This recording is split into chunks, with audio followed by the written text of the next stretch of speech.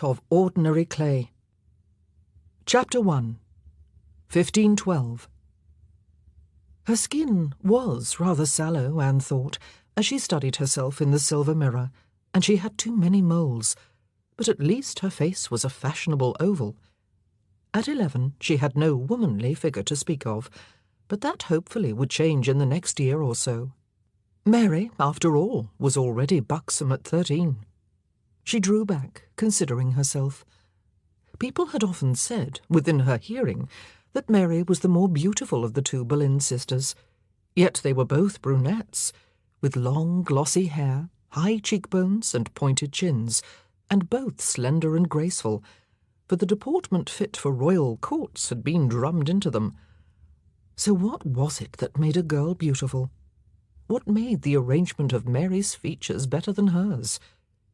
It had begun to bother Anne, now that she was growing up, and was constantly being enjoined to prepare herself for a glorious future in which royal favour and a wealthy husband of rank loomed large. Maybe it was the moles and the sallow skin. The sallowness could be rectified by a lotion of powdered egg whites and alum. At least she had a pretty mouth, and the black eyes that her grandmother Butler always said were her best feature. "And you know already how to use them for effect, child."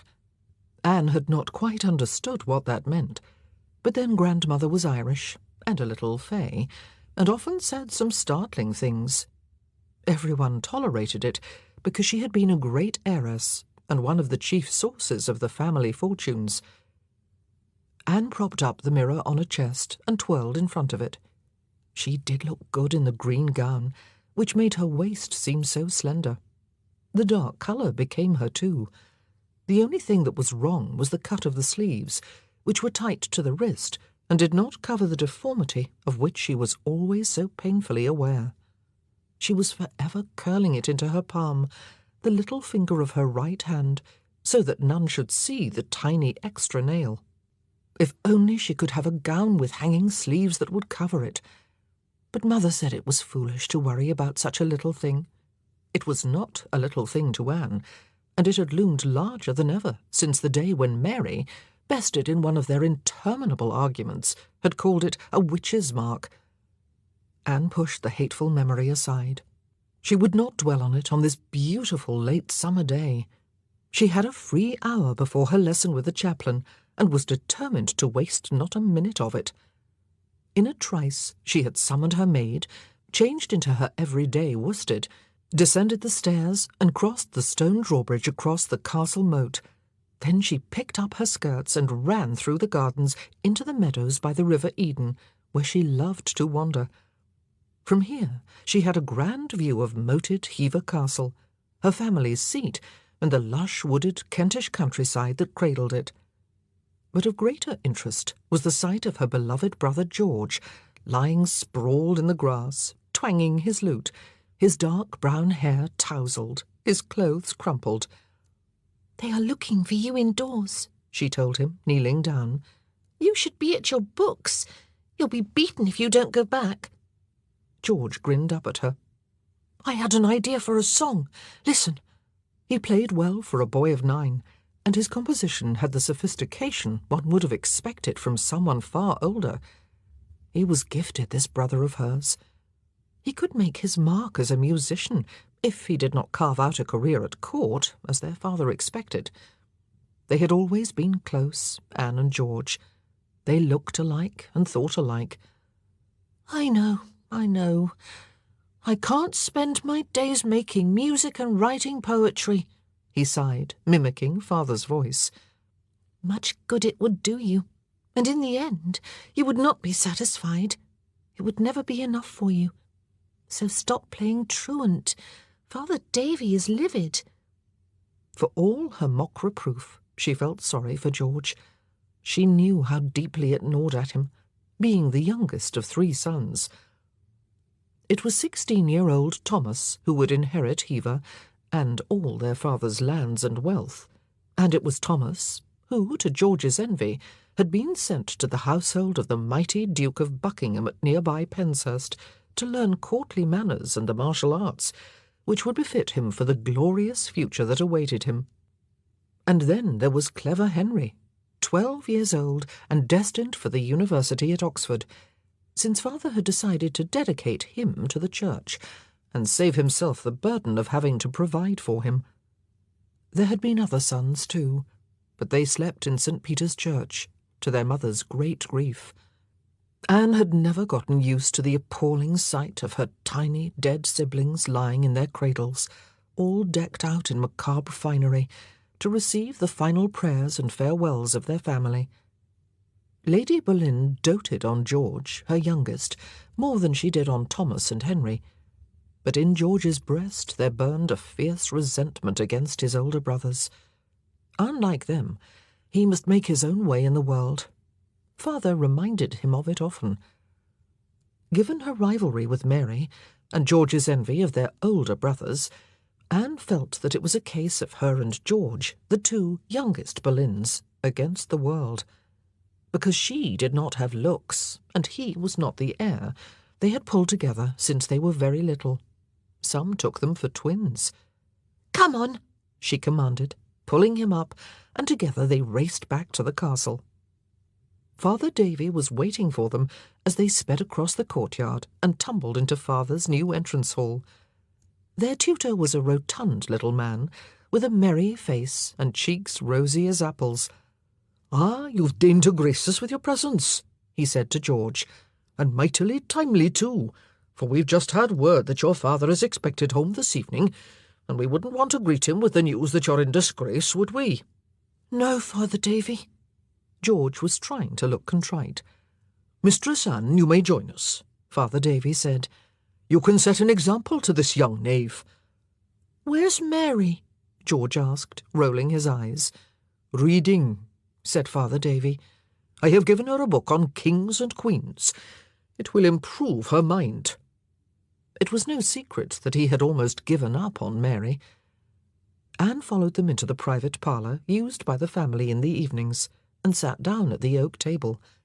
She knew she was fortunate, being a girl, to receive a good education.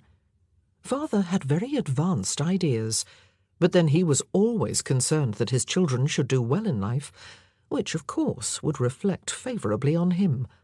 Accomplished in foreign tongues himself, which was why he had been away these last weeks at the court of the Regent of the Netherlands at Mechlin in the Duchy of Burgundy, he was particularly anxious that his sons and daughters become proficient too. Anne struggled with French, despite excelling at everything else. Mary was good at French, but dismal in all other respects. Anne could compose passable poetry and songs, thanks to Father Davy being a famous composer of church music and a gifted teacher. Mary battled, murdering her lute. It did not help that she was tone-deaf. Anne danced gracefully. Mary galumphed about the floor. Anne sang like a lark. Mary's voice was flat. But Mary had the looks, everyone said, so it didn't matter that she was an idiot.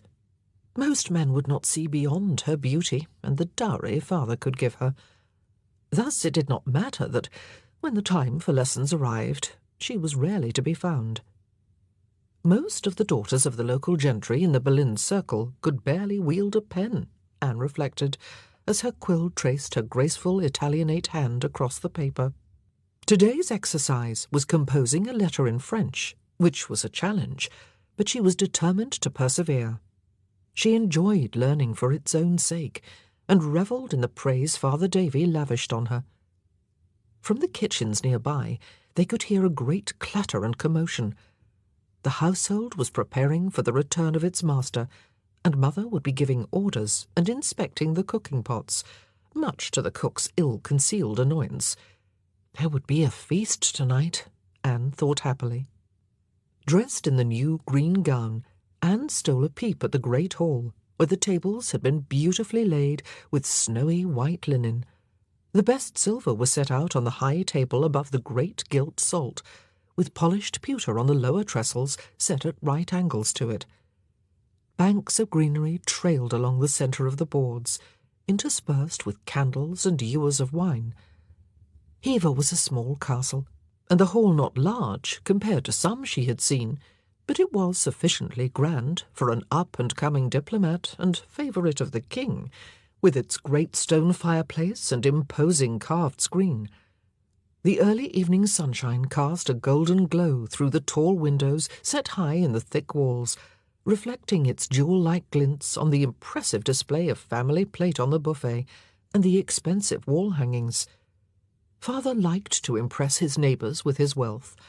They were all coming tonight, the Wyatts from Allington, the Sackvilles from Buckhurst Park, and the Oates from Ightham Moat. Normally the family dined in the parlour, seated at the long polished table. It was a cosy room, its walls adorned with wainscot of oak and painted friezes, and hung with another of the costly tapestries of which Father was inordinately proud. But that was all familiar and commonplace. Feasting in the great hall was an occasion, and Anne was impatient for it to begin. Father was home, and she had been summoned to see him in his study before dinner. There he sat, in his high carved chair, nodding as she made her curtsy. The man who had dominated her life for as long as she could remember, whose lightest word was law to his family and servants, and to whom Anne and her brothers and sister had been brought up to render unconditional obedience. When she and Mary married, their husbands would take over his role. It had been drummed into them both that women were weak creatures and should always be subject to the wise dominion of men. When Sir Thomas Boleyn was at home, the household revolved around him, but that was a rare occurrence. When he was not abroad, using the diplomatic skills that had so endeared him to King Henry, he was usually at court, building on his reputation as a jouster and courtier, and all-round good fellow. At 34, he was still a handsome and agile man, and sat a horse superbly. He was outstandingly learned. It seemed to his children that he knew everything, and even the great Dutch scholar Erasmus had dedicated 2 books to him. Thanks to these virtues, he had risen high and fast in royal service, becoming one of King Henry's best friends and jousting partners, and never tired of reminding everyone of it. He had been knighted at the king's coronation 3 years earlier, and then appointed Esquire of the Body to the monarch. "It is a most sought-after post," he was prone to boasting, "for it brings me into daily contact with the king. I enjoy great influence. I have his Grace's ear." He would gleefully expand on the patronage he was in a position to exercise. Anne understood that there were many people who wanted Sir Thomas Boleyn to ask the king for favours, and that they were ready to pay him a lot of money to do that. She was pleased to see Father's pugnacious face broaden into a wolfish smile as she rose from her curtsy. "I have some good news," he said. "The Regent Margaret was most interested to hear of your accomplishments, and has offered to take you into her household as one of her 18 maids of honour. It is a signal favour, much sought after." "Me, sir?" Anne echoed. "Surely Mary—" "I know. It is highly unusual for the younger sister to be advanced before the elder, and Mary speaks good French. But," and he gave Anne a calculating look, "I believe that you have what it takes to succeed at court, and be a credit to me. Besides, I have other plans for Mary, and the Regent specially asked for you." Anne felt excitement bubbling up. "When am I to go, sir?" she breathed, envisaging the glorious palaces, the fine gowns, the glittering lords and ladies, the Regent smiling as she made her obeisance with everyone looking on. "Next spring," her father said, and the bubble burst. That was months away. "There will be many preparations to make. Your mother will know what is required. I'd rather it be you than the devil who makes work for idle hands." He and Mother barely spoke to each other, unless they had to. "You must work hard at your French," he went on. "You will complete your education at the court of Burgundy. There is no finer place, for it offers many opportunities for a young girl of good birth, and is universally well regarded.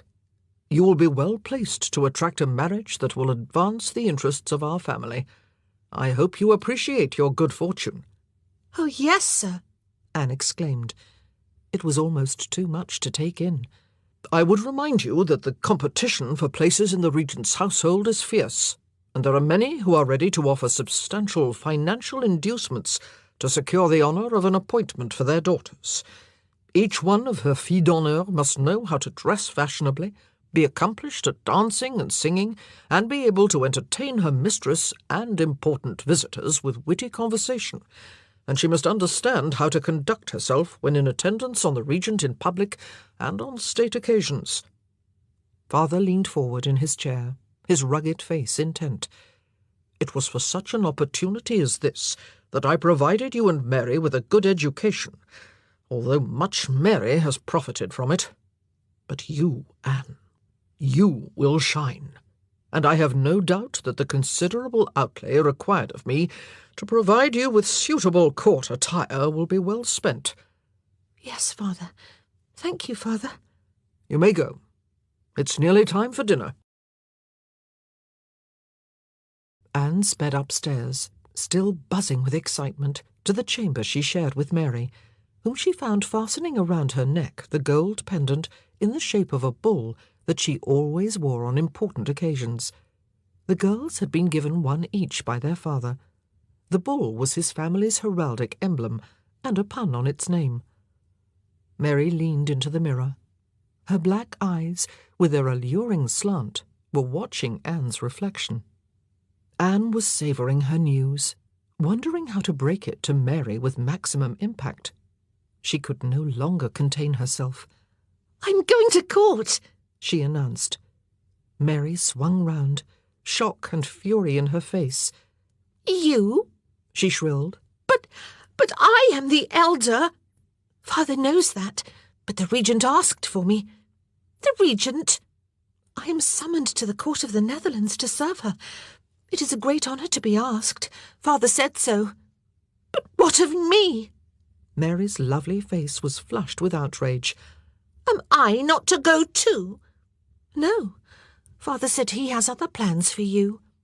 "What plans?" Mary hissed. "I don't know. He didn't say."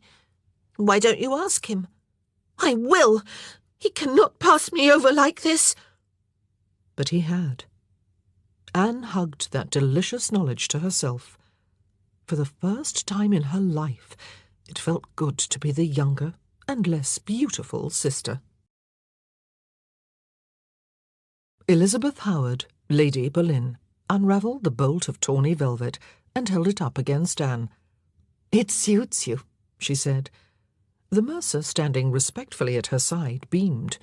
"We'll have this one, and the good black, the yellow damask, and the crimson tinsel. Pray send your bill, Master Johnson." "Very good, my lady, very good," the merchant replied, gathering up the fabrics that had been rejected and withdrawing from the parlour. "I'm glad the regent gave us good notice," Mother said. "It allows us time to get these gowns made up. You should be grateful that your father has made such generous provision for you." She tilted her daughter's chin upward and smiled at her. "You have fine eyes and innate grace," she said. "You will do well and make me proud." Anne's heart was full. She loved her mother more than anyone else in the world. Elizabeth Howard herself was dark in colouring, but her long Howard face was rounded with generous lips and fine eyes. In youth, she had been a celebrated beauty, and the poet laureate, Master Skelton, had dedicated verses to her, likening her charms to those of the gorgeous Cressida of Troy. It was Mother's little conceit. Her great conceit was her pride in her aristocratic lineage. She let no one forget that she came of the noble house of Howard, and it was no secret that, had her family not been in royal disfavour at the time, plain Thomas Boleyn, as he then was, could never have aspired to marry her, even though his grandsire was the Earl of Ormond. But with her father stripped of his titles, and not long released from the Tower for fighting on the wrong side in the battle that had put the late King Henry on the throne, her chances of making a decent marriage had been slender, and so she had permitted herself to be tied to a young and ambitious man whose recent ancestors had been in trade. But thanks to that, the Boleyns were rich. By dint of their business acumen, and by marrying wealthy heiresses, they had steadily acquired wealth and lands. Anne's great-grandfather, Sir Geoffrey, had been a mercer, like the fellow who had recently departed with his wares, but he had risen to be Lord Mayor of London and been knighted. That was the way one made good in the world, and it was new and able men, such as the Boleyns, rather than the old nobility, who were now favoured by the young King Henry. But for all that father had done, and was still doing, to make himself a suitable husband in the eyes of his high and mighty in-laws, there was no doubt in anyone's mind, even her children's, that mother had married beneath her. "You will be the equal of any of the other maids," she said to Anne now. "You can be justly proud of your Howard ancestry. Remember, we Howards are descended from King Edward Longshanks, and from all the English monarchs back to William the Conqueror. So you have royal blood in your veins, and must be worthy of it." "Yes, mother," Anne said, bobbing a curtsy. She walked slowly back to her bedchamber, thinking on what Lady Boleyn had said. She was deeply proud of her heritage, especially now that the Howards had been rehabilitated and were firmly back in favour at court. In the long gallery, she paused before a portrait of Grandfather Howard, the Earl of Surrey. She was in awe of this just and honest aristocrat, the head of the family, and of his son, whose picture was further along, Uncle Thomas, her mother's brother, a stern-faced, no-nonsense soldier and courtier. She had only a few memories of his wife, the aunt for whom she herself had been named, but she could never forget that the late Princess Anne of York had been daughter to King Edward IV and sister to the present king's mother. It made King Henry her own cousin, in a sort of way. Anne had long been aware that any love her parents might have had for each other in the beginning had long since died, for they avoided each other as much as possible. It was easy to understand why mother looked down on father. What was more difficult to comprehend was why father treated mother, that highly prized bride, with ill-disguised contempt. It disturbed Anne that mother had once been compared to the Trojan beauty Cressida, for, having pledged her undying love for Prince Troilus, Cressida, cruelly captured by the Greeks, had treacherously betrayed him with the heroic Diomedes. Father Davy had read them the story when they had studied the Greek myths. "Her name has become a byword for a faithless woman," the good friar had said. Anne stifled a gasp. Clearly he did not know what Skelton had written of her mother. The five of them, Tom and Henry had been at home then, had looked at one another appalled. Yet Anne had never heard of any hint of a blemish on mother's reputation. Lady Boleyn presided over her household with competent authority, and preferred country life to the teeming existence of the court, although she did sometimes go there when needed, as an occasional lady-in-waiting to Queen Catherine. At home, Anne and Mary helped mother in her still-room, where they made comfits and jams, while she distilled sweet waters or prepared medicines and poultices from the herbs they had gathered in the gardens.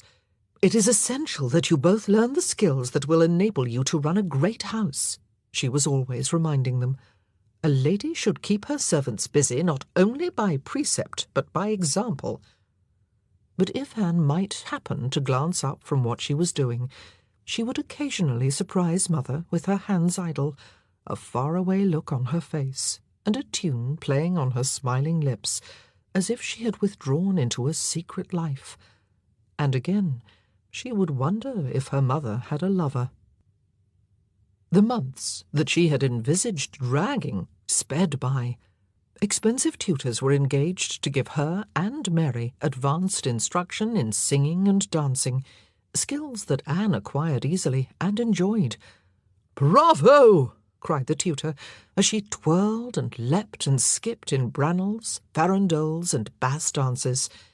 It came easily to her, as if she had been born to it. Mary, who was all arms and legs at awkward angles, would glower at her. Father had not revealed what his plans for Mary were, and Anne now doubted that he had any. while Mary's angry jealousy simmered and often bubbled over. Thrown together as the sisters were, it did not make for a peaceful existence. Sir Thomas, however, was impervious. Anne was to go into the world as his ambassador, a walking testimonial to his greatness. If there was any talent that might be useful at court, she was to acquire it. Father Davy was deputed to enhance her musical skills. "You have a true voice," he said, and Anne thrilled to hear it, for his praise was never won lightly.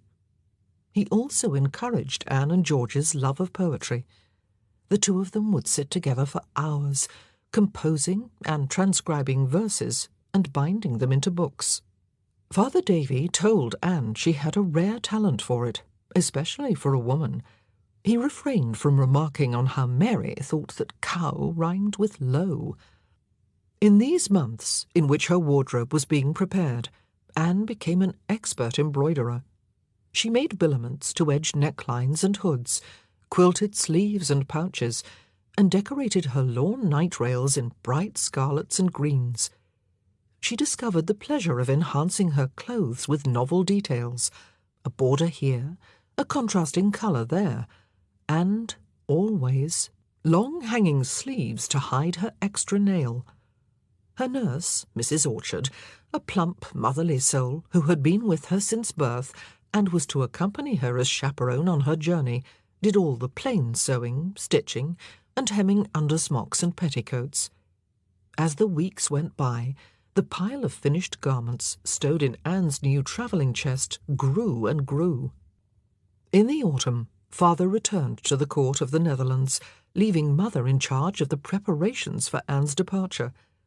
"Remember," he said to Anne before he left, "your task is to perfect the attributes that will secure you a good marriage. I have had you educated to that purpose and to instill virtue." Father was very zealous on virtue.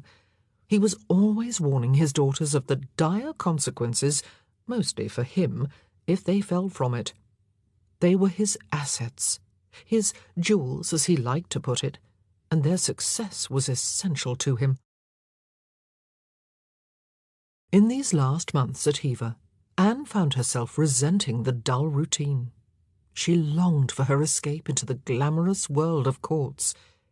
She and Mary found their chief excitement in putting on their best gowns, and, escorted by a groom and a maid, riding the 3 miles into nearby Edenbridge for the market that was held there every Thursday, just to show off their finery. When they were not at lessons or sewing, they played cards, or visited the houses of neighbours with their mother, and fought constantly over silly things until Lady Boleyn lost patience and sent them to their rooms to cool down.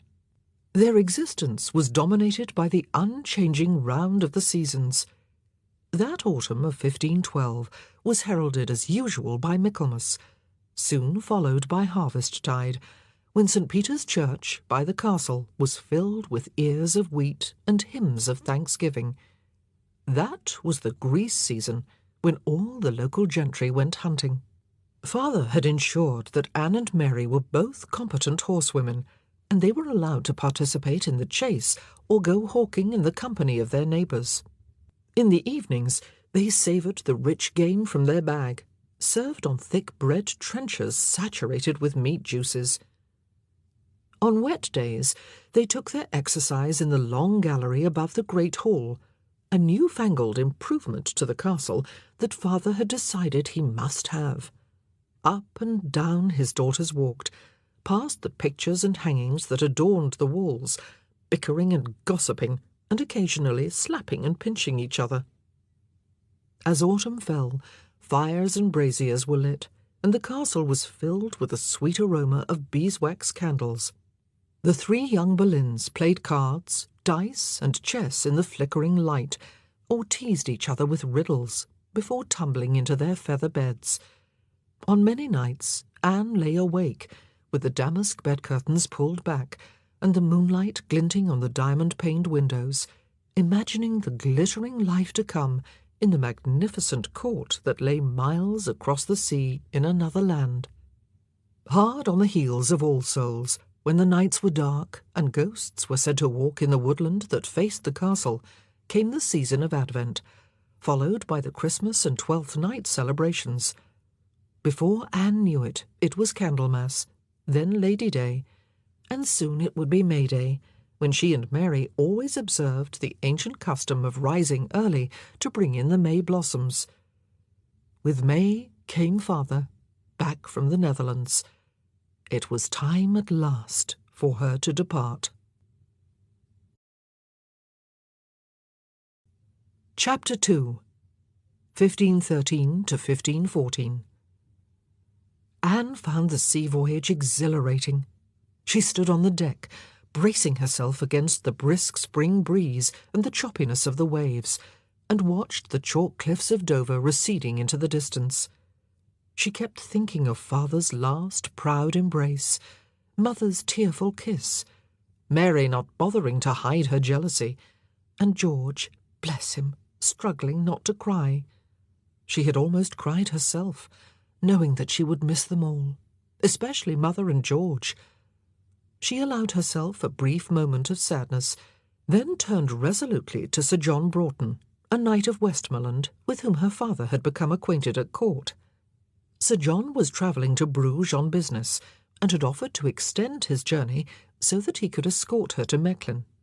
He was about 30, fresh-faced, with curly red hair and a broad northern accent.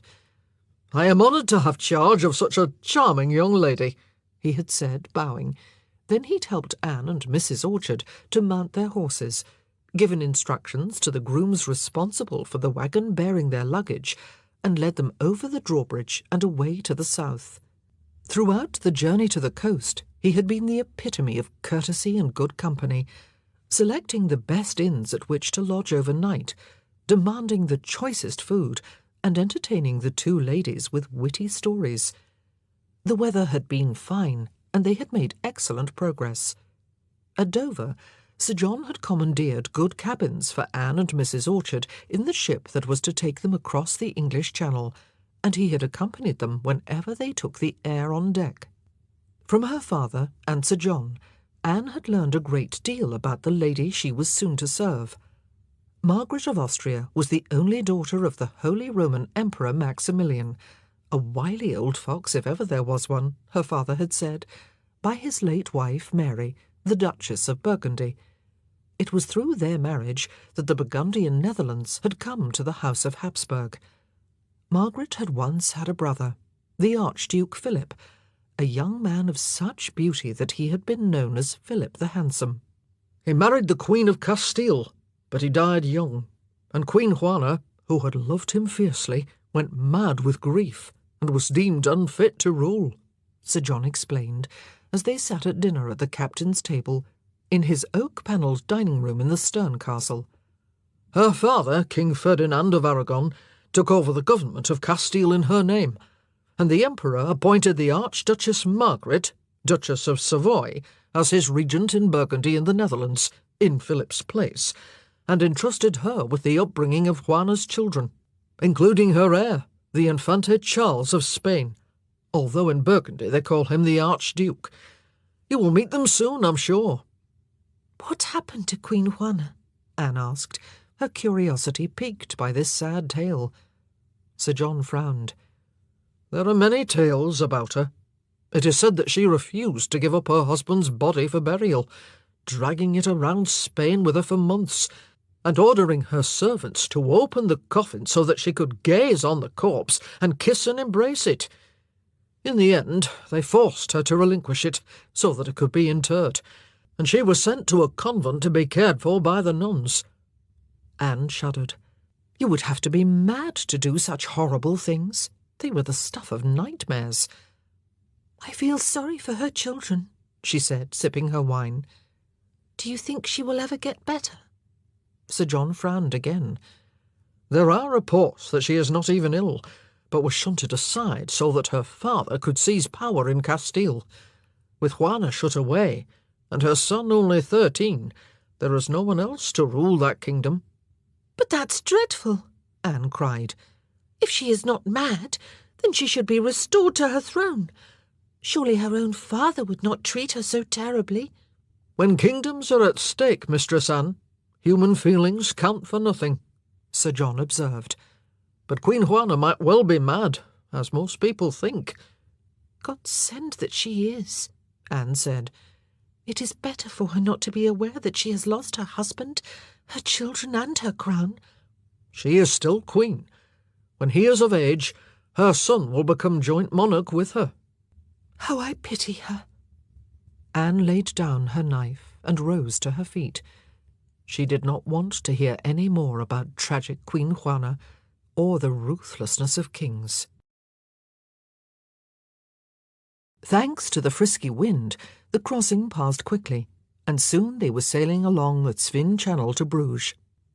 Anne was agog to see the bustling city with its wondrous churches, its soaring belfry in the vast market square, its pretty canals and tall red-brick houses, so unlike the timbered, thatched cottages of England.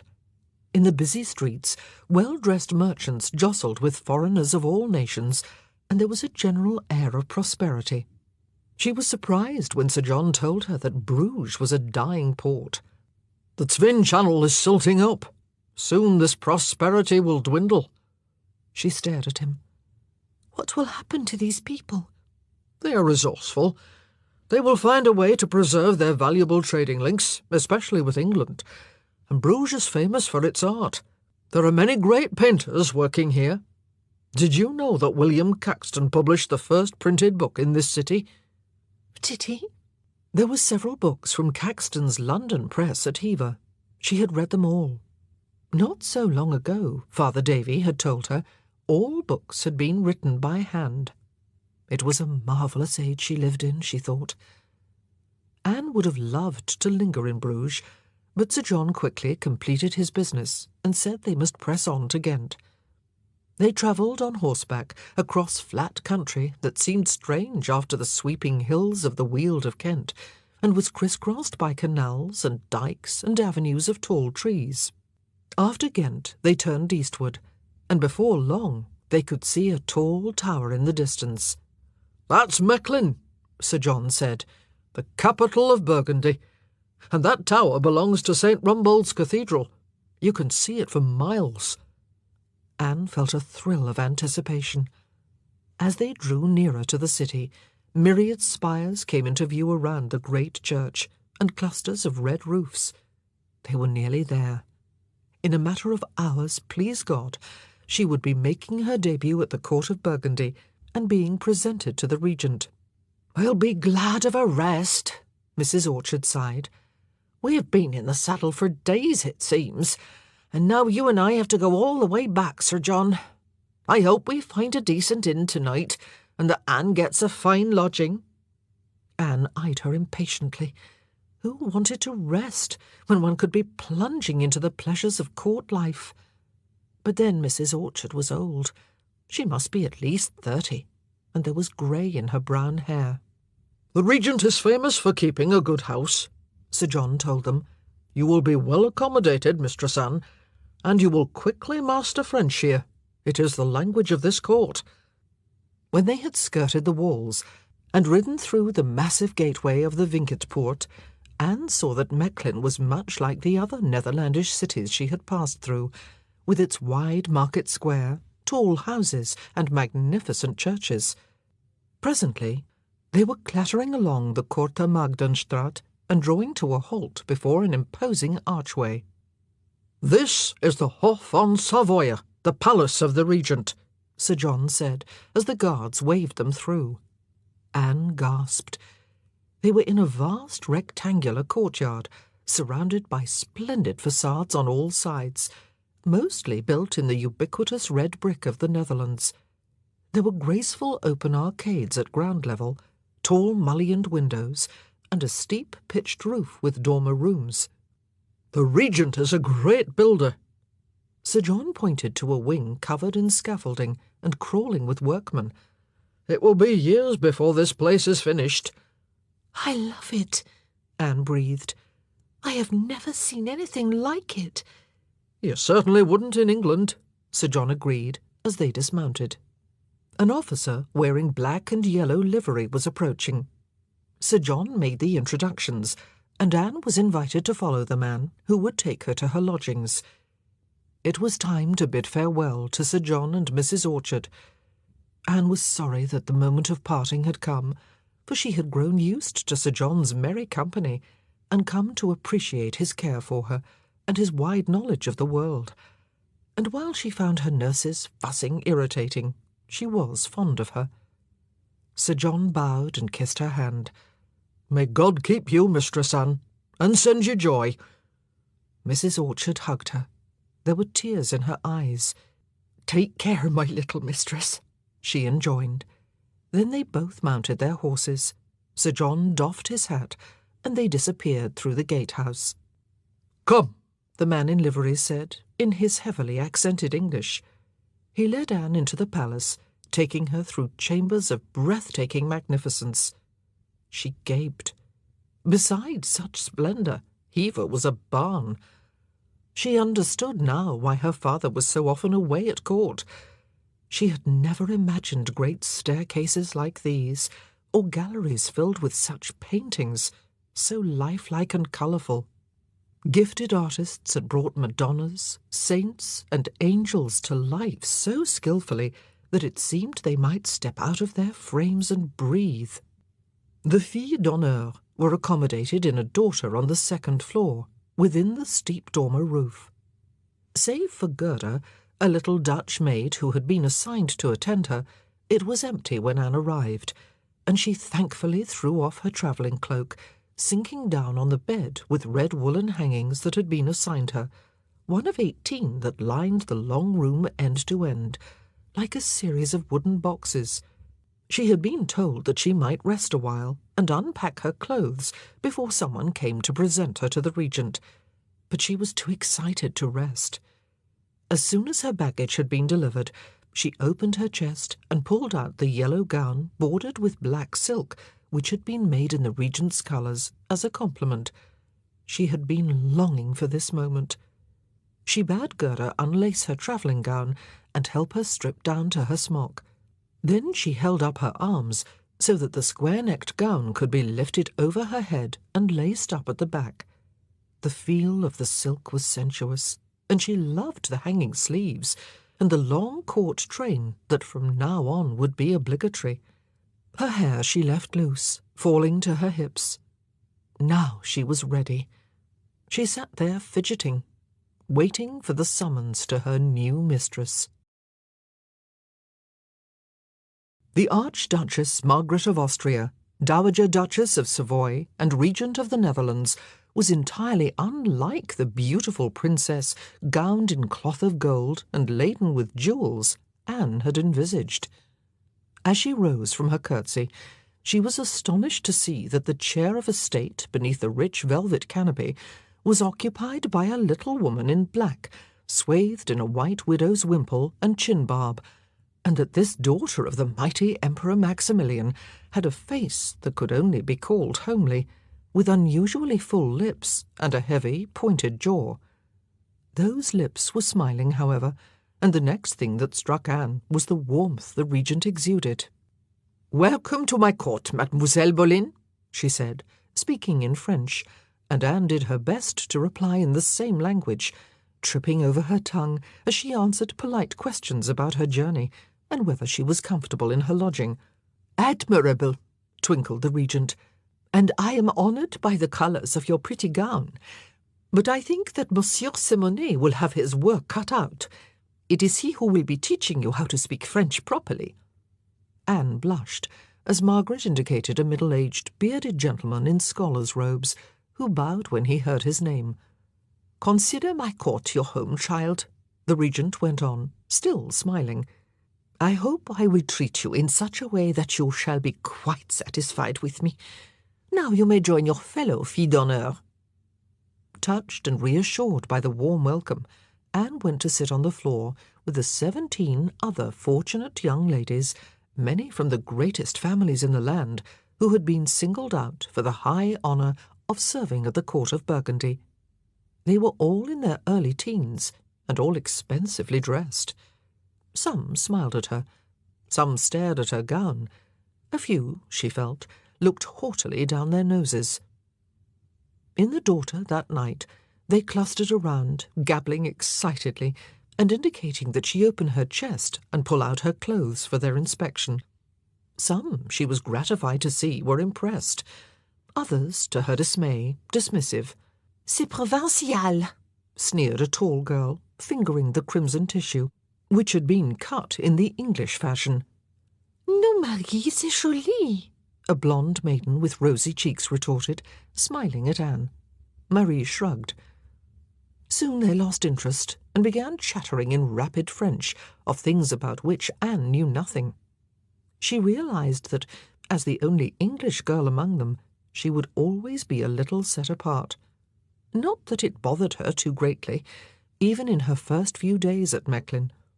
There were other young ladies ready to be her friend besides the blonde girl, whose name was Isabeau, and as she worked hard at her French under the vigilant tutelage of Monsieur Simonet and grew more fluent, communicating with her peers was easier, and she became more accepted. The tutor, who seemed to have unlimited talents, also schooled Anne and the other filles d'honneur in deportment and dancing, and instructed them in manners and the art of conversation, a talent much encouraged by the regent, who deemed it essential for anyone who wanted to succeed at her court. Every day Monsieur Simonet would choose a different situation they might encounter, and they would act out their responses in the most courteous way. Anne found herself addressing imaginary princes and discoursing with them on music and painting and poetry. She could hardly imagine it happening. It was instructive to wait with the other filles d'honneur upon the regent as she sat in council, kneeling unobtrusively in a group on the floor and trying to understand the commands and directives Margaret issued from her seat at the head of the table, or deciphering the advice given her by the worthy, solid men who deferred to her. Clearly, they respected her wisdom and judgments. Anne was so keen to learn more about how a woman ruled that she redoubled her efforts to be proficient at French. After just a week, the regent sent for her. "I have written to your father to tell him that I am delighted with you," she said, "and to thank him for sending you to me. He could not have given me a present more welcome. I have told him that I find in you so fine a spirit and such perfect courtesy for a young lady of your years that I am more beholden to him for sending you than he can be to me for receiving you." Anne exhaled in relief and happiness. She had feared she might be admonished for the many small mistakes she had made in trying to do and learn all that was expected of her. To see the regent smiling so broadly, and to be enfolded in her wholesome embrace, was more than she could ever have hoped for. She sank to her knees, full of gratitude. "My pleasure is only to serve your Highness," she declared with fervour. How very fortunate she was, not only to be serving a kind and affectionate mistress, but also to have come to a court that led the rest of northern Christendom in manners, art, and learning. "This is a princely school, and a place of high culture and advanced civilization," Monsieur Simonet told her and her fellow pupils. "All scholars are welcome here." Anne soon discovered that the regent, who was rarely without a book in her hand, was especially devoted to something called the New Learning, which meant the recently rediscovered texts of ancient Greece and Rome. There were ripples of excitement when the famous humanist scholar Erasmus visited Mechlin. Anne was privileged to be in attendance on the regent that day, and she listened enthralled as this learned man with his ready wit and wise, sensitive face talked about his plan to make pure Latin and Greek translations of the scriptures. She was stunned to realize that the Bible used in churches was not in its original form. How exciting it would be to read Erasmus's translations and know the truth. More shocking was his attack on the extent of corruption within the Church. For at home, Holy Mother Church was always spoken of with the greatest reverence. Yet to hear Erasmus talk was revelatory. As Anne listened to his passionate exposure of the degeneration of Rome, the avarice of priests, and the worldliness of the clergy, she began to see a great deal of truth in the great man's criticisms. In the little leisure time she had, her newborn thirst for knowledge drew her to the Regent's wondrous library, where she and her companions had been permitted the free run of the numerous manuscripts, missals, music books, and printed volumes. There were racy tales by Boccaccio, the delightful fables of Aesop, the blushingly erotic poems of Ovid, and heavy works of philosophy by Boethius and Aristotle, among many others. Anne's favourites were the collections of verse expressing devotion and love. She read them avidly. It helped her to write better poems of her own. She was leafing through a brightly illuminated bestiary one day when her eye caught a pile of books at the other end of the table. The arms of the Regent were stamped on the tooled leather binding. Curious, she got up to see what they were, and discovered, to her astonishment, that they had been written by a woman. She had thought that only men wrote books, but this Christine de Pizan, who had lived over 100 years ago, had been no milksop maid, and had had some pithy things to say about the way men treated women. Anne's eyes widened when she read, "Not all men share the opinion that it is bad for women to be educated, but it is very true that many foolish men have claimed this because it displeased them that women knew more than they did." She had never heard anyone voice such an opinion. She had been devouring the book for an hour when the Regent walked into the library. She smiled when she saw Anne, who had risen and sketched a hasty curtsy, and took the book from her. "Ah, Mademoiselle Boleyn, I see that you have discovered my favourite writer." "Your Highness, what she writes is extraordinary." "You think so?" "Madame, this Christine de Pizan would have laughed at my father's insistence that men, by the natural law of things, are cleverer than women." Anne took back the book and opened it at a passage she had marked with a ribbon. "Just as women's bodies are softer than men's, so their understanding is sharper," she read aloud. "If it were customary to send little girls to school and teach them the same subjects as are taught to boys, they would learn just as fully and would understand the subtleties of all arts and sciences. As for those who state that it is thanks to a woman, the Lady Eve, that man was expelled from paradise, my answer to them would be that man has gained far more through Mary than he ever lost through Eve." Margaret nodded sagely, opening another volume. "I like the passage where she asks, 'How many women are there who, because of their husband's harshness, spend their weary lives in the bond of marriage, in greater suffering than if they were slaves among the Saracens? Not that my poor late husband was cut of that cloth. But most astonishing of all are her views on female rulers. The wives of powerful noblemen must be highly knowledgeable about government, and wise. In fact, far wiser than most other such women in power. The knowledge of a noblewoman must be so comprehensive that she can understand everything. Moreover, she must have the courage of a man." No wonder the Regent favoured Christine de Pizan's works. They were something that every woman of rank should read and heed. Was it possible that women really could be the equals of men? Anne was at her happiest when she was in the company of the Regent, who was so approachable that she found herself asking Margaret for her views on women, the Bible, and 100 other things she had learned about in this exciting new world.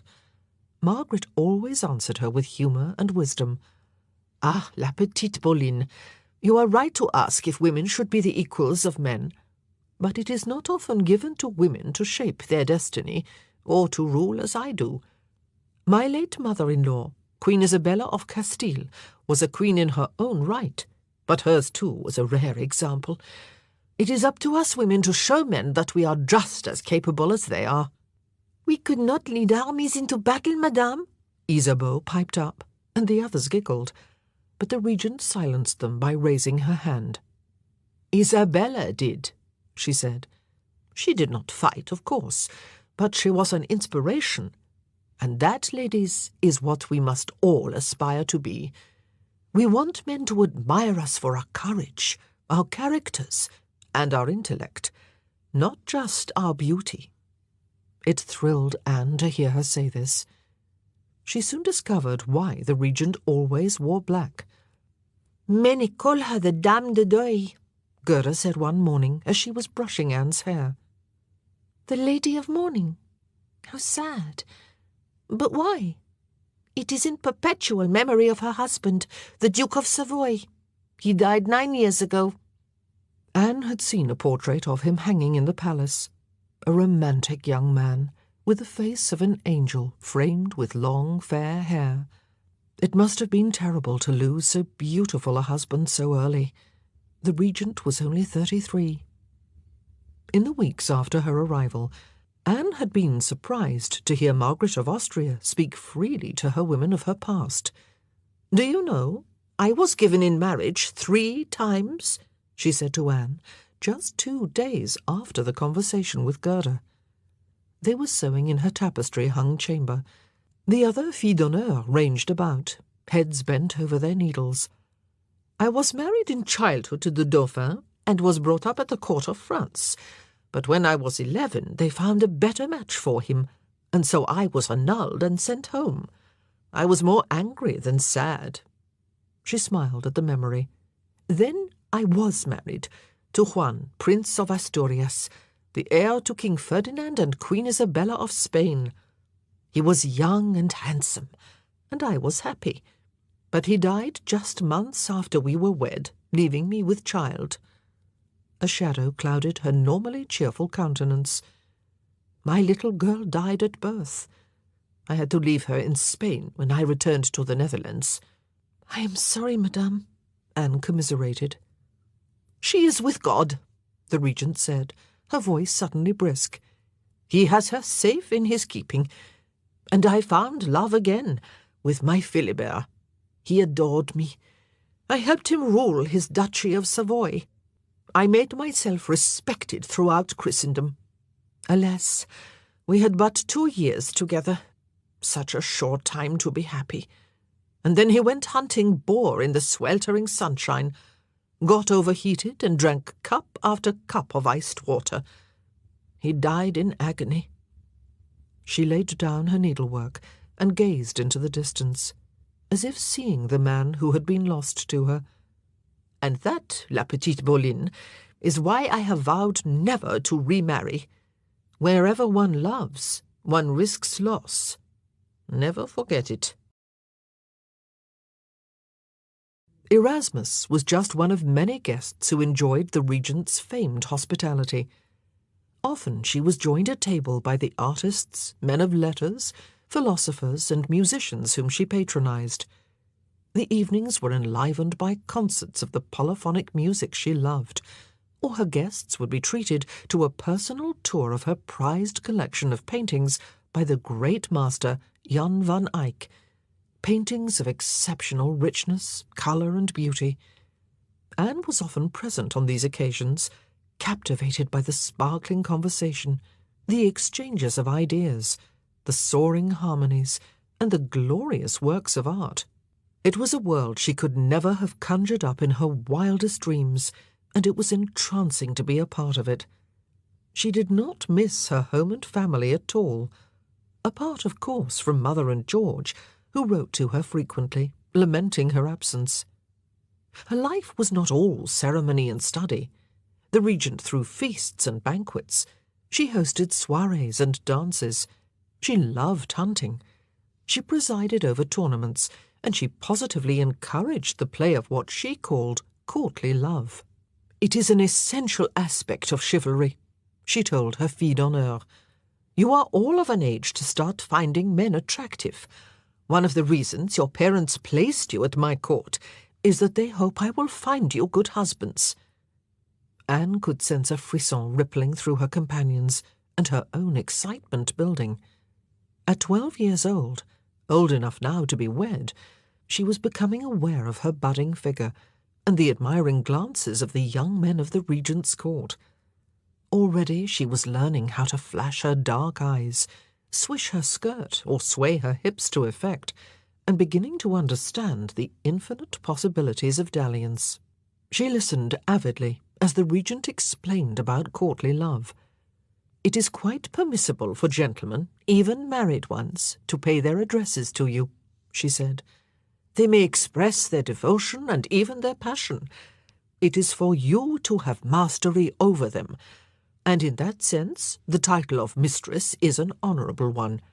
But it is never permissible for you to allow any man to go beyond the bounds of propriety, and you must keep your suitor guessing, and at arm's length, for men do not value what is easily obtained. Even the lightest kiss is a great favour, you understand. The greatest jewel you possess is your honour, and no husband wants a wife whose reputation has been besmirched in any way, however fair a face or rich a dowry she has. Never forget it, young ladies. At least we are allowed to kiss them, a pert girl on Anne's left murmured. The Regent had heard her.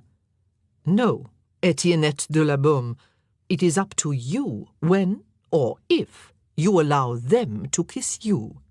A gentlewoman must at all times take care not to forget who she is, or the honour of her family, or their hopes for her future, and it is up to us ladies to rein in and civilize the lusts of men. She hid a smile at their smothered giggles. You may flirt, you may encourage, you may even bestow favours, to a point, but the ultimate prize is your virtue, which is the greatest gift you will bring to your husband. Anne had read much of love in the poems and romances she had devoured, but she had never received such salutary and sensible advice. She had thought that men were omnipotent in matters of love and marriage. Certainly father thought he was, but now it seemed that women could be in control, even of men's lusts, a subject of which she knew little. The prospect of enjoying mastery over the opposite sex excited her. All of a sudden, she realized that she had unsuspected power within her grasp. The next time a court gallant bowed and paid her a compliment, she smiled sweetly and turned away, as if it did not matter, although it did, for the young man was handsome. When, later, he engaged her in conversation and then led her out to the dance floor, she looked up from under her dark eyelashes and regarded him as if pearls of wisdom were tumbling from his lips, and then made sure that she danced the next time with someone else. Her evasions seemed to work. The Regent was right. Always the gentleman came back, more ardent than before. She did not look for more than flirtations. She was not yet 13, after all. It was just a highly enjoyable and novel game, far removed from the strictures of her father and the dull round of life at Hever. The world was opening out to her, abundant with new ideas and unexpected delights. Above all, she desired to emulate the mistress she had come to love and revere. She made the Regent's tastes and pleasures her own, in the surety that all the knowledge and talents she was so pleasantly acquiring would befit her to grace any court as father had wished. Whenever the Regent praised Anne's dancing skills, the songs she composed, or her skill with a lute, her cup ran over. Above all, she was learning to think independently. Whereas at home she had been expected to accept unquestioningly the wisdom and decrees of her elders, in Mechlin she found that it was permissible, even encouraged, to have ideas of her own and to think for herself. She also became aware of the power of display. What you wore sent out important messages to people who mattered, be they princes or suitors. The watchword was magnificence. And so she discovered the joys of further enhancing her limited wardrobe, for new court gowns were dreadfully expensive, which was why father had provided only 6, but with a length of ribbon here and a well-placed jewel there, plus a few strategic stitches to transform the high square neckline into the wider and more revealing French style, which was the height of fashion at the Regent's court, They could be made to look different and eye-catching. It was the way you wore your clothes that mattered. If you stepped out as if you felt beautiful and elegant, others might just believe it. It was the same with your looks. Anne was fascinated by people's faces. She knew that her own long, narrow face, with its pointed chin, did not conform to the current ideal of beauty, but she was learning that a charming smile and a ready wit, with that sideways gaze under the eyelashes, had in itself the power to attract. Anne shared some of her lessons with the regent's nephews and nieces, the orphaned children of Philip the Handsome and Juana the Mad. She had come to know the eldest, the Archduke Charles, a little, but only a little, because he was a reserved, self-contained boy, young for his 13 years, forever ailing of one complaint or another, but always standing on his dignity. He was the strangest-looking person Anne had ever seen, for in him the pointed Habsburg jaw was so pronounced that he could not close his mouth properly, or eat without difficulty. But no one ever mentioned it. The regent doted on the boy and fussed over his education. He had the best tutors, who were turning him, Anne thought, into a pious little despot. But it had to be admitted that he was clever and brilliant at learning foreign tongues, and he was a very important young man indeed, for he was Archduke of Austria by birth and the heir to the kingdoms of Castile and Aragon. He was also too grand to take much notice of an insignificant English fille d'honneur, until the day came when Monsieur Semonet instructed him to practice the pavane with her. Clearly reluctant, but remembering his manners, the awkward youth bowed before Anne and stretched out his hand. As the musicians began playing, she placed hers in his loose, unwilling grip, and they moved forward at the required stately pace, one step to every 2 beats, and then sideways. "There is no need to lift your train, Mademoiselle Anne," the tutor reproved. "This is a dance performed at high court ceremonies, and even in nunneries on clothing days. It is slow and dignified." The Archduke Charles kept sniffing. Anne was sure that he was conveying his disdain for her. She turned to him, furious. "Does your Highness have a cold? If so, here is my handkerchief." And she thrust the delicate square of fine linen at him. The sagging jaw dropped at her presumption. "I thank you, mademoiselle," Charles said in icy tones, taking the handkerchief as if it were a dead rat. "I pray that your Highness recovers soon," she replied sweetly. The dance was resumed. She wondered if he would complain to the regent of her boldness, yet Margaret of Austria continued to show her as much kindness as was ever her wont.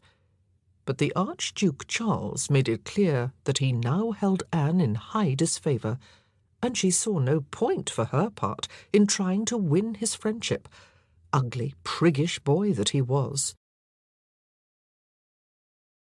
That summer and autumn, Anne heard of the victories that King Henry and his allies, the Emperor Maximilian and King Ferdinand of Aragon, had won over the French. The names of Tournai and Terouanne, the towns he had taken, were on all lips, and much mirth was had at the expense of King Louis's troops, who, seeing an English army bearing down on them, had spurred their horses and fled. "It is aptly called the Battle of the Spurs," the regent laughed. "La Petite Boleyn, you have every reason to be proud of your king and countrymen." "Madame, the glory also belongs to the Emperor, your Highness's illustrious father," Anne said. Margaret of Austria patted her hand. "How very kind. Now, ladies, I have a surprise for you. We are to journey to Lille to meet the victors." Anne joined the others in a chorus of eager approval. Pennants and standards fluttered colourfully in the light October breeze as the regent's great cavalcade made its stately way westward from Mechlin to Lille, which could not be far off now.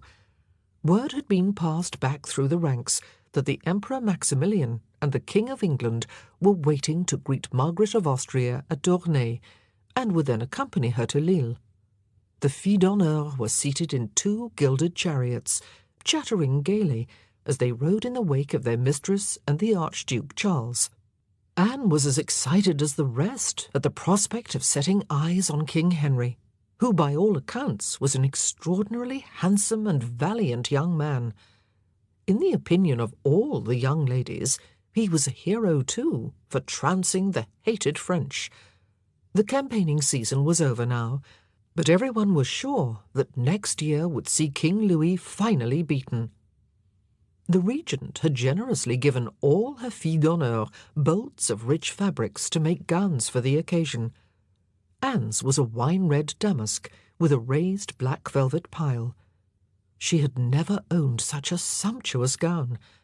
Having it made had taken most of her quarter's wages, but it had been worth the outlay.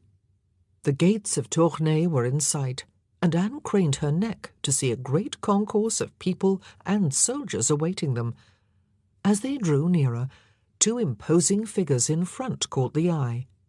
Both were tall, both had a kingly carriage, and both were magnificently attired in velvet and cloth of gold. The Emperor was immediately recognizable from the portraits the regent kept of her father. There was the large, high-bridged nose, the firm chin, the haughty mien, the sparse grey locks. Maximilian had an arresting presence, but he looked decrepit beside the man standing next to him.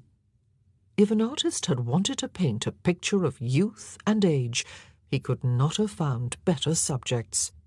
For Henry of England was blooming with vitality, and that, Anne thought, disappointed, was all that could be said for him. He, too, had a high-bridged nose and firm chin, but his fresh face had little otherwise to recommend it. His eyes were narrow, his mouth prim and ungenerous. He had a mass of reddish hair, broad shoulders, and a manly bearing, but had he not been a king, she would not have given him a second glance. Those who had praised him were mere flatterers. Even father, never given to flights of fancy, had said he was handsome in the sight of ladies, and had spoken nothing but good of him. He would. He had done very well at this king's hands, and was accounted his friend. As the regent dismounted to be greeted by her father and King Henry, and her ladies and filles d'honneur clambered out of their chariots and formed a train behind her, Anne's eyes lighted on the man who stood behind the English monarch. They could have been brothers, for the likeness between them was striking. Yet in this face the firm nose, pursed lips, and narrow eyes were striking. By his rich dress, this gentleman was a nobleman. Where the king was clean-shaven, he had a luxuriant chestnut beard. "Your Highness, may I present my good friend Charles Brandon, Viscount Lisle?" Anne heard King Henry say, in a surprisingly high-pitched voice. The handsome man stepped forward and bowed low over the regent's outstretched hand, which he seemed to withdraw with some difficulty. As Lord Lisle rose, his bold eyes met hers, and Anne saw her cheeks flush. The city fathers now came forward to welcome Margaret of Austria. Her delight was unfeigned when they presented her with a set of tapestries depicting scenes from Christine de Pisan's Book of the City of Ladies. They could not have chosen a better gift. Anne was eager to see the tapestries when they were unrolled. Escorted by the Emperor and the King, the regent rode at the head of her vast company into Tournai as church bells rang out triumphantly and crowds swarmed in the streets. That night there was a lavish feast in the bishop's palace. The regent was seated between the king and Viscount Lisle, and Anne, from her place well below the high table, watched as the handsome lord flirted and laughed with her mistress. Later, as they were preparing her for bed, Margaret was much animated, singing the praises of the English viscount.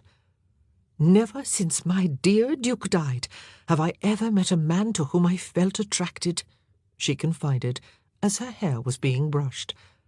"I feel I am no longer a lady of mourning, but a lady with possibilities." Anne and her fellow fille d'honneur stared at each other, amazed. Their mistress had sworn a vow never to remarry. The regent smiled at them.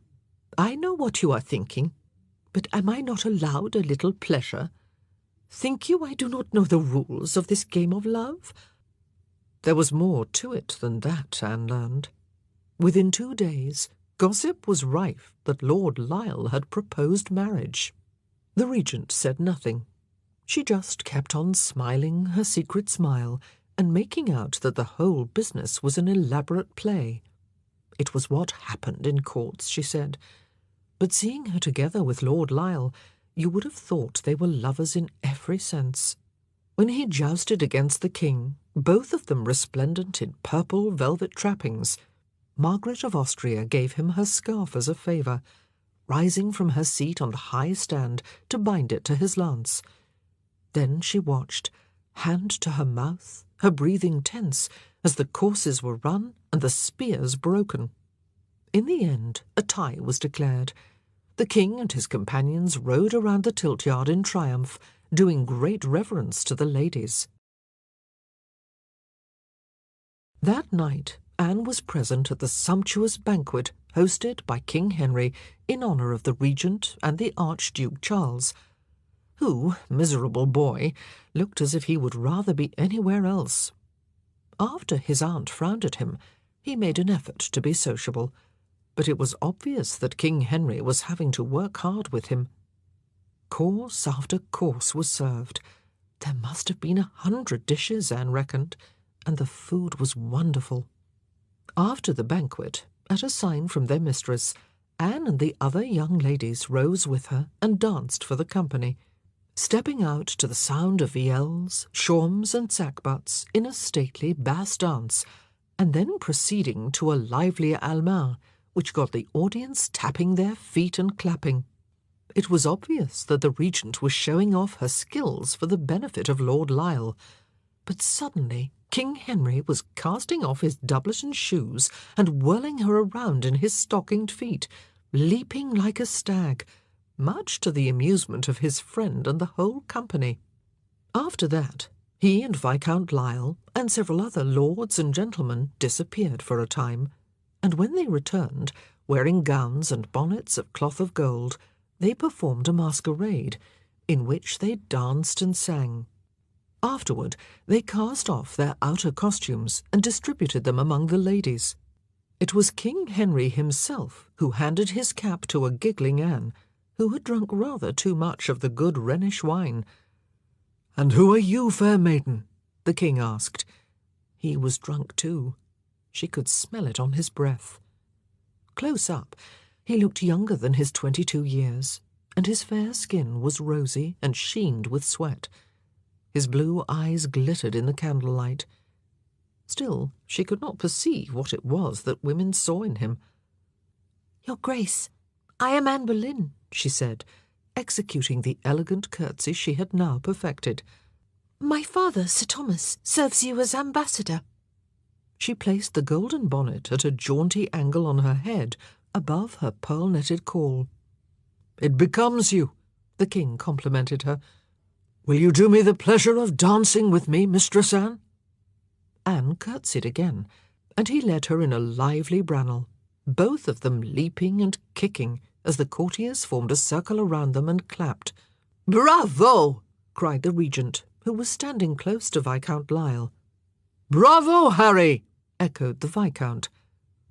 As the music drew to a close, the king bowed, thanked Anne, and turned away. Later, she saw him dancing with Etiennette de la Baume.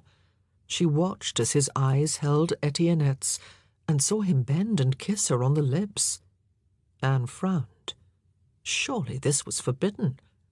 Henry had a wife and queen, and no business to be playing the game of courtly love in this manner.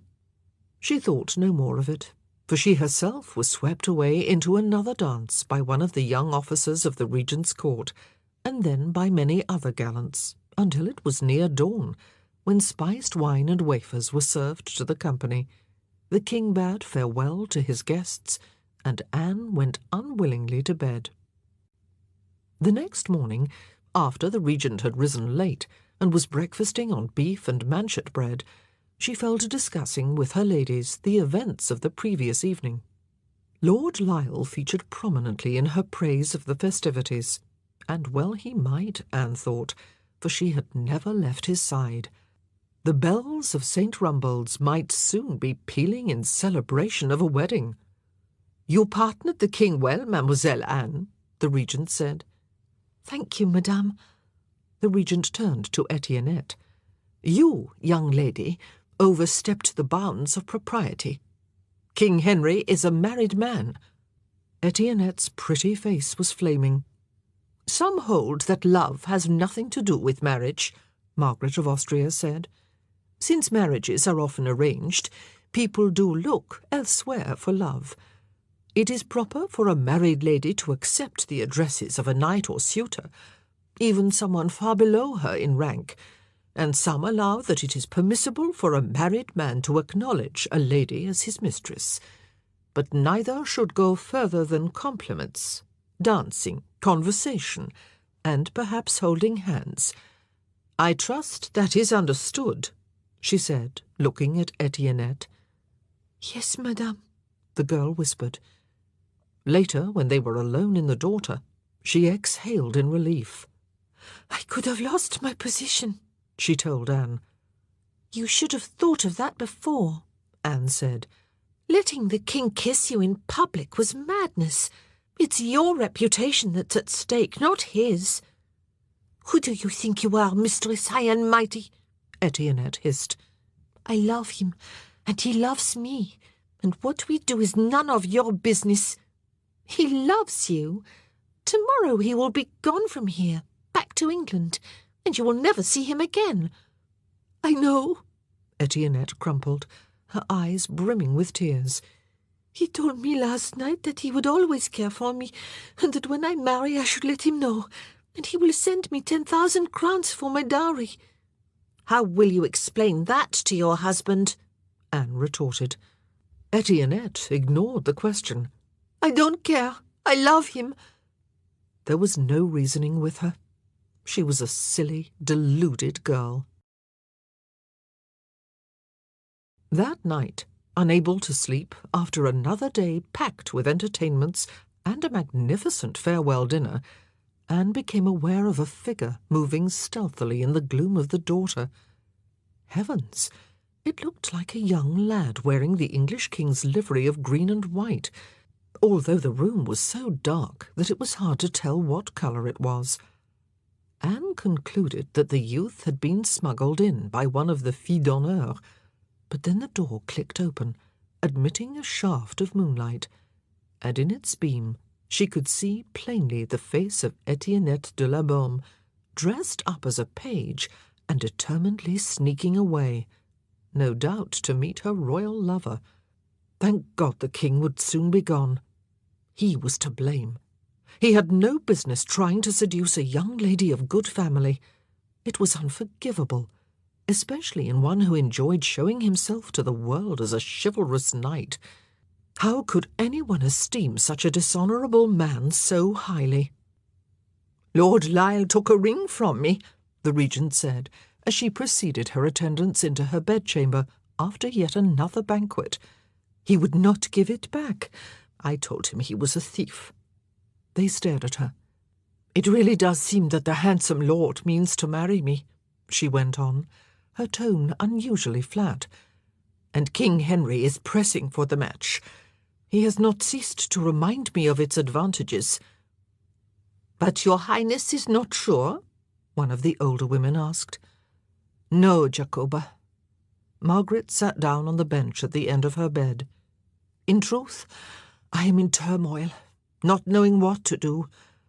Our ambassadors tell me there is gossip about this marriage all over Europe. It seems that many have us wed already. People are making wagers about it. It's awful and embarrassing." Anne thought that the regent should marry the captivating Brandon. They were a well-matched pair, and she had given every appearance of being smitten with him. And it would put an end to the rumours. "What prevents your Highness from accepting his suit?" asked Jacoba, who was close to their mistress. "A lot of people do not think it a fit match for me. It is being said that King Henry has made a nobleman out of a stableman. Even Erasmus disapproves. He wrote and told me so. And I do not know what my father the Emperor will say. My marrying an Englishman may preclude my ruling here, and I would not give that up easily." "But your Highness loves Lord Lisle?" Margaret flushed. "I do not know. I like him very much. He has such grace in his person. I have rarely seen any gentleman who can match him. King Henry urges the match, and warns me that I should decide soon, since he fears that my father may force me into marriage with another. I think he dreads my allying myself with one of England's enemies. But I told him that my father would do no such thing, and promised him only that I would not enter into any other marriage this year. And Lord Lisle has vowed that he will never marry another, but will remain all his life my humble servant. Maybe it was just the play of love. I must not be seduced by words. Now I must to bed. I have much to think about." Henry of England went home. The regent continued to speak fondly of Lord Lisle, and Etiennette emerged subdued but unscathed from her midnight liaison. The months that followed passed pleasantly and quickly at the palaces of Mechlin, Lille, and the regent's summer retreat of Laveur near Brussels. Speculation continued to rage as to whether or not she would marry Lord Lisle, or my lord the Duke of Suffolk as he now was, having been ennobled after his return to England. Anne kept hoping that they would make a match of it, for the Duke was a jovial fellow, and with such a man at the helm, life at the court of Burgundy would be even more lively and pleasurable than it was already. And he had many eligible young men in his retinue whom he might bring with him. Not that Anne was in any hurry to be wed. She was too busy enjoying herself. But she did love the innocent flirtations that were now so much a part of her life. She had no wish to end up like Etiennette, whose father had arranged for her to marry a rich old man of 62. Anne had heard Etiennette weeping at night. She had listened to her fruitless protests to the regent, who had looked sad, but said that she could not override the will of a father. Anne had watched a tearful Etiennette take up quill and paper and write to King Henry, reminding him of his promise to give her a dowry. She had witnessed the girl droop with disappointment as the weeks passed, and no reply came. There was much talk of weddings in the air. The Archduke Charles was now 14, and of an age to be married. For 6 years he had been betrothed to King Henry's sister Mary, who was said to be a great beauty. Much joy she will have of him, Anne thought. He looked as happy as if they had been planning his funeral. But he, like Etiennette, had no choice in the matter. His bride would soon be crossing the sea, as sure as doom, and he must do his duty. God pity the poor princess who must endure such a husband. They were at Laveur, an exquisite turreted palace surrounded by a lake and a vast hunting park, enjoying the summer sunshine and embroidering Etiennette's beautiful silk wedding gown, when the blow fell. For some weeks, Anne had been hearing talk of a rift between King Henry and his allies, the Emperor and King Ferdinand. She had given it little thought, being more preoccupied with refurbishing her clothes in the latest French style, or discussing love and art with her mistress, or learning the latest dance steps and polishing her French, in which she was now almost fluent. It did not dawn on her until afterward that preparations for the Archduke's wedding had come to a standstill. She only realized that something was amiss when Isabeau asked the regent if the Archduke and his wife would be having their own establishment. "The princess is not to come here after all," Margaret of Austria said, her cheerful face suddenly clouding. "King Henry has broken her betrothal." 24 needles were stilled or suspended in mid-air as the ladies and filles d'honneur looked up in surprise. "Apparently His Grace of England feels that his allies have not kept faith with him. but have betrayed him by making peace with the French. He is to make a new treaty with King Louis." Anne resumed her stitching. This had little to do with her.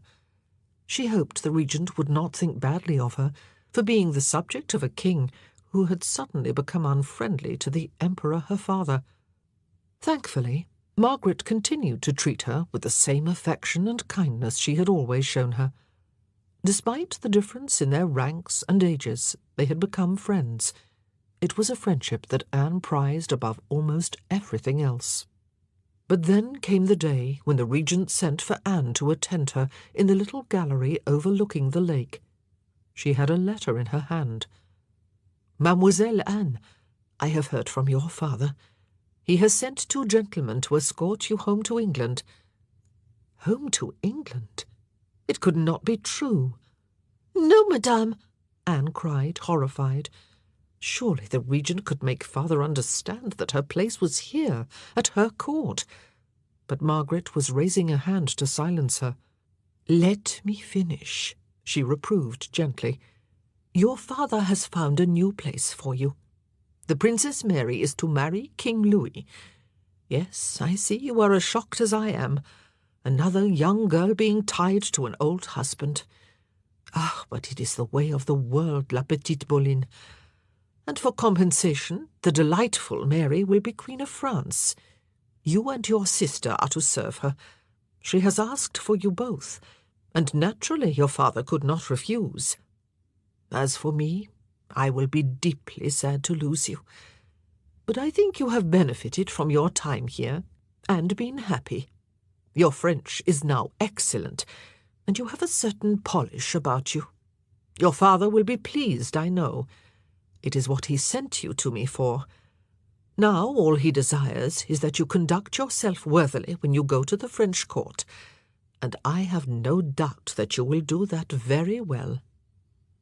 It was too much to comprehend at once. All Anne could think of was that she was to leave this brilliant court and the mistress she loved.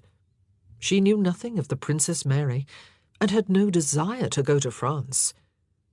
The regent was regarding her with sympathy. "I had to leave my homeland 3 times, she said. "I was sent to France, to Spain, and then to Savoy. The French court is magnificent. It is famed for its art and its culture. You will like it, I promise you. This is an excellent opportunity for you, being given the chance to serve the Queen of France. Do not despise it. And who knows? Maybe one day we will meet again, ma petite." There were tears in the regent's eyes now. It was obvious that she was putting on a brave face to enable Anne to do as she was bid. "So I will write to your father," she continued briskly, "and tell him that his request is granted. Now go and make ready. And you also can send him a letter telling him how pleased you are at your good fortune." Anne dragged her footsteps as she made her way back to the daughter. Everything in her path reminded her that she would soon be leaving the glories and familiar sights of this beautiful palace. Worst of all, she would be cut off from the regent. She wanted to weep and rage at her father. She did not believe that the Princess Mary would have asked for her. Why should she ask for someone she had never met? No, father had boasted of her, and her sister Mary, although heaven knew why, and the princess had been persuaded to appoint them maids of honour. The daughter was, mercifully, empty, so she threw herself headlong on her bed and gave herself up to a torrent of tears. Later, when she had cried herself out and washed her face, she wrote, with gritted teeth, to father. It was hard to be civil to him when he had ruined her life. All she could think of was the inevitable parting from the regent. How hard it would be not to give way to weeping and to conduct herself as courtesy demanded. But when the time came to leave, it was Margaret of Austria who wept and could not bear to release Anne from her embrace.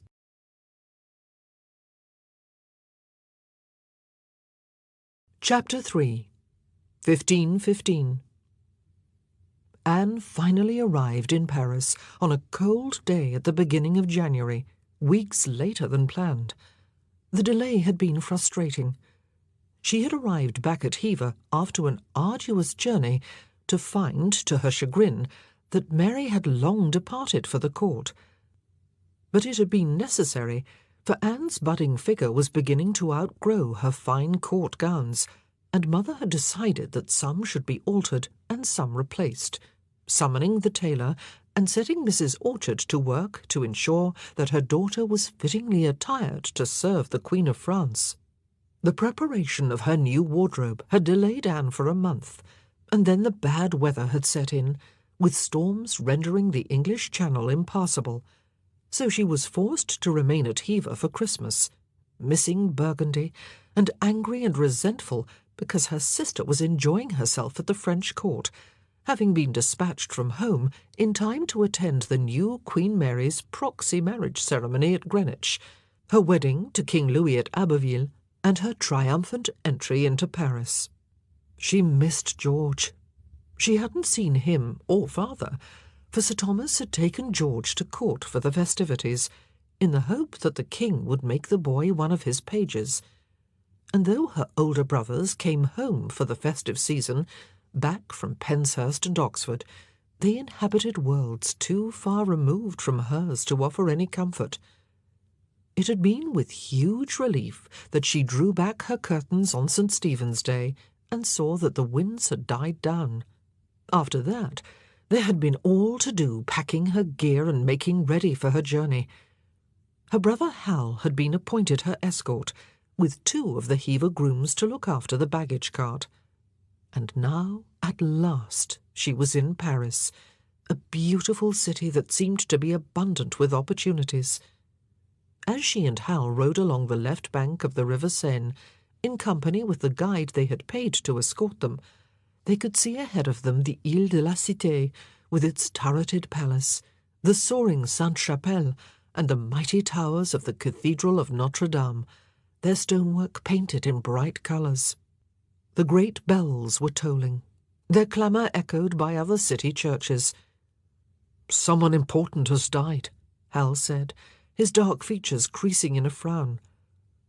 Paris had spread well beyond its stone walls, but when they entered the old city, Anne found her senses assailed, for it was cramped and noisy, and it stank. She wrinkled her nose, trying to breathe through her mouth, as they negotiated their way along streets teeming with people, who all seemed to be in an excitable mood. Passing around a corner, they glimpsed a procession of clergy wearing black robes. "Something is definitely going on," Hal declared. Ahead of them were the towers of the Louvre, the royal palace, but that was not their destination. On approaching Paris, they had been directed to continue southward to the Hôtel des Tournelles, where they would find the court. Anne could not wait to get there. But when they arrived, the stately building had a deserted, shuttered look about it. Hal approached a porter lounging by the gatehouse. "Is the court in residence?" he asked. "Have you not heard?" the man replied. "The king is dead. The court has moved away." The news hit Anne like a blow. Hal looked at her in dismay. "Where is the queen?" he asked. "Gone into seclusion at the Hôtel de Cluny across the river." The man pointed and turned away. "I'm sorry, little sister," Hal commiserated, turning to Anne. Anne's stomach was churning. "I pray they do not send me home. Even a widowed queen needs attendance. I wonder what happened to the king." "Mary will tell us, no doubt," her brother said. For once, Anne was looking forward to seeing her sister.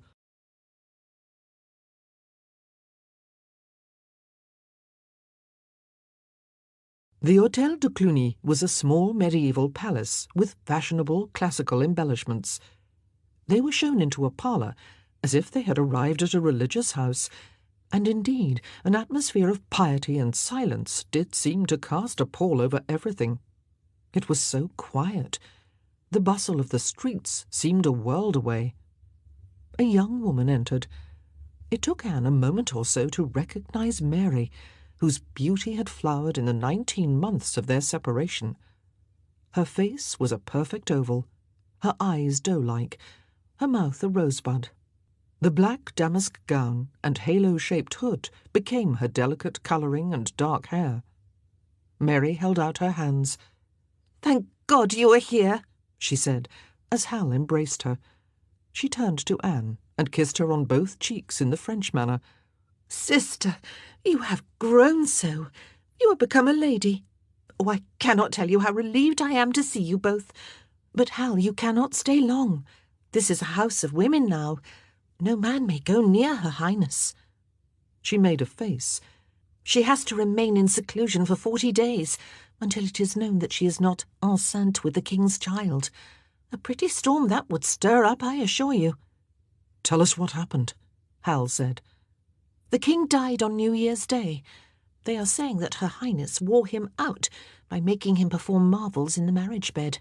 But it is not true. He was ill, and she had shown much care for him.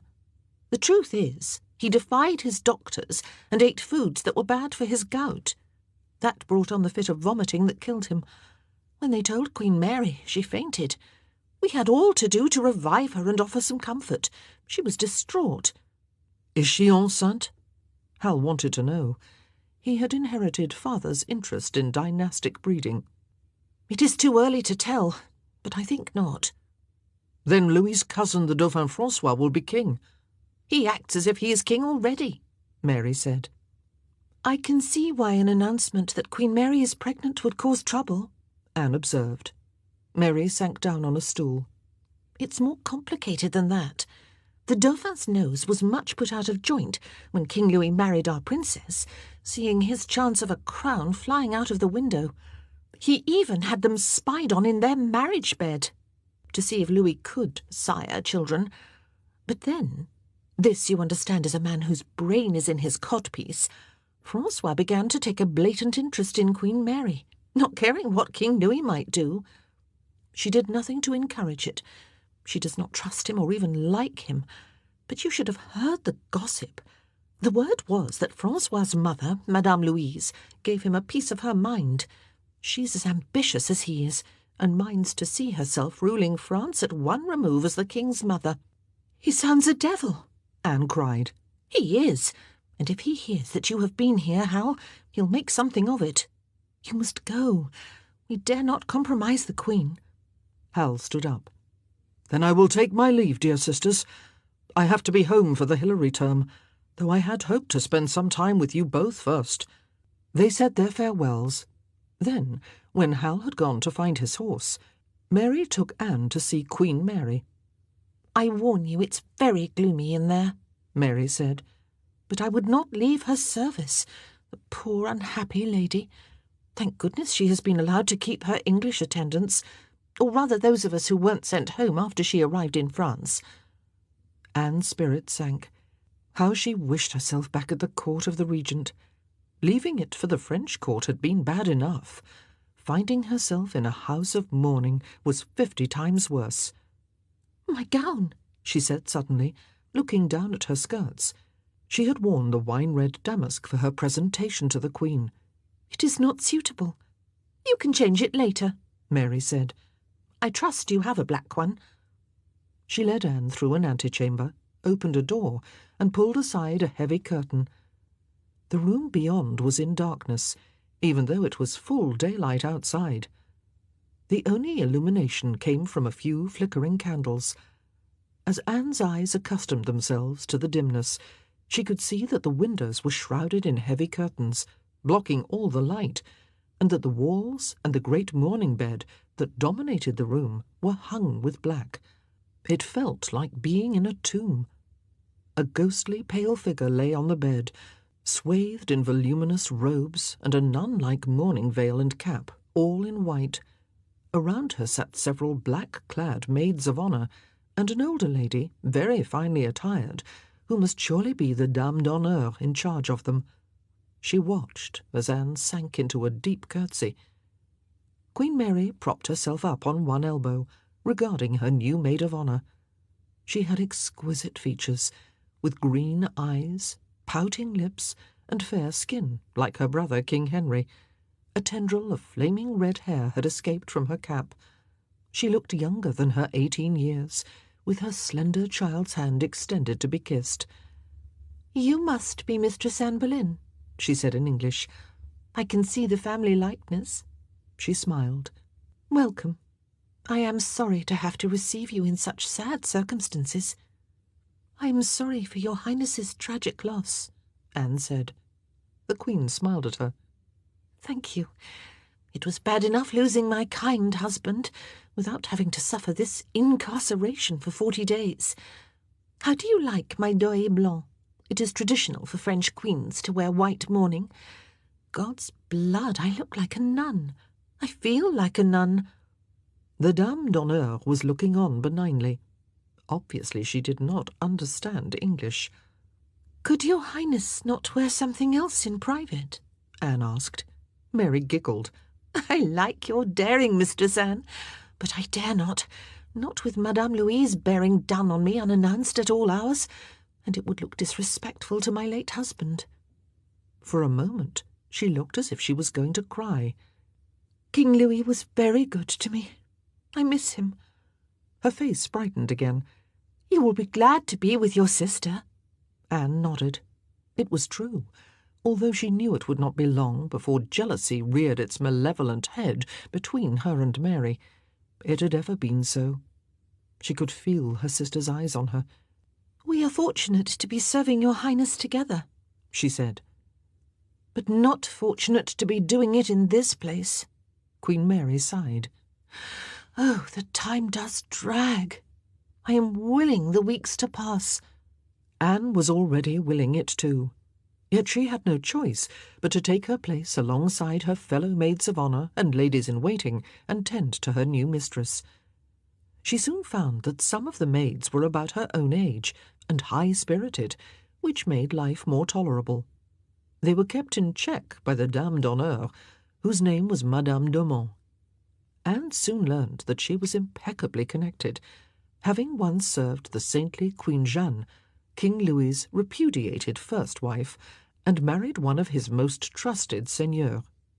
It was hard not to compare young Queen Mary to the Regent Margaret. She seemed a kind girl, with a wicked sense of humour and a naturally sunny disposition, but she had none of the Regent's intellectual interests. King Francois, for so he was already calling himself, came to see the Queen almost every day. He was just as Anne had imagined him, tall, dark, saturnine, and lascivious, with a perpetual shadow of growth on his chin. When he looked at her, or at any woman, it was as if he was seeing her naked. His eyes were lustful, his long nose devilish, his lips sensual. No female was too lowly to escape his interest, and Anne had to stand there and look pleased when he tipped her chin up and told her she was charming, then lowered his gaze to the swell of her breasts. Yet she had to admit to herself that there was a certain attraction about him, which might spell ruin for any gullible lady, but not her. The Queen's ladies were bursting with gossip about him, but Mary herself, Anne noticed, did not censure them. Instead, she took a mischievous pleasure in joining in, knowing that Madame d'Aumont could not understand her. "They say he is habitually clothed in women," giggled pale-eyed Lady Elizabeth Grey, sister to the Marquis of Dorset. Florence Hastings blushed all over her pretty face. "He considers whoring a sport on a par with hunting," the Queen chimed in. "People say he boasts of his special petite bande of courtesans and drinks from many fountains," Mary Boleyn laughed. "The word is," murmured Mary Fynes with an impish smirk, "that he has had spy-holes and secret doors made in his palaces, so that he can watch women undressing and making love." This was greeted by a chorus of mirth. Anne wondered if the Queen knew that Francois had spied on her and Louis. But Mary was warming to their theme. "I read that Alexander the Great paid attention to women when he had no affairs of state, but King Francois attends to state affairs when there are no women." There were more shrieks of laughter. God pity his new bride." Queen Mary shuddered. "You know he married Louis's daughter Claude last year. She is no match for him, poor little cripple." It was plain to all that, for the moment, Francois's chief interest was in young Queen Mary. His constant concern for her health was transparently a means of asking the question he could not, in propriety, put to her. His mother was as bad, descending on the young widow as she lay in her dark chamber and asking pointed questions. You could not blame them, of course, for upon this crucial matter turned Francois's likelihood of keeping the crown he had so long coveted. "I would love to see his face if I told him I was pregnant," Queen Mary said, after yet another interrogation. Her mischievous streak was surfacing more and more, and one day she could not resist telling Francois that she had a craving for cherries. "Sadly, they are out of season," she complained, "so I shall just have to go without. But I have never fancied anything so much in my life." Anne, who was in attendance, was hard put to keep a straight face, especially when she saw the king's look of alarm. But then she saw the angry glint in his eyes. "The Queen has gone too far," she said to Mary later. "He looks as if he could be dangerous if provoked. I don't think she realises how perilous it might be to cross him," Mary agreed. "They still speak of a Queen of France who took lovers and was found out. She was put in prison and strangled there." Anne shuddered. "We must never leave her alone at any time. We must warn the others." It was agreed between them all, and Madame de Monts, that 4 of them at least would be in attendance at all times. Francois kept returning to the black-hung chamber, oblivious to the fact that his visits were increasingly unwelcome to the Queen. "I have had enough," she seethed, after his questions had become a little too personal. "What will your Highness do?" asked the Dame d'Honneur. She was clearly uneasy about the conduct of her royal master, but nervous of offending him. "Put an end to his nonsense," Queen Mary declared. The next day she sent to ask if the king would visit her. He came with all speed, and Anne was present at their meeting. "Sire," the Queen said, "my 40 days of seclusion will soon be at an end, and I am glad to tell you that you are the only possible King of France." The sardonic eyes gleamed. Francois seized her hand and kissed it fervently. "That is the most welcome news I have ever had in my life, and it is doubly welcome, for not only does it make me a king, but it also means that the lady I admire more than any is free from ties. Marie," he always used the French form of her name, "this is no life for you. You are beautiful and made for loving. Why sleep in this miserable bed when I can have you spirited out of here and into mine?" Anne was shocked at Francois's boldness. It would never have been tolerated at the regent's court. The Queen's eyes widened in outrage. "Sire, in your delight in your good fortune, you have obviously forgotten that I am a princess born and mourning my husband." "Let me comfort you," he urged. "Let me help you to forget your sad loss." "That is kind, but I would be left to weep in peace." He ignored that. "I would set you above all other ladies, as your beauty and gentleness deserves," he declared. He actually had his hand on his heart. "And what of your charming wife, who is now queen in my place?" "Ma chère, there are ways of arranging these things. The crown of France looks better on your golden head, as we have all seen. Claude would rather have been a nun than a queen." "She loves you, sire. She told me that herself. And she is to have your child." Mary's panic was becoming evident in her shrill voice and tense posture. "Popes have been accommodating before," Francois told her. He seemed not a whit put out by her resistance. "Tell me I may wait in hope." "Alas, sire, I cannot consent to anything that would harm my honour or that poor, blameless lady. And now, if you would leave me to rest." When Francois had gone, reluctantly and still protesting his love as he walked out of the door, Queen Mary controlled herself for a few moments, then burst into furious tears. "How dare he!" she cried. "He is unspeakable. I will write to my brother. I will beg him to send for me. I do not know how long I can hold out against this satyr. Bring me pen and paper." Thanks to the good offices of Elizabeth Grey and Jane Bourchier, the letter was smuggled out and sent to England by means of friends of their families in Paris, and it was followed by another and another, for Francois did not give up. He haunted the black-hung chamber. The citadel must yield. He was determined upon it. Queen Mary put up a brave defence, and although she did nothing to encourage him, and repeatedly rebuffed him, in private she confessed to her ladies that she feared she would not prevail. He was the king after all. She was drawn and tense, having spent so many sleepless nights raging against him and bewailing her lot. Inevitably, there came a day when her patience snapped. "Sire, I beg you to leave me alone," she flared. "I cannot love you, and I have no wish to be married to you." Anne had never heard her speak so plainly to the king before, and the effect was dramatic. "Then perchance you wish to be married to a prince of my choosing, to France's advantage," he retorted nastily. The ardent lover had been instantly eclipsed by a dangerous adversary. The queen gasped, then quickly recovered herself. "My brother shall hear of this," she cried. "By then it may be too late," Francois warned, and stalked out. "He is using me," the queen stormed, as her women hastened to console her. Anne and Mary glanced at each other, then looked at their mistress, who was sitting on the bed twisting her rings, utterly distraught. "How can he do that?" Anne whispered. "He is threatening to marry Her Highness to England's detriment in revenge for her rejecting his advances," Florence murmured. The queen nodded. "It is for the king my brother to dispose of me in marriage, and he has made me a promise," she said mysteriously. "I will not be married to some foreign prince.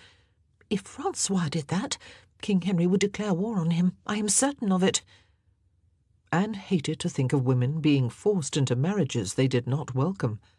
Poor Queen Mary had been made to wed the King of France, and now his successor was trying to compel her to marry someone else.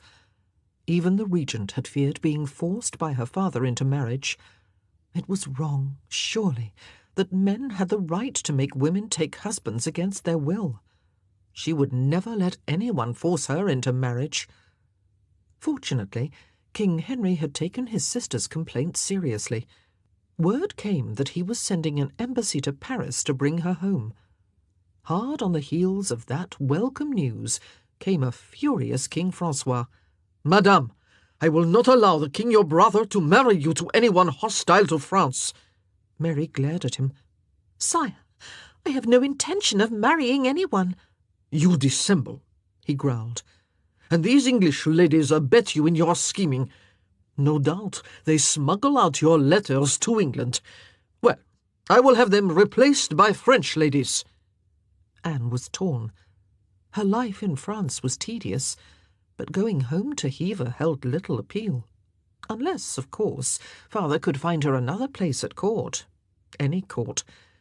She did not want to leave her kind mistress in such peril and distress. Yet go she must, it seemed.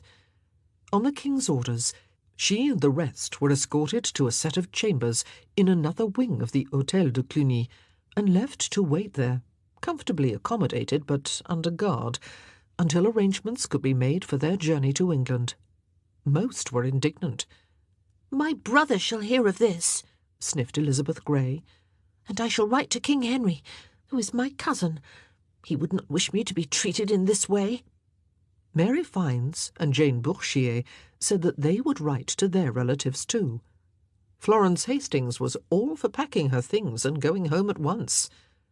Anne fretted about the Queen. "Shut in here, we can do nothing to help her," she lamented. They were not confined for long. A few days later they were summoned to see Queen Mary, and astonished to find that there were no guards outside their door. It was a great relief to discover the curtains drawn and the black hangings gone from the Queen's chamber.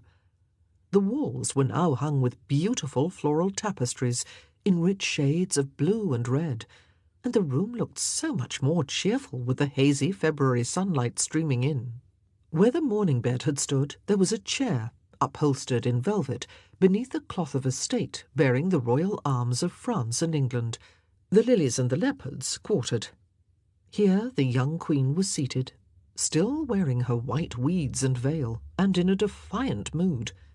"The embassy has arrived," she told them. "I have dismissed the guards and the French ladies. You are restored to your places. Let King Francois complain if he dare. My brother's envoys will answer for me. Now stand around. They will be here soon." She was in a fever of excitement. Minutes later, the embassy was announced, and in strode several well-dressed gentlemen in furred gowns. Anne stared at the man who led them. That spade beard, those powerful good looks. It was the Duke of Suffolk. As he bent low over the Queen's hand, and she reached out both hers and raised him, Anne saw the look that passed between them. She was astounded. These two knew each other, and there was that between them which suggested intimacy. Had it been so before Suffolk paid his addresses to the Regent? Anne had heard gossip that had Margaret of Austria still cherishing notions of marrying him. He had sworn to be her servant for always. "Ladies and gentlemen, I would speak with my Lord of Suffolk in private," the Queen said, her cheeks pink and glowing against her lawn veil. Madame d'Aumont raised her eyebrows, and Anne cast a look at her sister, who widened her eyes expressively. In the outer room they settled to their embroidery under the eagle eye of the Dame d'Honneur, whose stiff manner betrayed just what she thought of her young mistress being closeted alone with a man not related to her. No one spoke, but the maids kept exchanging surreptitious glances, conveying that they had all read the situation correctly. When Madame d'Aumont visited the privy, a buzz of chatter broke out. "What was Her Highness thinking of?" Florence Hastings hissed. "It's plain on her face. Aye, and it's been plain for a long time." "Did you not know?" Mary asked Anne. "It was common knowledge at the English court that the princess was in love with the Duke, and it was common knowledge in Mechlin that the regent was thinking of marrying him," Anne countered. "He led her on. I saw him." "But what of Lady Lisle?" Mary Fynes put in. "Lady Lisle?" Anne echoed. "Yes, silly. How else do you think he got his title?" "I assumed the king ennobled him," Anne flung back, cross at being called silly. "No," Jane Bourchier said. "His betrothed is Viscountess Lisle in her own right. For all she is but 10 years old. 2 years ago the king consented to my Lord of Suffolk contracting himself to her and using her title in anticipation of their marriage." Mary Boleyn giggled. "By then he had had 2 wives already." Anne's jaw dropped. "What happened to them?" "The first he divorced. The second died. He's as good as wed to Lady Lisle, so I know not what business he has pursuing any lady, let alone royal ones." That a man could be so perfidious, so deceitful. Anne shook her head. How sorry she felt for the regent, who had been duped by his flattery. Maybe Queen Mary had been duped as well. Florence made a face. "Betrothals can be broken. What worries me is Her Highness's lack of respect for the conventions." Anne turned to her. "I admire her. Look what she did today, dismissing those guards and ladies on her own authority. Why should she not receive a man alone? Are all men beasts that they cannot be trusted?" She was aware that the Duke of Suffolk was not to be trusted, but even he would surely not stoop to molesting a queen. The others stared at her. "Maybe it's she who can't be trusted," Mary giggled, and the tension broke. Anne was about to defend her bold statement when Madame d'Aumont returned, and the interminable stitching resumed in silence. An hour later they were summoned back by the Queen. She was alone, Her eyes were swollen from weeping, her manner distracted. "You all know how this king has importuned me," she said, "and about his threats to force me into an unwelcome marriage. Well, I had already chosen my future. Before I married King Louis, I had an understanding with my Lord of Suffolk that if my husband died we would be wed, if he could be released from his betrothal. The king my brother knew that I did not wish to marry Louis, and he promised me that I could choose my second husband. He knew who it would be, and yet he has sent my lord here with strict instructions not to marry me, even though he is now free to do so." She raised her tear-stained face to them, looking distraught. "I told my lord that my situation was becoming intolerable. I urged him to wed me without delay, but he refused. So I warned him that if he did not, I would retire to a convent." She was crying now, her shoulders heaving. "And I will." There was nothing that any of them could do. They gave her handkerchiefs, they brought her wine, they murmured words of comfort. And then the Duke of Suffolk was announced, and they had only moments to make her presentable before she hissed that they should leave. They flew through the door, just as the Duke was about to enter, and the last thing they heard was him saying, "My sweet lady, I cannot let you do this." Anne stood with the other maids of honour and Suffolk's 2 gentlemen under the magnificent vaulting of the chapel of the Hôtel de Cluny, and watched as Queen Mary and her Duke were joined in matrimony. Mary was still wearing her white mourning, but this afternoon she would cast it off for a gorgeous gown of black velvet trimmed with gold. The chaplain had been sent by King Francois, who knew very well that this marriage was being made without King Henry's knowledge or approval, and was no doubt gleefully relishing the prospect of his brother monarch erupting in impotent fury. A pale beam of March sunlight pierced the jewelled colours of the stained glass and bathed the couple in light. Mary's face was suffused with rapture, and Suffolk was looking at her as if she was the only woman in the world. Anne dared not think of the regent's reaction when she heard of this marriage. Margaret of Austria had been abashed enough by the rumours speculating that she might marry Suffolk. How much worse she would feel when the whole of Christendom was gossiping about her being jilted. How could Suffolk look so happy and satisfied with himself when he had treated her so despicably? "It just goes to prove that a woman can have what she wants, if she is clever enough," Mary Boleyn said, as they left the chapel to help the Queen change. "Yes, but at what cost?" Florence put in. "Aye," Anne said vehemently, thinking of the poor regent. "The way they look, it will be worth it," Mary Fynes sighed. "I wish I could get a husband who loves me so well." "We will see if King Henry approves," Anne said, remembering how he had urged the regent to marry the Duke. Letters came thundering across the Channel from England. The Queen's face, flushed with love for several days, now registered alarm. "The king is outraged to hear of my marriage," she told her ladies. "He accuses my lord of breaking his promise. He says he will have his head for his presumption." Her voice broke. She was trembling. Anne was horrified. Suffolk might be lacking in honour, but he was the king's friend. She had seen them together. They had been like brothers. Surely Henry would never carry out his terrible threat. Mary was his favourite sister, and he loved her. He could not do that to her. The couple were beset on both sides.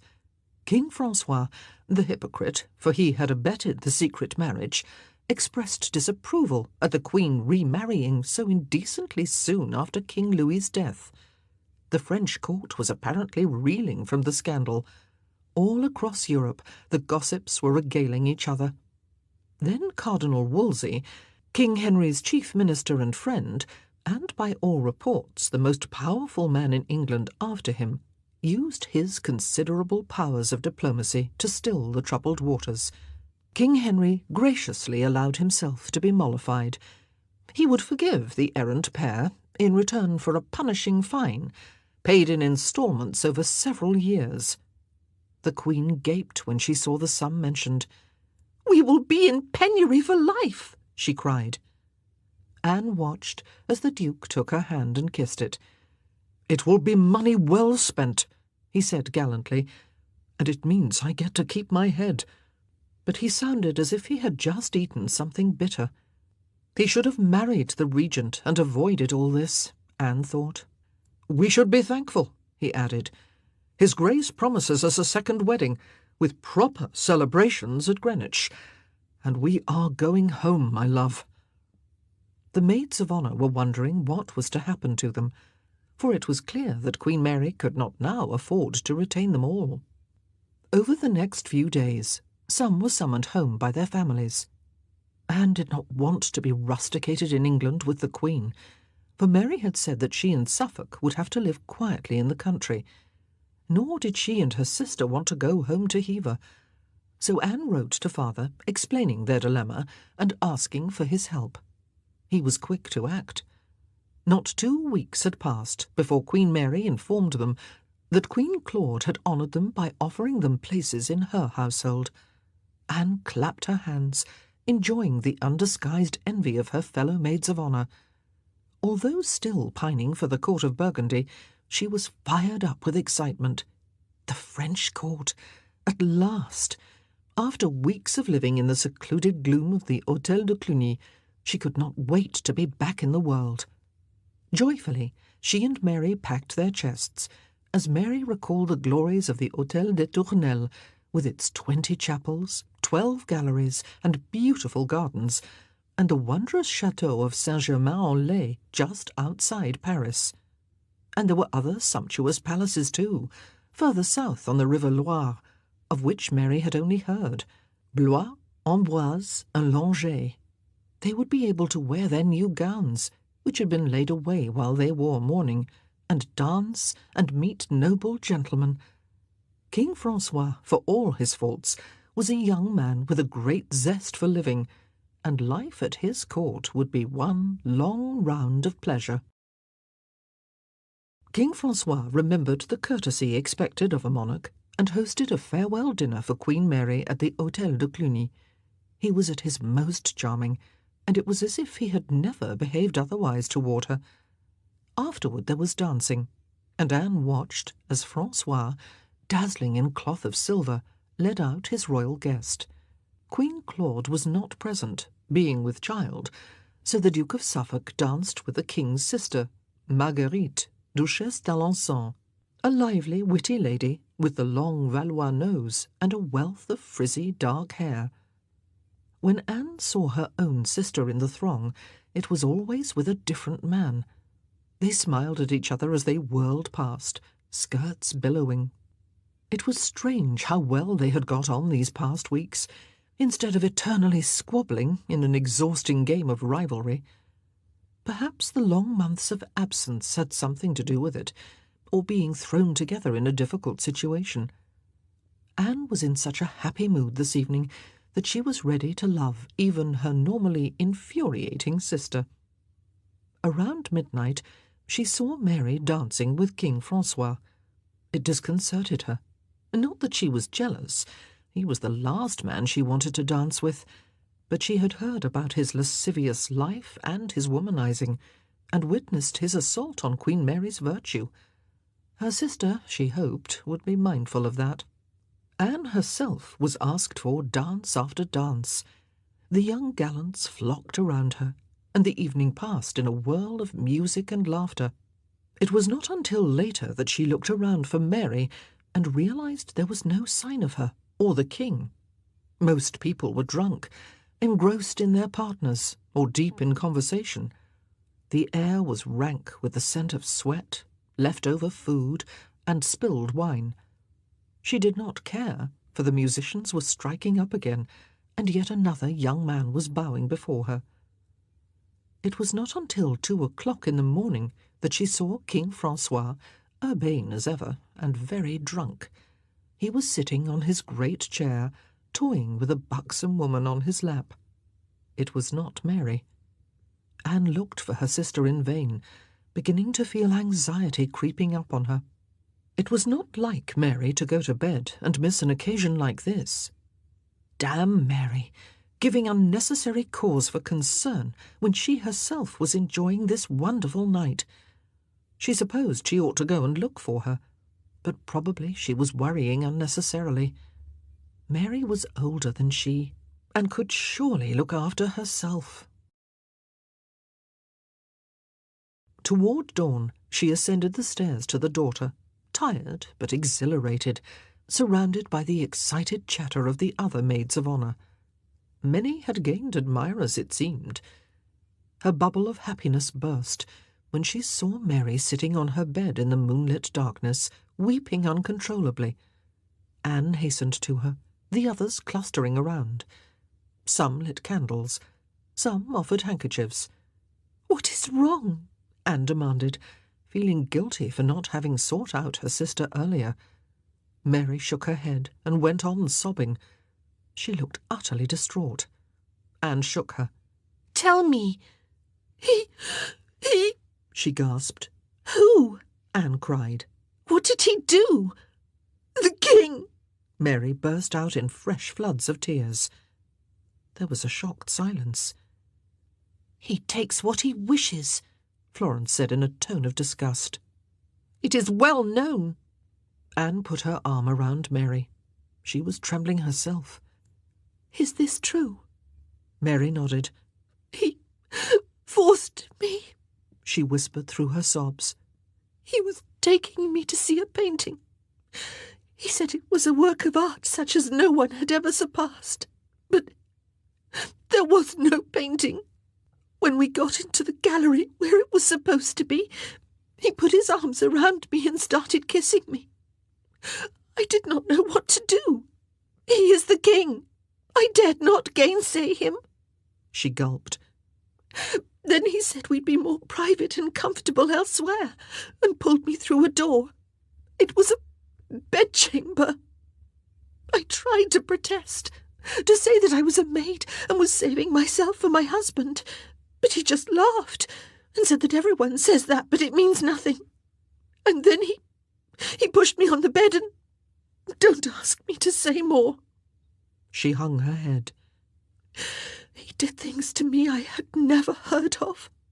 "It was rape," hissed Elizabeth Grey, her eyes blazing, and the others murmured shocked agreement. "Shame on him." Shame on me, Anne thought, distraught, unable to grasp the enormity of what had happened. If I had gone to look for her, I might have prevented it. "I cannot face going to court," Mary wept. "Waiting on Queen Claude.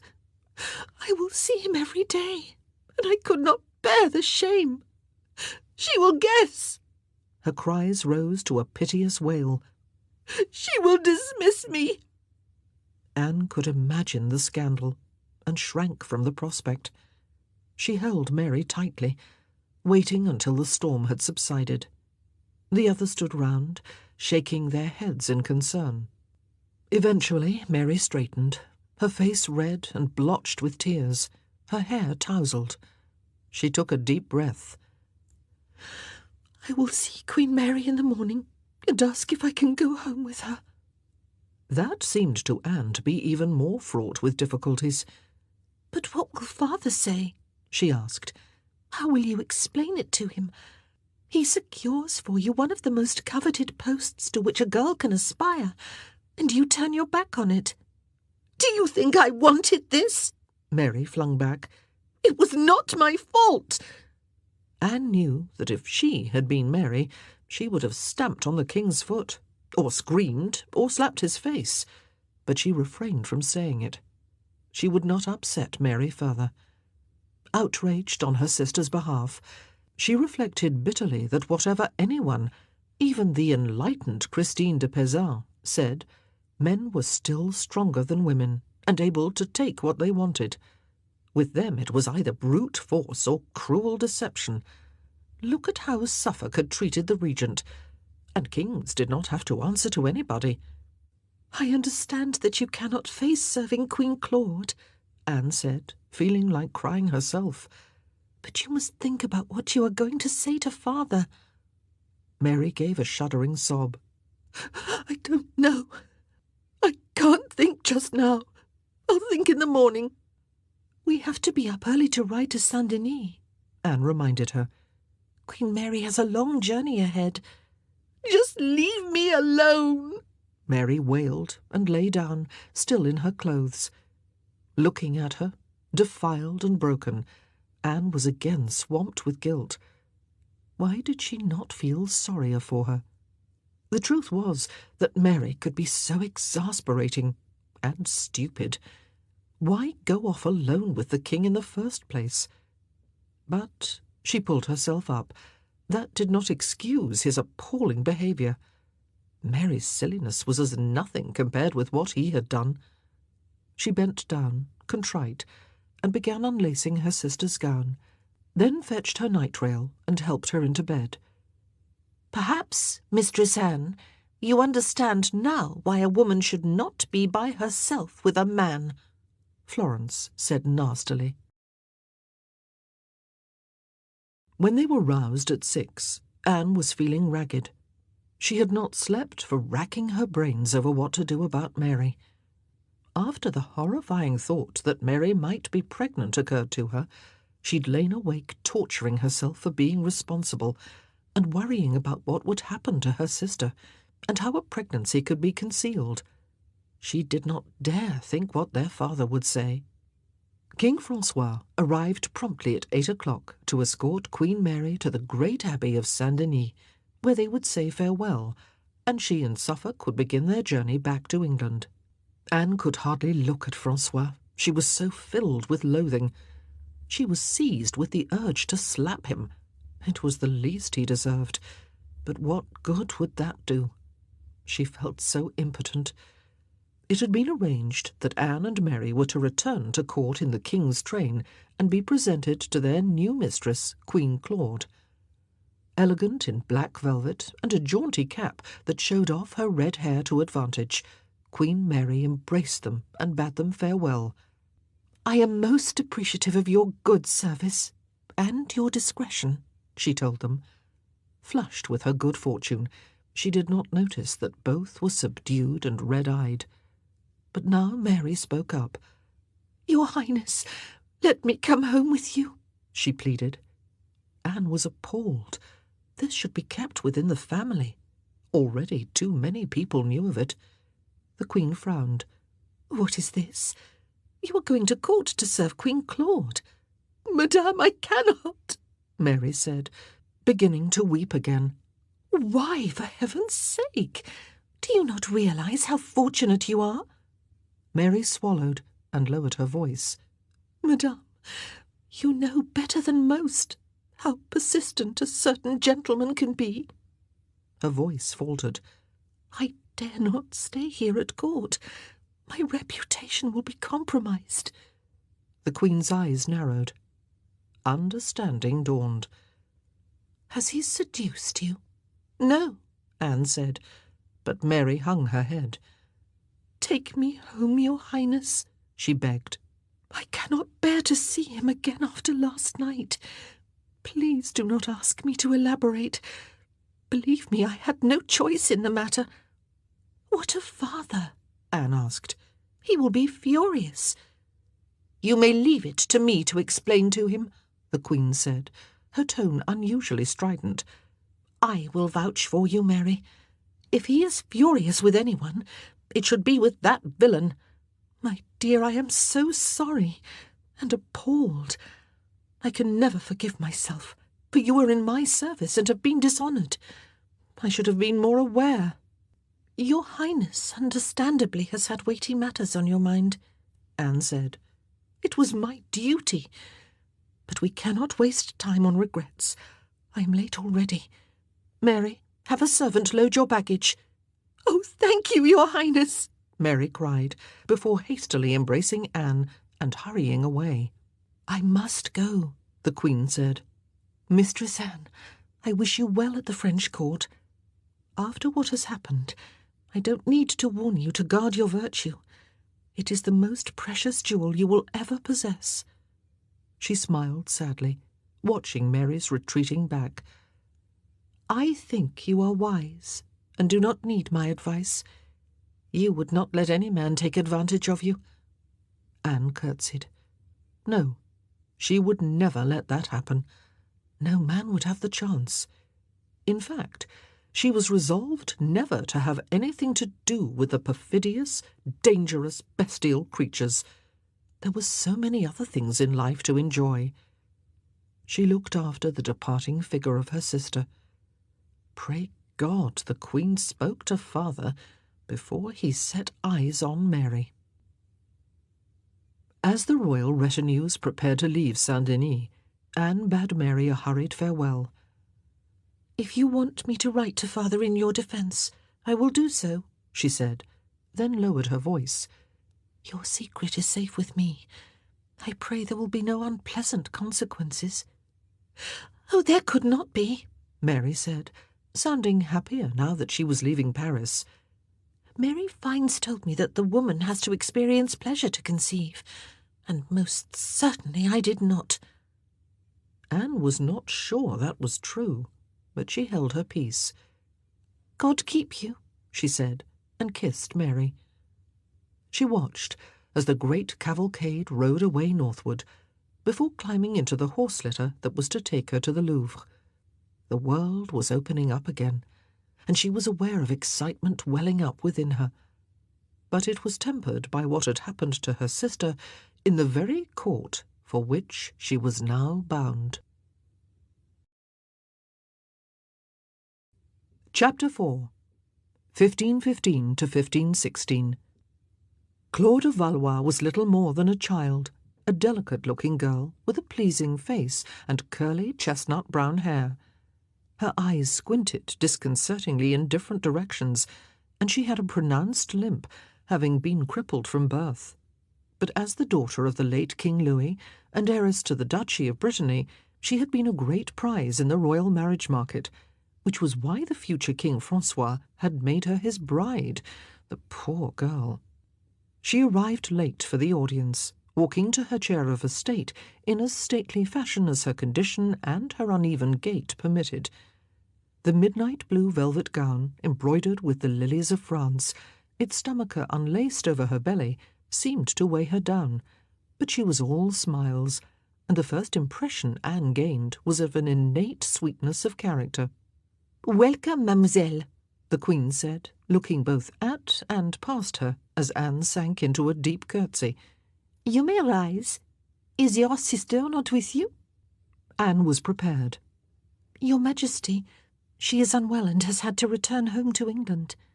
She hoped Claude would swallow the lie. "I am sorry to hear it," the Queen said. "I hope it is nothing serious. Madame, I am assured that time and a good rest in the country will effect a cure."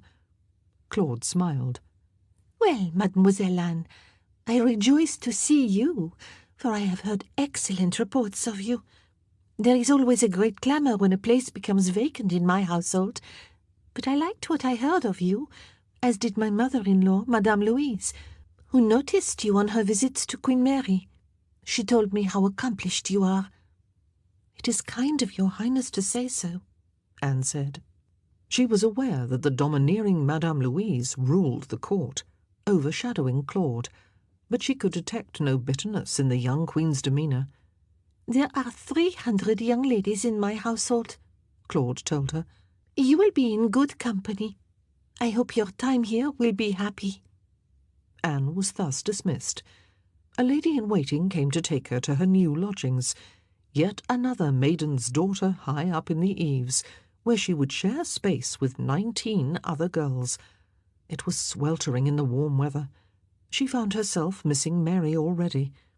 It was a daunting prospect, going alone into this vast royal household. But, and she kept her chin up, she would deal with it. And maybe, among those 300 young ladies, she would find some friends. "You will wait upon Her Majesty when summoned," the lady-in-waiting said. "At other times, you will confine yourself to this daughter or the Queen's chapel, and you may walk in her private gardens with another of the maids, but never unaccompanied. You will not go anywhere else without permission. Is that understood?" Anne's spirits plummeted. It sounded worse than the Hôtel de Cluny. "Yes, madame," she said meekly. In those first few days, she began, with mounting dismay, to understand the constraints of her new life. But the Queen's strict regimen played to Anne's advantage, for she found that most of her new companions shared her distaste for it, and it made a common bond between them. They were forever devising schemes to circumvent the rules, and soon Anne was joining in with enthusiasm. Many of the young ladies were keen to hear about her time at the court of Burgundy, and grew wistful when she told them of the freedom she had enjoyed. Having heard only rumours, they were agog to learn about the goings-on at the Hôtel de Cluny from someone who had been there. She was grateful that she had worked diligently at her French, for she was now fluent, and could converse and gossip with them on equal terms, and she knew they admired her for it. She was quickly accepted into their aristocratic circle, and began to feel that she was among friends. Queen Claude was kind and affectionate, but that mild exterior concealed a will of steel, and, Anne came to suspect, a desperate unhappiness. And no wonder, given that she was married to that unspeakable lecher.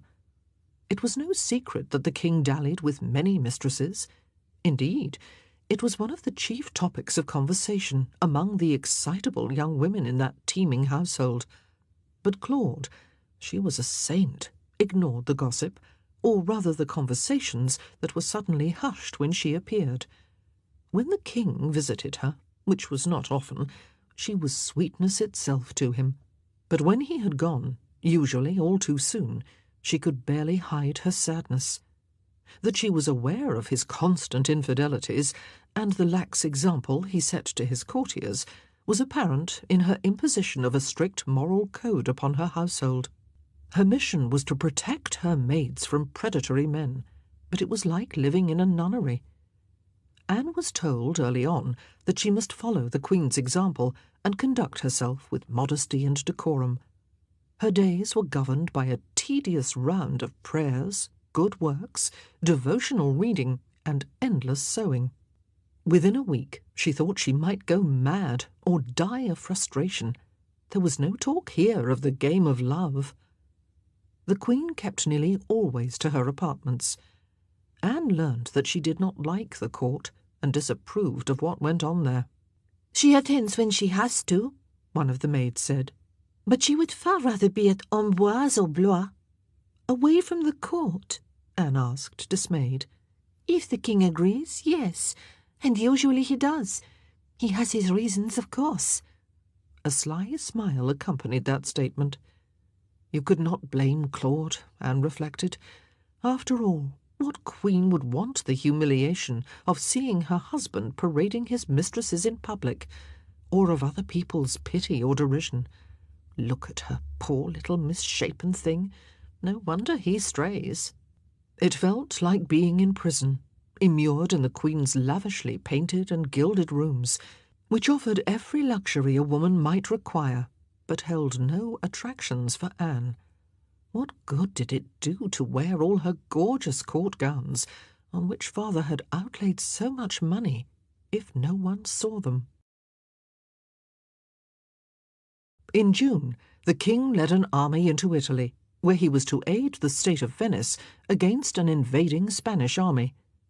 After he and his entourage had left, the Louvre became a peaceful place. Madame Louise was acting as regent, since Claude was pregnant, and she largely left the little queen to her own devices, preferring the stimulating company of her daughter, Marguerite. Free to rest and indulge herself, Claude relaxed her vigilance, and, since most temptations had been removed, allowed her maids more freedom. To Anne's relief, they were at last permitted to wander the splendid apartments and galleries, to gaze at the wondrous paintings that were on display there, and to roam the delightful gardens. They were still expected to be regular at their devotions, and to eschew the romances that Claude believed would lead to their downfall, in favour of the pious works she prescribed. But Anne soon learned the trick of concealing one volume within another, and was able to read books that were quite scandalous by Claude's standards, which she had purloined from the royal library. Give her some due, the Queen did appreciate that her maids needed to perfect the accomplishments that would enable them to shine at court when in attendance on her, and attract good marriages. She had them practice their deportment, and stressed the importance of being able to make conversation. Anne was quick to build on her natural inclinations and the training from which she had benefited at the regent's court. She tripped up and down with books balanced on her head, worked on perfecting her curtsy and on new dance steps, and learned how to glide gracefully along as if she had no feet. It was disconcertingly clear to her that the expensive gowns her father had provided, which were in the English style, looked out of place in Paris, where square necklines were wider and edged in the front with embroidered and bejewelled billements, and hoods were shaped like halos, rather than the gabled style her mother wore. She had heard clucks of disapproval from older ladies, who held that it was indecent for married women to show their hair, the sight of which must be reserved for their husbands. But even the virtuous Claude loved the French hood, so its critics were silenced. Anne had acquired 2 velvet Beguine hoods in Burgundy, and now she applied her skills to converting them into French ones, which suited her so well. Her gowns she painstakingly adapted, over many hours, into the French mode, slashing the undersleeves so that she could pull puffs of her lawn chemise through them, and arranging the hanging oversleeves on top, making sure that she had made frills at the wrists long enough to cover that hated 6th fingernail.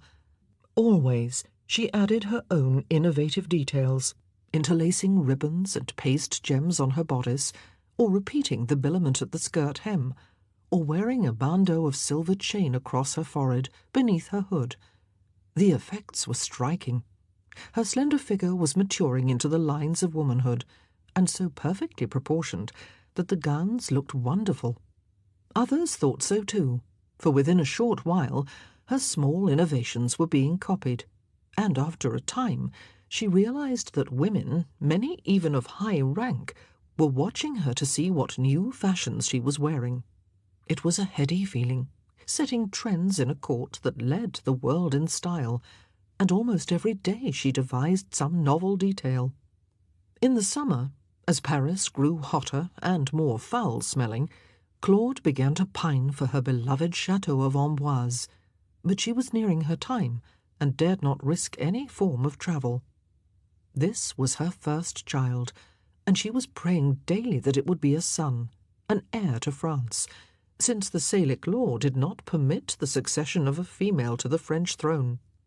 Anne saw the married women in her entourage shake their heads behind the Queen's back, murmuring that being so delicate and crippled did not augur well for a happy confinement.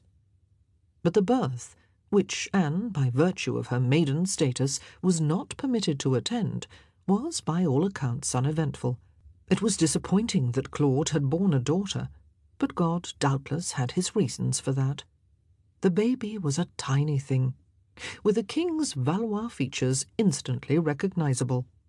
She was baptized Louise, as a compliment to his mother, and Claude's father, King Louis. The maids of honour were entranced by her, and seized every opportunity to pick her up or rock her in her cradle. Anne remained aloof. Babies held little attraction for her, although she supposed it would be different when she had some of her own. But who knew when that would be? She still had no desire to marry, and as for what marriage entailed, she could not bear to think of it. Every time she did, the image of King Francois forcing himself on Mary came to mind. A letter had come from Mary, belatedly, as she had expected, knowing her sister. Anne thanked God that Mary was not pregnant. Father had not been pleased to see her, but was mollified when he read Queen Mary's letter, in which she had explained, quite candidly, that his daughter's virtue had nearly been compromised by the French king, but by the grace of God she was unscathed. He had swallowed the blatant lie. He'd even written to Anne, warning her to give the king a wide berth. But now poor Mary was condemned to rusticate at Hever, until father bestirred himself to find a husband for her. The leaves were turning golden when the bells of Paris rang out in joyful cacophony. King Francois had won a great victory at Marignano and made himself King of Milan. In one swift swoop, he had achieved what King Louis had fought and negotiated for over many years. The people were wild with joy. Everywhere they were singing the new song, Victoire au noble roi François. Anne could not get it out of her head.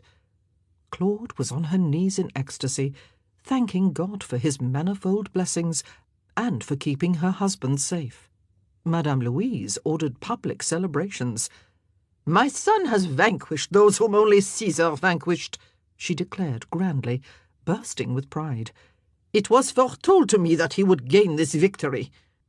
Claude now gave the order for her household to move south to Amboise. It was during that 100-mile journey that Anne began to realize how vast France actually was, and how beautiful, with its broad rivers and fields stretching as far as the eye could see. Approaching the lush green valley of the Loire, she was told that they were entering the Garden of France. It was peaceful, fertile countryside, with gentle undulating hills, vineyards, orchards, and chateaux that looked as if they belonged in the pages of illuminated manuscripts, and through it all flowed the broad, tranquil river. The royal chateau of Amboise rose loftily and majestically on the bank of the Loire, dominating the town and surrounded by glorious gardens and terraces, with parterres, lattices, and colourful pavilions. It was like no palace Anne had ever seen. The more knowledgeable among her companions informed her that it was centuries old, but had been largely rebuilt in the Italian style some years ago. Claude was a different person, happier, more carefree, and more animated in this place she regarded as her home. She began planning Christmas celebrations, such as had never been seen at court, in the hope that Francois would be with her to share them. He had been brought up at Amboise, and as children, he and Claude had played here together. Anne and the other maids and ladies spent hours making wreaths and garlands of evergreens, as great fires crackled in the elegant stone fireplaces, and tapestries embroidered with 1,000 flowers shielded them from the draughts. But the king did not return for Christmas. He was still in Milan. He would soon be home, Claude said stoically, and insisted that the celebrations go ahead anyway. In January, Madame Louise appeared in the Queen's chamber and informed her that Francois was to make a slow, triumphal progress through Provence on his way north. "I am going to join him," she announced. "God knows how I long to see him." "I will go too," said Claude, happily and without rancour. It was clear that she, the king's wife, was used to playing a supportive role to his mother. "We will all go. You, me, and Marguerite," Madame Louise declared, and Claude's face lit up. Anne, too, was excited at the prospect of travelling south. How far away was Provence? How long would it take to get there? It took them 2 weeks. The dead of winter was never the best time to travel, but fortunately the weather was unseasonably mild, and the roads and tracks were dry.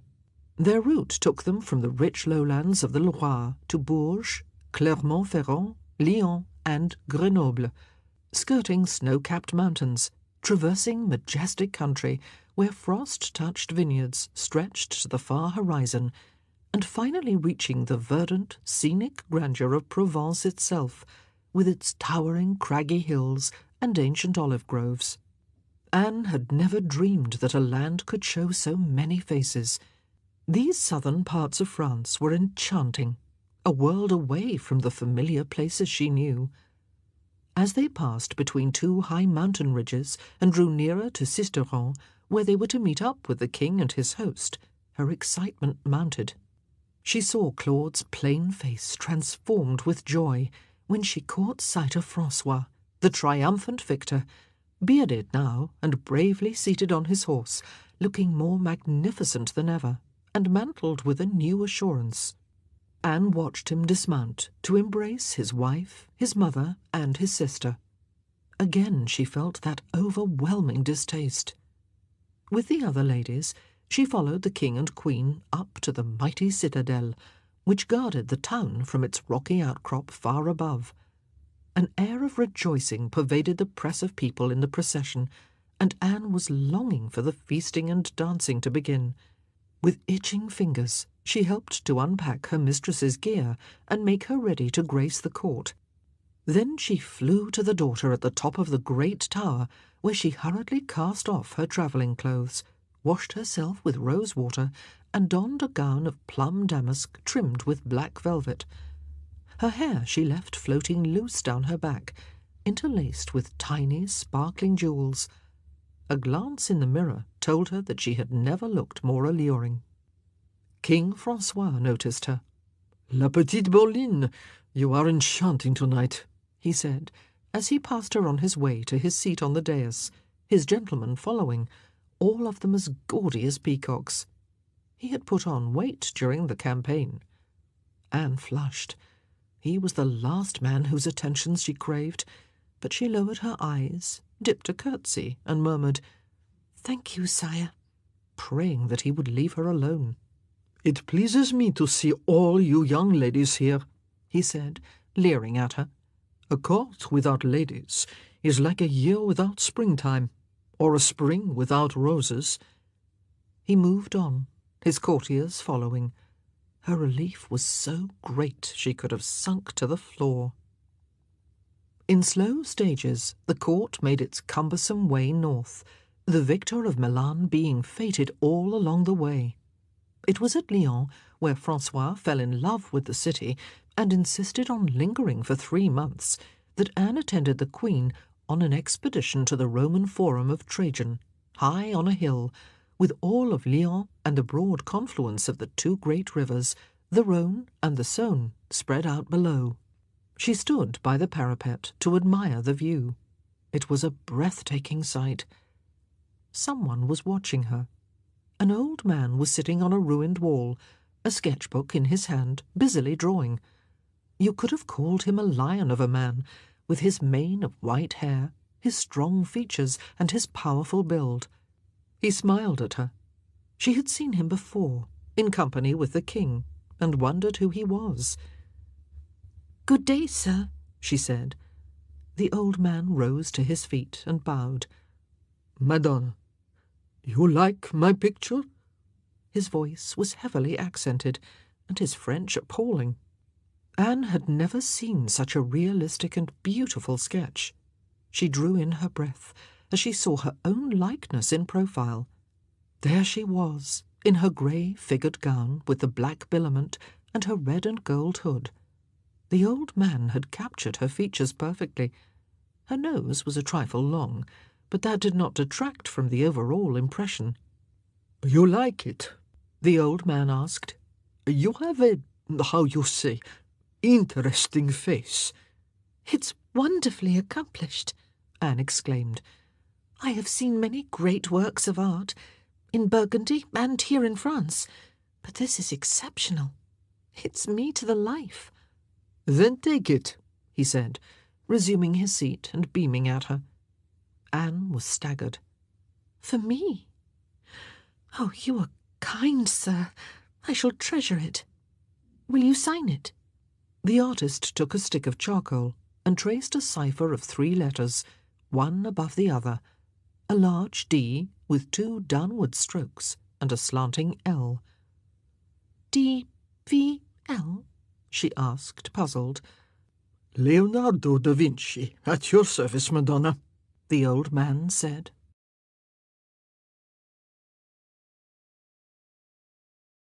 Chapter 5 1516 to 1519. "You are done with men? You have 15!" Jeanne de Lautrec exclaimed. Recently married, she had been extolling the joys of wedlock to the Queen's other ladies, and Anne, growing weary of it, had felt moved to point out that not every woman thought it an ideal estate. "They call Mademoiselle Anne the Ice Maiden," Madame de Langeac jested. They were sitting in the gardens of the Chateau of Blois, enjoying the hot July sunshine while sipping lemon juice. Behind them, the pinnacled and turreted chateau that Francois had restored for Claude rose majestically below an azure sky. "I have had enough of men," Anne retorted, shuddering inwardly at the memory of a recent infatuation that had turned sour. What a fool she had been to think that the gentleman had had noble intentions. In fact, few of them did, at least in this court. Cloaked and masked gallants thought nothing of climbing over garden walls and waylaying the Queen's maids as darkness fell, forcing their unwelcome attentions on them. They left notes containing indecent proposals and naughty verses. Following the King's example, they molested any lady they fancied with impunity, and some, Anne knew, would not take no for an answer. Several times she had to slap a gentleman's face, and she had stamped hard on one persistent rascal's foot. At a feast, only last week, she had been seated next to a young chevalier who presented her with wine in a gold cup. It was only when she drained it that she saw inside the bowl the engraved relief of a couple very explicitly enjoying the act of love. She had felt herself growing hot, as the young man guffawed loudly at her blushes and shared the joke with his friends, and she had spent the rest of the evening in a state of mortification. She was now beginning to understand why Claude was so strict. "There is more to life than men," she declared. The ladies laughed. "What can a woman do outside of marriage?" one asked. "She can learn. She can be creative in many ways, and she can be herself," Anne told her. "I could be very creative with a husband with 60 manors and a title," another scoffed. "Really, child, you need to be a man to be anything in this world. Only marriage opens doors to women." "I think it closes more doors than it opens," Anne observed. She knew she had a name for scorning matters of the heart, but time had not lessened her antipathy to men. In fact, it had only confirmed her poor opinion of them. And now she was angry with herself at falling head over heels for the handsome deceiver who had led her on and then dropped her when it became clear that she would not give herself to him outside wedlock. She, who prided herself on being independent, had behaved so foolishly that she could not now bear to think of it. Instead, she had surrounded herself with a protective carapace. Her fellow maids sometimes seemed wary of her strong opinions and barbed wit. Even she did not like the brittle person she had become. Queen Claude, preoccupied with her little daughter, her philandering husband, and her many charitable interests, did not seem to be aware of the jaded views of her maid of honour. After all, Anne was just one among 300, so why should Claude notice her especially? Of late, Anne had almost convinced herself that she should be done with the world and enter a convent. "I am seriously thinking of taking the veil," she told her companions, even though she knew deep within herself that she was not the stuff of which nuns were made. "You, a nun?" Madame de Langeac cried. The others laughed. Someone must have repeated it, because at a court reception later that week, the King himself sought Anne out. She took care to keep her eyes modestly downcast as she rose from her curtsy. "Mademoiselle Anne," Francois said, his own eyes alive with humour, "it is hinted among the court ladies that you desire above all things to be a nun. This I should regret." "Sire, it is something I am thinking about seriously," she told him. "I hope I will have your blessing." Let that ward him off, she thought. "I pray that you will think hard about what you would be giving up," the King said, and passed on. And, of course, she did think about it, and gradually it dawned on her that she was enjoying life too much to immure herself in a nunnery, and that really it was her desire not to be taken advantage of by men that had driven her to consider such a drastic step. The world had too many pleasures to offer. From time to time she received letters containing news from home. It was good to hear that George was making himself noticed at King Henry's court. He would shine there. Of that Anne was confident. Their great-grandfather, the old Earl of Ormond, had died. It was hard to feel sorrow, for he had been very ancient, and she had rarely seen him, since he lived in London and had long served at court. Father's tone was almost gleeful, as he informed Anne that her grandmother, the Lady Margaret, had come into a rich inheritance as the late Earl's heir. The old lady's wits had at last deserted her, so he himself was to be in control of it. That will please him mightily, Anne thought. Father's letters were always full of his achievements and the honours that were being showered on him. He was cock-a-hoop when, early in 1516, he was chosen as one of the 4 persons who were to bear a canopy over King Henry's baby daughter, the Princess Mary, at her christening at Greenwich Palace. "It is a high honour indeed," he wrote, puffed up with pride. But the following year saw England visited by a terrifying plague called the sweating sickness, which killed within hours. Every time a letter arrived from England, Anne opened it with trembling hands. Not mother, nor dearest George, the people she loved best in the world, she prayed. But it was not them who died. It was her eldest brother, Thomas, struck down and buried at Penshurst, because the Duke of Buckingham had not thought it safe to transport his body to Hever. And then came the news that Hal had succumbed too, in plague-ravaged Oxford. Sorrowing herself, Anne could only imagine what blows these had been for father, losing his 2 elder sons. In his letters he was stoical, dwelling more on mother's grief than his own, but he was a man who would never show his emotions. Anne mourned her brothers, but she had not been close to them, and a part of her could not help rejoicing that George was now the heir. Mercifully, God spared him, and Mary. A year later, father came to the French court as England's resident ambassador. It had been 3 years since Anne had seen him, and she knew she had changed immeasurably in that time. What would he think of her now? Would he approve of the woman she had become? She waited in trepidation to find out. When they met in the Hôtel des Tournelles, in the Galerie des Courges, with its tiled heraldic ceiling and walls painted with green pumpkins, she was struck by how sadly he had aged. His face was as pugnacious as ever, but etched with lines of grief, and his brown hair had turned grey. He greeted her with unusual warmth, and looked her up and down with approval. "You have grown sophisticated in France, Anne," he said, which was praise indeed. He had brought her a book, Caxton's edition of the Morte d'Arthur, as well as news of her family. The king had noticed George, and praised his learning. Mother and Mary were still at Hever, which was no surprise. "Have you found Mary a husband?" Anne asked.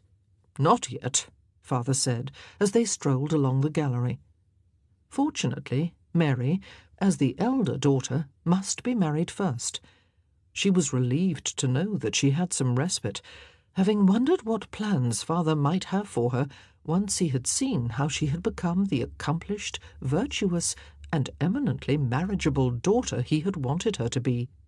"How does His Grace the King?" she asked, quickly changing the subject. "Never better," father replied, "and in hopes of a son, for Queen Catherine is again with child. It's her 6th, all lost, save for the Princess Mary." He sighed. "I will pray for her," Anne said. She saw him several times after that, when her duties permitted, and found herself growing easier in his company. It seemed that they were seeing each other with new eyes after their long separation. It was almost as if father was now treating her as an equal.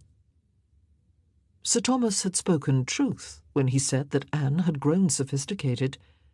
No longer was she overwhelmed by the splendour of the French court, the extravagant, beautiful palaces that Francois was building, or the open dalliance and debauchery that had once shocked her. These days, if presented with that erotically chased gold cup, she would merely have smiled. She had grown used to seeing lewd books, portraying men and women pleasuring each other in different positions. They were common currency at court. And when one lascivious young man informed her that the king's own almoner had felt obliged to apologize to his mistress for having satisfied her only 12 times in one night, she had merely shrugged and endeavoured to look bored. No man would be permitted a prurient thrill at the sight of her shocked reaction to such things. She knew it was said that rarely did any maid or wife leave this court chaste, but no one was going to say it of her. She was never short of suitors these days.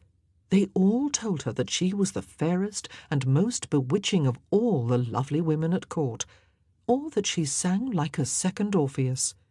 She prided herself that there was some truth in it. When she played on the harp, the lute, or the rebec, people stopped to listen. She danced too. How she danced with the hopeful gallants who flocked around her, leaping and gliding with infinite grace and agility, and inventing many new figures and steps. It thrilled her to see them copied, like her clothes, or to hear them named after her. At 18, she was a different person from the naive girl who had come to the French court. Her mirror showed her the same dark-haired woman, with the same high cheekbones and pointed chin, as the girl in Master Leonardo's portrait, which she had proudly hung above her bed. And yet there was a knowing quality to her gaze these days, for she had learned that the way a woman used her eyes to invite conversation or convey a promise of hidden passion had the power to command the allegiance of many a man. These days she played the game of love well, taking care to be a vivacious and witty companion, and exercising her charm to the full, but keeping her suitors at arm's length. The protective carapace was still in place. Never would she allow a man to make a fool of her. When she gave her heart, it would be to the man she married. But that was hopefully far in the future. In the meantime, she would enjoy flirting, making jests, sparring with repartee over a glass of wine, and playing cards and dice with her admirers for high stakes. Or she might compete with them at bowls, or in the chase. Father could reproach her for nothing. She was not always at court.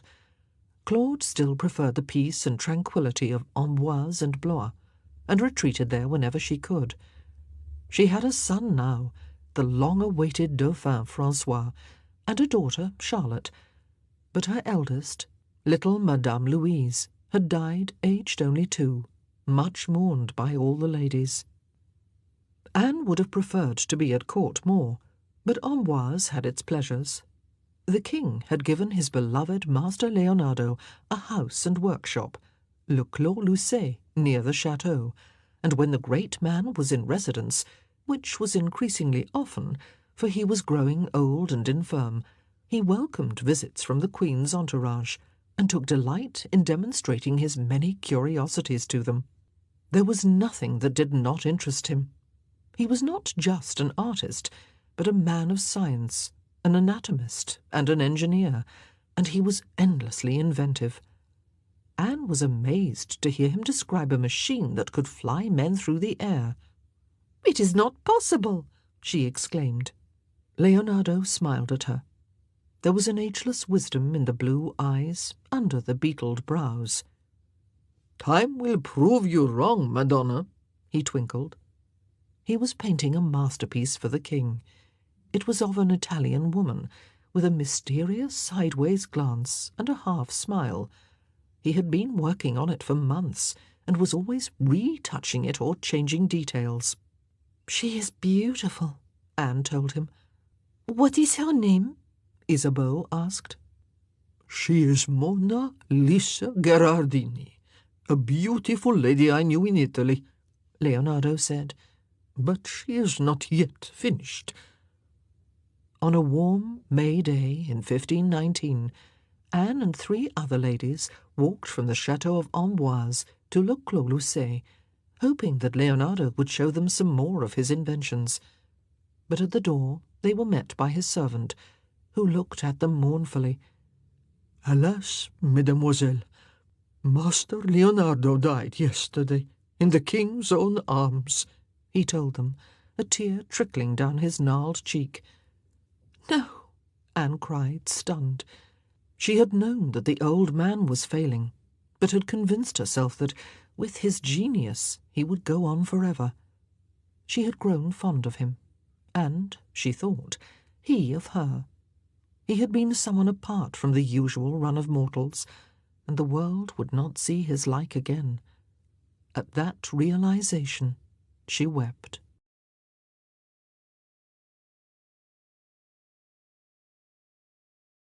Chapter 6, 1520. Anne stood with the other maids and ladies behind the Queen in a vast field in the Vale of Ardres. She was sumptuously dressed in the French fashion, in a low-cut black velvet gown with great slashed sleeves and strings of pearls draped from shoulder to shoulder and looped across her bodice. On her head was a gold-braided French hood, from which hung a black veil. Her pose was demure, but as she stood there in the breeze, tucking a stray tress back under her hood, her avid eyes darted everywhere, taking in the massed crowds of courtiers and the ranks of men-at-arms, all waiting expectantly against a backdrop of colourful silken pavilions. They had already been waiting for an hour, and still there had come no word that the English king was approaching. King Francois was in his tent. He would not ride out until his brother monarch was in sight. Anne's eyes were fixed firmly on the horizon. King Henry was coming now. She could see the banners and hear the trumpets, the tramp of marching men and the hoofbeats, as what seemed like a great army began its advance. And now King Francois, with his magnificent train, was emerging from the other direction, across ground that had been levelled so that neither monarch should appear to be higher than the other. Cloth of gold dazzled, great jewels sparkled in the sunlight, and proudly caparisoned horses snorted as the two kings doffed their bonnets and saluted each other from their saddles, then dismounted and embraced. Anne saw that Henry of England had broadened into solid manhood. She watched as he laughed and exchanged courtesies with Francois, wondering, as she had wondered 7 years before, why people praised his beauty, when, really, bar a noble profile, he was just a rather ordinary-looking, sandy-haired man with a ruddy complexion. The greetings over, the two sovereigns passed into Francois's sumptuous cloth-of-gold pavilion, and Anne followed Queen Claude in their wake. She was surprised when she saw Henry's Spanish wife, Queen Catherine, who looked so much older than her husband, and not by any stretch of the imagination the golden beauty whose praises had long been echoing around the courts of Europe. Of course, the loss of many children would account for her sagging figure and sad face, and, being Spanish, she would hardly look happy being obliged to consort with the French, her country's enemies. But there was King Francois, kissing her hand and doing her all honour, and there in Queen Catherine's train was Mary, Anne's sister. Mary caught Anne's eye and smiled. She looked happy, and Anne guessed that marriage must suit her. Mary had wed in February. Her new husband, William Carey, was an important, rising man in King Henry's court, the king's own cousin, no less. Father had hastened home for the wedding, as well he might, for it had taken place in the Chapel Royal at Greenwich Palace, in the presence of the king and queen themselves. Anne had stayed in France, not wishing to attend the wedding, in case father remembered that he had another marriageable daughter. There would be time to catch up with Mary's news and gossip later, but now the great glittering throng was moving toward the banqueting tent. Anne caught sight of her former mistress, Queen Mary, walking hand in hand with her husband, Suffolk, and looking radiant. Then she herself was swept along in the crowd. They were calling this summit meeting the Field of Cloth of Gold, for the field in which it was set was ringed with rich pavilions of silk, like fine burnished gold, all hung with marvellous cloths of arras, and everyone, it seemed, was decked out in yards of the glittering fabric. Few were more gorgeously attired than the ladies attending the three queens, Claude, Catherine, and Mary. Anne thought that the English gowns, however gorgeous, looked less becoming than the French ones, and as the days went on, she was amused to see her countrywomen hastily adopting the elegant fashions of France. No doubt many a maid had been kept up late, stitching frantically. The kings had signed an everlasting treaty of friendship, and now it was time for everyone to enjoy 17 days of indulgent revelry, banqueting, jousting, and disports. But no one could have mistaken the undercurrents of rivalry between the two courts. Father was here, having been in charge of some of the arrangements for the meeting of the kings. Mother was with him. She held Anne closely when they were reunited. "I cannot believe how you have grown up," she said. "You are quite the lady now." It pained Anne to see Mother looking older and sadder, still mourning her lost sons, but full of praise for George and how he was rising in favour at court. In the short time Anne spent with him, Father said that he had something he wanted to discuss when there was time. God forfend it was not her marriage. She sought out her sister, and found her at one of the booths set up in the camp by opportunistic traders. This one was selling an array of pastries, and Mary was buying some, in company with a girl with slanting eyes and full lips upturned disdainfully above a jutting, determined chin. Mary grinned when she saw Anne, and they embraced. "Congratulations on your marriage," Anne smiled. "I hear the king himself attended." "Yes, we were greatly honoured," Mary said, a trifle smugly. "Anne, may I present Jane Parker, Lord Morley's daughter?" She turned to her companion, whose face was transformed by an attractive smile. "You are also in Queen Catherine's entourage?" Anne asked. "Yes, as maid of honour," Jane Parker told her. They exchanged a few pleasantries, and then the conversation dwindled.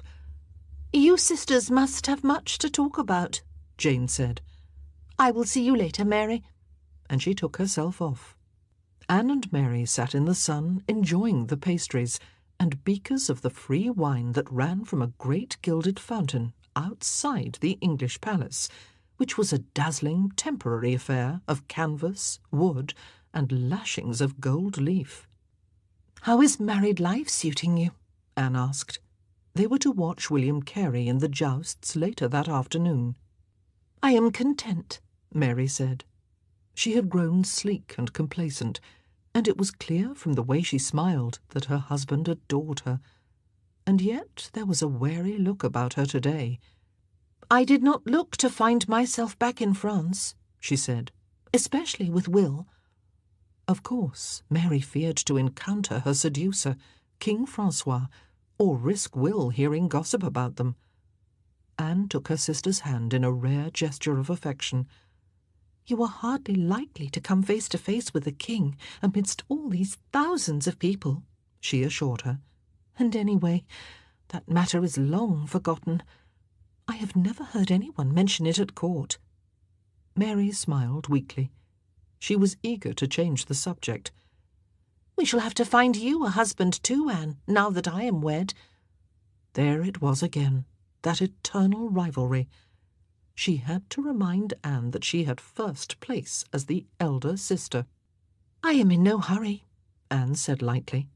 "I am too busy enjoying life." "Were you hoping to snare some rich French lord and desert us for good?" Mary asked. "That's what Father wants, and I've had several suitors, but I am determined to marry for love." "Then you're a fool. Father will never allow it. But tell me, is there someone?" Anne laughed. "No one, I assure you. I await my knight on a charger."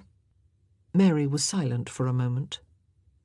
"Actually, Father has someone in mind."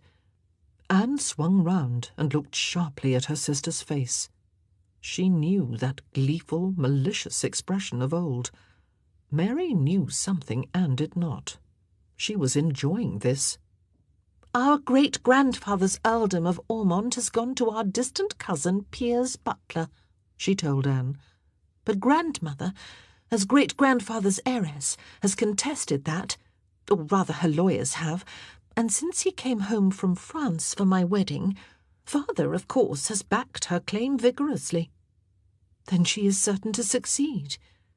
Father was an important man now, a privy councillor and controller of the king's household. Anne was impatient, wishing that Mary would get to the point. But how does this affect me? Mary smiled slyly.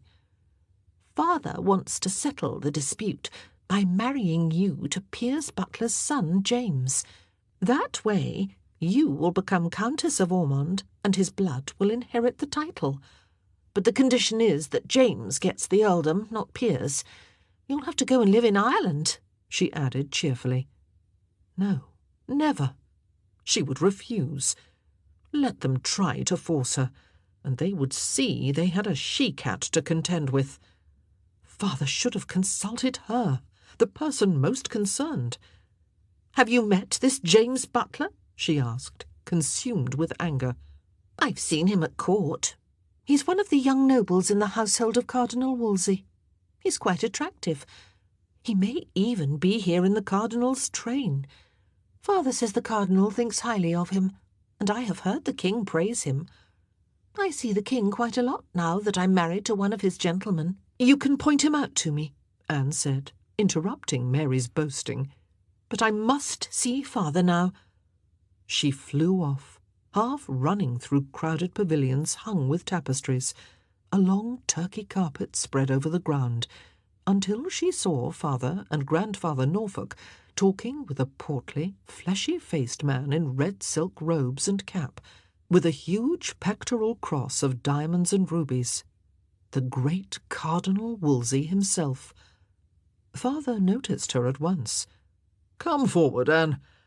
My Lord Cardinal, may I present my daughter, the one whose future we have been discussing?" Anne curtsied, barely containing her fury. "Delightful, delightful," the Cardinal said.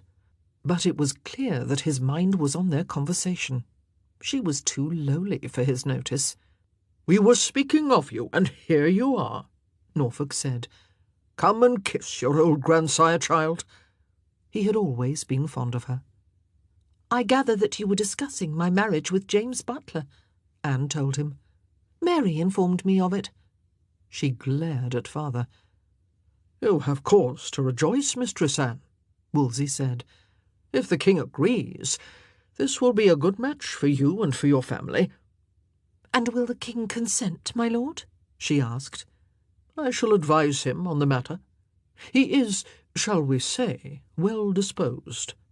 Father and Grandfather beamed. Anne knew herself bested. There was no more to be said. Her heart sank. If the King decreed it, she must marry James Butler. "There he is," said Will Carey, now divested of his jousting armour and flushed with victory. Anne was growing to like this brother-in-law of hers. He was warm and witty, and had a kind heart for all his ambition, and he clearly delighted in Mary. "That's James Butler over there." Anne looked across the tournament ground to the stand where the Cardinal was seated, surrounded by his household. To his left stood a stocky young man of about her own age, dark-haired with a fringe, and personable, at least from this distance. "You could do a lot worse," Mary said. "Yes, but I don't love him, and I don't want to go and live in Ireland," Anne retorted. It was galling that Mary's marriage had brought her a place at court, when she herself was facing exile to a land of bogs and savages by all accounts, and with a total stranger. Besides, she wanted to stay at the French court. "I must attend Queen Claude," she said, and hurried away, not wanting Mary and Will to see how upset she was. The next day there was another tournament, graced by the presence of the three queens, each seated on a stage hung with tapestries and furnished with a costly canopy of estate made of pearls. In a heavy gown of cream satin, Anne sat in the row behind Claude, with the other filles d'honneur, whose animated chatter went over her head as she faced the bleak prospect of leaving France for a marriage she did not want. The two kings were riding into the lists now, leading a long procession of knights. James Butler was not among them, but Will Carey was, riding beside a strikingly attractive man with close-cropped golden-brown hair, sensual features, and large light blue eyes. Anne stared at him, captivated. She did not even know his name, but she could not draw her gaze away. Never had a man's appearance moved her so powerfully. Will and the handsome knight acquitted themselves well, and Anne could see that the latter was high in royal favour, for King Henry, victorious himself in the jousts, was clapping him on the back as they rode out of the lists. There was a feast that evening in honour of the winners, and Anne seized the opportunity to ask her sister who the noble knight was. She was determined to make him notice her. "The one who rode out with Will. That's Sir Henry Norris. He's another of the king's gentlemen, one his grace favours greatly. He's just married Mary Fines. Remember? She was with us in the Hôtel de Cluny." Lucky, lucky Mary Fines. "I do remember," Anne managed to say. I thought he seemed familiar, but I was mistaken." There was no feast the next evening, so Claude dined in private with King François in the Château of Ardres. Anne, in turmoil at the thought of Sir Henry Norris together with Mary Fines, could not face food, and in her downcast mood she was averse to joining the Queen's ladies in their eternal gambling, so she escaped to Claude's private chapel.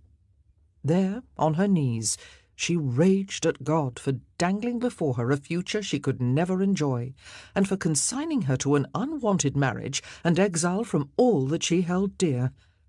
Was it for this that he had sent her into this world? If so, why had he allowed her to be fitted for a far more glorious destiny than that to which she was doomed? Why had he afforded her a glimpse of what love could be, and then deprived her of all possibility of experiencing it? As she knelt there weeping, a hand rested on her shoulder, and she looked up, startled, into the concerned face and violet eyes of Madame Marguerite, Duchesse d'Alençon, King François' sister, and the living image of him. "What is wrong, Mademoiselle Anne?" Marguerite asked. There was about this woman, who was so famed for her learning, an innate kindliness and warmth. Anne struggled to her feet and dropped a curtsy.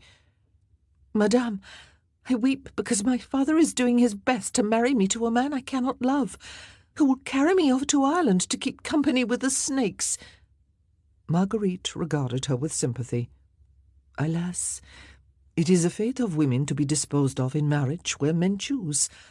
I, too, was married to a man I could never love, a man whom others sneer at for his illiteracy. They call him oaf, buffoon, and worse. It was all for King Louis's advantage. And yet my lord is kindly. I have not done so badly after all." "But, madame, do you not want more?" Anne burst out, before she remembered that she was speaking to the king's sister. Marguerite's face clouded. "No, I do not," she said sharply, and Anne was astonished to see tears in her eyes.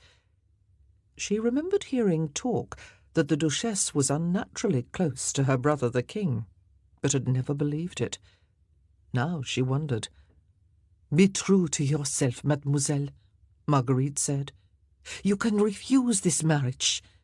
"I intend to," Anne told her. "But I fear my father would just ignore me." "Stand your ground, ma chère. Never let any man, even your father, take advantage of you. That's advice that was given not so long ago by a French princess to her daughter. She even wrote a book about it. You see, women can be strong when they have a will to it. Remember Queen Isabella of Castile? She ruled alongside her husband and rode into battle at the head of her army. Together they drove the Moors from Spain. Isabella's example proves that women can be as capable as men when they set their minds to it. It's just that we are not taught to think for ourselves or question our subjection." Marguerite's forthrightness startled Anne out of her self-pity. Here was a woman with a mind like her own. "I am intrigued by your Highness's opinions," she told Marguerite. "They remind me of the writings of Christine de Pizan, whose works I read at the court of Burgundy. I had long discussions with the Regent Margaret about the status of women in the world. As a sex, we should be stronger and make the most of our capabilities." "Indeed," Marguerite replied, her face lighting up in surprise. "Mademoiselle, I am impressed. The Regent is known for her enlightened views. It is refreshing to find one who shares them. Ma chère, you must take courage from Christine de Pizan and persist in your refusal. Marriage is founded on mutual consent, and to be forced—" To Anne's utter astonishment, the Duchess burst into tears, sinking to her knees and burying her face in her hands. "Madame, what is wrong?" Anne cried. "Here I am, complaining about my lot, when you are so unhappy." She knelt by Marguerite and stayed there, until the older woman's shoulders stopped heaving and her breathing slowed.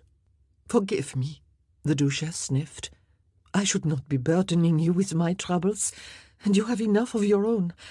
But I shall go mad if I do not talk to someone. Can I trust you?" "Of course, madame. I swear it on my life." Marguerite paused. It was clear that she was struggling to find words.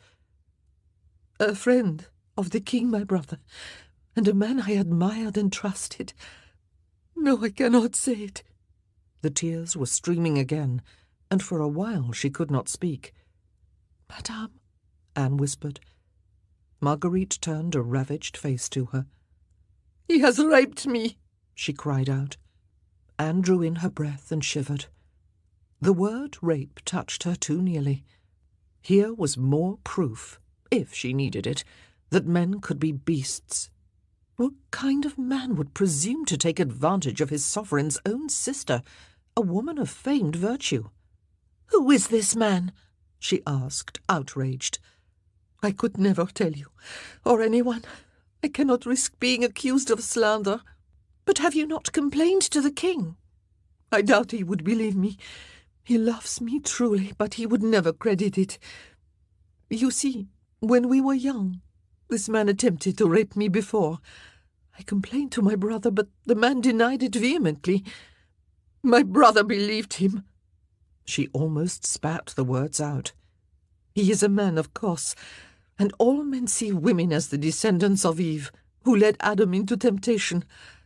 Of course, I must have led this man on, even unwittingly." Her tone was tart. "And Francois will think the same if I complain a second time." Anne's anger burned fiercely again. How could any woman ever obtain justice for this most foul of crimes if the King of France not only committed it with impunity, but refused to believe that his own sister had been a victim of it? How dare he hold women so cheaply? "Madame, in England, I believe, raping the king's sister is treason and punishable by death." Marguerite stood up. "That is as may be, but it avails me little. In France, the honour of men is paramount, even of men who have no honour. Mademoiselle, speak of this to no one. You did not hear it.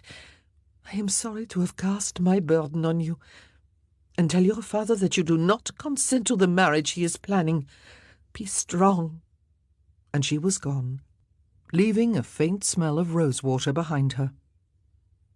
The next day, a page dressed in Marguerite's livery approached Anne as the Queen's ladies were watching knights running at the ring, practising for yet another tournament.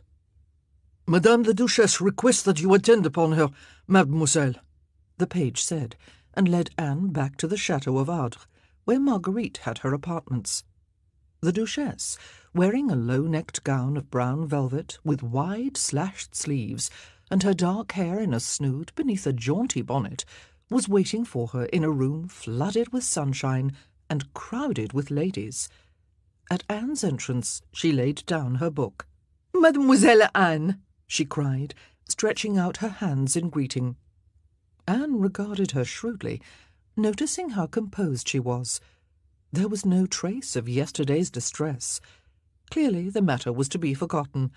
Ma chère, Marguerite smiled, raising Anne from her curtsy. I have a proposition to put to you. The Queen has agreed that, if you wish, you may leave her household and serve me, for I think we agree very well together.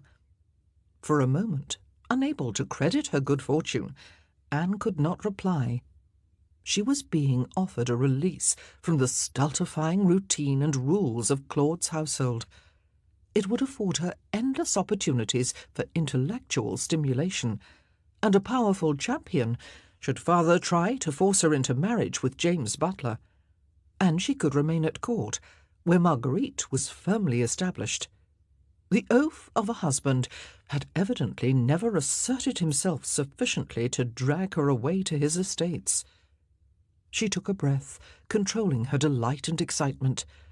Madame, I will be honoured to serve you, she said, and curtsied again. Then that is settled.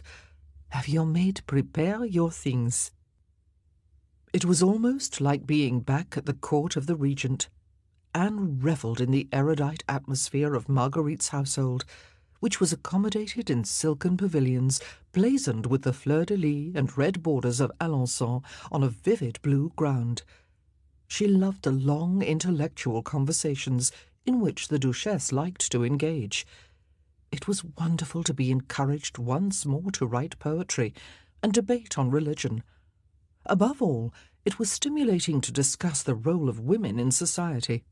The question is, Marguerite said one evening, as she and her ladies sat up late after yet another lavish banquet, are we women essentially virtuous, or are we, as the moralists see us, oversexed disciples of Satan, whose chief function is to tempt men into sin? We are naturally virtuous, one young woman spoke up, but men cannot see us that way. They fear us, that is why, Anne smiled, laying aside her embroidery so that she could concentrate properly on the conversation. Very percipient. That is why they want to control us, Marguerite said. But we can confound them with our prudence. It is what made Queen Isabella great, what enables the Regent Margaret to govern so wisely. Prudence is the fount of all virtues. Aristotle said it long ago. What we are enjoying now is the reign of the virtuous woman. We are conquering men with our intellect, our gentler virtues being our strength. Anne thrilled to hear her speak so. This new learning, Marguerite went on, which we have from the ancient scholars of Greece and Rome, has opened our eyes to the power women wielded in antiquity. Look at Cleopatra. She was the 7th queen of her name. This teaches us that we are not born just to be subordinate to men. Our flesh might be weak, although those who have borne children might deny that, but our hearts and our intellects are strong. I say we can be a match for any man. Bravo! Anne cried, and several young women clapped. It has been argued, Marguerite continued, that men do not oppress women because of some natural law, but because they want to retain their own power and status. My father holds that women are inferior to men because man was created by God first and is stronger, and therefore more important, a maiden chimed in. Marguerite smiled. Ah, but maybe it was Eve, not Adam, who was deceived. And if you think about it, women were greater than men from the first. Adam means earth, but the name Eve stands for life. Man was created from dust, yet woman was made from something far purer. God's creation was perfected when he made woman. Therefore, we must celebrate the nobility of women. Do you think these ideas can become widely accepted? Anne asked. They are being debated all over Christendom, particularly in Italy, Marguerite told her. And what happens in Italy often influences the rest of the world. Change will come, have no doubt of it, and we women who have power and rank are the ones who will bring it about. So we must continue the fight." Armoured with a new awareness of her own power, Anne confronted her father. "I do not want to marry James Butler," she said. "I feel that a better match could surely be found, and this marriage will be of little advantage to you, sir. Yes, I would be a countess, but what good would that do me, hidden away in the wilds of Ireland? Surely you had me educated for better things." Father frowned. "It will keep the earldom of Ormond in the family." "In the Butler family? But it will not restore it to the Boleyns, where it rightfully belongs."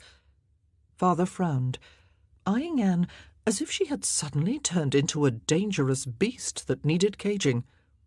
"This is a fine to-do," he said at length. "Do you want me to look a fool in the eyes of the king and the cardinal?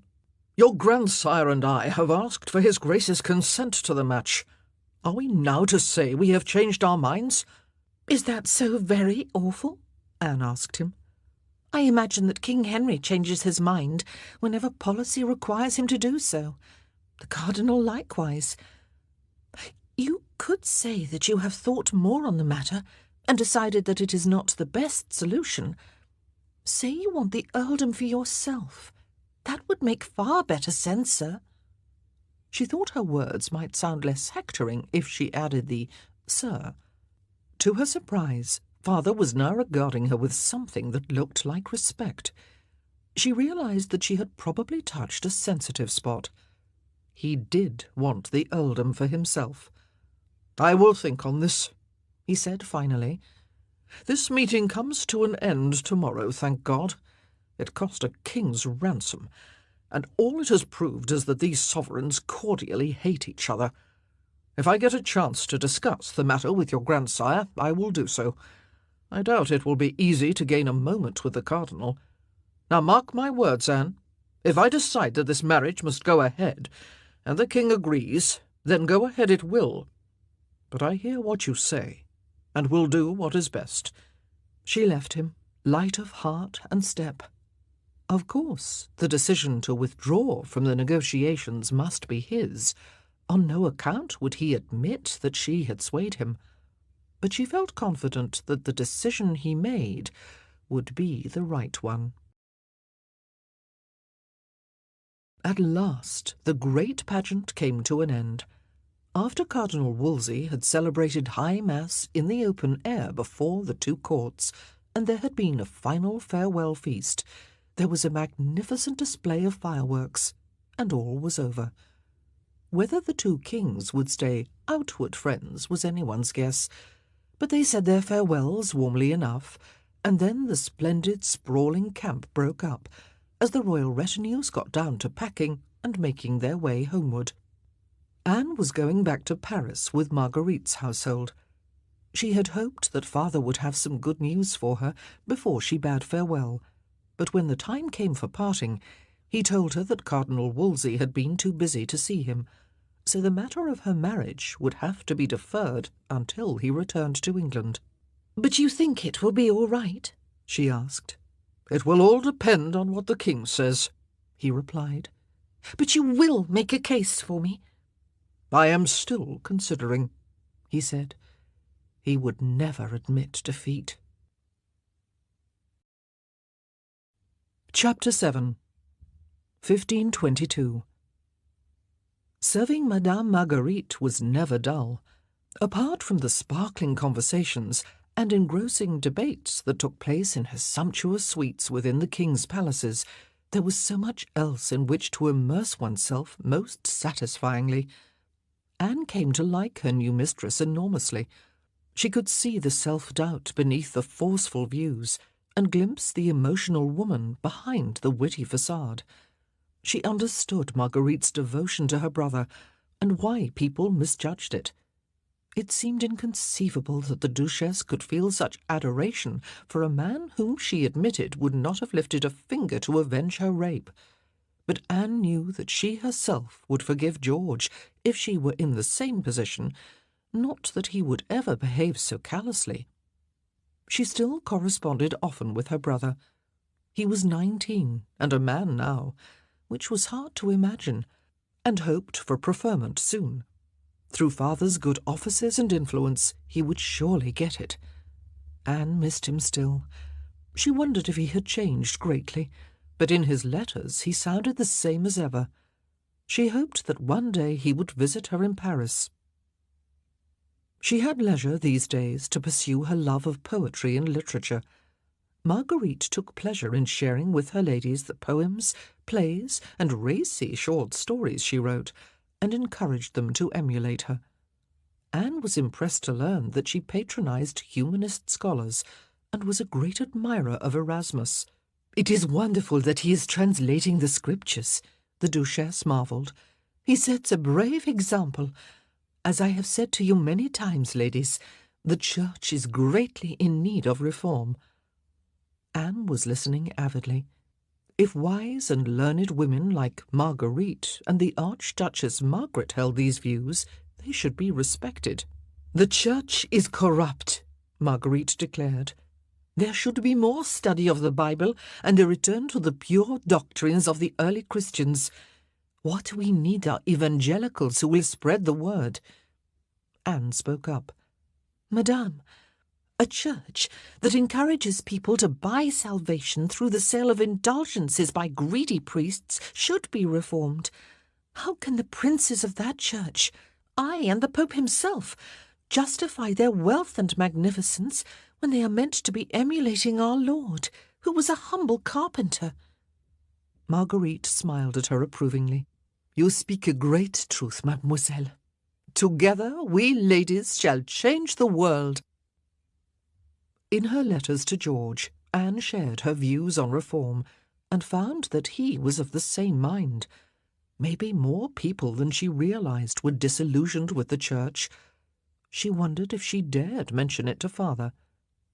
He wrote rarely.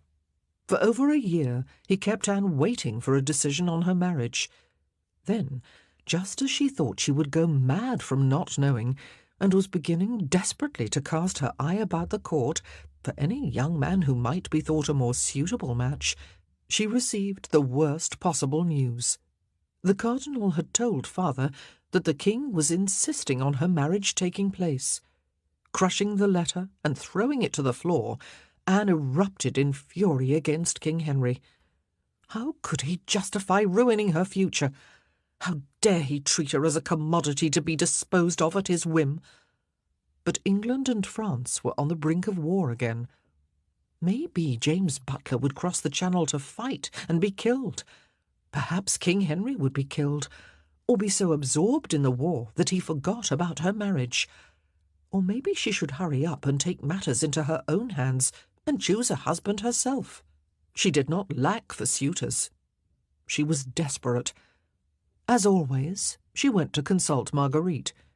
"Madame, if you approve a match for me, then surely my father and King Henry must accept it."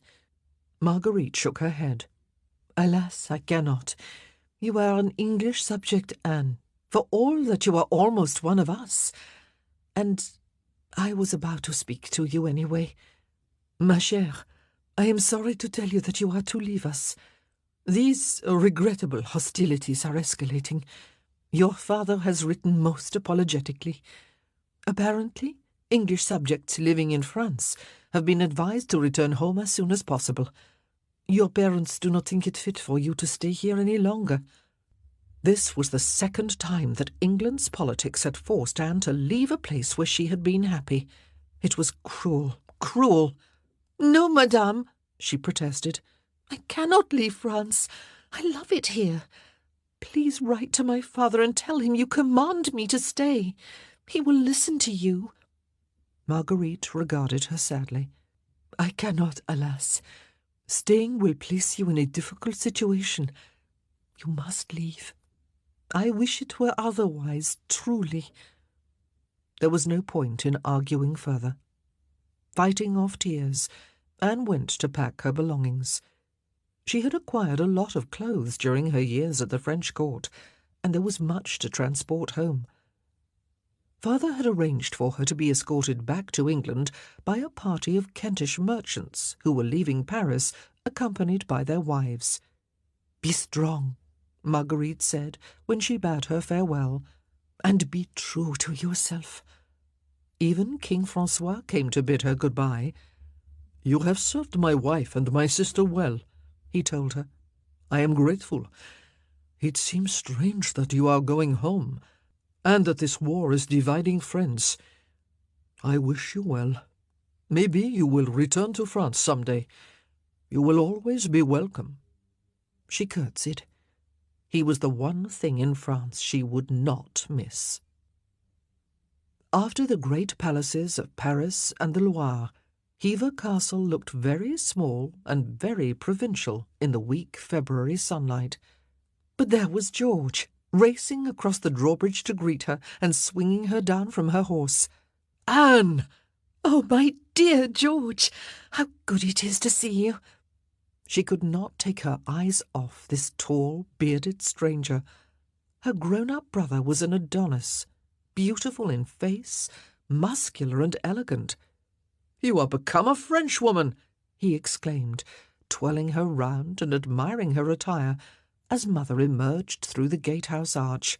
"Welcome home," she cried, hugging Anne tightly. Come in, and have something to eat. You must be tired after your long journey." She sent grooms and ostlers flying to take care of the baggage cart and the horses, as Mrs. Orchard hurried forward to clasp her former charge to her ample bosom. It was so strange to be home after 9 years away. Anne realized, hearing English voices all around her, that she now spoke her native tongue with a French accent. The servants, insular Kentish folk, kept staring at her clothes. Of course, they must look exotic to country people used to sober English fashions. "Your father is at court," Mother said, leading them into the parlour, which now seemed small and old-fashioned. "But he has sent excellent news. He has secured you a place as a maid of honour in Queen Catherine's household. You are to go to the court at Greenwich with all speed." "That's wonderful news," Anne cried. "And I am sent to escort you," George said, as they seated themselves at the polished oak table and wine and little cakes were brought. Again she was struck by her brother's good looks. No wonder the maids were ogling him. Going to the English court was some compensation for being banished from the French one, even if it was to serve the sad Spanish queen. The prospect of being rusticated at Hever had appalled her, after those wonderful years in France, which she could hardly bear to think about right now. It would also be good to spend time with George. She felt cheated at having missed out on the years of their separation. "What is Queen Catherine like?" she asked. "Charming and very kind," Mother said. "She is a most pious lady, and good to her servants. Of course, she has suffered tragic losses. 6 children she has borne, and only the Princess Mary lives. She dotes on her, as you can imagine, but the king needs a son to succeed him, and there's been no sign of another pregnancy for about 4 years. "Why should the Princess Mary not succeed?" Anne asked. "Because she is a woman, dear sister," George replied, pouring more wine. "Women are not fit to rule. Most are emotional, weak creatures." He ducked as Anne picked up a cushion and swung it in his direction. "Help!" "You are being unnecessarily provocative, dear," Mother said. "What of Isabella of Spain?" Anne asked. "What of the Regent Margaret? Wise, successful rulers, both of them. You are behind the times, brother. Give me one good reason why a woman cannot rule." "They throw cushions," George said, smirking. Anne punched him. "Now stop it, the two of you," Mother ordered. "There is much to discuss. Anne, I need to know how well equipped you are for the court. You have sufficient gowns of black or white? No other colours are permitted for those who serve the Queen." There was really no time in which to feel homesick for France. No sooner had Anne arrived home than she was packing to leave again. At last, all was carefully stowed away in her chests, and she and George were on their way to Greenwich, leaving Mother waving them off wistfully from the drawbridge. The sprawling red-brick turreted palace, nestling by the River Thames, reminded Anne of the palaces of the Regent. It blatantly emulated them, having been built for pleasure and display. Over all towered the mighty donjon that housed the royal apartments, and surrounding the palace were lovely gardens. "The king was born here," George said, as they rode into the stables courtyard. "He loves this place." Inside, the galleries and rooms were light, thanks to the tall oriel windows that afforded views of the river. The ceiling of the great hall was painted yellow, in keeping with the rest of the brightly coloured decor, which seemed gaudy to eyes used to the sophisticated classical schemes of the French royal chateau. But the walls were adorned with magnificent tapestries, or painted with imposing murals. Fine furniture graced all the chambers, and there were costly Turkey carpets on the rush-matted floors.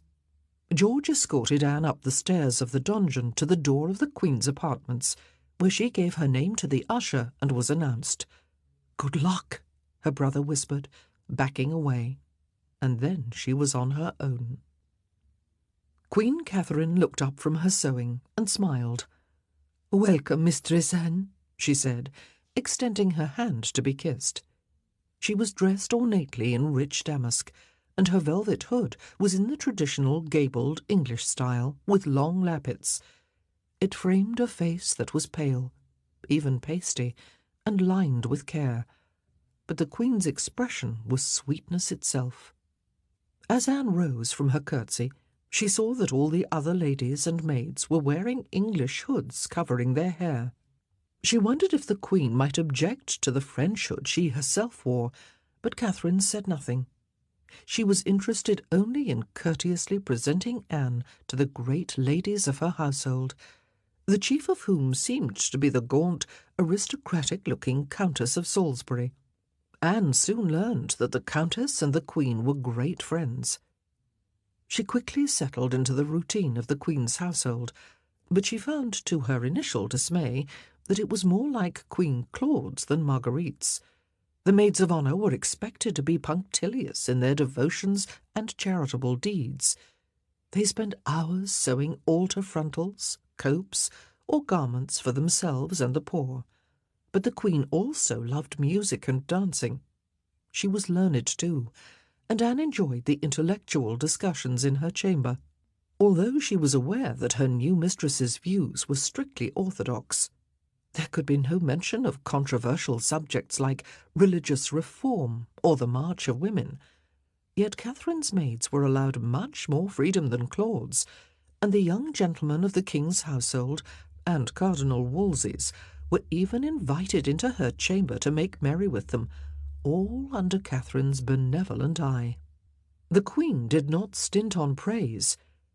Anne was assigned to look after her wardrobe and personal effects, and everything she did was received with a smile and an appreciative thank you.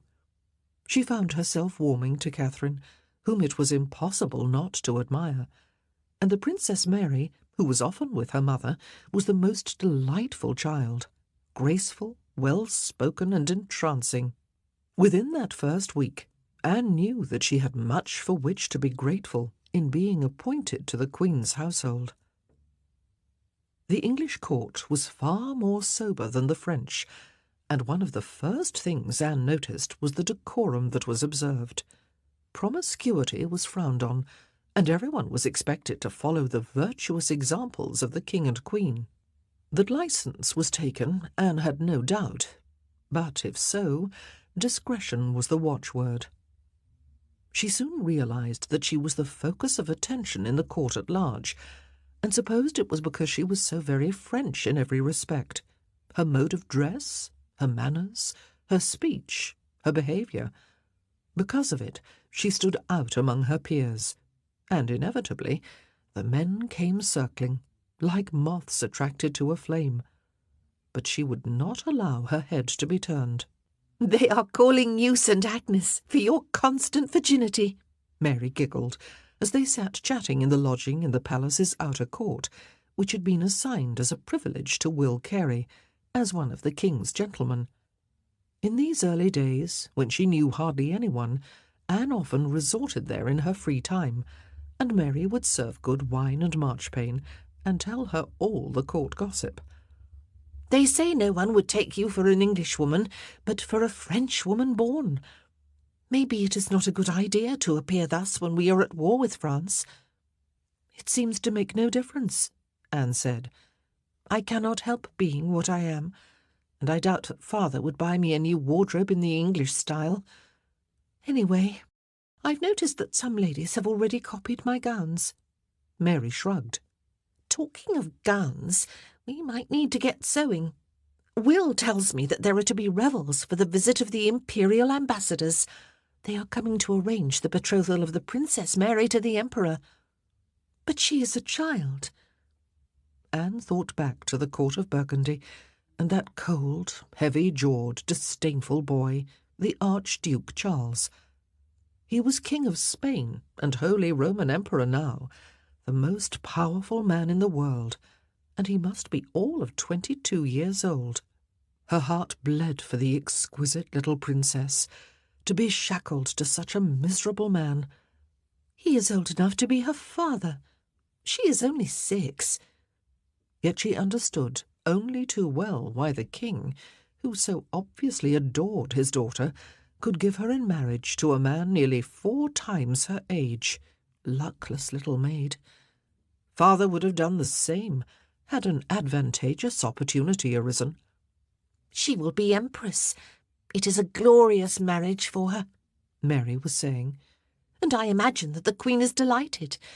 The Emperor is her nephew. Anyway, as I was saying, there is to be a pageant performed before the King and Queen and the ambassadors. Cardinal Wolsey is hosting it at York Place. Do you want to take part? I can put in a word for you." "I should love that," Anne smiled, trying not to think of the poor little princess. 2 days later, King Henry came to visit his wife and daughter. He was broader and more solid than ever, a big man with a majestic presence and an easy manner, although Anne could imagine, observing his narrow eyes, red hair, and prim mouth, that he could be dangerous when provoked. Only last year he had sent his cousin, the Duke of Buckingham, to the scaffold, for allegedly plotting to take the throne, and Penshurst, where her brother Thomas had once served the Duke, had been appropriated by the Crown. Father had been made its keeper, another office to add to the many he already held. The king bent to kiss the Queen, and spoke to her most lovingly. Then Anne was presented to him. While he still held little attraction for her, when he fixed that piercing blue gaze on her, she had to acknowledge that there was a certain magnetism about him. It came, she knew, from the authority he wielded, and his considerable talents. There was no doubting that he was highly accomplished.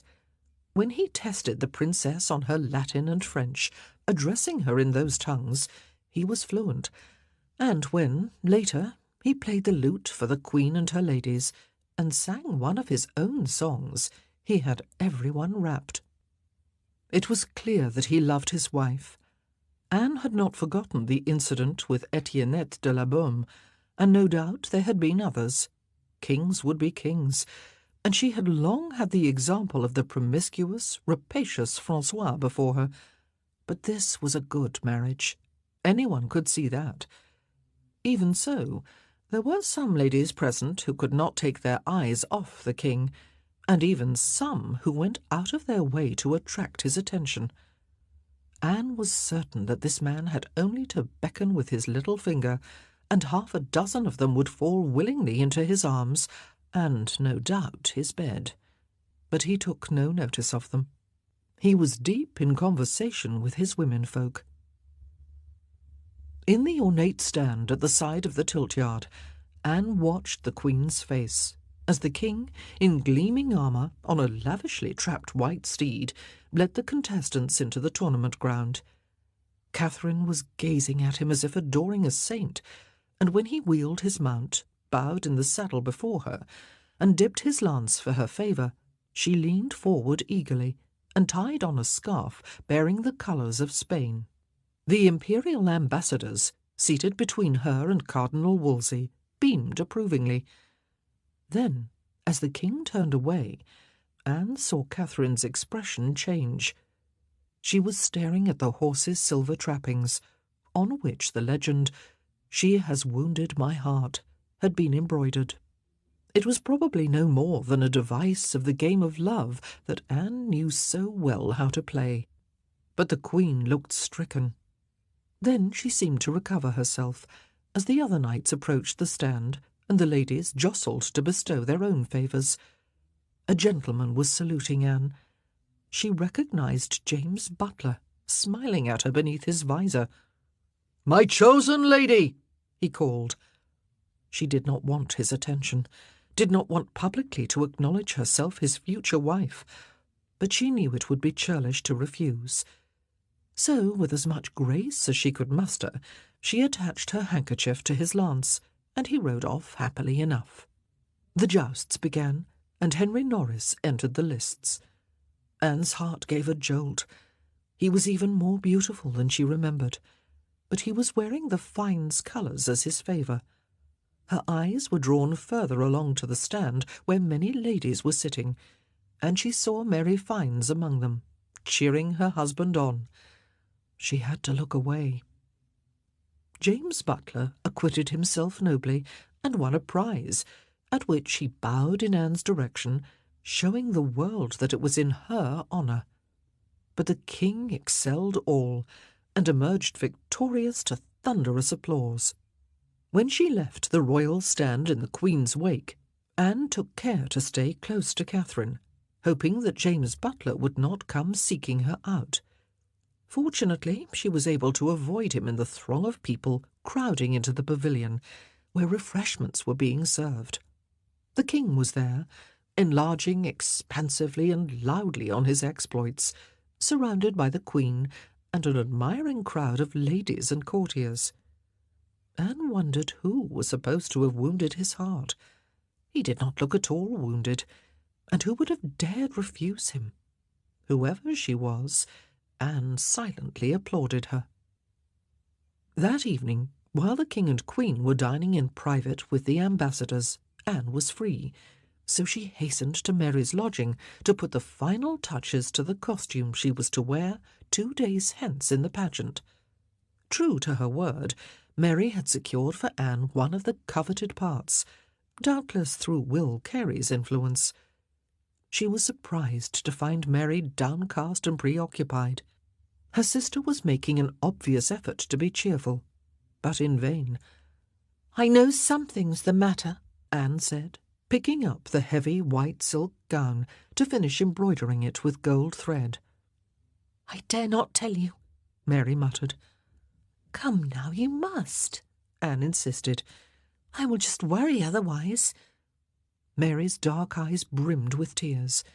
She always could cry beautifully. "You must promise not to say this to a soul, especially Will," she blurted out. "The king is trying to seduce me, and I do not want him." Now she was sobbing uncontrollably. "But that's appalling," Anne cried, as the motto on Henry's trappings suddenly made abhorrent sense. "You must say no." "I have, and he was angry." Mary dabbed at her eyes. "It started at Christmas.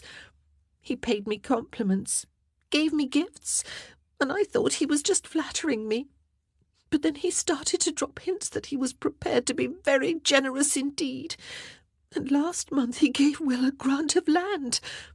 Will was delighted, but I knew it for what it was. An inducement to let me know that I would be well rewarded." "I'm glad you said no," Anne told her. "but I expect he isn't used to that. Most women are probably flattered by his attentions. He is the king, after all. I think he expected me to submit without a qualm, but I told him that I was a married woman and feared to offend my husband. He said my husband need never know, and that he had had mistresses before without anyone finding out. I said I would know, and that I could not betray Will. No one would believe it, Anne. First King Francois, and now King Henry. Why me?" "Some might envy you," Anne observed. "I wouldn't." Mary was scrunching up the fine silk in her agitation. "I barely avoided ruining my reputation at the French court. I dare not risk it again here. And I don't want the king." "I can understand that," Anne agreed. "Remove the crown and the fine clothes, and you're left with a fairly ordinary man. You should stick to your resolve and keep your distance. Never give him an opportunity to pursue you." Mary looked doubtful. "He is the king, and he is persistent." The great double doors swung open, and the wheels squeaked as the pageant car began its cumbersome progress into the hall, pulled by strong men concealed beneath the foliage that adorned it. Its centrepiece, the flimsy wooden green castle into which Anne and 7 other ladies had squeezed themselves, began to judder alarmingly, and they were thankful when it came to a stop. She could hear the voice of a herald announcing, "Le Château Vert!" Beside her, Mary was still sniffing, her eyes having filled with tears when confronted with the 3 banners that hung from the castle. They depicted 3 broken hearts, a lady's hand holding a man's heart, and a lady's hand turning a man's heart. "He has ordered this," she whispered to Anne. "He thinks to turn my heart." "Come," the Duchess of Suffolk had commanded, unaware of Mary's distress, and there had been no time for Anne to comfort her sister or exhort her to stay strong. She knew Mary was weak-hearted, and feared she would not have the courage to stand up to the king. She would have liked to box his ears, and worse, for doing this to Mary, who had suffered enough at the hands of royalty. They were silent now, awaiting the blare of trumpets that would signal the start of the pageant. They could hear the applause of the diners, the muffled exclamations of surprise and delight, well-deserved too, for Master Cornish, the deviser of the pageant, had created a beautiful setting for it. The castle was surrounded by realistic gardens and bushes, and he must have had an army of seamstresses up for nights, making the silk flowers that adorned them. The trumpets sounded, and Anne and the other ladies adjusted their masks, gathered their skirts, and burst forth from the castle. They were wearing identical white satin gowns, embroidered with Milan point lace and gold thread, silk cauls, and Milanese bonnets of gold encrusted with jewels. Each had embroidered a name on her bonnet. Anne was Perseverance. Mary was Kindness, a name she now regretted choosing, in case it gave the king some encouragement. Jane Parker was Constancy, and the Duchess of Suffolk, out in front, was leading the dancers in the guise of beauty.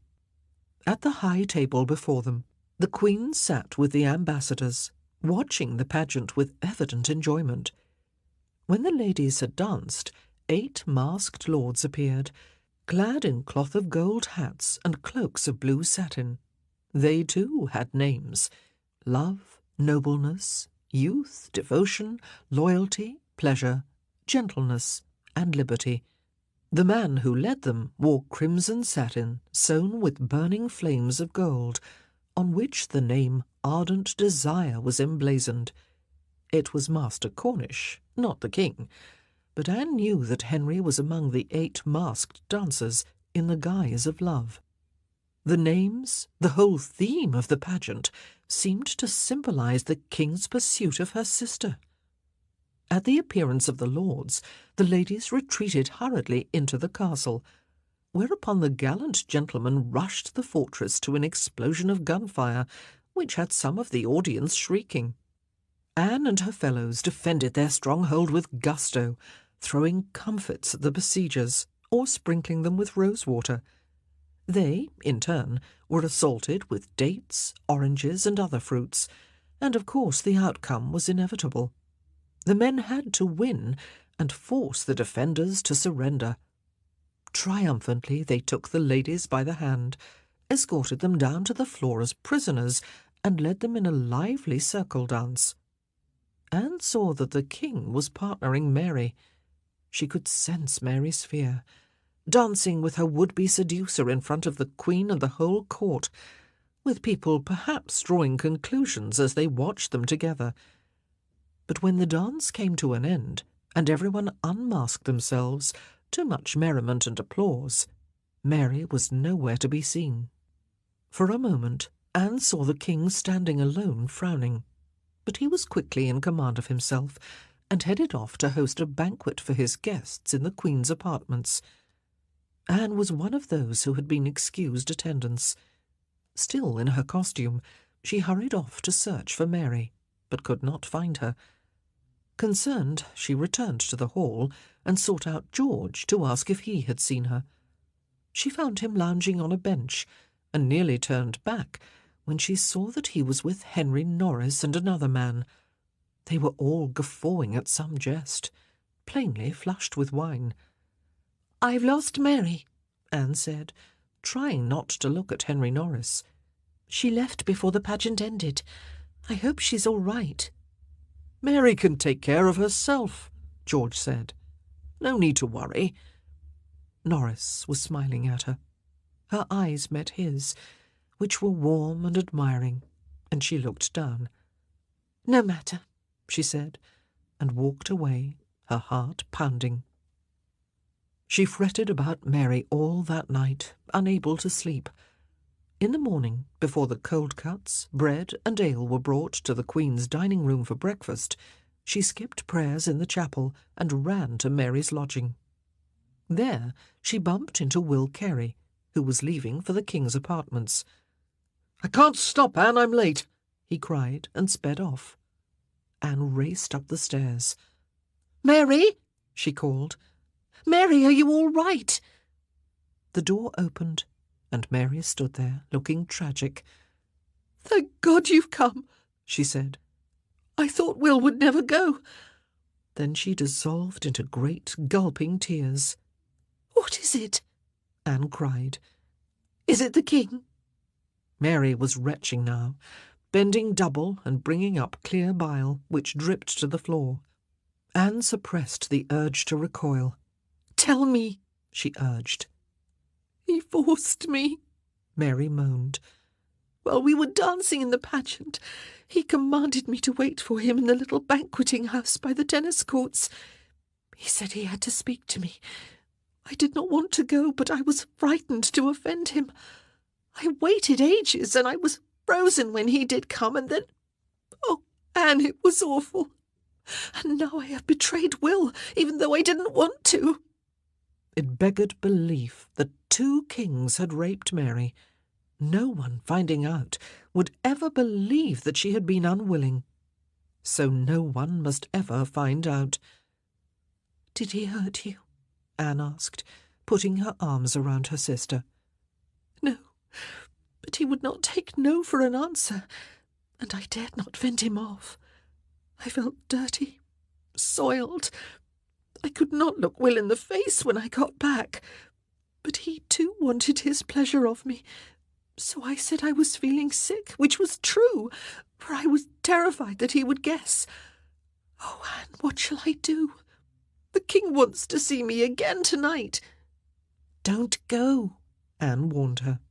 "But I dare not refuse. If he can be generous to our family, he can also withdraw his favour, or worse. I have to go. Oh, God, why me? Of all the ladies he could pick on." And she wept again. "You could tell father." "Are you mad? He thinks little enough of me as it is." Anne sat Mary down on the settle. "I will tell him how distressed you are." "No." "Then plead illness. Go home to Hever. Will would understand." "I'd have to be ill indeed to do that. He would hate me being away." Anne lost patience. "Then there is nothing for it, unless, of course, you complain to the Queen." Mary looked horrified. That's unthinkable. She is a kind lady, and I would not hurt her. Well, I can think of nothing else you can do. I don't know what else to say." Anne felt utterly helpless and angry. It's disgraceful that a king who claims to be virtuous and sets himself up as the living example of chivalry can so basely abuse his power and get away with it, she fumed. Having made Mary take some bread and ale, Anne left her to her maid and went in search of their father. She found him in the office of the Board of the Green Cloth, seated at a large green baize table, looking over lists of household accounts. He looked up. "Anne, this is a pleasant surprise." "Not so pleasant when you hear what I have to say, father," she answered in a low voice. "And it is for your ears only." She glanced at the two clerks seated at their high desks. Sir Thomas dismissed them. "Now," he said when they were alone, "what is wrong?" "The king has forced Mary to become his strumpet," Anne told him. "What?" Father was going a nasty puce colour. "He gave her no choice in the matter. He raped her, to be plain. I thought you should know." "How did she allow herself to get into this situation?" Father barked. "Allow herself? I told you he gave her no choice." Anne's temper was rising. "When the king commands, who dares deny him? And of course he seems prepared to be very generous. Already he has granted land to Will." Sir Thomas sank back in his chair, grim-faced. "It's deplorable, but it can do her no harm," he said at length. "Or any of us, for that matter. Bessie Blount was his mistress for 5 years, believe it or not, and bore him a son. She did very well out of it, and made a good marriage." "But Mary is already married, and painfully aware that she is cuckolding Will. What will she get out of it, except misery and shame?" "Money, honours, preferment for her family," Father said, a calculating gleam in his eye. Anne gaped at him. He would sell his daughter for money. "We must all make the best of a bad situation," he told her. "I thought you would do something to prevent it." Anne was furious with him. "Alas, I am as powerless as Mary is. As you say, no one denies the king." "I would," cried Anne defiantly, and left him sitting there, pushing past with an angry swish of her skirts. Father was looking very pleased with himself. "I am appointed treasurer of the royal household and steward of Tunbridge," he crowed. He was walking with Anne along the river front at Greenwich, both of them enjoying the first warm afternoon of spring. It had been days before she could bring herself to speak to him after their altercation over Mary, but there was no avoiding him, and gradually she had allowed herself to thaw a little. "The wages of sin?" she asked. It had been 2 months now since Mary had succumbed to the king. Will still did not know, and Mary, while resigned to having to endure Henry's attentions, which she conceded were not so bad, was suffering agonies of guilt. "I hardly think so," Father snapped, jolted out of his good mood. "These appointments are rewards for my long service, and my assistance in indicting the Duke of Buckingham. They are no more than anyone would expect a man of my standing to receive. I resent your implication that I got them only because my daughter is bedding with the king." "How can you be so complacent?" Anne threw back. "I can because I must." They walked on in silence, aware of the stares of others. Anne fixed her eyes on the river, where myriad boats were bobbing up and down or making their way toward London or Deptford and the sea. There was a stiff breeze, and she had to hold on to her hood. The king had visited the Queen's apartments this morning and singled Anne out. In the weeks since his seduction of Mary, she had barely been able to bring herself to look at him. She hated him so much. Whenever he appeared, she saw not the monarch in his fine robes, but a selfish, lustful man overpowering her sister, without thought for her feelings or the consequences. He was despicable. So when he had noticed her today, and asked her how she was settling in, she had responded with the barest of courtesies.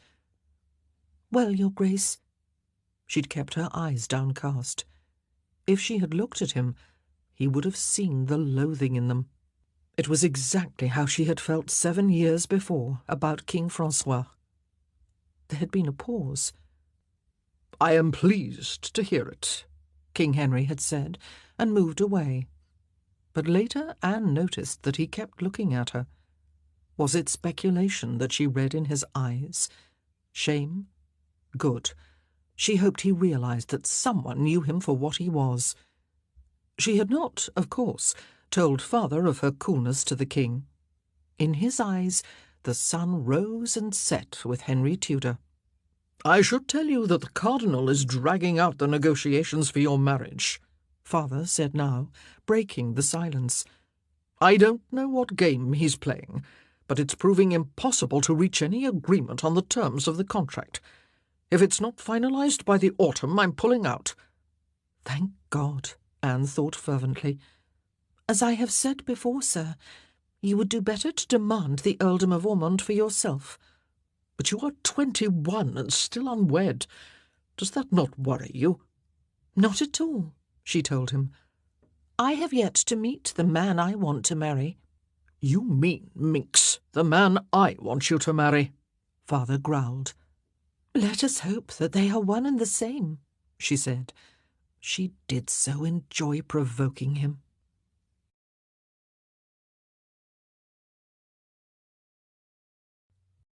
Chapter 8, 1523.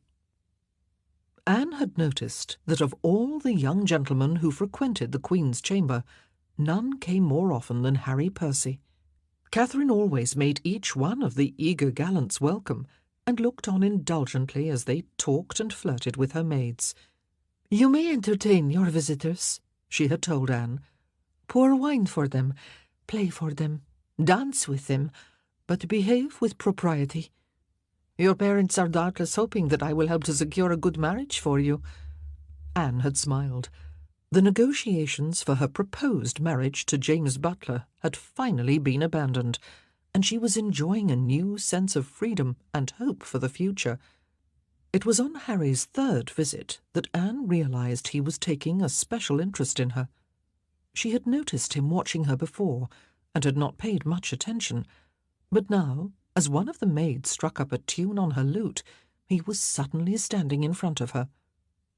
"Mistress Anne, would you do me the honour of dancing with me?" he asked.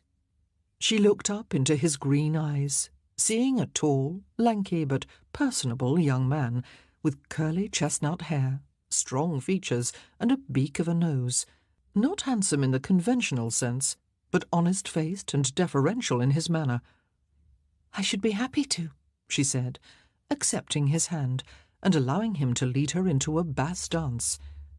When it ended, he asked her for another, and then another, and presently they were sitting on a cushioned seat in one of the tall oriel windows, and talking as if they had known each other for years. Anne saw the Queen watching them, and was reassured when she smiled.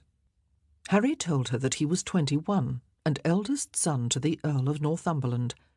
Until a few weeks ago, he had been serving in the north as warden of the border marches. Only this spring had he been released from his duties so that he could join the cardinal's household, where he served his master at table, showing off the carving skills acquired by every gentleman. "I hope thereby to gain preferment," he told Anne, "like Master Carey, who has done so well. He is my cousin." She wondered if Will had told Harry that she was unattached, and encouraged him to pay court to her.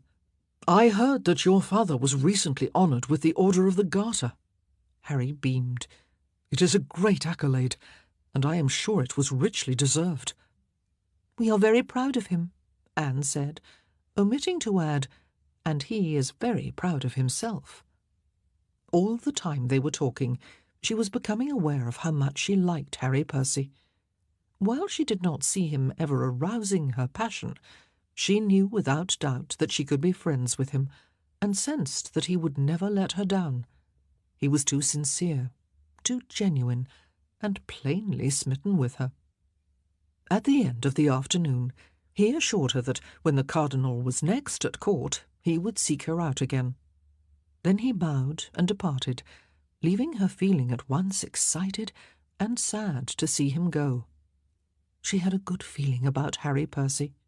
Being with him felt part of the natural order of things. He was as good as his word. No sooner had the cardinal taken up residence again than Harry was there at the Queen's door, and he returned every day, growing ever more ardent. But Anne was determined not to be hurt or made a fool of, or to appear too keen on him. Occasionally she would absent herself, and leave him wondering where she was. Later she realized that there had been no need to play hard to get, and that he had been hers from the first. Gradually, over that enchanted month of May, the carapace she had built around herself broke down, yielding before Harry's kindness and devotion. Their first kiss was stolen in an arbour in the Queen's privy garden, and it felt very sweet. She knew that she was falling in love with him, but there was more to it than that. She felt more strongly than ever that he was the right man for her. For all his humble devotion, she was well aware that he was heir to one of the greatest and most ancient earldoms in England, and that she could not look for a better match. Beside him, the forbidden allure of Henry Norris had paled. "Do you know anything about the Percys?" she asked George one day as they watched a bowls match, contriving to sound as if it were merely a matter of general interest. "They are great lords," he told her, "virtually kings in the north." That rang true with what Harry had said. His ancestors had come over with the Conqueror. His family had a long and noble history, and had married with royalty.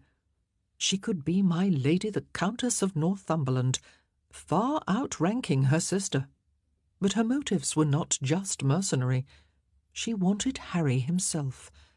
He had overturned her jaded perceptions of what men were like, and shown her that honour and respect and devotion were not just empty words. She could think of nothing more wonderful than becoming his wife. When Harry confided that he liked her very much, and would say more if he could, her heart had swelled. George grinned. He knew. "You could do a lot worse than marry Harry Percy." "What do you mean?" "It's all over the court. How Anne Boleyn loves him." Her cheeks were flaming. "That's my business," she flared. "The Queen's ladies do love to gossip," George smirked. "And if you will insist on wearing French gowns and drawing attention to yourself, what do you expect?" "I expect you to rebuke them for their idle chatter," she retorted. "Oh, I've better things to do with them," he laughed. "No doubt," she said tartly. George's love affairs were notorious in the court, but then he drew her to him and squeezed her affectionately. "Seriously, I would be delighted if you wed Harry, and there's no doubt that father would. So go ahead, dear sister, and seize the blessings that life offers you." It was June, and the roses in the Queen's garden were in glorious bloom when Harry led Anne to a bench, plucked a red rose and handed it to her, then dropped on one knee before her. His eyes were afire with feeling. "I can hide it no longer. I love you, Anne," he blurted out, as she sat there with her heart beating wildly. "Will you honour me by becoming my wife?" She looked down into his eager face and saw nothing but true love writ there, and her heart stilled and melted. He was a good man, a kind man, gentle and loyal. He would never hurt or abandon her, never deceive her, or force her to do anything she didn't want to do. With him, her future would be secure. How could she have thought, those first days, that she could never love him? "Oh, yes, Harry," she breathed, and they stole a lingering kiss, hoping that no one had seen them. It left her hungry for more. "Then we must be betrothed now," Harry cried, leaping up, and beckoned to two gentlemen sitting on the grass nearby with some of the Queen's maids. "Sirs, will you witness our plighting?" he cried. Anne was startled at his eager haste.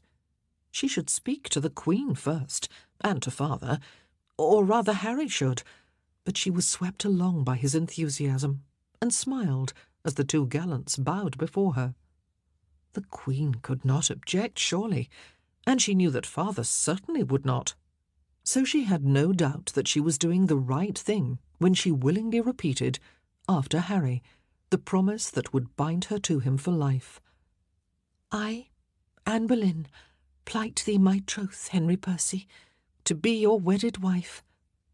"I pray you, sirs, do not speak of this to anyone until I give the word," Harry asked. The young men promised, and walked off chuckling, wishing them both happiness and good fortune. Harry squeezed Anne's hand. "Let us keep this our secret for now, until I tell my father when he comes to court. Then I will speak to yours. We must do everything properly. But Anne, oh, my darling Anne, you have made me the happiest man alive." And he kissed her again, more hungrily this time. It was bliss. They tried to keep it a secret, but it was hard, since they were almost never alone. The Queen might encourage flirtations, but she was vigilant. At least she could not hear what they said when they sat in their window seat and talked of their future. "We must have a big wedding, with many guests," Harry said. "I want all my kinsfolk and friends to see what a beautiful bride I have won." He was looking at Anne with such longing that her heart sang. And then his hand reached for hers under cover of her skirts. He even caressed that unsightly extra nail. One evening, Anne stole away after dinner and met him in the lime walk that led to the chapel of the observant friars, a little way from the palace. The place was deserted, and as they melted into each other's arms, she could hear the brothers chanting vespers. The king would be hearing the office in the Queen's chapel. They had an hour at most. He drew her under the shadow of one of the trees and kissed her with passion. She felt desire stir, lively and insistent, but reined herself in. She was the future Countess of Northumberland, soon to be Lady Percy, and must behave as such. So she made a supreme effort gently to disentangle herself, and took Harry's hands. "I love you," she told him. "Dear heart, we do nothing wrong by loving each other, but we must never give any cause to say that we have behaved improperly." "I wanted only to kiss you and hold you," Harry protested. "And I wanted that too. But I should go back. It cannot be long until our marriage, and then we will have all the time in the world for loving each other." "Alas, I cannot wait that long," he groaned. "Every day will seem like an eternity. But I respect your wishes, sweetheart. We will go back." As she emerged from the shadow of the tree, she saw a man in black standing some way ahead at the palace end of the lime walk, a stocky man with bullish features. He was looking in her direction, but when he saw her he turned away. She hoped he hadn't seen her with Harry, but even if he had, their secret betrothal would soon be a secret no more. As Anne was watching a game of tennis, Mary appeared. "I need to talk to you," she murmured, her eyes pink, as if she had been crying. Anne got up and followed her out of the spectators' gallery, and they walked in the gardens, shivering a little in the September chill. "I'm pregnant," Mary said. "It's the King's. There's no way it can be Will's. We haven't, well, not for ages. He's always too tired. Oh, God, what am I going to tell him?" Anne stiffened. "Maybe the King can advise you. He got you in this mess." Mary was crying. "I told Hal, I mean the King," she sniffed. "He has not summoned me since. I think it is over." "Of course it is not over. He has a child for which he is responsible." "He will not own it. He told me there is a legal presumption that any child I bear is my husband's, so there is no cause for scandal. But, Anne, I never thought to say this. I miss him. I had grown fond of him. There is something about him. Whatever it is, it's not honour, Anne retorted, thinking how lucky she was to have found a man of integrity like Harry. Mary, tell me you have asked him for financial support for your child. Don't tell me you've come out of it with nothing. Mary's face told her all. I know, she sobbed, as curious courtiers passing by stared. But I had no warning. What am I going to say to Will? Anne thought rapidly. How far along are you? I have missed 2 courses. Then you had best entice Will to your bed without delay, and let him think the babe has come early. Or you can tell him the truth. After all, you had no choice in the matter. He should be sympathetic. If I was going to tell him, it should have been in the beginning. Mary wept. He might forgive my succumbing to the king, for I was unwilling, but he will not forgive over a year of deceit. No man would. Then you have to live with your secret, Anne said. I'm sorry that sounds hard, but it's the lesser of 2 evils. Please don't tell father about this, Mary begged. Why not? I imagine he'd be delighted to be grandfather to the king's child. You might even outdo the queen and bear a son. Then you'll see his grace's interest revive, I'll wager. Bessie Blount bore him a son whom he acknowledged, Mary recalled, brightening. Yes, and from what I hear, the boy is being brought up like a prince. But if that happened, Will would have to know. Let's meet that when we come to it, Anne advised. Now, if you'll forgive me, I must go to the Queen. I'm on duty at 4. And Harry was coming to see her this afternoon. 2 days later, the Cardinal and his entourage left for York Place, Wolsey's great palace at Westminster, and Anne began counting the hours until she could see Harry again. The time dragged endlessly, and she spent her leisure hours planning her wedding outfit. Oh, to be of noble or royal rank, and wear cloth of gold or velvet. But silver tissue would do very well, and it would be lightweight in the warm weather, for assuredly this would be a summer wedding. She would wear her hair loose, in token of the virginity she had so carefully preserved, but she could plait the crown and thread some jewels and ribbons into it. She was happily daydreaming about her wedding one morning, on her way from the maiden's daughter to the Queen's apartments, when a young man, who looked familiar, stepped out from under an archway. "Mistress Anne Boleyn." "Yes?" She stopped, startled. "James Melton at your service, mistress." Of course, Harry's friend, another of Wolsey's young gentlemen. She recalled that he had once accompanied Harry to the Queen's chamber. He was a gaunt-faced fellow, well-spoken and wearing riding clothes of good cloth, but glum of countenance. "I am come from Harry," he said. "Oh!" Anne exclaimed, delighted, but James Melton still looked miserable. "What's wrong?" she asked. "I would give anything not to be the bearer of this news," James said. Panic seized Anne. "Tell me he is not ill." "No, but he has been forbidden to see you." All her joy drained away.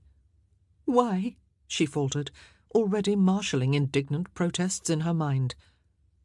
"I know very little about what has happened, but I believe he is now on his way north.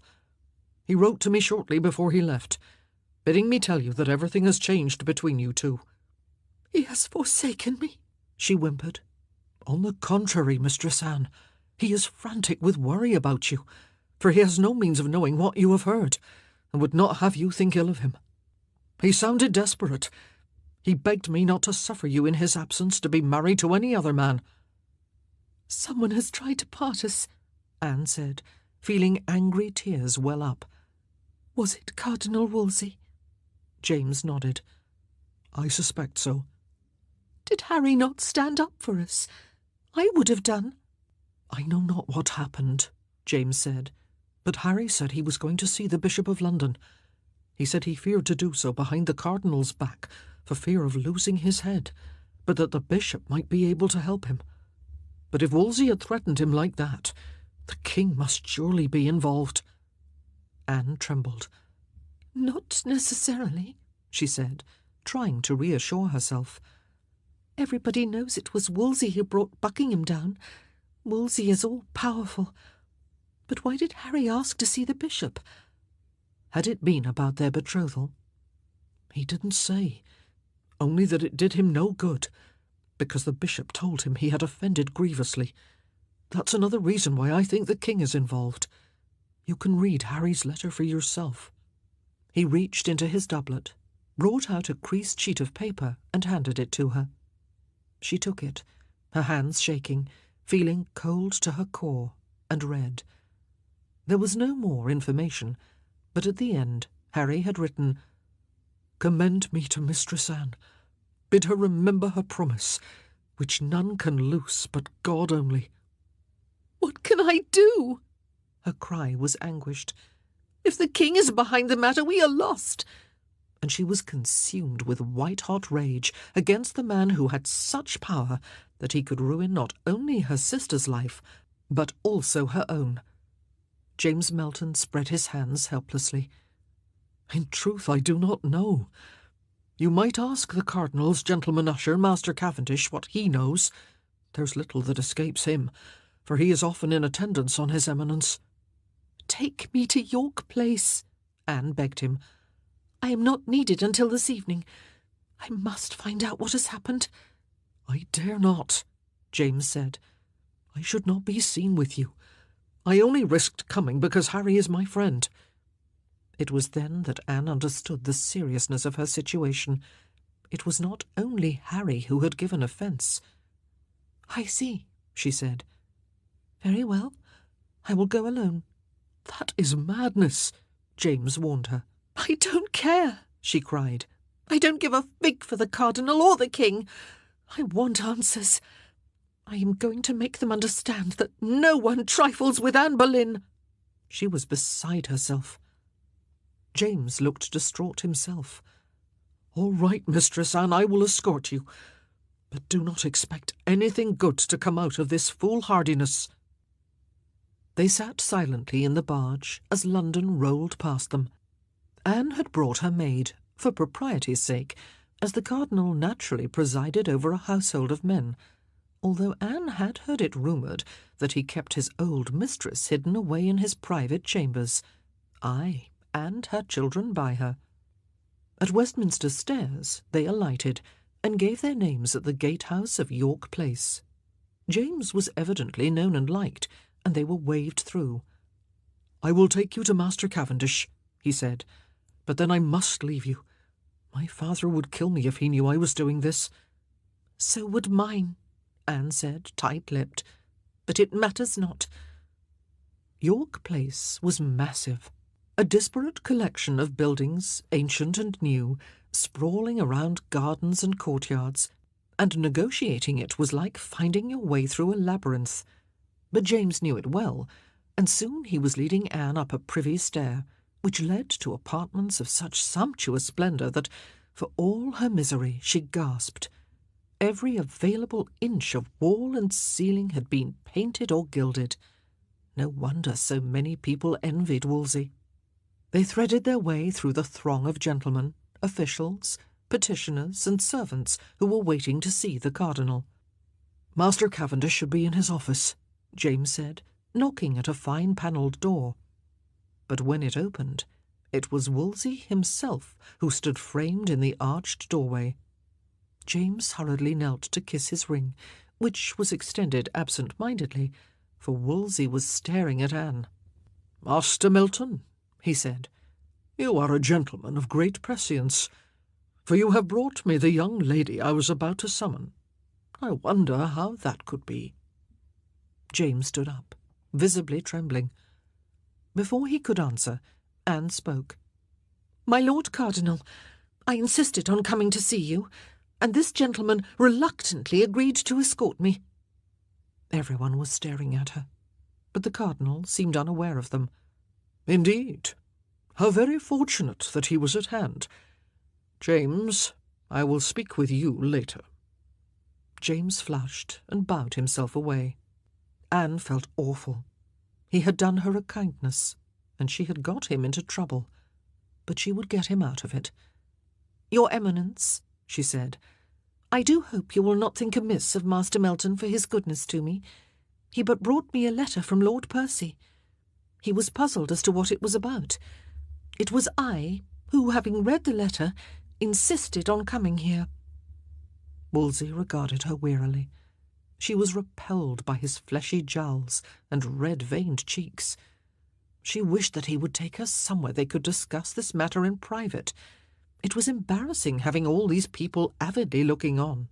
"We shall see," the Cardinal said. "No doubt you have guessed that I am aware of your pretended pre-contract to Harry Percy." "There was nothing pretended about it, my lord," Anne bridled.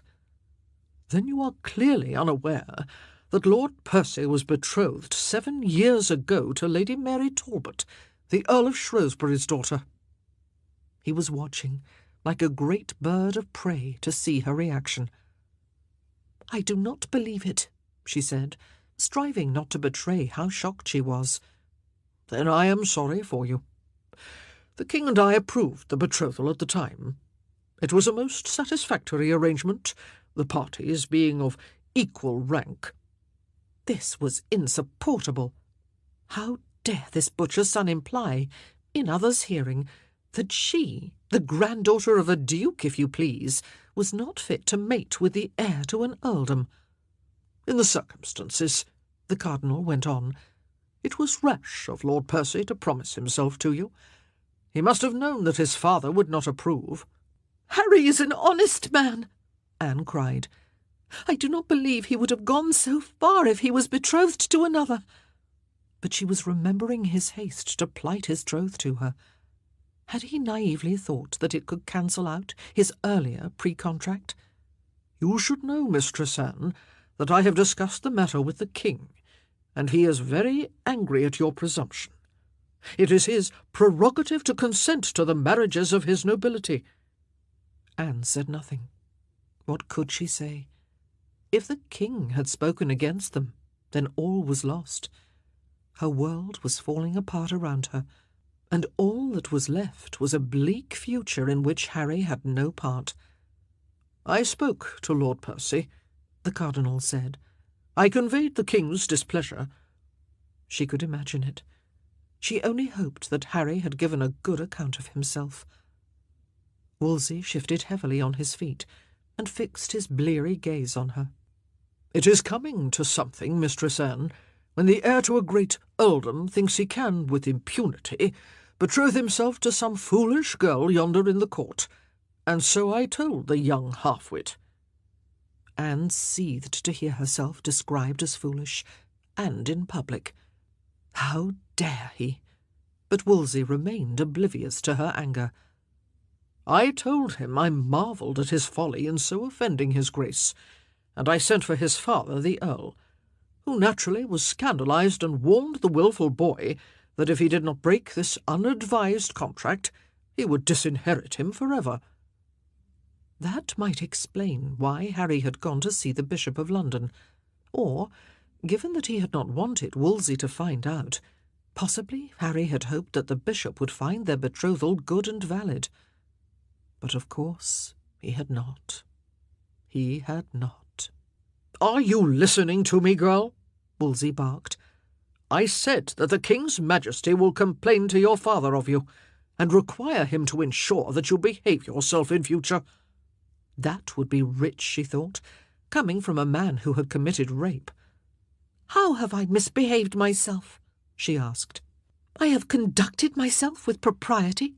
I knew of no prior betrothal. I had no doubt that my father would approve such a match." "Oh, indeed he would," Wolsey sneered. "But His Highness intends to marry you to another person, with whom he is already in negotiations. I understand that the matter is almost concluded." "Who?" Anne cried. "Not James Butler?" "I am not at liberty to say, Mistress Anne, but I do not doubt, if you know what is good for you, that you will be glad of it, and agreeable to what the King arranges." "But I gave my promise to Harry." Wolsey's eyes narrowed. "Think you that the King and I know not what we have to do in as weighty a matter as this? Rest assured, you will not see Lord Percy again. He has been commanded in the King's name not to resort to your company on pain of his Grace's high indignation, and he is to be married to Lady Mary Talbot as soon as it can be arranged. Now be a sensible girl and accept it." "But the Queen approved it. She encouraged us." Anne was frantic. "The Queen has no power in such matters." The Cardinal sighed. "Mistress Anne, you are proving tiresome, and I have pressing business to attend to. It is the King's command that you leave the court and go home for a season." "No," Anne protested. "that is grossly unfair." "Are you criticising his Grace's judgment?" Wolsey's eyes were like steel. "Now go." "You have not heard the last of me, my Lord Cardinal," Anne cried, caution abandoned in her fury, as 100 faces turned and gaped. Anne could not have said how she got back to Greenwich. She was too consumed with hatred for the Cardinal and the King for breaking her betrothal and ruining her life. They had not even allowed Harry a chance to say farewell to her. What rankled almost as much was the malicious, contemptuous way Wolsey had spoken to her. It was his revenge, no doubt, for her family having always looked on him with contempt for the upstart he was. How dare he call her a foolish girl? How dare he imply that she was unfit to mate with a Percy? This was not the King's doing so much as Wolsey's. As for the marriage that his Grace was supposed to be planning for her, she did not believe there was one. It was just a ploy to keep her quiet. Of losing her beloved Harry she dared not think, for that way lay madness. To have had all within her grasp, and to have lost it in an instant, was more than cruel. Never again to see that beloved face, feel those warm lips on hers, those loving arms around her. He had been the one man she could love, the essence of all that was good in his sex. She would never find another like him. No one would love her like he did. When she thought of all their plans, the bright future that would never happen, it was more than she could take. A great waterfall of tears was welling. She had not been missed. It was easy to slip upstairs to the daughter, throw herself on her bed, and give way to her grief, weeping her heart out and emitting pitiful cries. She did not realize anyone had entered the room until a gentle hand touched her shoulder. The Queen herself was standing there with a look of such compassion that Anne's tears fell even faster. Remembering herself, she started to rise, but Catherine bade her stay where she was. "Tell me what has happened," she said, sitting on the stool by the bed and taking Anne's hand. "I am ordered home to Hever, Your Grace," Anne whispered. "But why?" "Your Grace will be angry with me if I tell you."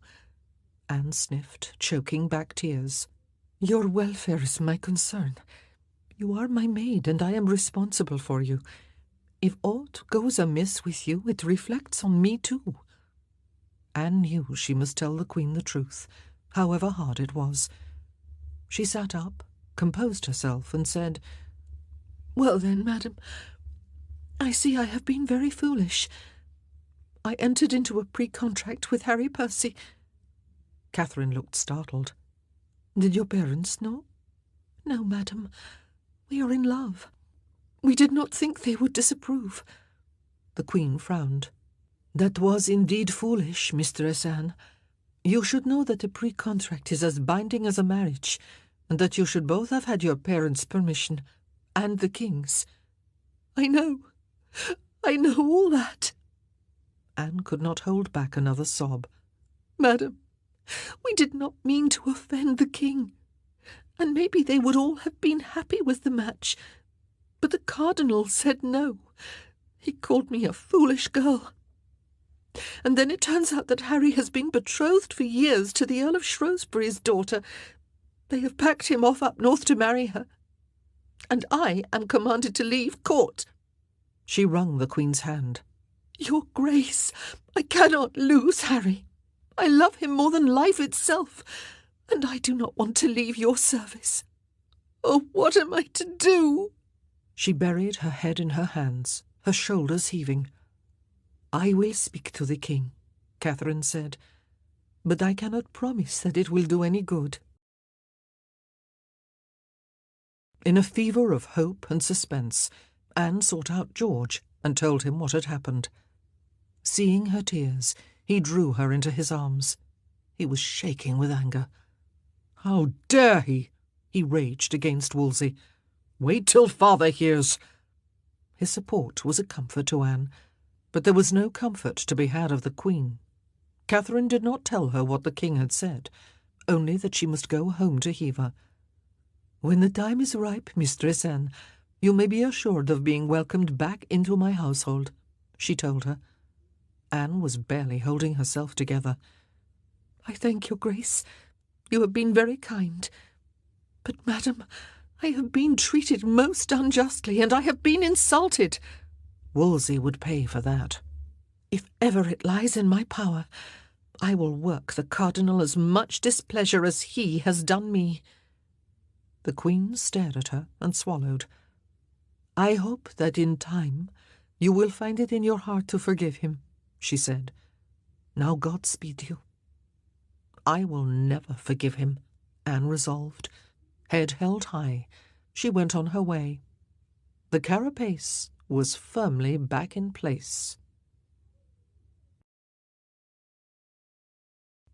Chapter 9, 1523 to 1524. Hever was inestimably dull, but Anne was so unhappy that she did not care where she was. The days were all grey, one much the same as another, and she could take no interest in anything. She had been robbed of her future, and her present was unutterably bleak. As for her past, she dared not think of it. Mrs. Orchard offered a shoulder to cry on.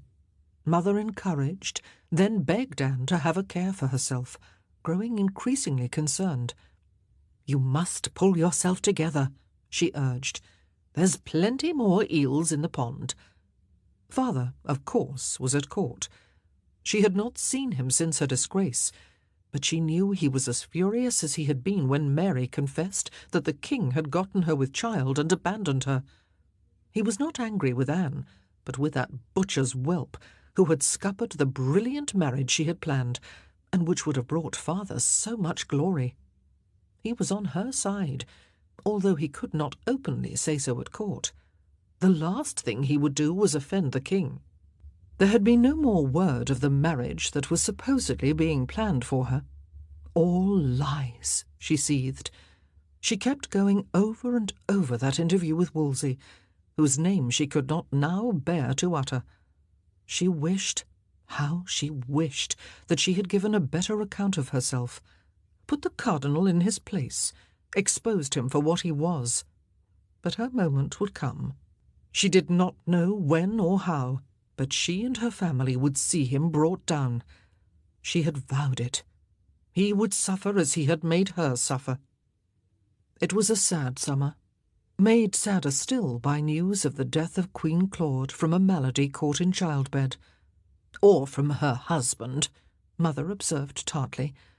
"The world knows that satyr has the great pox." It was news to Anne, but in England people were prone to believing any gossip about King Francois and the hated French. All through that dismal winter, Anne could not lift herself out of her depression. Father arrived home for a week in February and showed himself unusually sympathetic. "Don't look so wan, Anne," he counselled. "Time heals. We'll find you a good husband yet." She smiled weakly, reflecting on how unlucky she had been. She doubted she would ever give her heart again, even if she did wed. Father went upstairs to slough off the mud from his journey and change his clothes. When he reappeared, he summoned Anne to the parlour, which was gloomy due to the descending dusk outside. He lit 2 candles, then sat in his great chair by the fire. "Sit down," he said, indicating the settle opposite. "I have something to tell you. Harry Percy is married. The wedding took place last month. She bit her lip. She would not cry, but the news that Harry was lost to her irrevocably was the bitterest of blows. She did not know how she would bear it. "Thank you for telling me," she said. "I'd rather have heard it from you than from anyone else." Father nodded. "Mary is coming home to have her child," he said. "Will has agreed. The court is no place for a woman in her condition. Your mother will take care of her." His voice was brusque.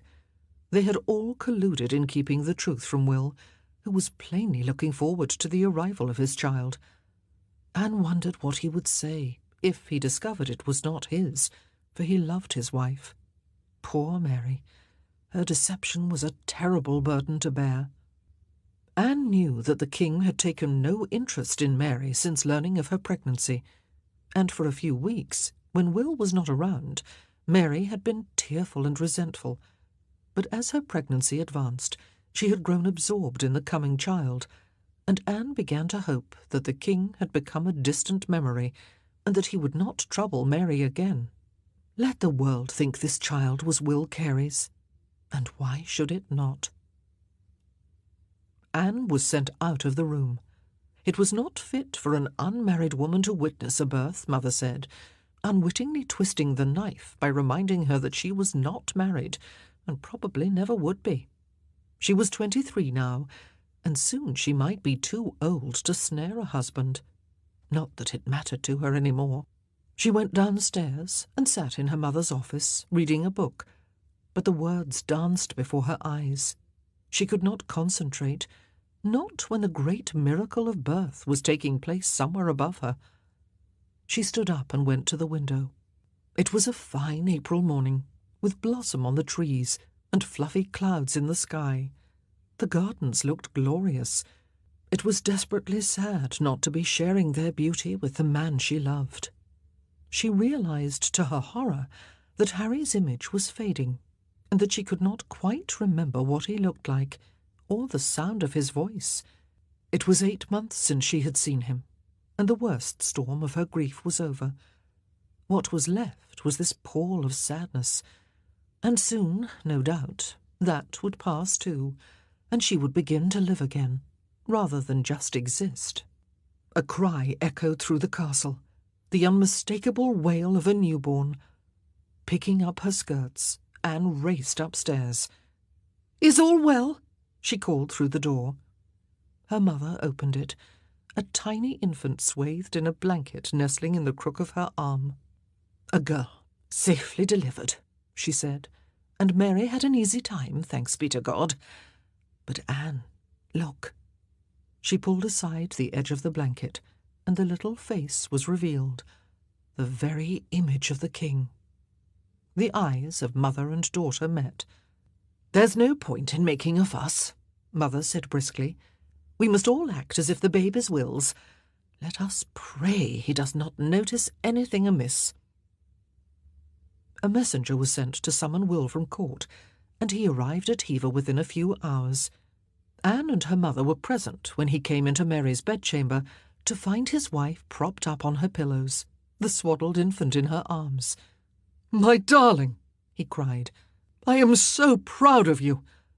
Mary smiled nervously up at him, and eagerly he took the child, gazing at it in awe. "My little girl," he cried, "and she has the Carey looks." He was unaware of the collective exhalation of relief around him. Of course, Anne thought, the king is his cousin, which would account for the likeness.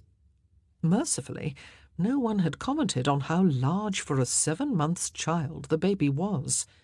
Probably Will had no idea how newborns looked. The infant was called Catherine, in honour of the Queen, and father came home for the christening, which was held in the church at Hever. Mary recovered quickly from her confinement and became absorbed in her daughter. Motherhood suited her. 6 weeks later, the family were together again, gathered at Framlingham Castle in Suffolk for the funeral of Grandfather Norfolk, who had died at the venerable age of 80.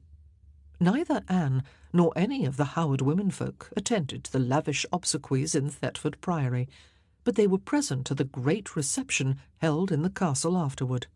It was good to see George again, and to catch up on all the gossip of the court.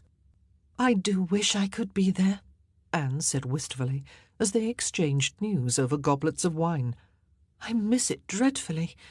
It is so dull in the country. Have I not been punished enough?" "I wish you could be there too," George replied. "I'm sure you will be soon. Father has influence. He's just been made Vice-Chamberlain of the household. The word is he will be Chamberlain next. So I doubt you will have long to wait, Anne." "Maybe Uncle Norfolk will put in a good word for me," she said, watching the new Duke, sumptuously attired in a black damask gown lined with sable, receiving the condolences of his guests. "He will," George assured her. "Family is important to him. He sees us as Howards rather than Boleyns." "I didn't realize he was 50. It's late to come into his inheritance." "The old martinet has plenty of vigour in him, never fear. He is well thought of by the king, and aims high accordingly." "Come." She drew George over to where their uncle stood. Thomas Howard looked down at her, with his sharp, heavy-lidded eyes. His craggy face, with its beak of a nose, was drawn with lines of grief, but the thin lips curved in a smile. "Well, niece, it is a pleasure to see you," he said. "We have missed you at court." "I wish I could return, my lord uncle," Anne told him. "I am sick to the stomach of being exiled to Hever." "I could think of worse places to be exiled to," Norfolk said. "Be patient, girl. I will speak for you when the time is right." And with that, Anne had to be content. That evening, she and George walked along the ramparts of the castle. She thought her brother was quiet, but put it down to sorrow at the loss of their grandfather, whose presence pervaded this place. George paused, and she stood silently beside him, looking out on miles of verdant Suffolk countryside. "Can you keep a secret?" he asked. "Of course." A shadow passed over George's face. "I am to be married. Father told me today. It was finalized before he left court." "Who is the lucky lady?" she asked. "Jane Parker," he said, his voice flat. "She's quite pretty," she said, "and her father is very learned." "She's passable, if you fancy that type." George shrugged. "But I don't like her. Anne, there's something about her. I can't put my finger on it, but it repels me. I wish to God I didn't have to go through with this." "I am so sorry," Anne said. George sighed deeply. "Well, I suppose I shall have to do what many men do when they are saddled with wives they cannot love. I shall breed heirs on her and take my pleasure elsewhere." She did not doubt that he would. She wondered at herself for being pleased that he would find some comfort in adultery when she would roundly have condemned it in other men. "Try to love her, for both your sakes," she said. "Your life will be much happier if you do." He smiled at her. "I will try. We haven't been very lucky in love, have we, Anne? Do you still miss Harry Percy?" "I do. Has he been at court?" "No, I haven't seen him. If I do you want me to say anything?" "No," Anne declared. "That part of my life is over. I can have nothing to say to a married man." Truly, she thought, I have moved on. The pain was still there, but it was a dull ache, not a piercing agony, and she often went hours at a stretch without thinking of her lost love. It was growing dark. She shivered a little in her thin black silk dress. "Come, let us go in," she said. The months dragged on. In November, Anne and her family journeyed to Morley Hall in Norfolk for George's wedding. Lord Morley was a charming host and a most erudite man, and kind. He made a great fuss of Mary, who was with child again.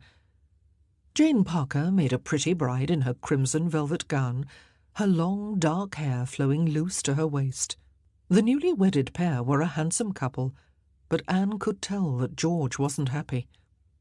There were cheers at the wedding feast when father stood up and announced that the king had granted George the manor of Grimston in Norfolk as a marriage gift. Anne felt aggrieved. It was not fair. The king had been generous to father, and now to George. Why could he not show favour to her and recall her to court? But when they returned to Hever, a letter bearing the Queen's seal was waiting for her. She was to resume her post after Christmas.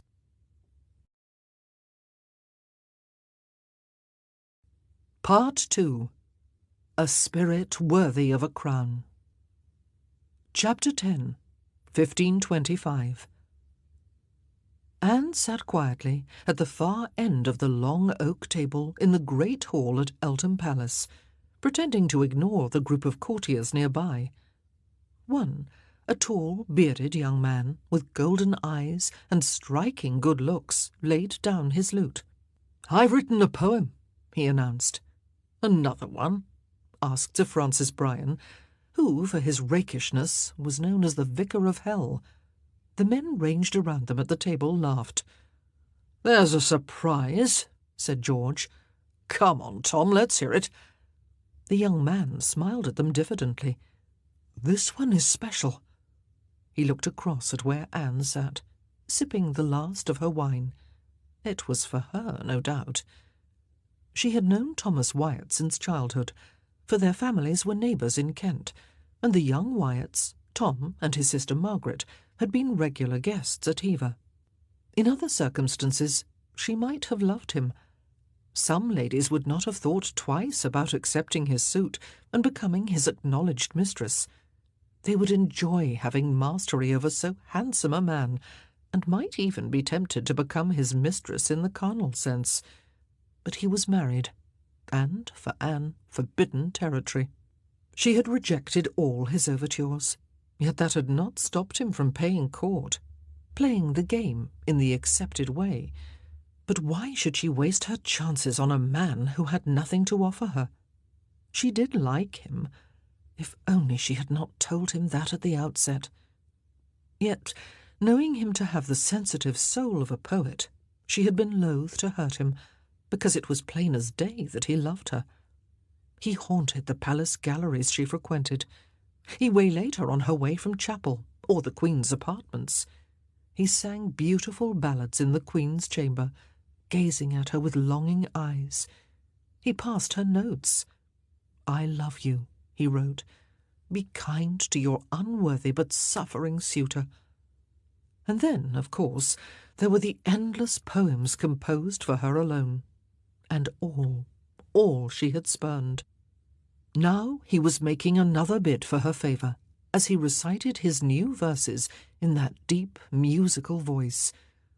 "Forget not yet the tried intent of such a truth as I have meant, my great travail so gladly spent. Forget not yet. Forget not yet the great assays, the cruel wrong, the scornful ways, the painful patience in denials. Forget not yet. Forget not then thine own approved, the which so long hath thee so loved, whose steadfast faith yet never moved. Forget not this." "Bravo!" the others cried.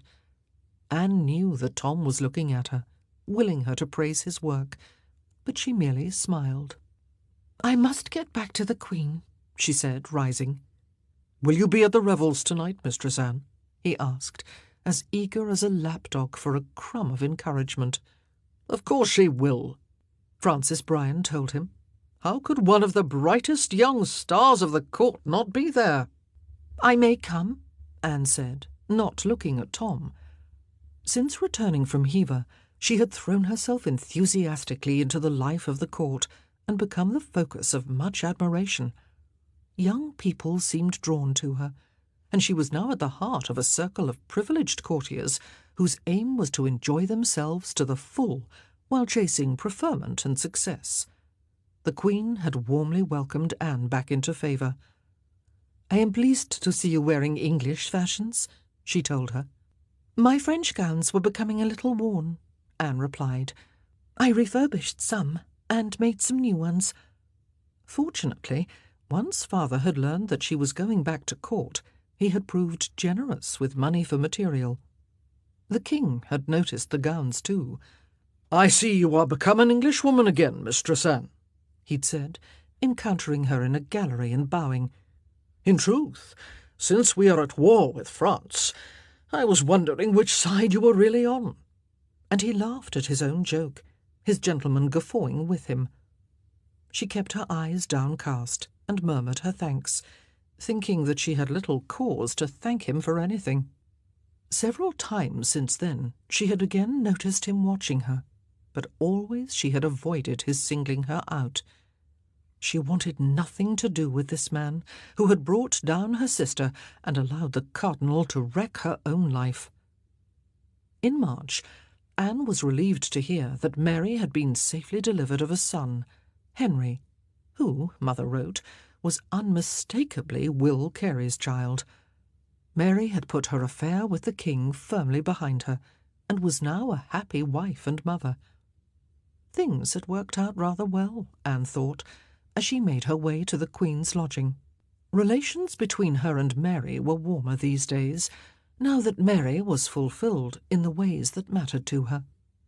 Anne did envy her a little, but she would not have exchanged her sister's life of domesticity for the exciting existence that was now hers. Standing with the other ladies behind Catherine in the presence chamber at Bridewell Palace in London, Anne could barely contain her excitement or her triumph. Today, father was to be ennobled, advanced to the peerage as Viscount Rochford. This was the latest in a string of honours recently bestowed on him, and it was one to which he was entitled by virtue of great-grandfather Ormond having held the title. But, Anne knew, he believed it was being given to him as compensation for not receiving the earldom of Ormond, which he was still contesting, and, much to his disgust, for the dishonouring of his daughter. She watched as he entered the chamber and knelt before the king, who placed the mantle of nobility around his shoulders and handed him his letters patent. It struck her as incongruous that such pomp should be compensation for the sordid seduction of her sister. "The wages of sin," she observed, unthinking. Still, she could not see it in any other way. Immediately the Queen turned round and frowned at her, and she was covered in embarrassment. But there was no time to regret her faux pas, for all eyes were on the little boy who was approaching the throne, the King's bastard son, Henry Fitzroy, come to be ennobled by his father. There were muffled gasps when his titles were announced. Duke of Richmond, Duke of Somerset. The Queen's smile was frozen on her face. It took a moment for Anne to realise that these were royal titles. No wonder there was excited speculation afterward. No wonder Catherine was unable to hide her outrage. For Anne heard many people expressing the view that his Grace meant to name the boy his heir. And really, who could blame him? The child was beautiful, strong and sturdy. He carried himself like a prince already, and there was no sign of the Queen bearing another child. Nor would there be, Anne was certain.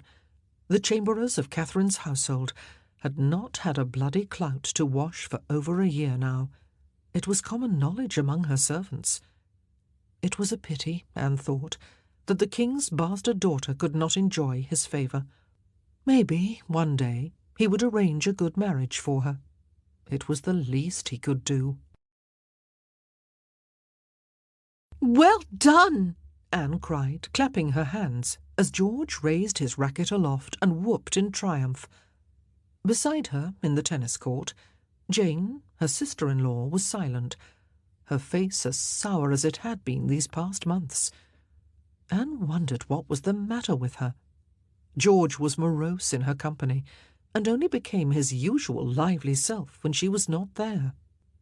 "Is something amiss?" Anne asked, a trifle tartly, as she and Jane left the viewing gallery and made their way into the gardens, which smelled sweet after a summer shower. Here they waited for George.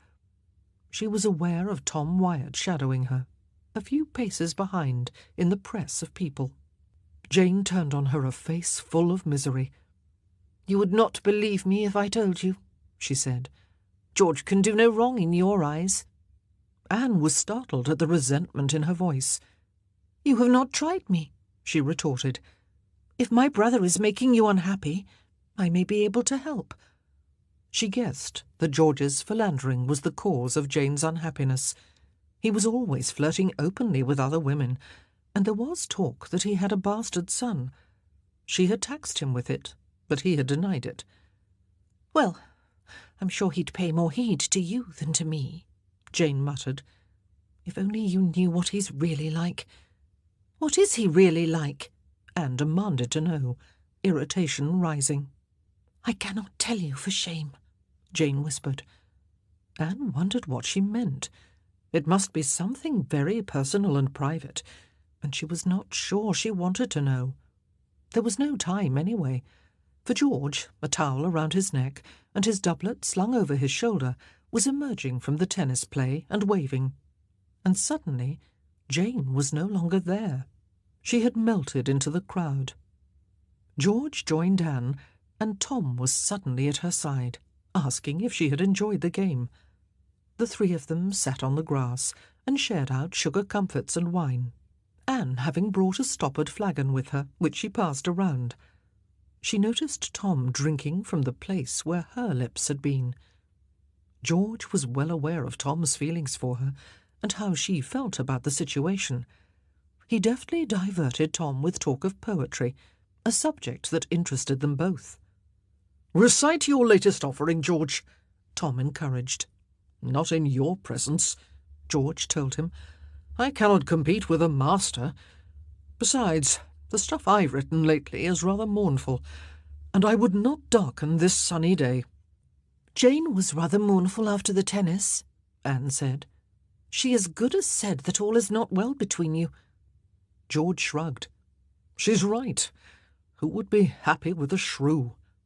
She placed her hand on his. "Maybe she is shrewish because you are unkind to her, or do not love her enough." "She doesn't want me," he said. "Oh, yes, she does. If she did not, she wouldn't be jealous of the kindness between you and me." George stared at her. "But you're my sister." "It does not matter," Anne said. "She wants you to be as warm to her as you are to me." "Then she is asking for the moon." Tom gave a morose chuckle. "I know how she feels." "Dear Tom, you are a married man, and you know you cannot have me," Anne said, as kindly as she could. "My marriage is not happy either," he reminded her. She had heard it before, many times. "My wife thinks nothing of flirting with other men, and worse, if the truth be told. I wish mine would," George muttered. "You are not free," Anne told Tom. "I am truly sorry that your marriage brings you no happiness, but I cannot be your mistress in any sense. Let us just stay friends, as we always have been." "Alas, it is not enough," Tom lamented. "George knows." Clearly George and Tom had confided in each other. "Bad luck, Tom," George commiserated. "Lord Rochford's daughter must be above reproach when she takes a husband." It was kindly said, but it was a warning nonetheless. George might see most women as fair game, but his sister was another matter entirely. "I mean no disrespect," Tom protested. "I hope you know that, Anne." George got to his feet, drained the flagon of its dregs, and handed it down to Anne. "I must go and change," he said. "Behave yourselves when I'm gone." And with a grin he was off, striding across the grass. Tom leaned across and took Anne's hand. "I can't help it if I am dazzled by your beauty and your wit," he told her.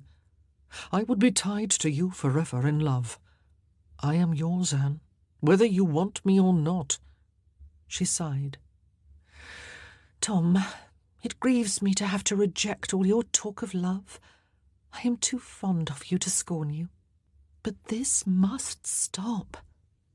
Tom's handsome face looked so tragic that she could have cried. He had a way of making her feel very special. She could never love him in the way she had loved Harry, but at least he had made her forget Harry. She had learned to live again and enjoy life. If only Tom was single, then she would have loved him. "I have offered you my heart and service. Do not refuse me. At least allow me to live in hope," he begged. "What hope can you have?" she asked helplessly. "Elizabeth might die." He gave a mirthless laugh. "Or I could divorce her for adultery." She stared at him. This was going way beyond the rules of the game. "Do you know how costly and difficult it is to get a divorce?" she asked. "You'd have to get the King's consent to an Act of Parliament. As for dying, Elizabeth is 22, the same age as you."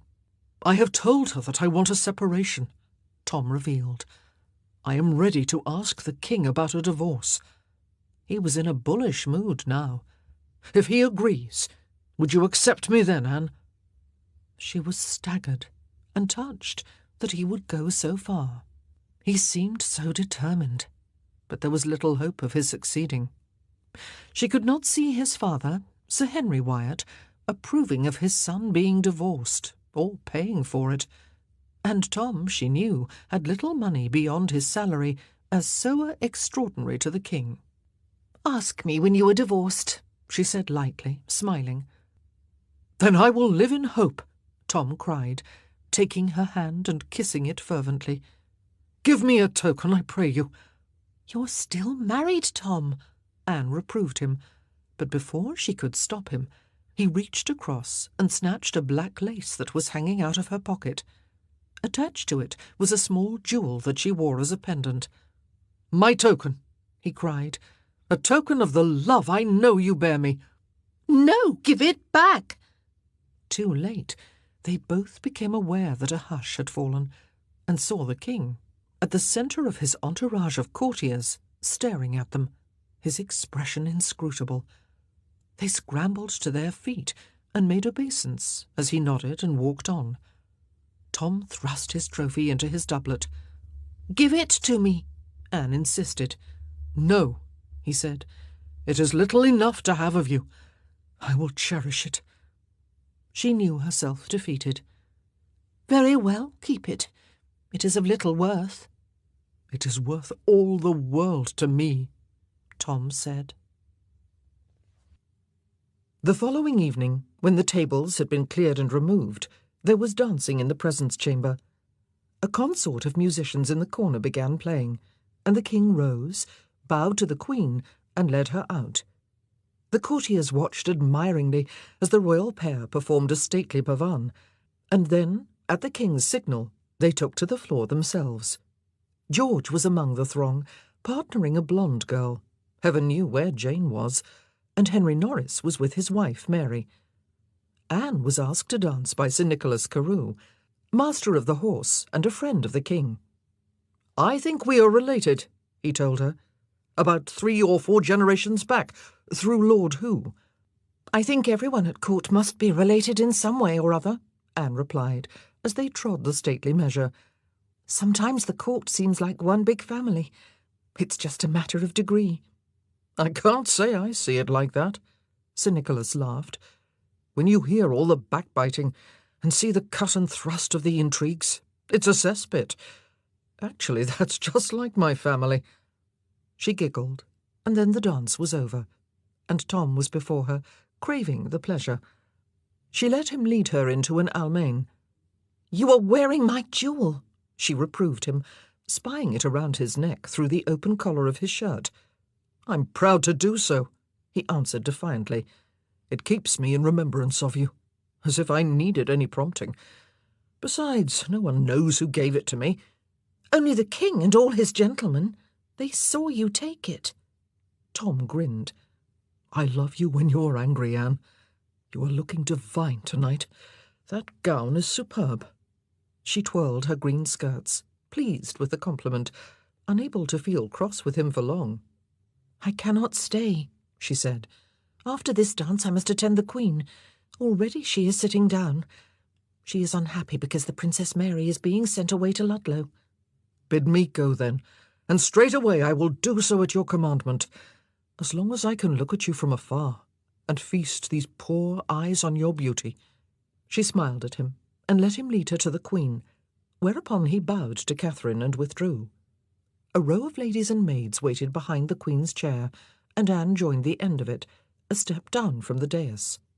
Suddenly the King was standing before her, tall, broad, and magnificent in his suit of purple cloth of gold, a confident man in his mid-30s, with that air of assurance that royal birth and years of ruling had conferred.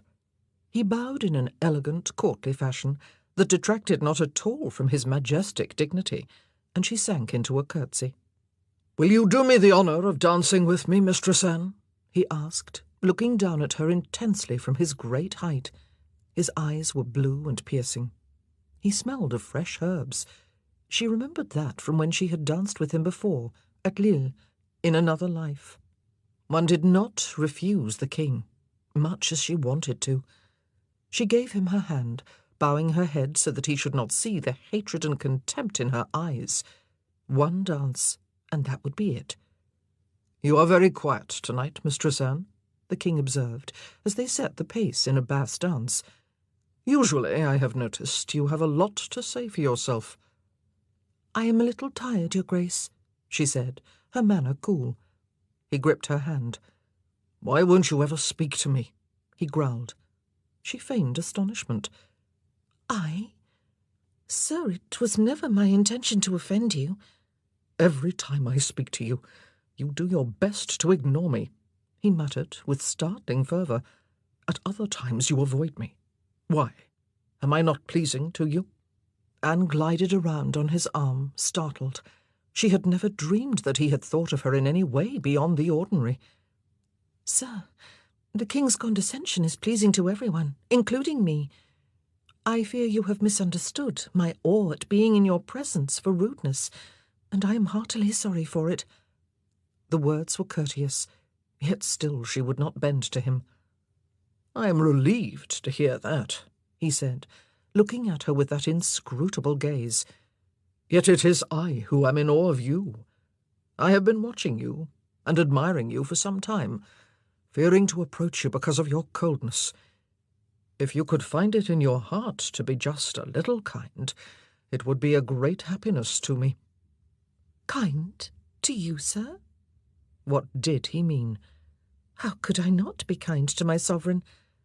"You mistake my meaning," the King murmured, as they moved closer in the dance.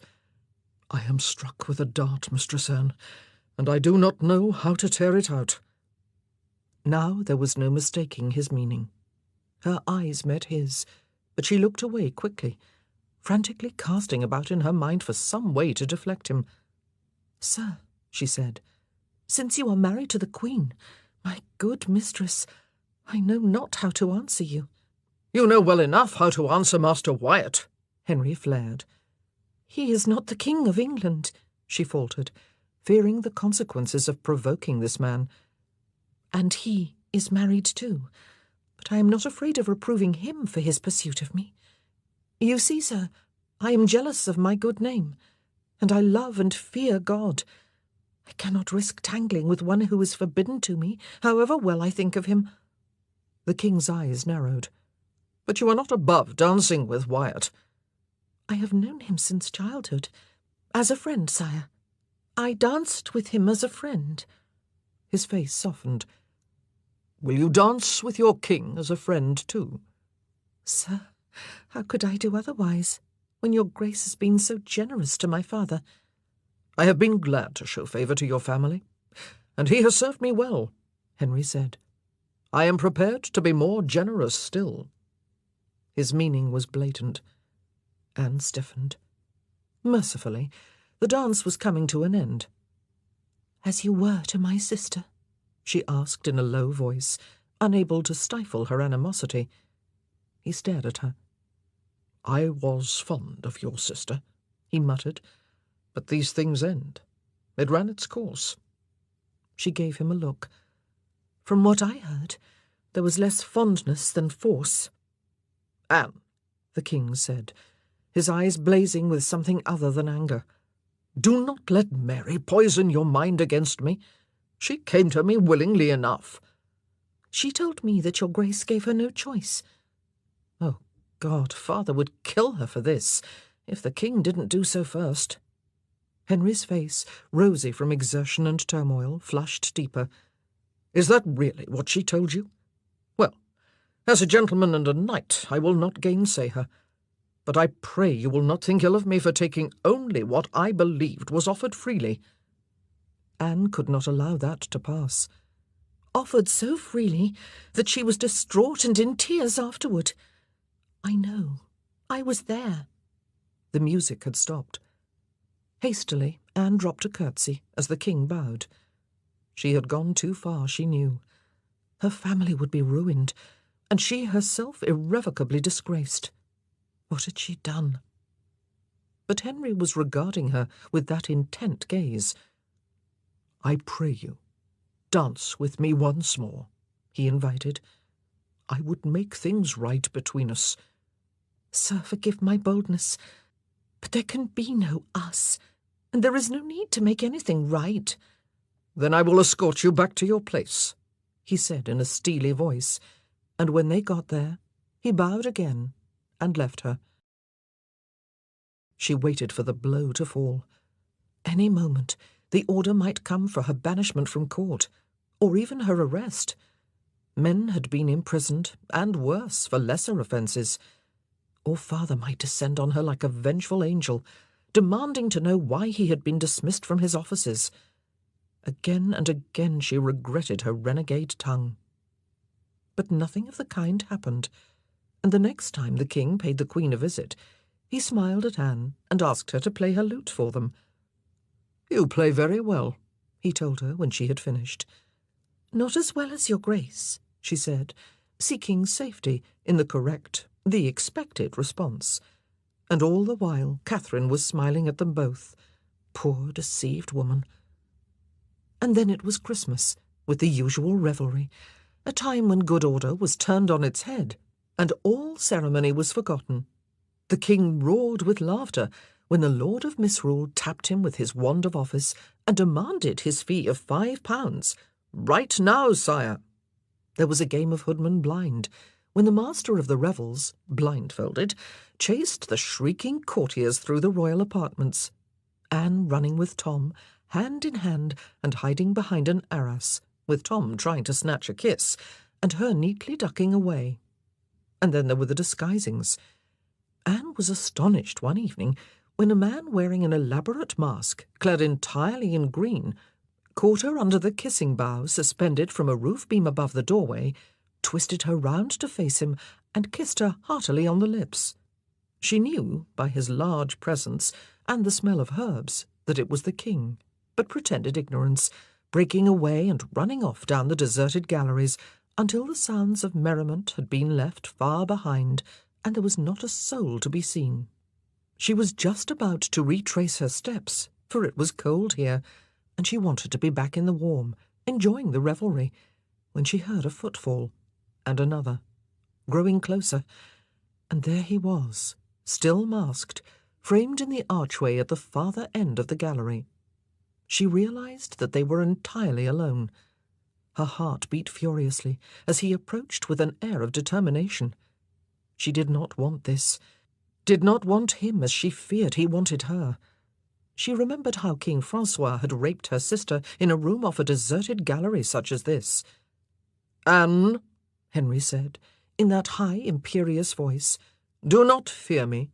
I am no rapist, as your sister alleges. For weeks now I have been unable to think of anything but you." He was standing before her now, the big, powerful man, looking as diffident as a schoolboy. "I come to you as a supplicant, hoping you will take pity on me." She did not want to go through more anxious days, worrying that she had offended him, so she kept her voice sweet.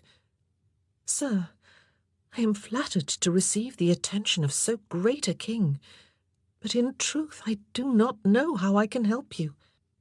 Henry pulled off his mask and placed his hands on her shoulders, fixing her with that magnetic gaze that had no power to move her.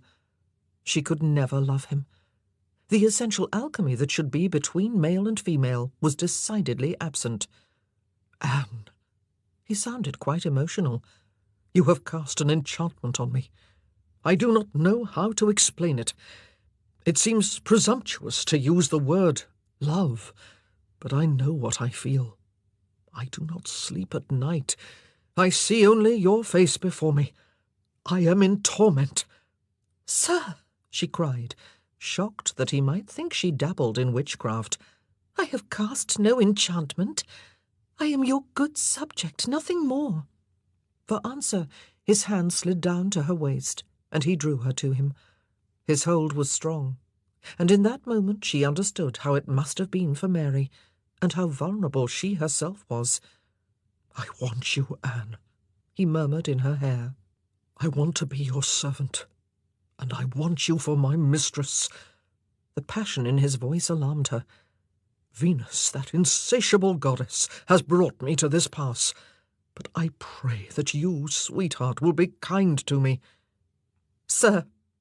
Anne went rigid in his arms, and he let her go, standing back and looking at her with such longing that she almost took pity on him. To think that she, plain Anne Boleyn, had power over this man who held the lives of thousands in his hand. But she did not want him. What was the right, the proper answer? Frantically she sought in her mind for a way to deflect his interest without offending him. Sir, may I have time to think on this? She asked at length. Your Grace has so overwhelmed me that I do not know what to say to you. Please give me time. Of course, the king agreed, his face jubilant, for now she was playing the game properly. Except that this was not a game.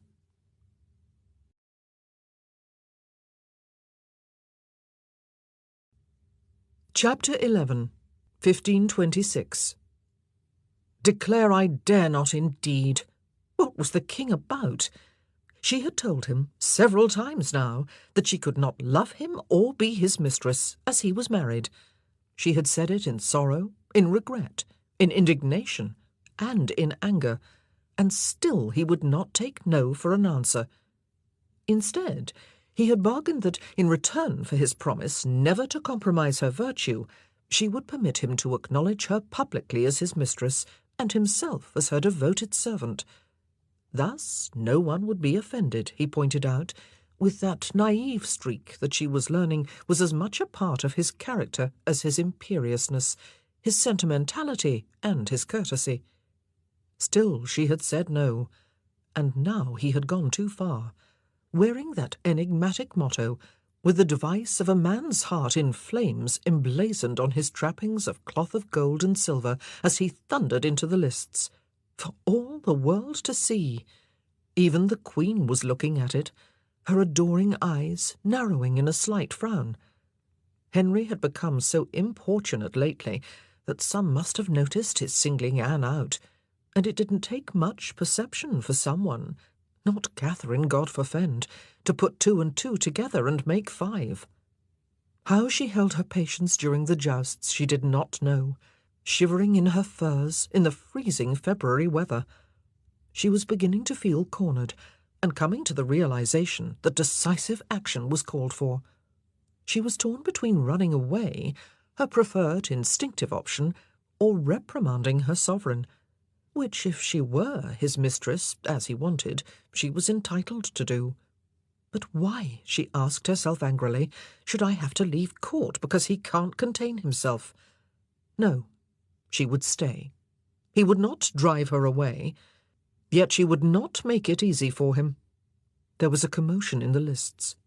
Francis Bryan had been felled, and blood was spouting from his eye.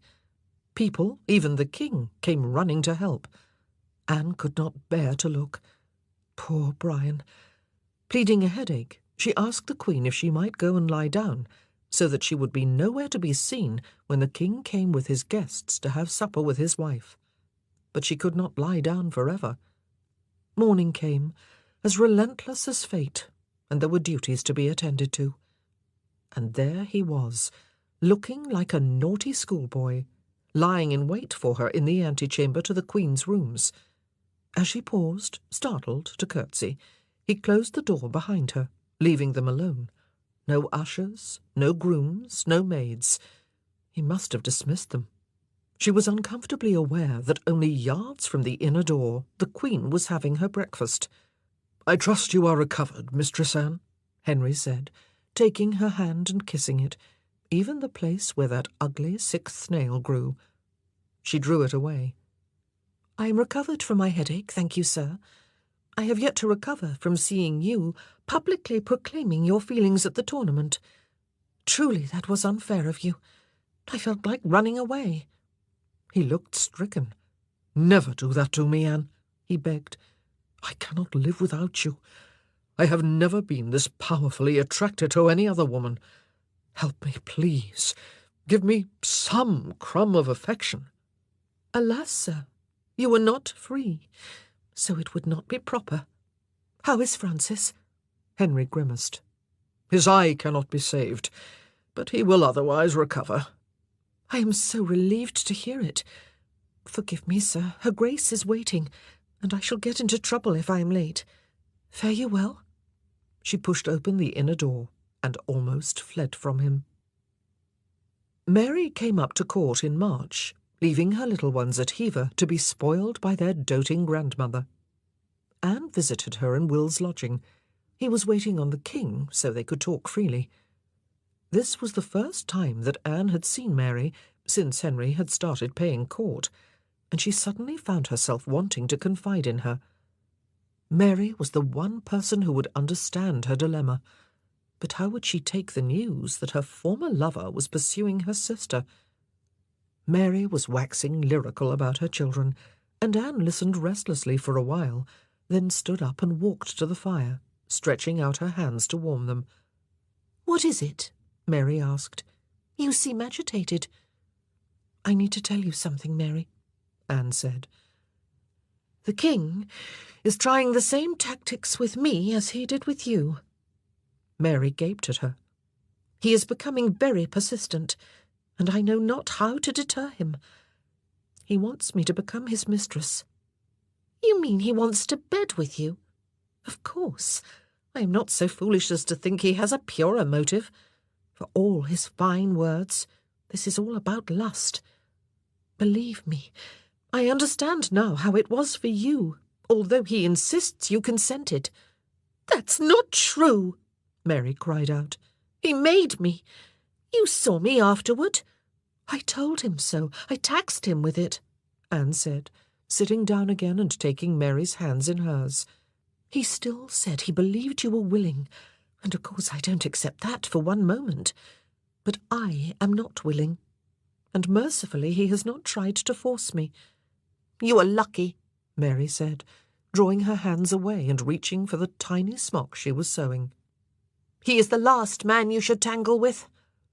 Anne looked at her sister, the epitome of domestic contentment. Father still thought that Mary could have done better for herself by holding the king to his responsibilities and asking for money. But at least Mary was happy now, and she herself had learned a salutary lesson from her sister's experience, for it had forewarned her of the king's fickle nature. The woman he pursued today might easily be discarded tomorrow.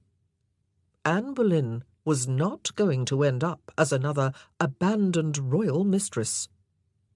"I don't encourage him," she protested. "I can't fend him off. And then there's Tom Wyatt pressing his suit, and he's married too." "You can't really blame Henry, I suppose," Mary said. "The Queen is so devout and virtuous. She looks old, and she's lost her figure. Hardly an enticing prospect." It was true, although Anne felt disloyal in agreeing, for Catherine had been kind to her. But the Queen had no joy in life any more, and no sexual allure. Without boasting, Anne knew she had both these things, and must appear delightful to the king, in contrast to his wife's piety and solemn dignity. "Well, he can go and look for someone else to entice him," she said. "I'm going to end it." But that proved more difficult than she had thought. One spring evening, Henry invited Anne to walk with him in his privy garden, a place only the privileged entered, and in that small paradise of nature, tamed by man into neat, railed flower-beds and gravelled paths, he led her into an exquisite little banqueting house. There, on a table, lay 4 gold brooches. He presented them to her as if they were votive offerings to a deity. She looked down in dismay at the beautiful pieces lying in their velvet nest. One represented Venus and Cupid, the second a lady holding a heart in her hand, the third a gentleman lying in a lady's lap, and the fourth a lady holding a crown. She took the meaning in the first 3. It was the crown she did not understand. Henry saw her turning it over in her hand. "It symbolizes aloofness or virginity," he said, "which I think is highly apt. It is also symbolic of your holding the love of a king. You do like them." He was almost boyish in his eagerness. "They are beautiful, sir," she said, "but I am unworthy of them." "Nonsense," he declared. "Even though they can only be eclipsed by your beauty, they will enhance it. To me, remember, you need no adornment, but I should like you to wear these tokens of my love for you." "Then I must wear them in private," Anne said, "or people will wonder how I acquired such costly jewels." "Let them," he cried. "But I dare not," she protested. "I'm not sure that I should even accept them, sensible though I am of your Grace's generosity." "Oh, but you must, Anne. I commissioned them for you alone. Please wear them, in private if you must, and think of me when you do." She sighed inwardly. There was no gainsaying him. "Very well," she said. "Thank you." "And will you give me something in return?" Henry asked. "I beg only for a small token." How could she deny it, seeing he had been so generous? She drew a ring from her finger and gave it to him. It was a trifle, of little value, but he kissed it with reverence and pushed it down to the first joint of his little finger. "I will have it resized," he said, beaming. He wore it all the time, but she never wore the brooches. To her, they symbolized something sordid, the price of her body and her virtue. She hoped that Henry, not seeing them, would get the message. Summer blazed forth in all its golden glory, and still Anne had not succeeded in rejecting the king. The more evasive she became, the more ardent was his pursuit. He had taken care to be discreet, but if he carried his heart on his sleeve like this, the whole world would soon notice. All their trysts had to be snatched in secret, often under cover of darkness. She could not even bring her maid, but she had come to trust Henry. He was always the supplicant, never the conqueror. "Be mine," he urged yet again as he clasped her in his arms. He had summoned her to his bowling alley, deserted in the late evening. "I want to hold you and love you." "I cannot love you," she replied, "not only on account of my honour, but also because of the great love I bear the Queen. How could I injure a princess of such great virtue? I live in daily dread of her finding out about—" She would not say the word us. It implied collusion. "She would not know," Henry hastened to assure her. "I would act with the utmost discretion." "No!" Anne cried, startling the birds roosting in the branches of a nearby tree. She did not want this covert, secretive kind of relationship. She wanted a pure love that she could blazon to the world. "Please." Henry's hand stole around her waist, his breath hot in her ear. "It will not be like that. I will love you and honour you. There is no limit to what I would do for you. You can have whatever you want. Riches, houses, jewels, if you will consent to becoming my mistress." Anne shook him off and moved away.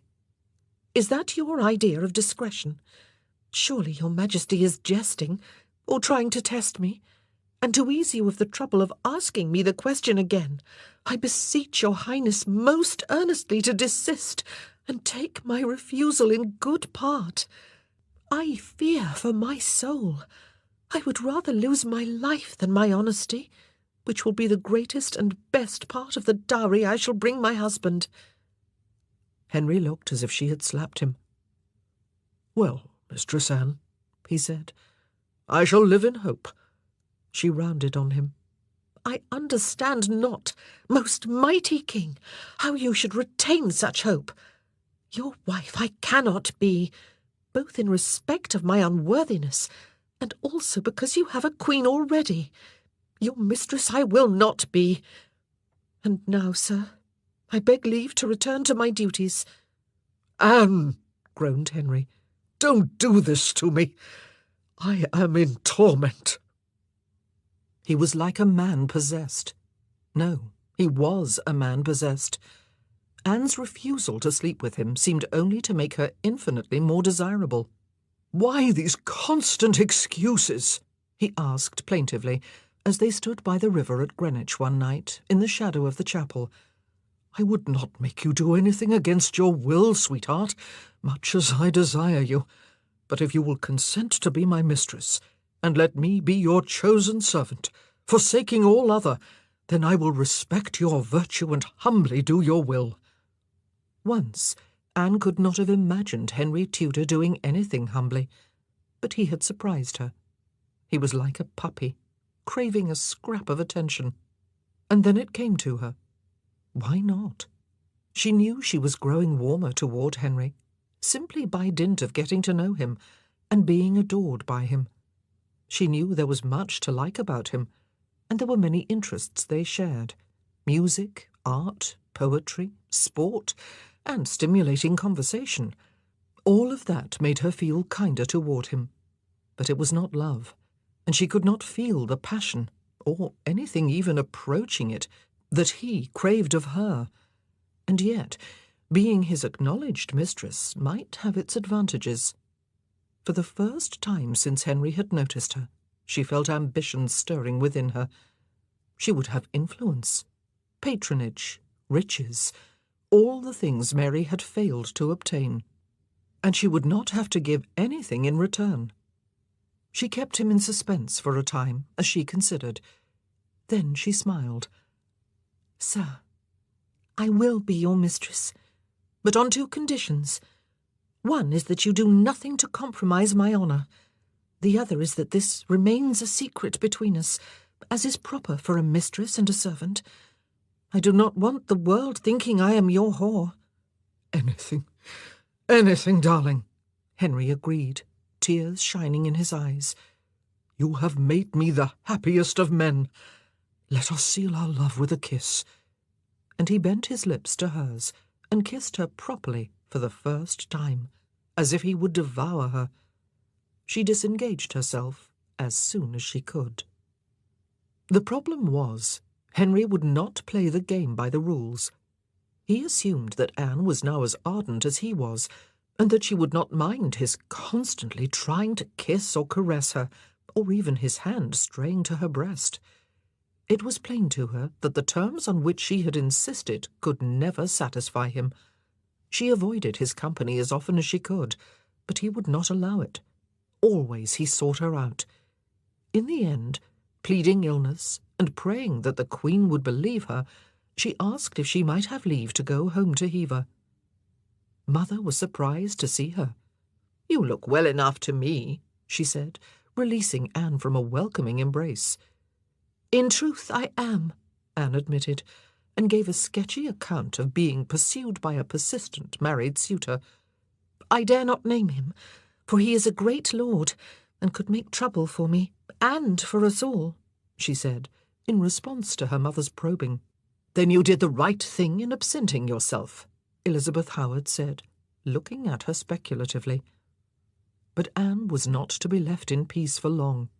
Daily letters arrived from the king, under cover of a plain seal. He was in torment. Why had she left him?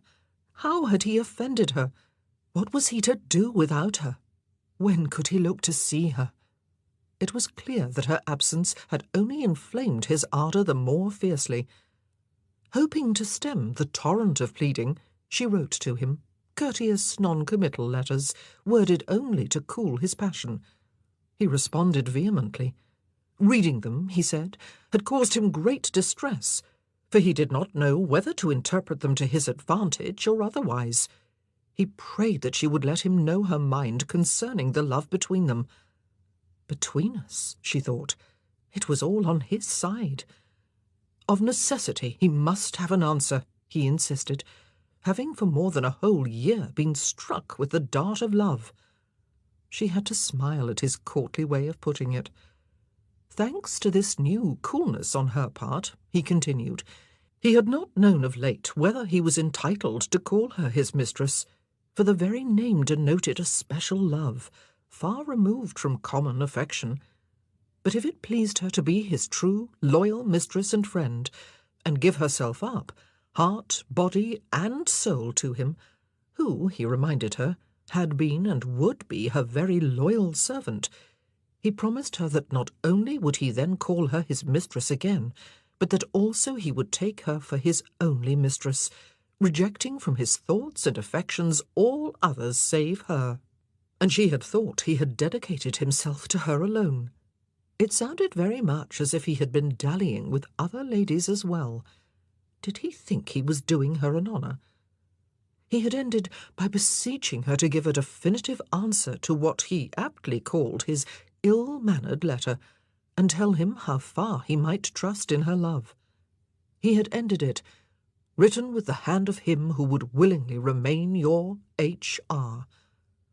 She would not reply, she decided, but he wrote again, chiding her for her tardiness, begging her to assure him of her well-being, and enclosing jewels he thought would please her. His tone was abject and pleading. Again she did not respond. In his next letter, she detected a hint of irritation at her evasiveness, so she answered that she might return to court in the company of her mother. That prompted an outpouring of joy, but she could not have him assuming that she loved him too much to stay away, so she sent a messenger to say that she had changed her mind, and could not come after all, even in her mother's company. By return, a miserable complaint came winging its way down the leafy lanes to Hever. She was being unduly hard on him. She had not written often enough. It was a long time since he had been assured that she was in good health, so the great affection he felt for her had led him to send again to her, to be the better ascertained of her health and pleasure. He marvelled at her changing her mind about coming to court, seeing he had assured himself that he had never offended her. He thought it small recompense for the great love he bore her to keep him thus distanced from the person he most esteemed in the whole world. And if you love me as I trust, this severing of our two selves should cause you some vexation at least. Your absence grieves me greatly, and if I knew that you truly desired it, I would only lament my ill fortune and regret my great folly. She laid down the letter and rested her head back against the settle. She did not love him, or want him as a lover. He should have realized that by now. Yet he persisted in his fancy that their feelings were mutual. He really believed it. She wished she had managed to put him off in the beginning. She thought she might just stay here at Hever and die an old spinster. By Christmas, Anne felt like climbing the walls with boredom. She had driven her mother to distraction, veering from one mood to another, until in the end Lady Boleyn had insisted that she tell her who was causing all this to do. "Nearly every day letters arrive for you. What is going on?" In the end, Anne told her, unable to contain herself. "The king is pursuing me. He wants me to be his mistress, and I am trying to fend him off." Mother's jaw dropped. "Tell no one, not even father. I'll not have him thinking I'm the king's harlot." "You think I would? One daughter is enough." Mother was striding up and down the parlour in agitation. "It's not right what the king is doing, And it's not right your being here when you should be serving the Queen. Heaven only knows what she thinks is wrong with you. You could lose your place, and then it will be more difficult to find you a worthy husband. You're nearly 26 as it is." Anne winced. She did not need to be reminded of that. "You must return to court," Mother was saying. "I will accompany you, and I will not leave your side." "I am most gratified to hear that you are recovered," Queen Catherine said, as Anne and her mother were announced. Her welcome was warm, and she hastened to assure Anne that she had assigned her only the lightest tasks. She was pleased to see Lady Boleyn too, and willingly agreed that Anne should stay in her father's lodging while her mother was at court. Mother's presence put paid to Tom Wyatt's hopeful pursuit of Anne. He was playing his lute in a window embrasure when they arrived, and his eyes had filled with joy at the sight of Anne. He jumped up and hurried to greet her, but Lady Boleyn loomed large, for Anne had told her about Tom too, relying on her mother to keep him at bay. "Why, Thomas Wyatt!" Mother cried. "How good to see you! How is your dear wife?" At which Tom had rapidly subsided, and stammered that Elizabeth was well, but preferred to avoid the court. "She should come more often," Mother said, and swept Anne away. The king, of course, was another matter. He was beside himself with joy when he came upon Anne and her mother taking the air in the gardens later that day, but after a courteous greeting, he made the mistake of telling Lady Boleyn that she might leave.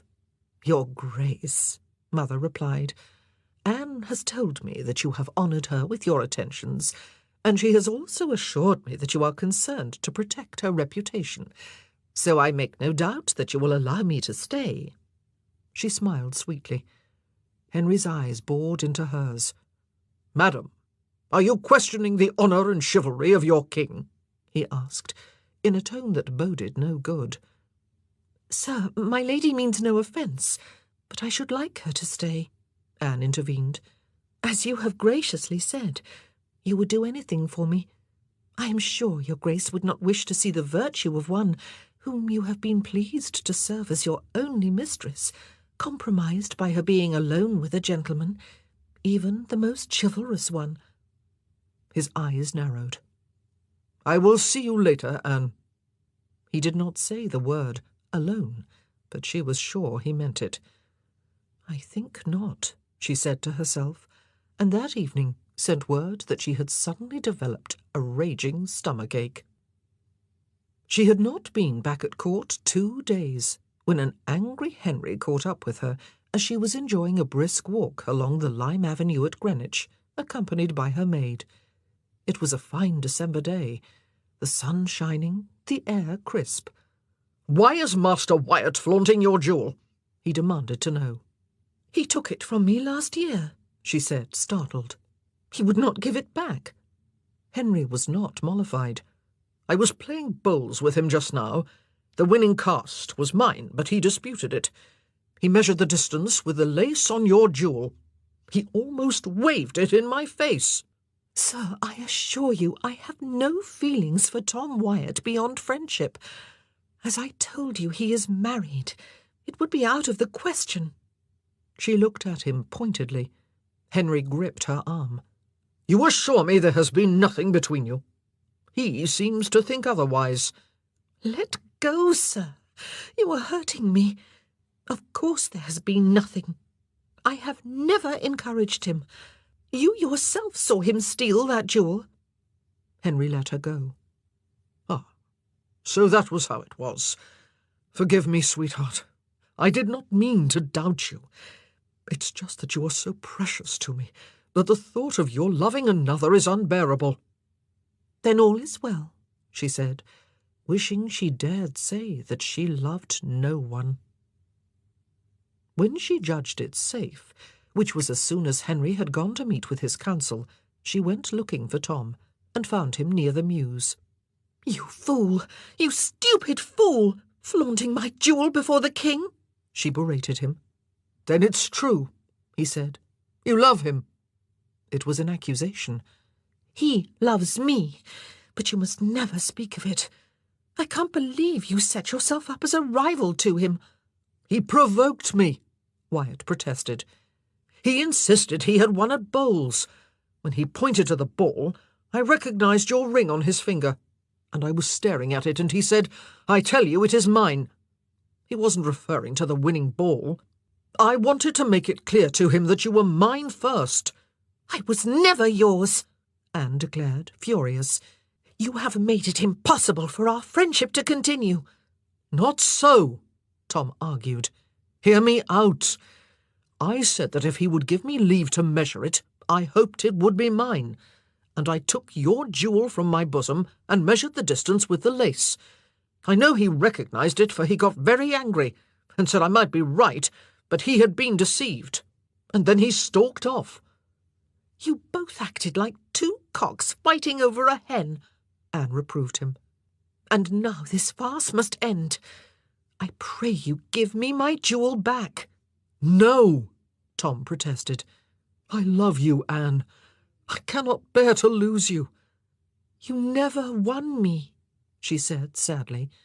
"It could not be." She held out her hand, and reluctantly he laid the trinket in it. "So you love the king now?" he asked. "He likes to think so," she said. There was sympathy as well as sadness in Tom's eyes. "You do not have to do this, Anne. It's not worth it." "I have no choice. He will not let me go." "You know I will always be here for you," Tom said. "I know that," she said, and walked away. That night, returning to Father's lodging, she found a note waiting for her. Breaking the seal, she saw that it contained just a few lines of verse. "Who list her hunt, I put him out of doubt, as well as I may spend his time in vain. And graven with diamonds in letters plain, there is written her fair neck round about, Noli me tangere. For Caesar's I am, and wild for to hold, though I seem tame." Suddenly, she was seeing it through a blur of tears.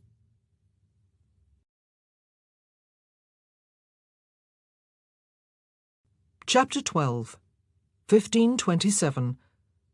"Wyatt has been sent to Italy," Francis Bryan said, his single eye full of mischief. "The king has apparently just discovered that he has good diplomatic skills, and a mission has been found for him." He winked at Anne. They were in the Queen's chamber, where Anne and the other maids were putting the finishing touches to their mask costumes. No fool, Francis, who was close to Henry, had guessed that his master was pursuing her. It was as well that Tom was out of the way. Life would be less complicated. The king had fallen out with the emperor after 5 years of amity, and was again looking to France for friendship.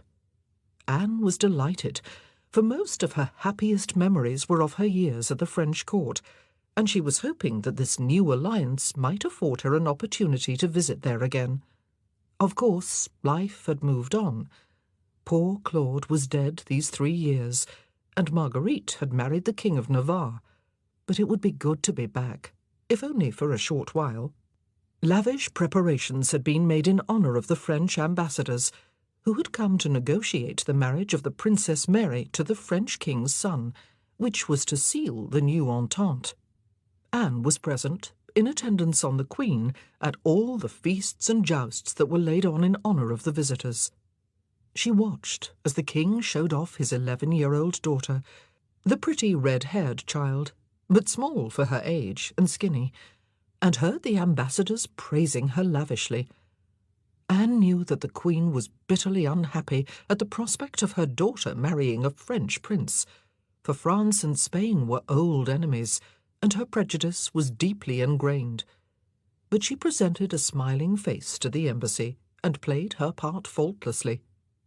Anne had seen Henry hardly at all, for he had been busy playing host and engrossed in long private talks with the ambassadors.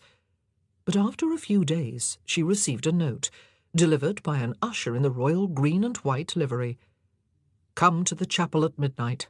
I would speak with you. H.R."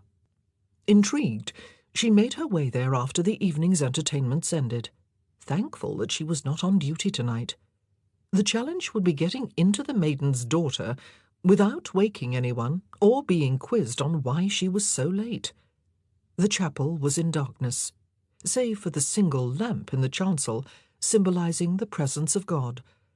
Anne curtsied to the crucifix on the altar, then looked around for Henry. He was leaning forward, a dim form in the royal pew above. "Up here," he said, and when she had ascended the stairs, he embraced her. "Thank God you came. Come and sit beside me." He indicated the Queen's chair. "It's all right, we're alone." "What has happened?" she asked, fearing something ominous. "Anne, I have to talk to you. I am in turmoil, and I do not know whether to rejoice or weep. Monsieur de Gramont, the Bishop of Tarbes, has raised the question of the Princess Mary's legitimacy." She was shocked. "But how can that be, sir? You have been married to the Queen for 18 years, Henry finished, and never did man have such a faithful, virtuous, and loving wife. In nearly every respect, Catherine is what a queen should be. But she has failed to bear me a son. And Anne, she is now past the ways of women." He buried his head in his hands, resting his elbows on the front of the pew. "What I am about to say to you is in strict confidence, darling, because it touches the Queen too nearly. You must be aware, who is not, of how much I have agonized over not having a son, and how to resolve the problem of the succession." "But, sir, your daughter, the princess, is forward in learning for her years, and graced with all the virtues. Why should she not rule after you?" Henry sighed. "Don't think I haven't considered it. That's why I sent Mary to Ludlow, to learn how to be a queen. But it galls me, Anne. It eats at me. A woman rule England? It is against nature for women to wield dominion over men. No man would heed her. And who would lead our armies into battle?"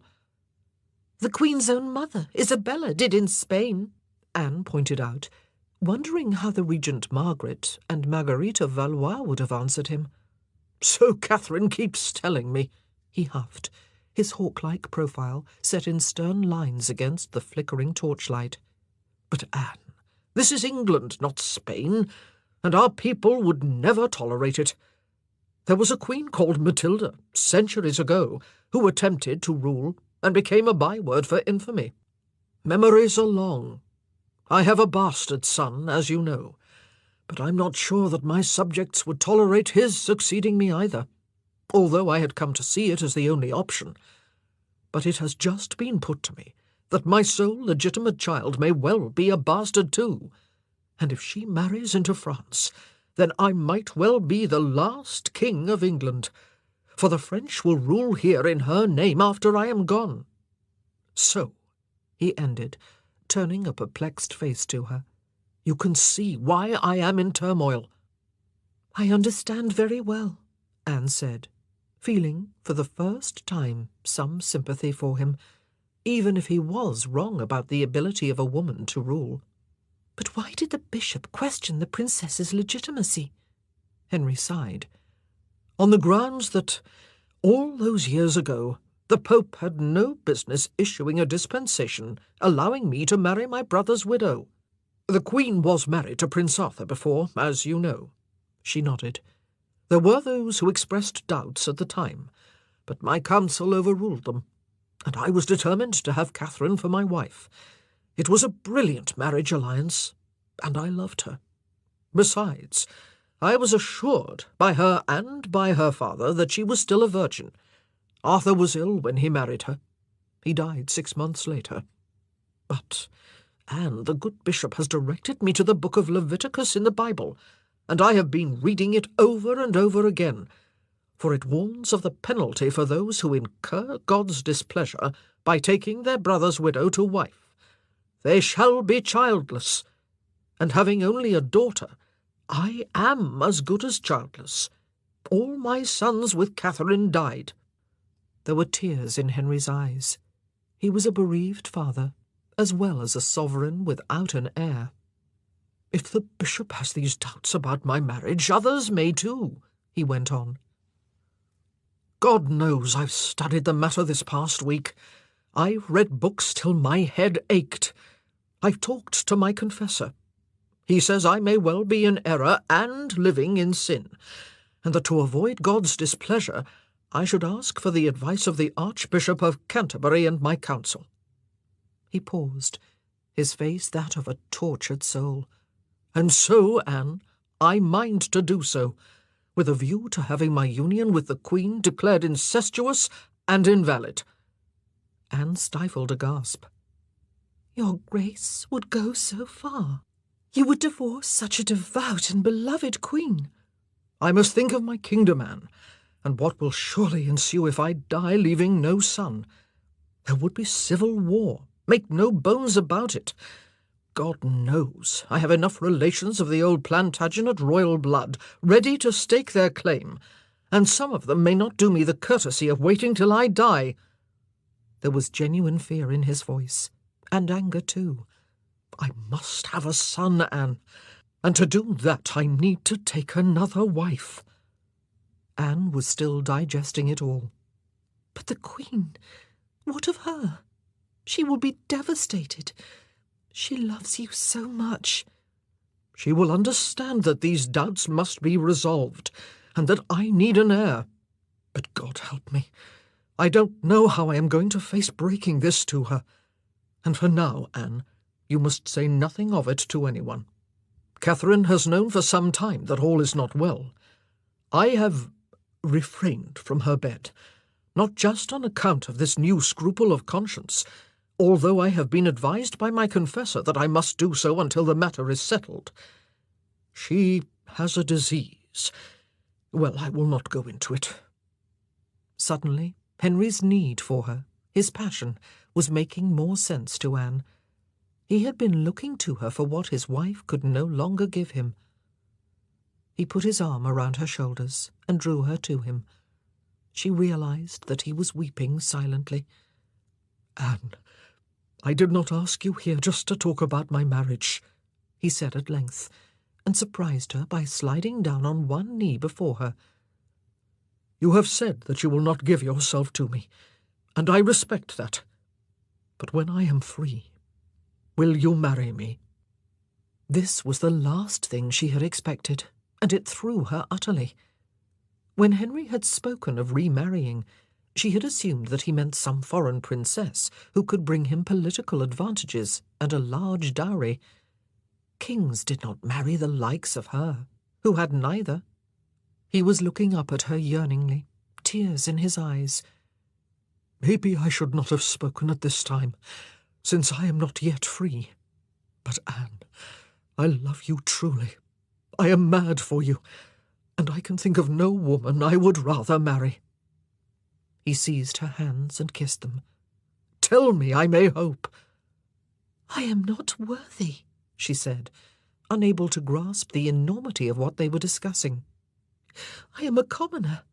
"You have the soul of an angel, and a spirit worthy of a crown," Henry enthused, rising back into his seat and taking her hands. "None could deny it. My own grandmother was a commoner. My grandfather, King Edward, married her for love. There was a lot of fuss, of course. The nobility resented her and said she was not worthy, but she proved a good queen.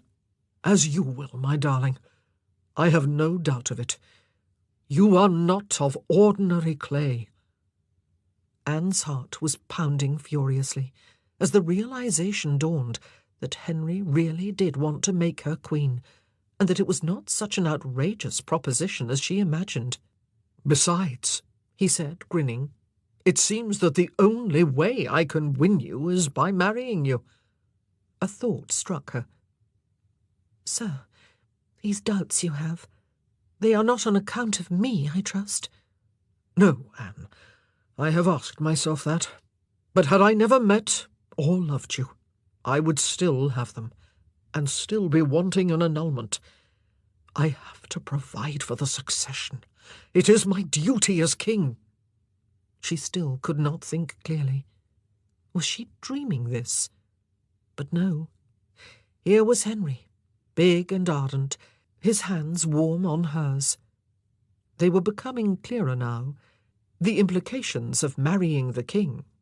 Every material thing she wanted would be hers. The advantages to her family would be immeasurable. The Boleyns would be the highest family in the land. Seeing father's reaction alone would be worth accepting Henry's proposal. Her children and descendants would rule England. But she would have to take the man with the king. She had never wished in her heart to choose him, and still did not want him in that way. She was not in love with him, and she knew there would be less freedom in marriage to him than with a lesser man who was more agreeable to her. Marrying the king would set them both on a controversial course, and there were sure to be obstacles to be overcome. But her pride was welling up, pride in herself and in her family. A Percy had considered her worthy, and Plantagenet blood ran in her veins. Why should she not aspire to a crown? A distant bell struck, and she heard the watchman's cry, 1 o'clock and all's well. "It's late, sir," she said. "I must go to bed. I beg you, do not think me insensible of the high honour you do me in asking me to be your wife and queen. In truth, my mind cannot quite compass it. I pray you, grant me time in which to consider, for this is not a matter to be undertaken lightly." "Take all the time you need, sweetheart," Henry murmured, and drew her into his arms, pressing his lips on hers. This time she did not resist. Anne realized that she would have no peace from Henry if she remained at court, so she asked the Queen for permission to absent herself, pleading illness again, and rode home with her mother to Hever. In her hand she clutched a folded piece of paper that an anguished Henry had pressed into her palm before she left. On it he had written, "O my heart, and O my heart it is so sore, since I must needs from my love depart, and know no cause wherefore." Hot on her heels came a letter begging her to return. It plunged her into perplexity. All she had to say was yes, and the riches of the kingdom would be hers, and the power. But could she take the man as well as the crown? More importantly, could she betray the good mistress who had never shown her anything but kindness? Catherine was greatly loved, and of royal birth. Anne would be widely condemned for supplanting her. And in the face of opposition, would Henry hold true to her? Or would he bend like a reed in the storm? She did not have to say yes. She had said no so often that it had become a habit, and she no longer feared Henry's reaction. But he was going to seek an annulment anyway, and if he took another wife, why should it not be her? She thought about the strong women who had influenced her. The regent had used her power wisely, and it came to Anne that if she became queen, she might be able to use hers for the good of others, as well as for herself and her family. She might be able to introduce more enlightened religious beliefs into England, and show by example that women could wield power for the common good. It was too great a decision to make under pressure, yet she did not want Henry to be offended by her failure to leap at the glorious future he had offered her. She must impress on him that she really did need time to think. An idea came to her. Taking Mrs. Orchard and a groom, she rode into Tunbridge, the nearest town, and paid a visit to a goldsmith who had made various pieces for her parents. "I want a jewel, in solid gold, fashioned as a solitary damsel in a ship tossed by a tempest. Could you do that?" she asked, as Mrs. Orchard eyed her suspiciously. The nurse knew of old when Anne was hiding something, and had fished continuously to find out what it was. "It is for an admirer," Anne teased her. "That's a fine sum to be paying out, when he should be the one giving presents," Mrs. Orchard sniffed. The goldsmith, however, was delighted with the commission, and a week later An exquisite brooch, exactly as Anne had envisaged, was delivered to Hever. She sent it to Henry with an affectionate note, hoping he would understand the allusion to her predicament, how she was tossed in turmoil on troubled waters, fearing that she might be overcome by the tempest, and praying that her boat would take a safe course. The jewel provoked a passionate reaction from Henry, reassuring her that henceforth his heart would be dedicated to her alone, and desiring fervently that his body could be as well. "God can bring it to pass if it pleases him," he declared, adding that he was entreating the Almighty every day to bring that about. "I wish the time short until we shall see each other again," he ended, signing himself "the secretary who in heart, body and will is your loyal and most assured servant, H. Autre ne cherche. R." Henry the King seeks no other. And around Anne's initials the king had drawn a heart. It was that little symbol that made her mind up. It struck a chord in her own heart and made her believe that, yes, in time, she might come to love him, even if it was not the kind of passionate love that she had tasted so briefly. In the meantime, she would settle for power instead. It was as great an aphrodisiac as Norris's dazzling smile. She knew now that she very much wanted to be queen. She wrote to Henry in humble and loving vein. She would be honoured to accept his proposal of marriage. The first response she had was a letter from father. "I have received the most joyful and unexpected news from the king himself," he wrote. "Nothing could have been more welcome to me." Anne knew what this would mean to father. He was an ambitious man, but even he had never dreamed of such advancement. The prospect of being father of the next Queen of England, and, God willing, grandsire to a future monarch, would bring him and his family more wealth, power, fame, and honour than he had ever craved. Anne knocked at her mother's door, took a deep breath, and opened it. This would be the first time she spoke her news out loud, and doing that would make it feel more real. "Mother," she ventured. Elizabeth Howard was sitting on the bed, sorting her embroidery silks. She looked up. "Yes?" Anne grasped her hands. "Mother, I have wonderful news. But before I say anything, you must swear to keep it a secret for now." "What is it?" Mother stood up, the silks abandoned. "The king is to be divorced. He has asked me to be his next queen, and I have accepted." Mother gasped, then cried out in amazement and hugged her fiercely. "I can't believe it," she said again and again. "My daughter, the Queen of England. Does your father know?" "He does. The king told him, and he is overjoyed. Mother, your grandson will be a king. Think of it. And George will be thrilled." She paused. "I'm not sure how Mary will take it." Thankfully, Mary was at court, so she would not have to confront that problem immediately. She remembered that moment of jealousy when she first confided in her sister about the king's advances. Always they had competed with each other, and now Mary could never hope to match her great good fortune. "What happens now?" Mother asked excitedly, pouring them some wine to celebrate. Anne explained that the king was taking immediate steps to procure an annulment of his marriage. "Discretion is the order of the day," she added. "So I shall stay here for a while. Hopefully a decision will be given soon." "I shall pray for it," Mother said, "although I do feel sorry for the poor queen. She is blameless in all this. It will come hard to her." "The king will provide handsomely for her, I am sure," Anne said, feeling guilty about Catherine. But she reminded herself this was not her fault. No one could help it if the Queen's marriage wasn't valid, or that the king had a duty to assure the succession. Unfair as it was something that Catherine would have to accept.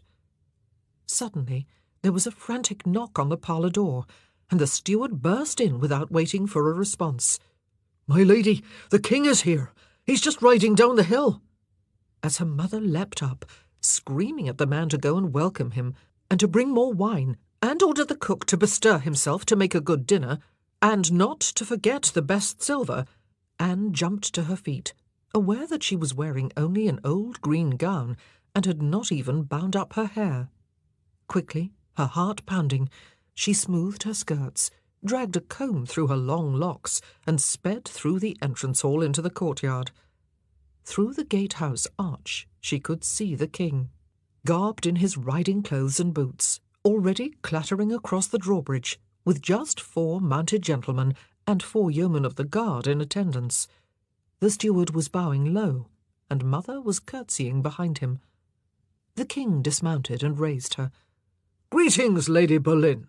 We were hunting in the neighbourhood. I'm staying over at Penshurst, and I thought it would be pleasant to pay you a visit." "We are truly honoured, Your Grace, but I fear that, not expecting you, we have little to offer in the way of hospitality." "No matter." Henry beamed. "Some light refreshment and a walk around these glorious gardens would please me mightily. It will be good to be among friends, and free for a short time from the cares of state." His eyes were drawn to Anne, waiting by the castle entrance, and in them, as she made her obeisance, she could read only jubilation. "Darling!" he cried, striding forward, raising her up and kissing her on the mouth. "It does my heart good to see you. I trust you are in health?" "I am very well, Your Grace," she said, aware of him eyeing the plain gown, and Mother staring at them. "Forgive our lack of ceremony."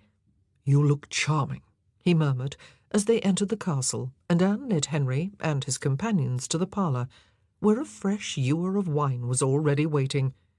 "You will stay to dine, sir?" Mother fluttered. "I will not trouble you, Lady Boleyn, but thank you." He accepted the goblet of wine. "The Queen is looking forward to your return," he said to Anne, looking at her hopefully. "That is most gracious of her," she replied. "Please do me the service of telling her that my trouble is a little amended. I will return to court as soon as I am able." There was a silence. "Your Grace, Anne must have the honour of showing you the gardens," Mother said. Henry drained his goblet. "That would be most pleasant." "I will summon Mrs. Orchard," Anne said. They walked out into the warm May air, past the yeomen of the guard, who had stationed themselves outside the gatehouse. One left his post and followed them at a discreet distance, keeping step with an agog Mrs. Orchard, who definitely was putting 2 and 2 together and coming up with an enormous sum. As soon as they were out of earshot of anyone, Henry turned to Anne. "Your letter made me weep. I had not felt so joyful in all my life. Thank you, my own darling, for making me the happiest of men." He seized her hand and kissed it, then tucked it under his arm. They walked along the banks of the Eden, and then Anne led Henry to her favourite spot in the meadow, where they sat on the grass. "It's at times like these that I wish I wasn't a king, but a simple country gentleman," Henry mused, chewing on a stalk. "This, not the vanities of my court, is the real England." "You would miss it, sir," Anne teased. "It can be very boring here. Trust me, I know." "Then come to court and be with me." "I should not. Not right now." She paused. "Is there any news?" Henry grinned. "Yes, sweetheart. Things are moving. In his capacity as papal legate, the cardinal has secretly convened an ecclesiastical court at Westminster. Archbishop Warham is presiding, and we've assembled a host of bishops and canon lawyers. I was summoned last week, and asked to account for having knowingly taken to wife my brother's widow. I admitted the charge, confessed my doubts of conscience, and asked for a decision to be given on my case. I should hear soon. And then, dearest Anne, we can be married." She hoped his optimism was justified. She did not dare let her excitement run away with her. But in a few short weeks she might be queen. She could see herself seated in Westminster Abbey, feel the weight of the crown on her head. The prospect was an exhilarating one, and still not quite believable. "I am glad to hear that the Cardinal supports your Grace."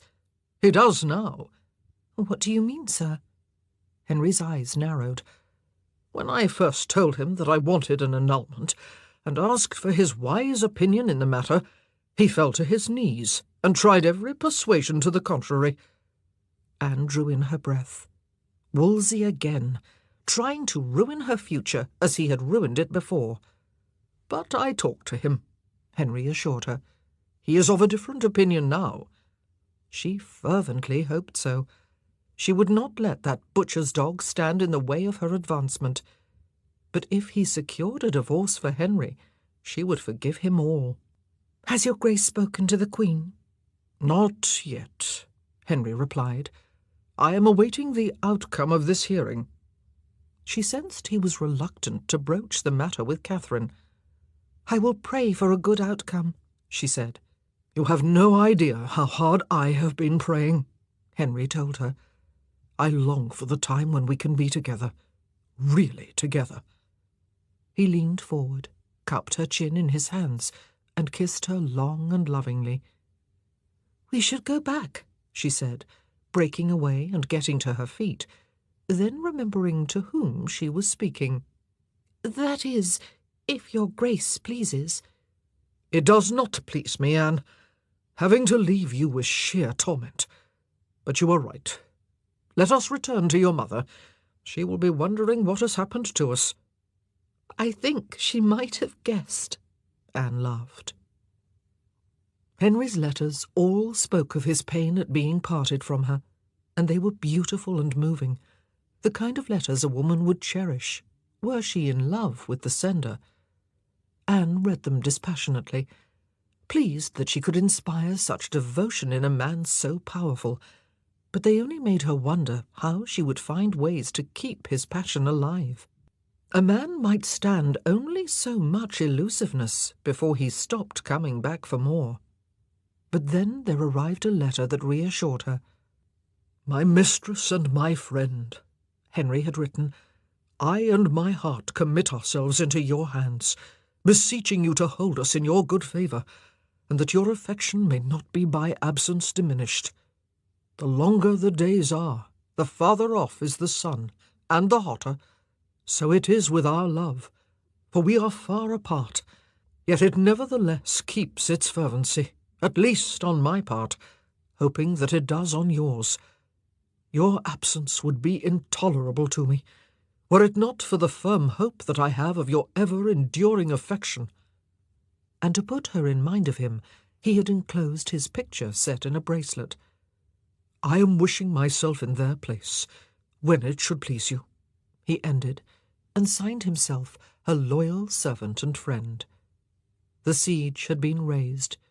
It was the first letter in which he had not begged her to be his. It was suddenly clear that her consenting to marry him had wrought a great change in their relations. Of course, if she was going to be his queen, she must not be tainted by any breath of scandal, nor risk an illicit pregnancy. So he was keeping his promise to respect her honour and wait until he could lawfully enjoy her. From now on, it would not be her who had the power to bring to fruition all Henry's desires. That lay with God and the men gathered at Westminster. Henry's next letter was despondent. The commissioners had said that they were not competent to judge his case. He had therefore consulted his privy council, who had agreed that there was good cause for scruple, and advised him to approach the Pope for a decision on his marriage. Anne's shoulders sagged in disappointment when she read this. Applying to Rome would surely take months, even if the Pope was willing speedily to oblige the king. Far worse news followed. Early in June, Henry wrote to say that Rome had been savagely sacked by mercenary troops of the Emperor, who was then campaigning elsewhere in Italy. Lacking a commander, they had surged unchecked into the city and unleashed an orgy of violence and murder that had raged for days. "I will not upset you with details of their atrocities," Henry wrote, "for they were unspeakable. Those brutes even desecrated St. Peter's itself.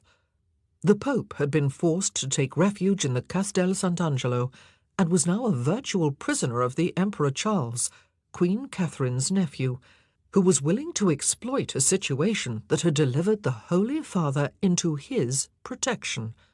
And that, Anne realized, her spirits plummeting, meant that for the present a favourable decision on Henry's case was as unlikely to be forthcoming as a man flying to the moon, especially if the Emperor learned that he wanted to marry her. She remembered him as an insufferable youth who had hated her for her presumption. She felt helpless, and when George, now the king's cupbearer, came home for a brief visit later that month, she poured out her frustration. "Couldn't the cardinal, as papal legate, just declare the marriage invalid?" she cried. George shook his head. "Father says the Emperor is all-powerful. If provoked, and Wolsey dissolving the marriage on his own authority might be seen as provocation, Charles might declare war. No, dear sister, there is nothing for it but to have patience." "Maybe I should return to court." "I would not advise it right now. The king's great matter, as they are calling it, is now as notorious as if it had been proclaimed by the town crier. His Grace had to command the Lord Mayor of London to order the people to cease spreading rumours, on pain of his high displeasure. But it won't stop them. Father said the clamour has reached such a pitch that the cardinal felt it prudent to inform all our ambassadors of the truth." "Is my name being spoken?" Anne asked, alarmed. It was not meant to happen this way. She had anticipated a speedy, amicable divorce, followed by a joyous wedding. "Not yet." Brother and sister stared at each other, knowing that it soon would be. "Does Mary know that the king wants to marry me?" George grimaced. "Yes, Father told her." "I can tell from your reaction that she was not best pleased." George shrugged. "She doesn't want the king. She just can't bear the idea of your being queen." "She's the least of my worries. I can't be dealing with her jealousy at this time." Anne could not settle to anything. She was so agitated. Her mother tried to calm her, assuring her that all would be well in the end. "But you don't know that," she flared. "No, but I trust in the goodness of God," Mother declared. "Now stop this fretting, and help me in my still room." At the end of June, Henry rode down from Greenwich Palace. Anne was relieved to lay eyes on his small cavalcade approaching, delighted to see him for once. He must have news. "Your brother told me that you were disconsolate, darling," he said, embracing her tenderly, after her mother had left them alone together in the parlour. "You must not worry. The situation in Italy is volatile and could change at any moment. I put my trust in His Holiness. I have been a good son of the Church." Anne had hoped for something more tangible, but she forced a smile. "I know. I have read your Grace's book defending the sacraments that Martin Luther denied." "Indeed?" He looked pleased. "The Pope was so grateful he conferred on me the title Defender of the Faith, so I am hopeful that he will look favourably on my suit." He sat down and accepted one of the little marmalade cakes Anne offered. "Quince is my favourite," he told her appreciatively, pulling her to him and kissing her hungrily. "Anne, you will be mine, and you will be queen, never doubt it." She kissed him back, then disengaged herself. Henry let her go reluctantly. His eyes alighted on her illuminated prayer book on the table. "This is beautiful," he remarked, turning the pages until he came upon a vivid picture of Christ, the man of sorrow, pierced with wounds and crowned with thorns. "Darling, I meant what I just said." And he reached for her pen, dipped it in the ink-pot, and bent to the page.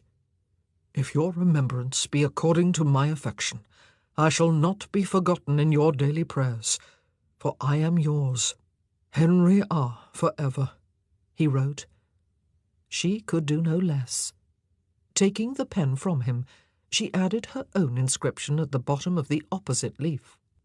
By daily proof you shall me find to be to you both loving and kind. Anne, Henry murmured, his voice thick with desire, you are the sweetest, loveliest mistress, and I am blessed indeed. No sooner had the king departed for Greenwich than father came home, bringing with him Uncle Norfolk. As mother flapped off to stir the servants to preparing a fine repast, the Duke took father's chair at the head of the parlour table and fixed his gimlet gaze on Anne. Niece, we have reason to believe that the cardinal is not to be trusted. He does the king's bidding in this great matter, but his heart is not in it. Even if the king's suit is successful, Wolsey means to marry him to a French princess. He would not presume so far, Anne cried. He has been presuming thus far for years, father said, grim-faced. He runs this kingdom, while we, the nobility, who should be the king's natural counsellors, are kept from enjoying the power that should be ours by right of birth, Uncle Norfolk growled. I have always said it. This upstart butcher's whelp is a pernicious influence. Father nodded. When I was made Lord Rochford, I was forced to resign my post as treasurer without any financial compensation. I blame Wolsey. He hates our family. He sees us as a threat, and will do anything he can to bring us down. I have no cause to love him either, Anne said. I cannot forgive his breaking my pre-contract with Harry Percy, and he had the gall to call me a foolish girl in front of his household. It was doubly an insult, coming from one so low-born. He will soon have cause to regret it, Norfolk assured her.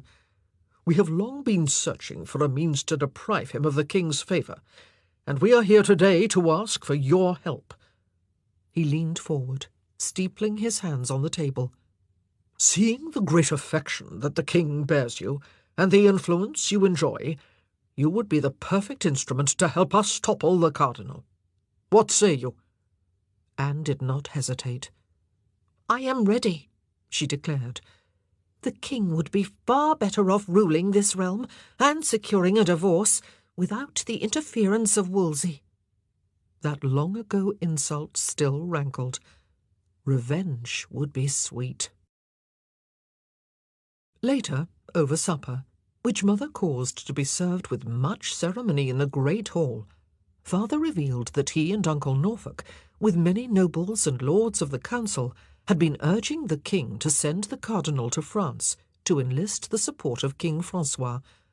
The French king might be willing to persuade the Pope to extend Wolsey's legatine powers, which would enable him to adjudicate on the king's case, he said, spearing some beef on his fork. But our intent and purpose is to get Wolsey out of the way, so that we might have leisure to undermine him in the king's eyes in his absence. What we want you to do is persuade the king to send the cardinal to France, Norfolk added. Can you do that? I can, and I will, she said. That very night she wrote to Henry. Soon afterward he informed her that Wolsey had departed for France. It was time to go back to court. Anne found Greenwich buzzing with gossip and speculation about the great matter. The Queen welcomed her warmly, asking after her health and saying how glad she was to see her. She was so kind, so solicitous, that Anne was again stirred by guilt, knowing what would soon befall her gracious mistress. Catherine looked more drawn, more lined than when she had seen her last. Did she know what was going on, Anne wondered? Henry sent her a message. She was to come to the Lime Walk near the Friary at 11 o'clock. When she arrived, wrapped in a hooded cloak, for all the warmth of the June night, he enveloped her in his arms. Anne! Thank God! It's been hell here. I have missed you more than I can tell you. She tried to respond to his kisses with a similar fervency, but soon he drew apart, looking troubled. What is wrong? She asked, panicking a little. Henry sighed.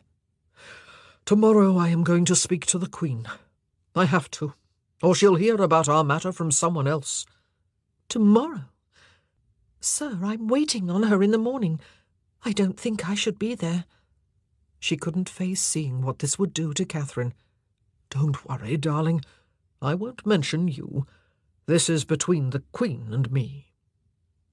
All morning, Anne found it hard to face the Queen or meet her eye. She was filled with dread for her, and with such heavy guilt that no amount of rationalizing could dissipate it. Henry arrived at 10 o'clock. "Leave us," he commanded. Anne found herself trembling. When the ladies began busying themselves in the bedchamber, she strained to listen to what was happening next door, but all she could hear was the murmur of Henry's voice. Then she heard a howl that made her blood freeze. It was the Queen, wailing, her words one long, unintelligible lament.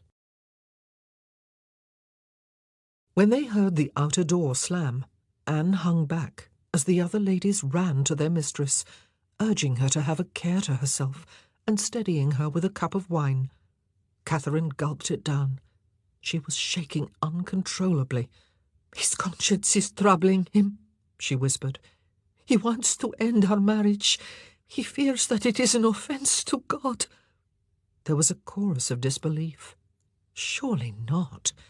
His Grace had been misled by those who should know better. All would be well in the end. Anne could not speak, for she knew that all would not be well for Catherine ever again. "No," the Queen whispered. "He spoke of taking another wife." They burst out in outrage at that. Catherine rested her head back on the chair. "This is the Cardinal's doing. He hates me and Spain, and he has never forgiven my nephew the Emperor for not making him Pope." She drew herself up in her chair, more composed now. "Whatever they say, my marriage to the King is good and valid." It sounded like a battle cry. "The Pope himself sanctioned it. My duty now is to persuade my husband that he is in error, and I will do it, so help me God." Her ladies applauded her resolve, and as she thanked them for their loyalty and their love, Anne found herself fighting back tears.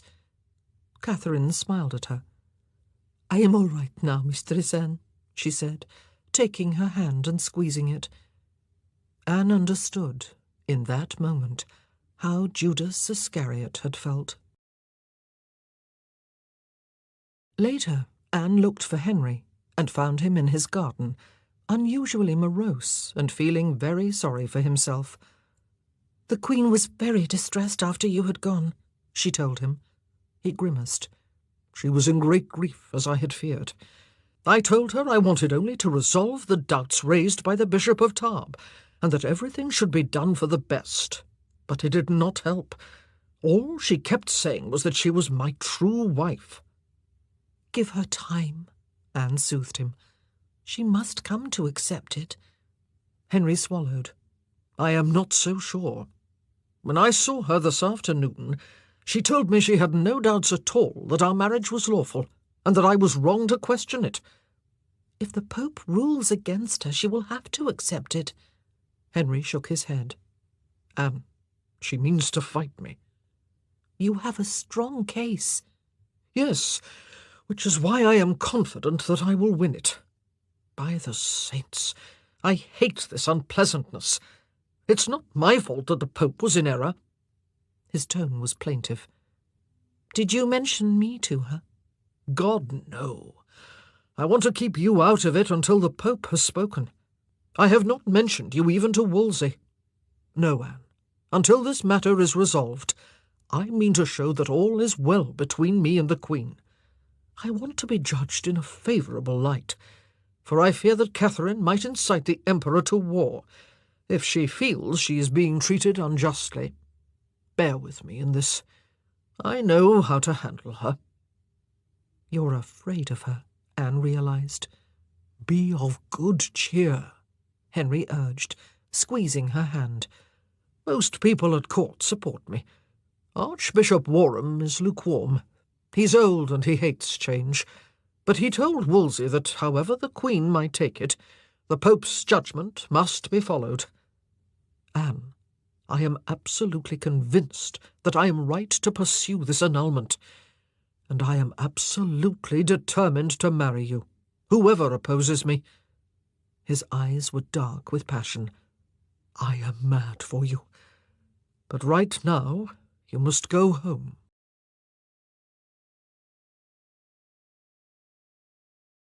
Chapter 13, 1527. It felt strange to be at Beaulieu, a house in Essex that her family had once owned, and which she remembered visiting as a child, when it had been much smaller.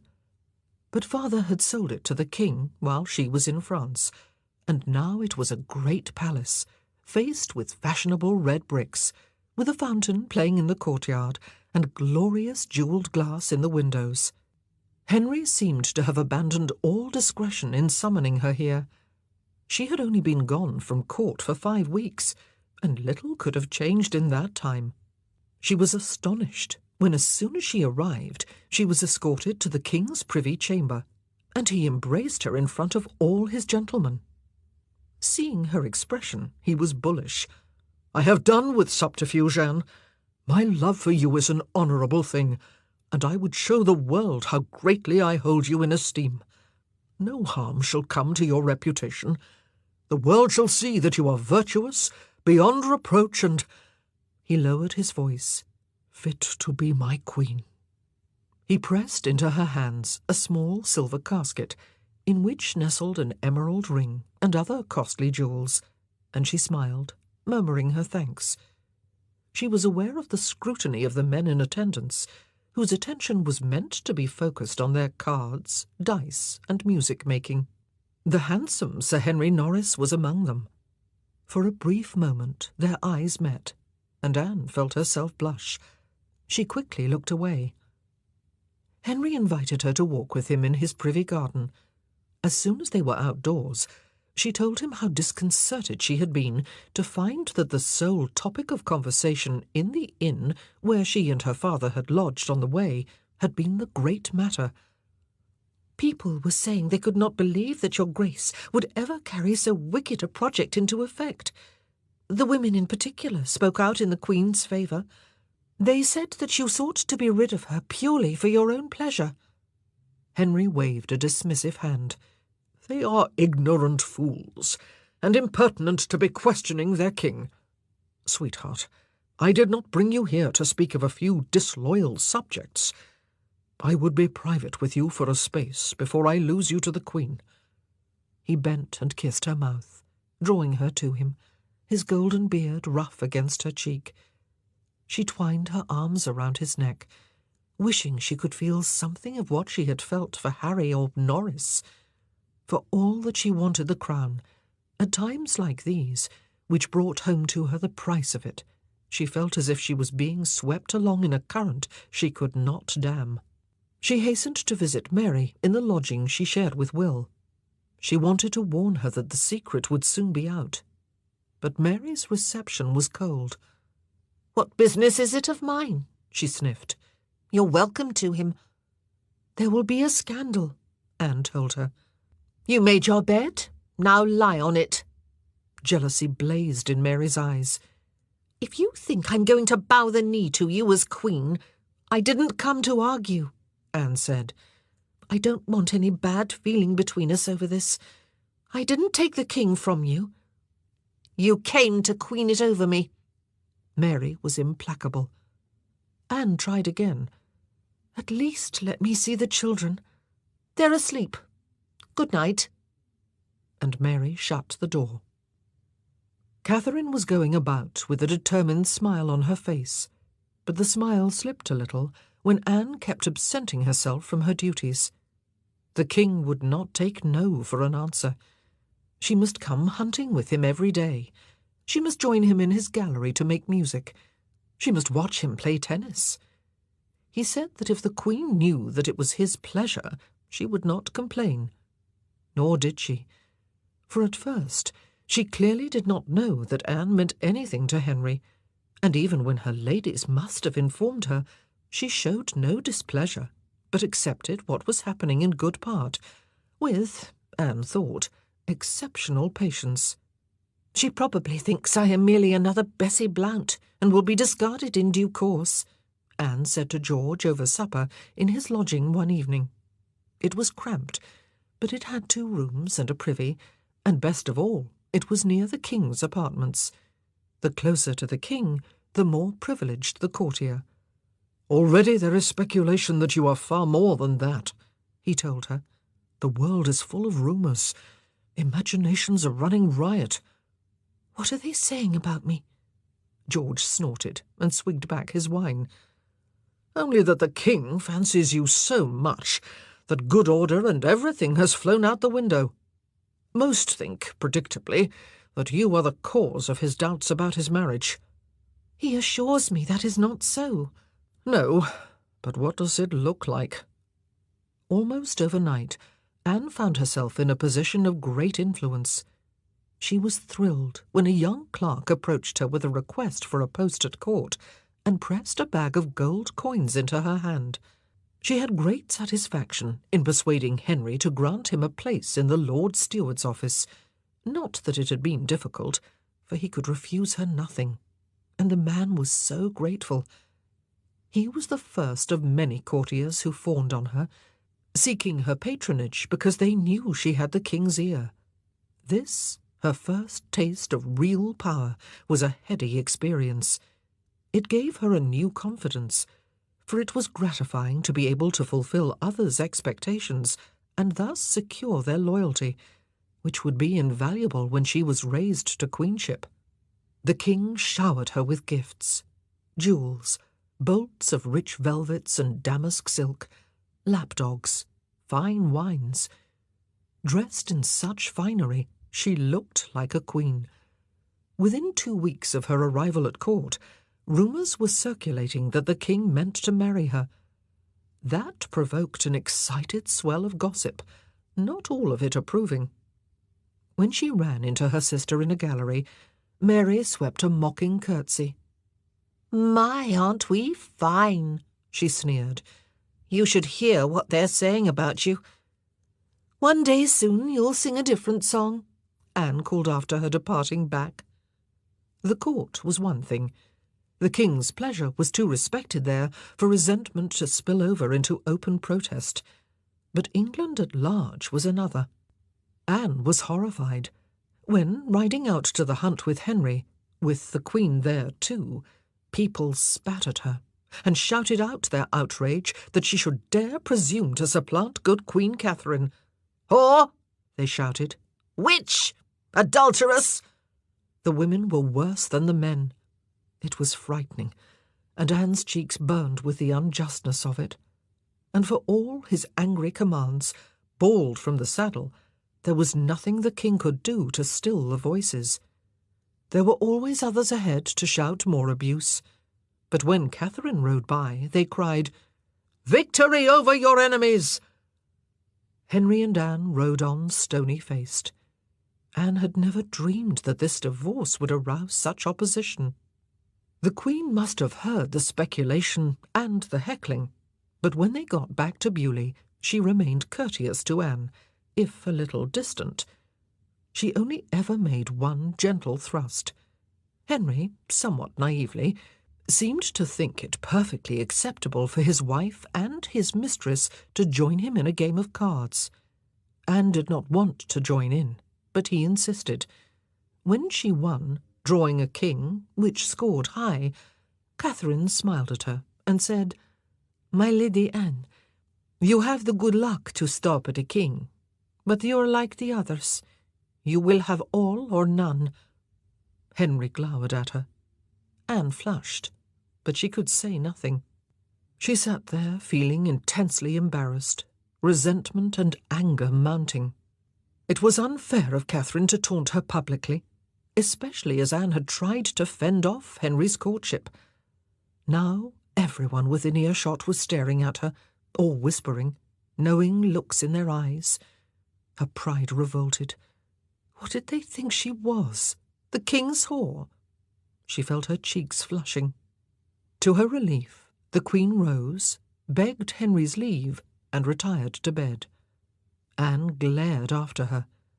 The sympathy she had felt for Catherine, the ever-present guilt, had dissipated.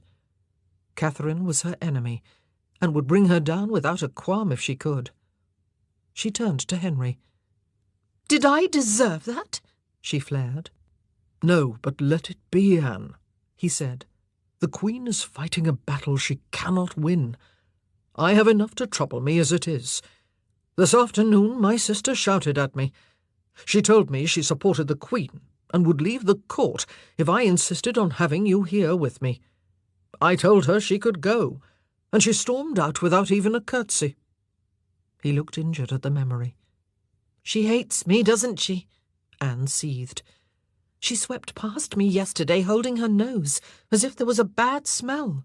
"I won't have her hold me to ransom like that," Henry growled, upset because he loved his sister.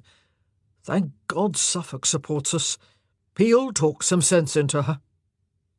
Throughout August, Anne, her father, her uncle of Norfolk, and their friends, who now included the Duke of Suffolk, took advantage of the Cardinal's absence in France.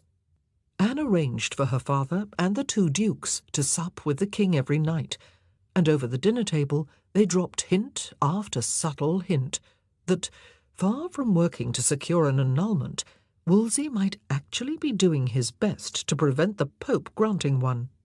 Henry was sceptical, but no matter. A doubt had been planted in his mind. At one supper, Sir Henry Norris was present, seated next to Anne, who was all too aware of his physical nearness. Henry explained, "I have invited Sir Henry to join us, darling, because henceforth he will act as go-between for us.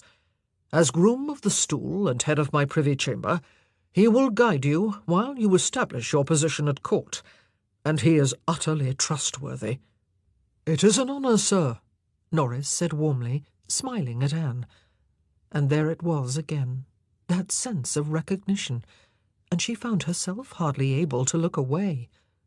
For a brief moment there had been a frisson of attraction between them, and she was certain that he had felt it too. Henry was chatting on, oblivious to the momentous thing that was happening to her. The poets wrote of love at first sight, which she had often dismissed as a mere literary conceit, but now she knew. It did not matter that she was barely acquainted with Norris. There was no doubt in her mind that love was what she had felt for him from the first, or that he was everything she wanted. His looks, his strong body and beautiful hands, his courtesy, his smile, they proclaimed what he was. But he was married, and she had promised to wed the king. For a mad moment, she thought she would tell Henry that she could not go through with it, could not face the uproar or the opprobrium. But even if she did, Norris was not free, and Henry would never accept it. The men were laughing, and she remembered where she was. Quickly she picked up the gist of the jest and joined in. She sensed Norris watching her, and when the conversation turned to hunting, a favourite topic of Henry's, she smiled at him. "You have been at court long, Sir Henry?" He fixed those wondrous light blue eyes on her. "Please call me Norris, Mistress Anne," he invited. "Everyone else does. Yes, my family have had long associations with the court. I came here in my youth, and was fortunate to be honoured with the friendship of the king, who has generously bestowed on me many offices. I've served in his privy chamber for 10 years, and was made head of it last year." All the time they were talking, Anne was acutely aware that something else was happening between them, something they could never acknowledge. "And what do your duties encompass?" "I am in charge of the 12 gentlemen of the king's privy chamber. We are all especially privileged, for we have the right of entry to his grace's private chambers. We look after his personal needs and provide him with daily companionship." "Then you must be in positions of great power." "We are, Mistress Anne, but I hope we do not abuse it." "And the cardinal, he resents this power?" It was not a question. "It stands to reason," murmured father, sitting the other side of Anne, as the king and the dukes rattled on about Bloodstock. "Those in the privy chamber are able to advise and influence his grace, control access to his presence, and exercise patronage. The cardinal fears that. As Lord Chancellor, he can control the Privy Council, but not the Privy Chamber. He has tried twice to reform the Privy Chamber, as he put it, which meant flushing out those who had too much influence. Some were invited back." Norris smiled. "I need not say that the cardinal is not very popular in the Privy Chamber."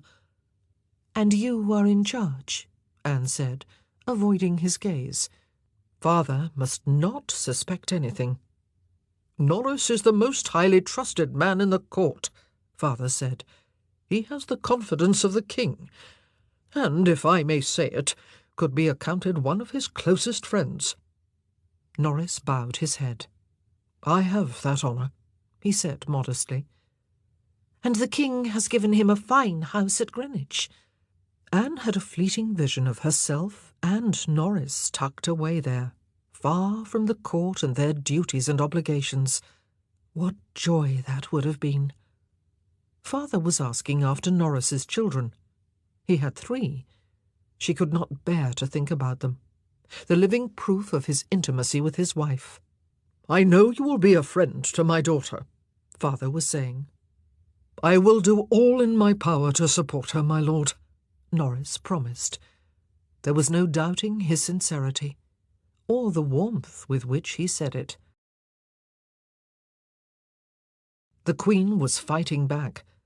"She won't even listen to me," Henry complained, when they were alone later that night, after the others had left. "She insists that the dispensation allowing us to marry was infallible, and that she was never Arthur's wife properly anyway, so Leviticus is irrelevant." "Is that true?" Anne asked, feeling increasingly resentful toward Catherine, who would not face reality and stand aside.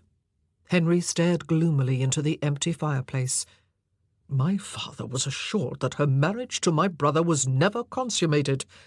And, well, to be plain, Anne, I was a virgin when we wed, and I would not have known the difference. I believed her. She is a woman of integrity and virtue. But now I wonder, was it that she, being innocent, as I have no doubt she was, did not understand what was meant to happen, or thought it hadn't happened when it had? They did spend 7 nights together." "Or she lied, because she still wanted to be Queen of England." "I don't think so," Henry said, flushing a little. It irritated her that he still held Catherine in high esteem, and recoiled from any criticism of her. He could criticize, but no one else was supposed to. And that, she suspected, was because Catherine was still his queen, still his wife. "But she has no right," she fumed inwardly. "That bar in Leviticus is not qualified," she said. "A man may not marry his brother's wife. It's as simple as that, and no pope can sanction it." "Catherine argues that Leviticus would only apply if she had borne Arthur a child. She cites a text in Deuteronomy that requires a man to marry his brother's widow, but she's wrong. It doesn't apply to Christians." "She is grasping at straws." Life was unfair, she knew, but this was especially unfair. There was Catherine, who had no right to be queen, winning sympathy all round. And there was she, who had lived a blameless life, being cursed whenever she went abroad in the streets, and vilified now throughout Christendom. Oh yes, she had heard the talk. Most people saw her as a Jezebel who had ousted a virtuous wife, and yet who was the more virtuous of the two? Catherine, who had lived in sin for 18 years, or herself, who had jealously guarded her virginity and never given the king any encouragement? So it was hard nowadays to feel anything but resentment toward Catherine, for all her kindness. "Cheer up, darling," Henry said, pulling her into his arms. "We will win through. My case is sound. I trust by the cardinal's diligence shortly to be rid of this trouble." and I trust that your trust is not misplaced," Anne said, accepting his kiss. "Come on, sweetheart. Wolsey is a good friend and a consummate politician. He will secure this annulment for me, and we'll be joyfully receiving him at his homecoming." And he bent his head, greatly daring, and pressed his lips to her breast, where it swelled above the stiff, square neckline of her gown. She let him go so far, but it was only when she thought of Norris that she found some pleasure in it. It was September, and the air was turning cool. A masque was to be performed in the great hall, and Anne had put on a low-cut gown of white damask and threaded jewels through her hair, which she wore loose. It was long enough to sit on, and Henry loved to see it in all its glory. The Queen said nothing when Anne appeared, glittering in her finery, to attend her with a host of other maids and ladies, but Catherine's particular friends, Lady Salisbury, Lady Willoughby, and Lady Parr, eyed her disapprovingly. She ignored them, dragons all of them, and was gratified to see that Henry could not take his eyes off her. She was aware, too, of another pair of eyes looking on admiringly, but when she glanced at Norris, he turned and spoke to another gentleman. The masque was to portray the legend of Narcissus and Echo. Henry himself showed Anne to her chair, which had been placed to the right of the dais, where he and the Queen were to watch the performance. But at that moment an usher approached. "Your Grace, my Lord Cardinal is returned from France, and waits outside, wishing to know where he should come," he announced. Henry's face lit up in anticipation of the news Wolsey brought. Where he should come? What did he think the king was? A lackey? Anne's blood boiled. Here was her chance to discredit Wolsey and demonstrate her own power. "I must go to him," Henry said, beginning to rise. Anne summoned her courage and turned to the usher. "Where else should the cardinal come? Tell him he may come here, where the king is." Catherine raised her eyebrows in astonishment. Everyone was staring at Anne. Let them. People must see that she enjoyed more influence with the king than the great cardinal did. "Yes, indeed," Henry said, frowning, and nodded to the usher. When Wolsey came into the hall, bowed low, and made his way to the dais, Anne moved to Henry's side. Father, Norfolk, and Suffolk were looking on triumphantly. They would be pleased with her. She could see the dismay in the cardinal's face, the flash of anger at her presumption. He would not call her a foolish girl now. She knew from his manner and the way his shoulders were bowed that his mission had been a failure. She was aware of Henry's stiffening next to her, of the testy pace of his breathing. He knew it too. It was becoming increasingly difficult to fend off Henry's advances. With no end to the waiting in sight, the Pope still in thrall to the Emperor, and Wolsey apparently helpless, he was growing more and more frustrated. "This delay is killing me," he complained. "Be kind to me, Anne. A man has needs, you know." "And what needs do you expect me to satisfy?" she teased him. "You said you would respect my virtue." Fine words, but they had not stopped him from summoning her late at night to his privy chamber to be alone with her after his gentleman had gone to bed. Norris always fetched her and escorted her to the secret stair that led up to the king's most private apartments. It was torment for her to have him take her to the king, and torment for him too, she suspected. It was not just her inclination, but her prudence that decided her to put a stop to these visits. She must not give Henry the opportunity to press his attentions. Who knew how long it would be before his self-control gave way? "This is unwise," she told him one night, when he grew particularly insistent, biting her neck, his hand cupping her breast.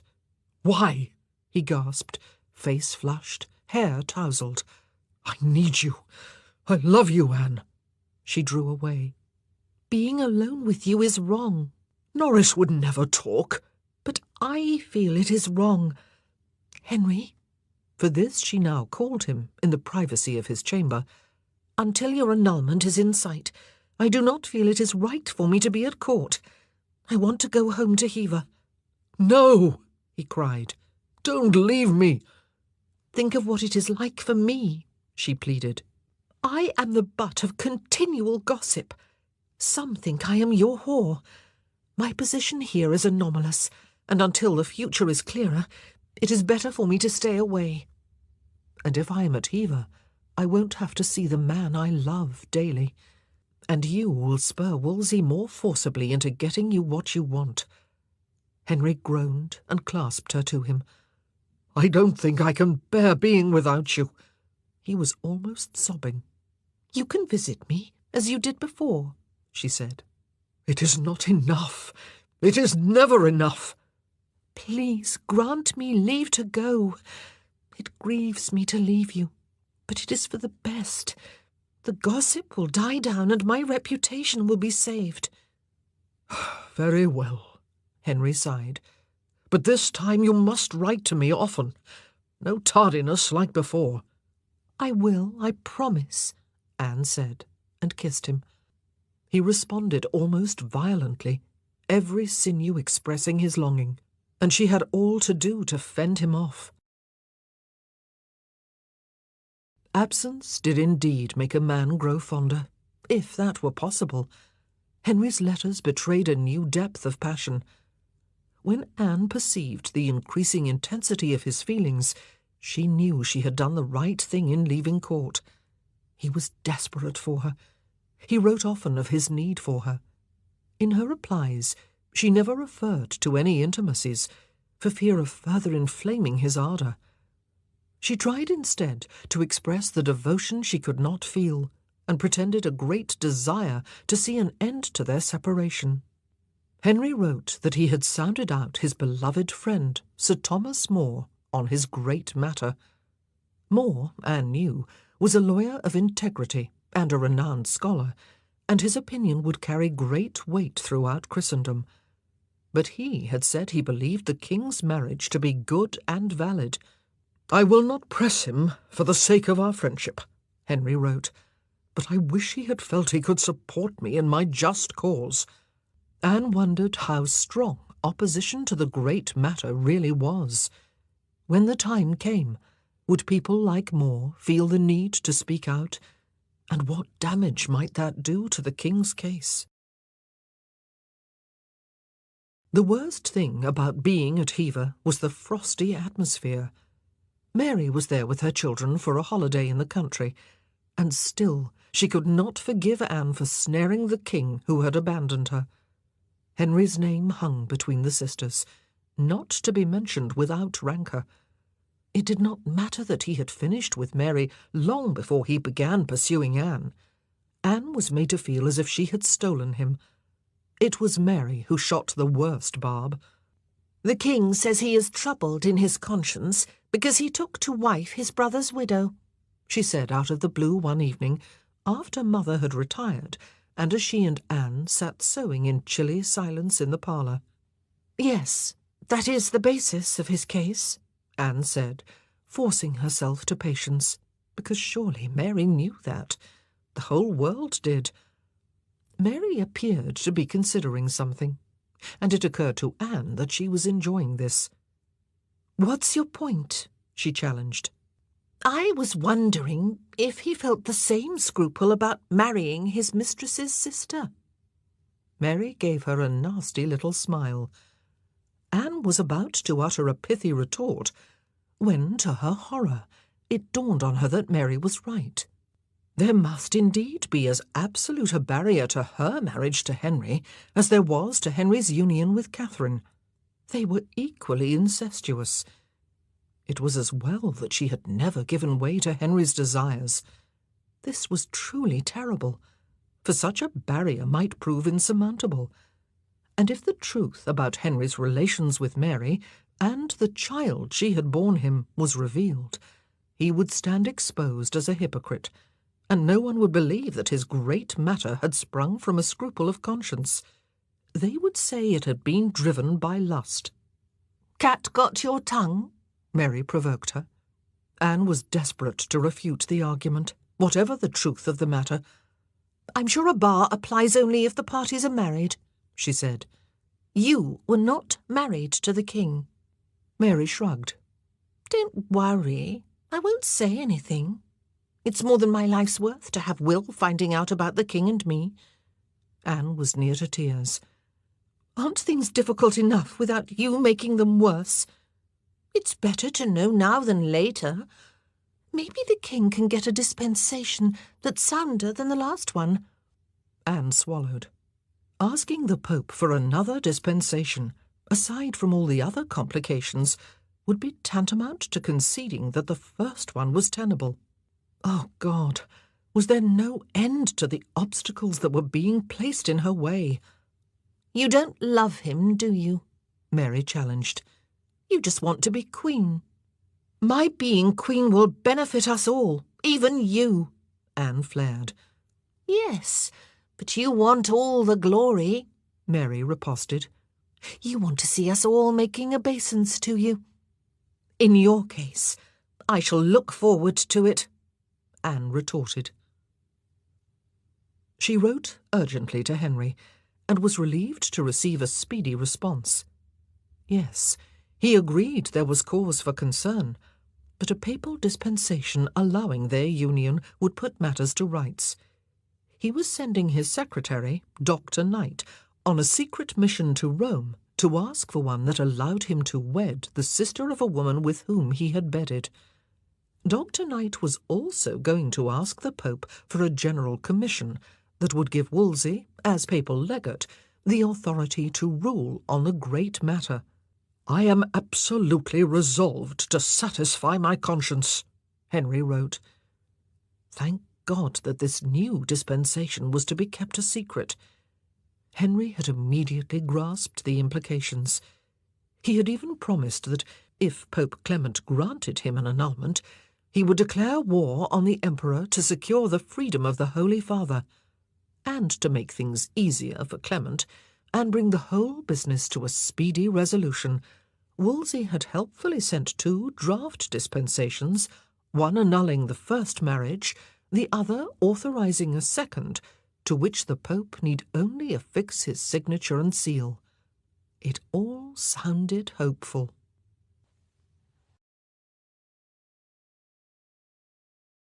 Chapter 14 1528 In the depths of a snowy January, a letter arrived from the king. Anne read it as she strode out, wrapped in furs, across the white-carpeted meadows.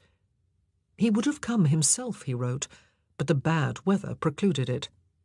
So far, he had paid her 5 visits, the last before Christmas, and it had been clear that time and distance had only given a spur to his ardour.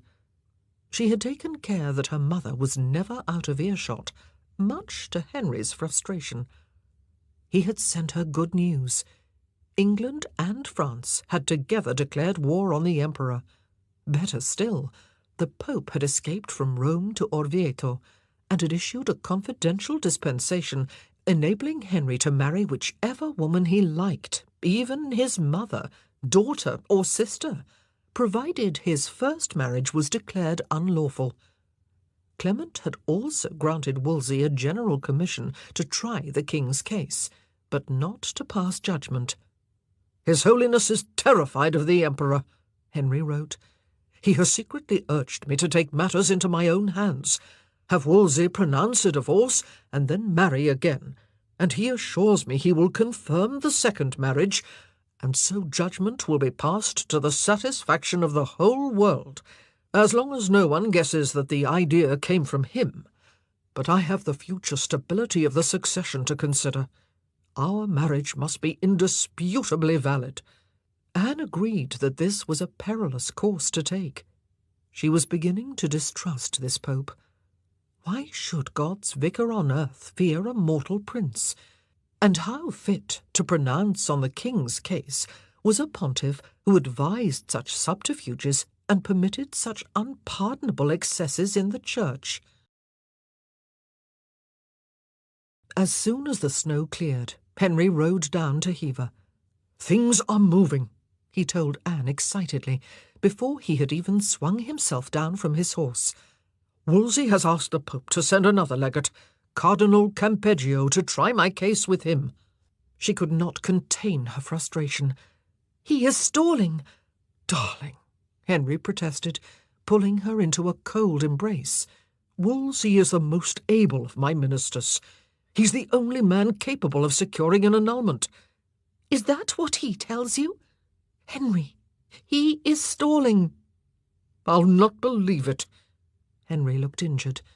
"Anne, I have come all this way to see you, and I do not want to waste time arguing. I know you have little love for Wolsey, but you are being unreasonable." "He knows that the Pope is reluctant to give judgment in your favour for fear of offending the Emperor.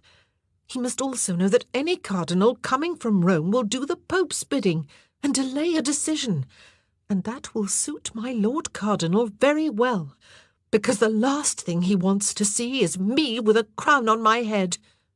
"I don't think so," Henry said, looking perplexed.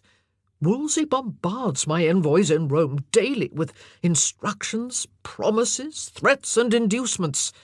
No one has worked more tirelessly in this matter." "Yes, but to what end? And you cannot see it. When I think of all you have done for him, the wealth you have showered on him, the offices, the palaces finer than yours—" She left the sentence unfinished. Henry was looking disgruntled. Having sown the seeds of discontent over the past weeks, in her letters and face-to-face, Anne knew that he was at last growing resentful of Wolsey's power and wealth. "He has promised me an annulment, and I will hold him to it. We shall see if he keeps his promise. Then will you be satisfied?" "I shall be forever grateful to him," Anne declared, realizing that she had gone far enough, and that it was now time to lighten the mood. She smiled. "Our bitch has whelped. Would your Grace like to see the pups? You are very welcome to your pick of them." She led Henry into the hall, where Venus, father's mastiff bitch, was lying in a basket by the fire, with her offspring gambolling around her. Mary's children were playing with them, and Anne bade them bow to the king. She saw Henry's eyes light on Catherine, and recognition dawn. He bent down. "Don't be afraid of me, little maid." Catherine smiled shyly. It was like looking at Henry in miniature. "I'm not afraid," piped up Hal. Henry ruffled his hair. "You're a fine pair," he said, looking wistful. "When I come again, I will bring you gifts." "We're going to give his Grace a gift, aren't we?" Anne told her niece and nephew. "Which puppy shall he have?" "Vulcan!" cried Hal. "Saturn!" said Catherine. "I'll have Saturn," Henry said. Catherine gathered up the wriggling little dog and laid it in his arms. "Thank you, sweeting," he told her. His eyes met Anne's above his daughter's head. They were full of tears. "Give me children like these," they were pleading.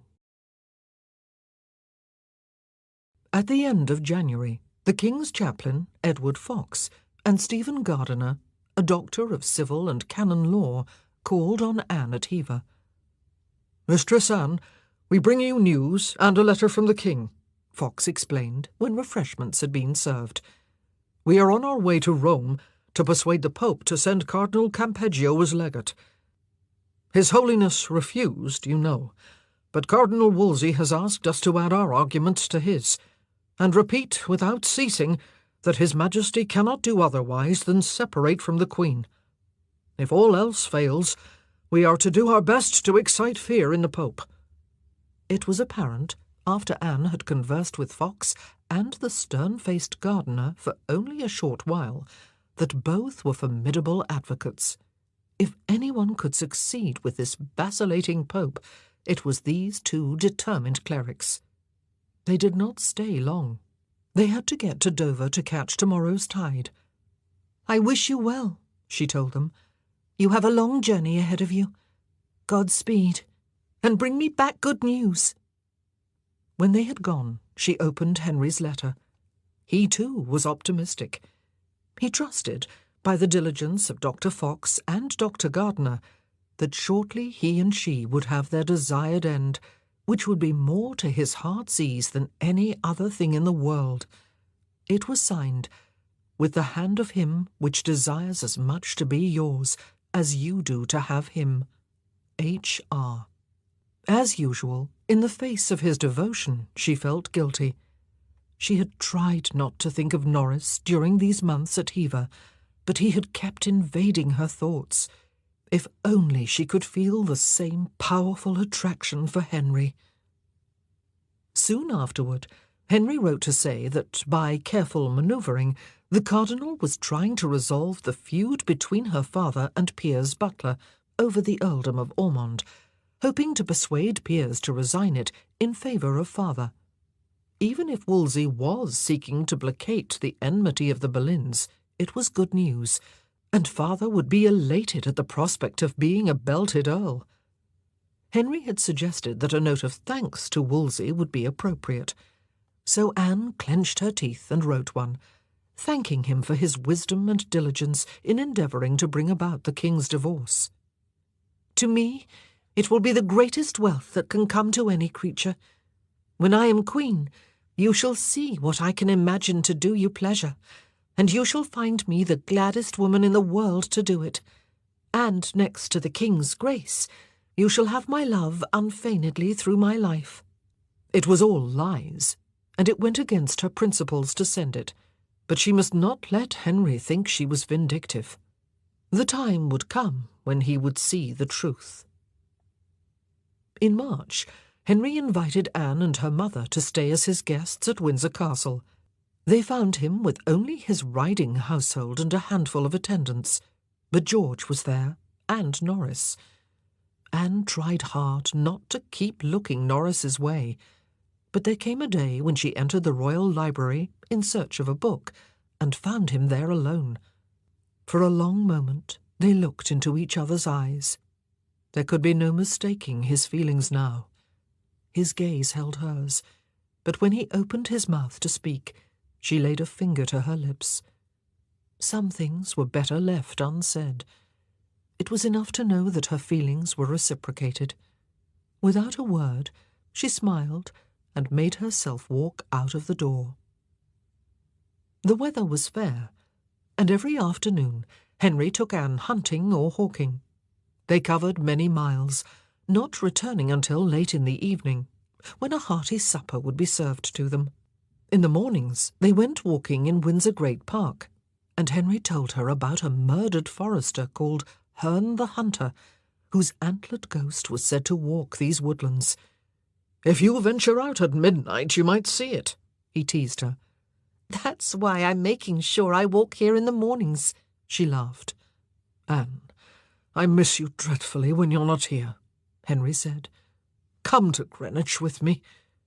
It struck her that it was time to exercise a little vigilance on Wolsey. "Very well," she agreed. "I will." Henry's eyes were shining. "You mean I don't have to beg?" "Not at all. I should like to come very much." As soon as she arrived at Greenwich, there was a scramble to pay court to her. People clearly expected that she would soon be queen, and so they vied for her favours and her patronage. And no one was more fawning and obsequious than Wolsey. Eager to please his master and ingratiate himself, he entertained Henry and Anne to great feasts and lavish banquets at York Place. It was gratifying to see the mighty cardinal almost tripping over his red robes to pay homage to her. No longer was she to serve the Queen. Henry knew it would be unpleasant for both of them, and assigned Anne a lodging off the Tiltyard Gallery. It was one normally allocated to the most favoured courtiers, and he had had it furnished with fine tapestries, a carved tester bed, and a wealth of silverware. It was wonderful to have her very own apartment, and the leisure to enjoy it. It is but a foretaste of what you will have in the fullness of time, Henry promised. Now she could entertain her friends in private and pass the time making music, writing poetry, playing cards, or gossiping. George came nearly every day, and sometimes he brought Jane too, but she clearly felt ill at ease among the ladies and gentlemen, many of them self-seekers, who crowded Anne's chamber in search of good pastimes, witty conversation, and favours from the king. Anne was relieved when she stopped coming.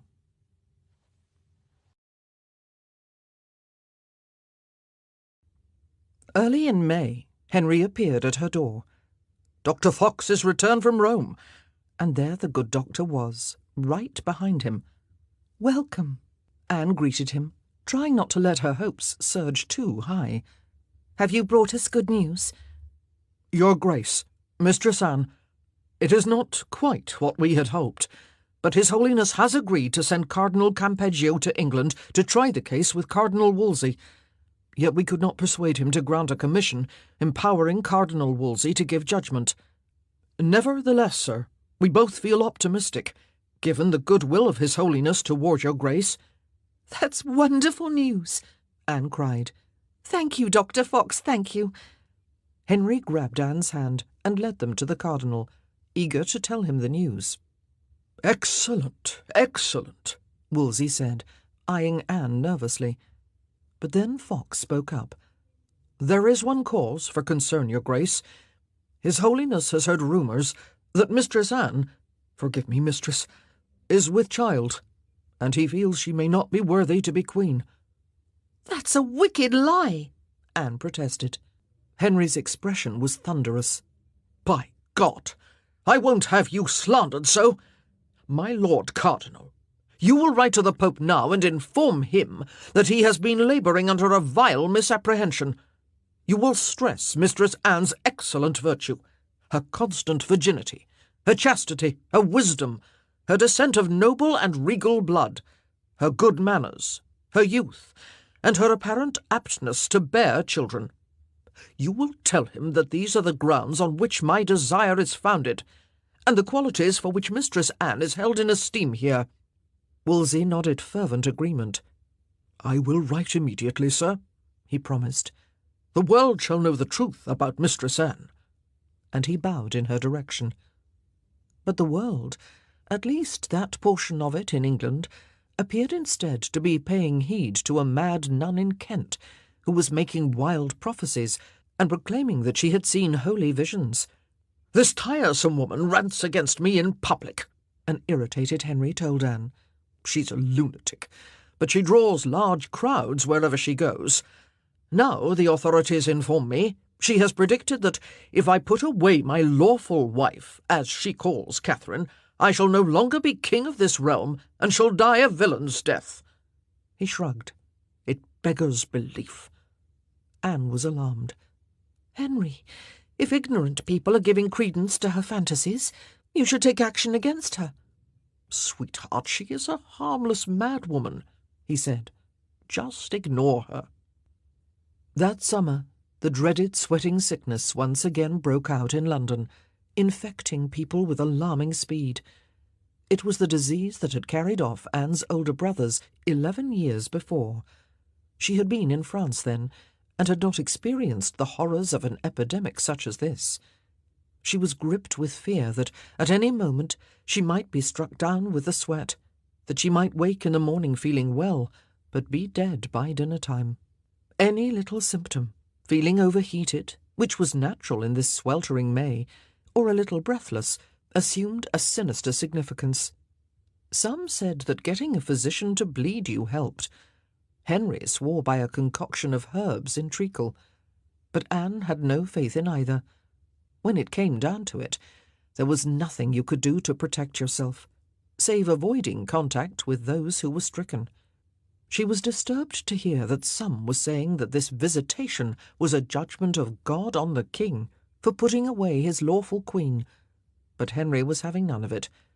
"They might also say that it is a judgment on me for living in sin with her," he growled. "Do not fret, sweetheart." Anne was present when Henry was informed that the number of reported cases of the sweat in London had soared to 40,000. She watched the colour drain from his face. For all his courage, this was the man who had sought glory on the battlefields of France.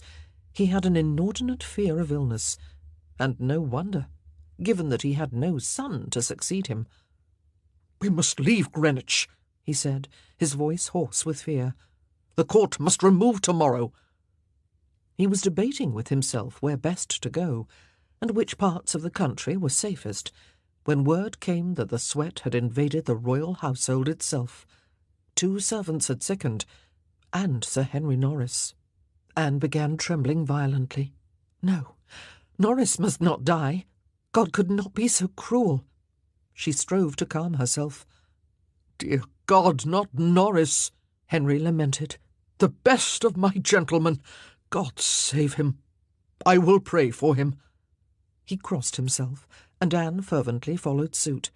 "That settles it," Henry went on. "We'll leave today. I'll give the order to break up the court. Darling, you are shaking. Do not fear, I beg of you. We will go to Waltham in Essex, where I have a small house. We'll be safe there. It's a long way from the contagion." "What of the Queen?" Anne asked. "She must come too. I cannot send her away at a time like this. Remember, until judgment is given, I must be seen to be cherishing her as my wife." He shouted for his grooms. "We will take only a small retinue," he told Anne. It would not be easy, she thought, living in close proximity to Catherine, although the Queen had continued to show herself courteous, if distant, and it would be a challenge concealing her fears for Norris. At least Henry would be kept informed of his progress. At Waltham she found herself accommodated with the Queen's ladies, none of whom had a kind word to say to her these days, and Henry, to her dismay, seemed to be spending most of his time with Catherine, when he was not closeted away experimenting with remedies for the sweat. She suspected that he was storing up credit with God, just in case his marriage was found valid, which it wouldn't be, of course. But she was seeing a different side to Henry right now, and was coming to realize how much she really did fear divine disapproval. Wolsey, who had had the sweat before and was immune, wrote frequently. Norris, mercifully, was recovering, for which Anne gave secret, heartfelt thanks. All affairs of state, saving the great matter, were being held in suspension while the sickness raged, but the cardinal had enough to keep him busy late into the night. "Write to Wolsey, darling," Henry urged late one evening, when Catherine had gone to bed, and they were snatching a quiet hour together in his privy chamber. "Let him know how grateful you are for his diligence." Dutifully, Anne wrote, the insincere words of thanks dripping from her pen. "I had hoped," Henry said, when she had finished and given it to him to read, "to have heard that Cardinal Campeggio had reached France by now." He added a postscript, saying as much to Wolsey. "I warned you," Anne said. "Campeggio will not be in any hurry. They are all hoping that you will tire of me and forget about an annulment." "Darling, that is just not true," Henry said, taking her hands. "His Holiness would not send a legate all this way unless he means to give a favourable judgment. It is only right that my case gets a fair hearing, and that the legates are seen to be weighing the evidence. You must stop imagining the worst." "I will try," she sighed. "I cannot help being anxious." She leaned forward and kissed him lightly on the lips. "There is a matter I wish to discuss with you." Henry subsided into his chair and gave her a rueful grin. "I had hoped to make the most of our time alone together. But go ahead." "It will not take long." Anne smiled. "You will have heard that the Abbess of Wilton died." "Yes, it's a rich and fashionable nunnery, and the nobility send their daughters there, so there's been much ado about choosing a successor. The community supports the election of the prioress, Dame Isabel Jordan. The cardinal is in favour, and I dare say I shall approve it." Anne already knew that Wolsey was backing the prioress. She had learned that earlier in the day when Will Carey had come to see her. His sister Eleanor was a nun at Wilton, and both he and Mary were hoping that Anne would exert influence on her behalf. Anne had smiled to herself. For all her jealousy, Mary was quite prepared to use her to get what she wanted. Yet it was chiefly the chance to score one over Wolsey that had made Anne determined to secure the appointment of Dame Eleanor. It would be an effective way of demonstrating her ascendancy over her enemy. "Your Grace may not be aware that Master Carey's sister Eleanor is a nun at Wilton," Anne said now. "I think she would be a far more suitable choice. She is young and learned and much liked. The prioress may have many qualities, but she is too old. If it were known that your Grace preferred Dame Eleanor, the convent would vote accordingly." Henry considered. "I will think on this," he promised. "Thank you, sir," Anne replied. "That would make me so happy." And she held out her arms to him. She was delighted to hear that Henry had written to Wolsey expressing his wishes in the matter of Wilton Abbey, and even more gratified to hear that the cardinal had promised to push for Dame Eleanor's election. But her elation was short-lived. No sooner had she heard the good news than one of her two maids came running to say that the other had the sweat. Henry was distraught. He ordered Anne to leave Waltham immediately for his manor of Byfleet in Surrey, in case she herself was infected. He would not even kiss her good-bye, or take her in his arms. She left, head held high, concealing her hurt. On the journey, huddled in a litter, a scented kerchief tied around the lower part of her face to ward off infection, she assured herself that it was not because he did not love her, but because he could take no chances with his own health. Indeed, she soon learned that he had abandoned Waltham and fled to Hunsdon House the day after she left. At Byfleet, alone and in fear, she could not stop crying. The signs were there. Henry had sent her away, having all but returned to Catherine. No doubt Wolsey had got at him, pricking his ever-tender conscience. But soon Henry began bombarding her with letters, begging her to send word that she continued well. He also informed her that George had contracted the sweat, but by God's mercy had recovered, and was going home to Grimston as soon as he was able. She was desperately relieved to hear that, and that there was not a single sick soul at Hunsdon. In response, she poured out her fears, of the sweat, of losing Henry to it, and about the cardinal working against her. Henry was quick to allay them with brave words. "One thing may comfort you, for they say that few women get this malady, and no one at court has died of it. So I implore you, my entirely beloved, to have no fear at all, nor let my absence upset you, for wherever I may be, I am yours. One must sometimes submit to ill fortune, but comfort yourself, take courage, and banish this anxiety as far as you can, and then I trust soon to make us exult in its dismissal. No more for the present, for lack of time, but that I wish you in my arms, that I might a little relieve your useless and vain thoughts. Written with the hand of him who is, and always will be, your M.H.R. Mutable." There were cases of the sweat in Surrey, he had warned her, so it was advisable for her to leave Byfleet and go home. She had her maid pack up her gear once more and departed for Hever. There she found her father, who had returned when the court was broken up. He sent her straight to her bedchamber and ordered her to stay there lest she infect him, mother, or Mary and the children, who were staying with them. She went meekly enough. It was a wise precaution. The next morning Mary pushed a letter from Will under Anne's door. Anne seethed when she read it. Will had been in attendance when the king opened a letter from Cardinal Wolsey and exploded with anger, for Wolsey had begged him to abandon all thoughts of his nullity suit for fear of God's wrath. He used terrible words, saying he would have given 1,000 Wolseys for one Anne Boleyn. He said that no other than God should take her from him. Anne was incandescent. Henry must now see that Wolsey was working against them. Here was proof, if ever he needed it. Maybe he would heed her more now, and not dismiss her real concerns as womanish fancies. She laid down the letter, her hand trembling with anger, and opened the door to get the tray of food that had been left outside. Cold slices of venison, manchet bread, thickly buttered, and a beaker of ale. She did not fancy any of it. She was in too much turmoil to eat, and her head was aching a little. She sat down and picked up her book of hours, an exquisite illuminated manuscript in vibrant colours. It had always brought her comfort, ever since she had bought it in the Netherlands, and after reading a few pages she did feel more positive. She would triumph in the end, she vowed it.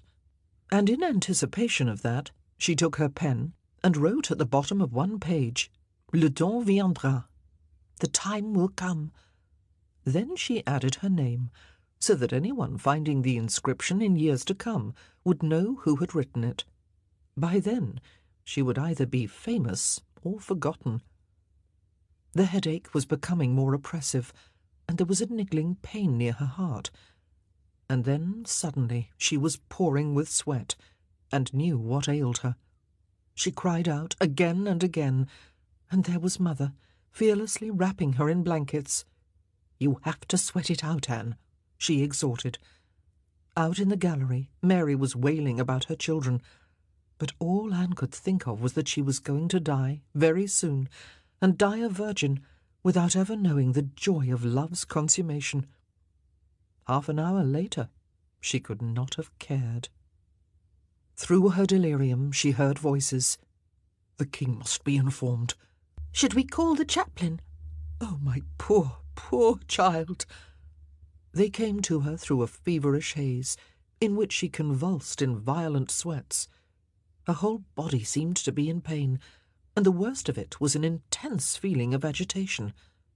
Consciousness came and went, and when she did wake, her thoughts were in turmoil.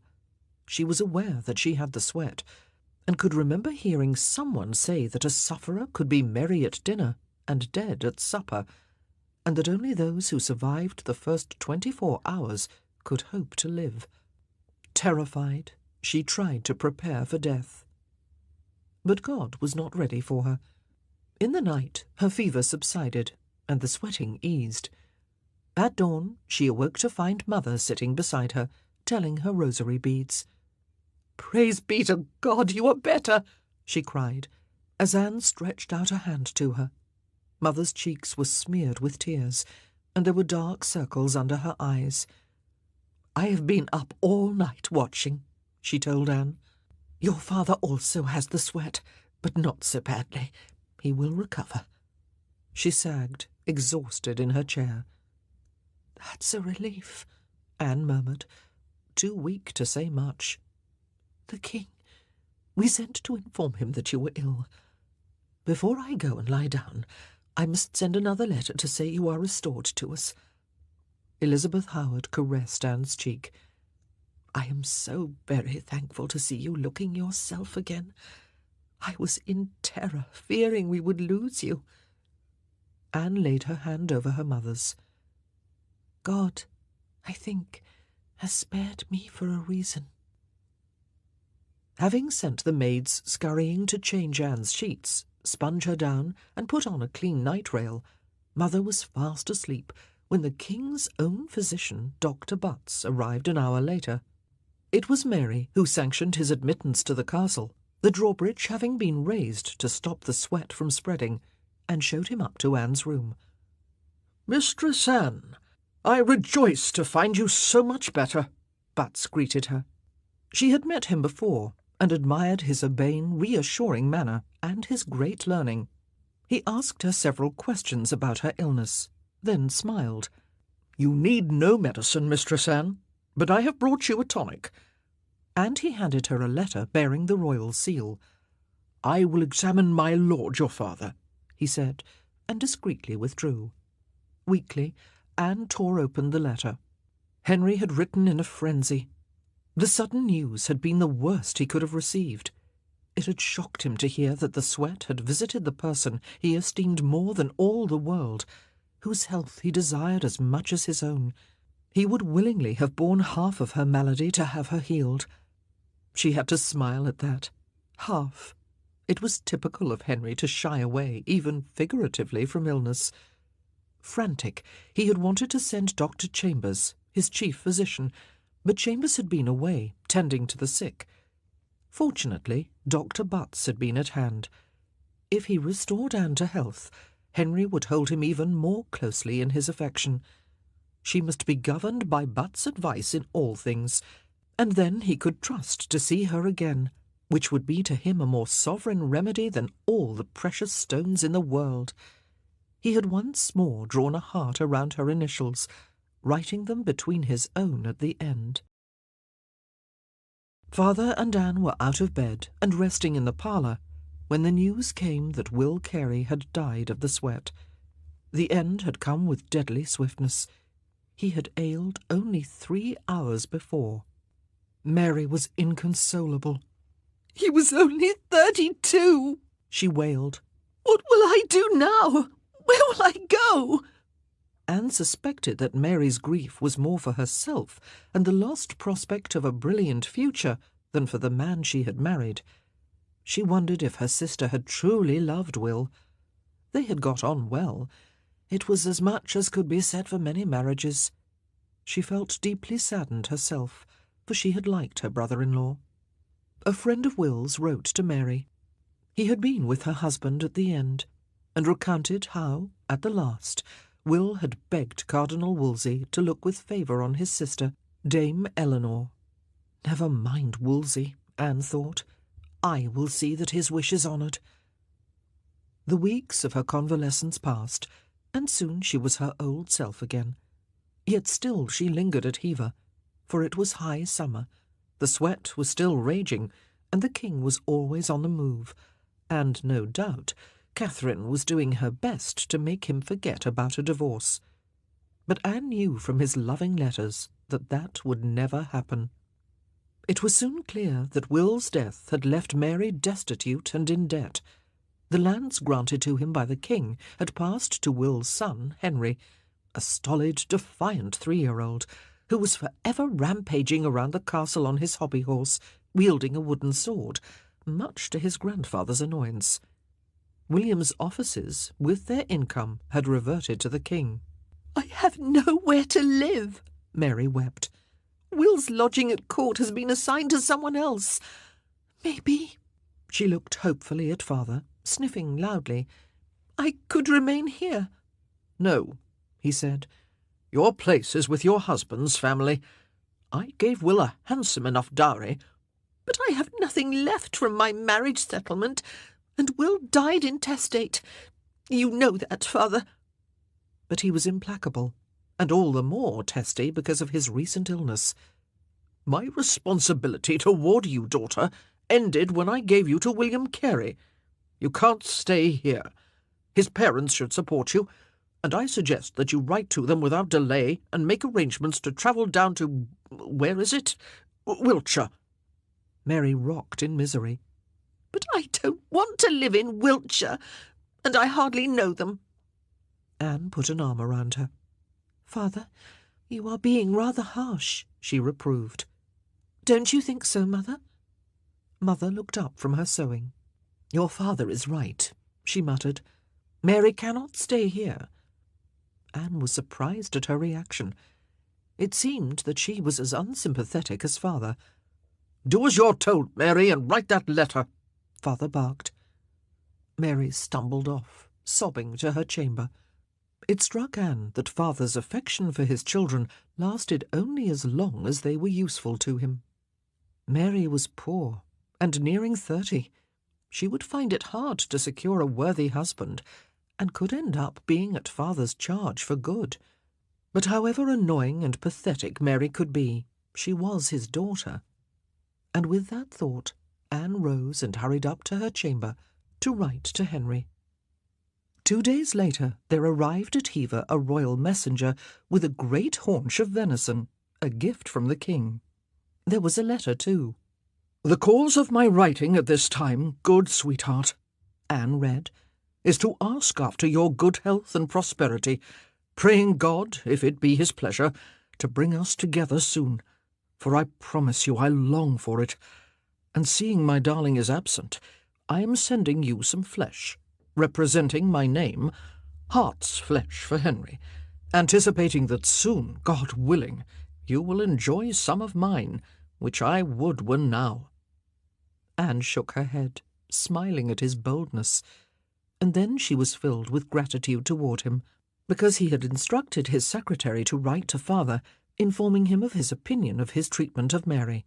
"For surely," Henry had written, "it cannot stand with his honour but that he must take in his natural daughter in her extreme necessity. No more to you at this time, my own darling, although I wish we were together of an evening. With the hand of yours, H.R." When he read the secretary's letter, father's face turned a dangerous shade of red, and he glared at Anne, it being obvious who was behind this. But he knew himself bested. With very poor grace, he told Mary that he had reconsidered, and, out of pity, would let her stay at Hever. Mary flung her arms around him and thanked him profusely. But he was cold, pushing her away, and Anne began to realize that Mary might have done better with the Careys, for it would be like a penance living in a house where she was not welcome. Again Anne wrote to Henry, explaining Mary's unhappy situation. By return, he agreed to pay Mary the substantial annuity of £100 that had formerly been paid to Will Carey. Mary's face, when she heard, was transformed. No longer was she the grieving widow. She was a woman of means. She rounded on her parents, and even on Anne. "You all said I came out of it with nothing, that I let the king use me and asked for nothing in return. But he has not forgotten me. He had no obligation to assign that allowance to me, but he remembers that he has a daughter. This is for her, and for me, and little Harry. It will afford us a comfortable income, and will spare us from living here in bondage. It's thanks to me that you have that allowance," Anne pointed out, hurt. "You live here only because the king commands it," father snarled. "Being a charge for you was not my chief objection to your staying. Do you not realize that you are a living reminder of something this family would prefer to forget? That there are many out to destroy your sister, looking for ways to do so, and if they got one hint that you had bedded with the king, or one glimpse of the child that is him to the life, they would use it against her. Having you out of sight in Wiltshire would have been the best solution." He turned to Anne. "And you, my fine lady, would have done better not to have meddled." "I did what I thought was right," Anne countered, "and so did his grace. Will you question his wisdom?" Father threw her a look that told her exactly what he thought of his grace's wisdom, but he said no more, and presently life at Hever returned to a semblance of normality. That was disrupted when the king informed Anne that he had granted her the wardship of young Henry Carey. "But he is my son!" Mary shouted. "Isn't the king enough for you?" "I did not ask for this," Anne cried. "Quiet, both of you," father growled. "Mary, you ought to know that when the heir to landed estates is left fatherless, he becomes a ward of the king, and the king can grant that wardship to anyone he pleases. In this case, his grace has made a wise choice, for Anne is high in favour and can secure great advantages for the boy." "But he's my child," Mary protested. "She shall not have him." "I won't take him away," Anne hastened to assure her.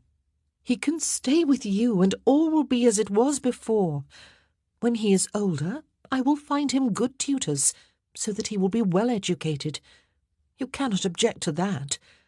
Look upon me as a kind of godmother, who will always have a care for his interests." Mary subsided. "You will consult me in everything?" "I will," Anne promised. She did not really want the responsibility of her nephew.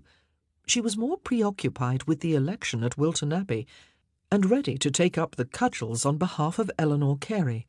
At the very least, it showed Mary that she had the Carey family interests at heart, and indeed Mary softened toward her when she saw how determined Anne was to honour Will's dying wish. But Wolsey, damn him, had got there before her. Henry wrote to say that the cardinal had sent a commissioner to Wilton to examine the candidates to assess their suitability for the office of abbess. Dame Eleanor had confessed to having had 2 children by different priests. She even admitted she had recently left her convent for a time to live in sin with a servant of Lord Willoughby. Anne was horrified, for these revelations would surely reflect on her own reputation. How her enemies would love pointing the finger, jeering that she had pressed for the election of a whore. Wolsey must be laughing. Henry, thank God, was being reasonable. To do Anne pleasure, for he knew very well that she would not brook Wolsey's candidate winning the election, he had commanded that neither Eleanor Carey nor Isabel Jordan should be abbess. "I would not, for all the gold in the world, clog your conscience or mine to make Dame Eleanor ruler of that house." Instead, he had decreed that the office should go to someone of good character. She would not argue with that. She wondered if Will had known that his sister had led such an immoral life. The sweating sickness was slowly abating. Henry told Anne she should judge whether the air at Hever was best for her, but he hoped it would not be long before he saw her again. Anne thought she should leave it a little longer before returning to court. She still tired easily in the wake of her illness, and did not feel up to battling off Henry's advances. She was furious to hear from him that the cardinal had taken it upon himself to force the election of Dame Isabel Jordan.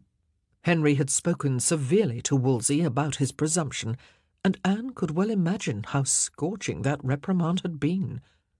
The cardinal had made a grovelling apology, and the very next day there arrived at Hever a letter begging forgiveness and a rich gift of jewels for Anne. The election was declared null, and the matter left in abeyance.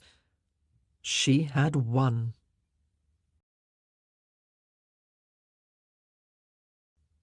Chapter 15. 1528. The king had returned to Greenwich, for the sweat had died down.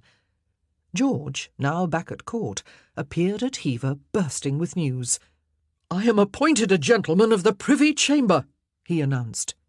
Anne and Mother hugged him, and Father clapped him on the back. "You have done well to rise so high at only 25, my son," he said. "The king has asked me to give you this, Anne." George handed her a letter. "And to warn you that there is much gossip about you." Anne broke the seal. "Darling," she read, "I am not a little perplexed with such things as your brother shall tell you, and I pray you give him full credence. That I trusted shortly to see you is better known in London than it is here at court, whereof I marvel. Someone has been indiscreet, but I trust that in future our meetings shall not depend upon other men's light handling. Written with the hand of him that longs to be yours, H.R." She shrugged. "I suppose such gossip is only to be expected. With the legate coming from Rome, there is bound to be talk." That night, after an enormous celebratory dinner, Anne and George sat up in the parlour catching up on their news. "How is Jane?" Anne asked. "She is enjoying being back at court," George said. She could sense his evasion. "How are you and Jane?" she persisted. She had long known that theirs was not a happy marriage. "We see as little of each other as possible," George admitted, his expression darkening. "If you want the truth, we cordially hate each other, and sometimes not even cordially." "But why? She's comely enough." "Her beauty is only skin-deep, and she was brought up without any bridle. Her father seems to have been so immersed in his books that he neglected to instill in her the importance of virtue. She has betrayed me with several men, following her lust and filthy pleasure without any wifely loyalty." Anne was shocked. "She has actually committed adultery?" George snorted, his handsome features twisted in contempt. "Yes, if you want it plain. She dreads neither God nor falling from grace. Her behaviour is vicious." He downed the dregs of his wine and helped himself to more. "But I am as much to blame, I and my great appetite for women. Believe me, Anne, I have not been chaste." "The whole court knows that," she said gently.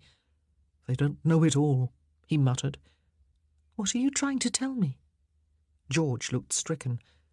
Long moments passed before he spoke. "Anne, I am consumed with guilt. I must talk to someone, and you're the only person I can trust. And yet if I tell you what torments me, you will hate me." "I could never hate you," Anne declared. "Tell me." He hesitated, not looking her in the eye. "It's as if I want to devour women. It's all I think about, day and night. I'm out of control and powerless to change. I've even forced widows and deflowered maidens. They are all one to me." His voice was strangled. Anne was shaken to the core. Her own brother, whom she loved like a second self, was confessing to rape, the crime she most abhorred. It was beyond comprehension. No wonder Jane had looked elsewhere. "You should have more control," she hissed at him, leaping up and slapping his face hard. "Have you no respect for women?"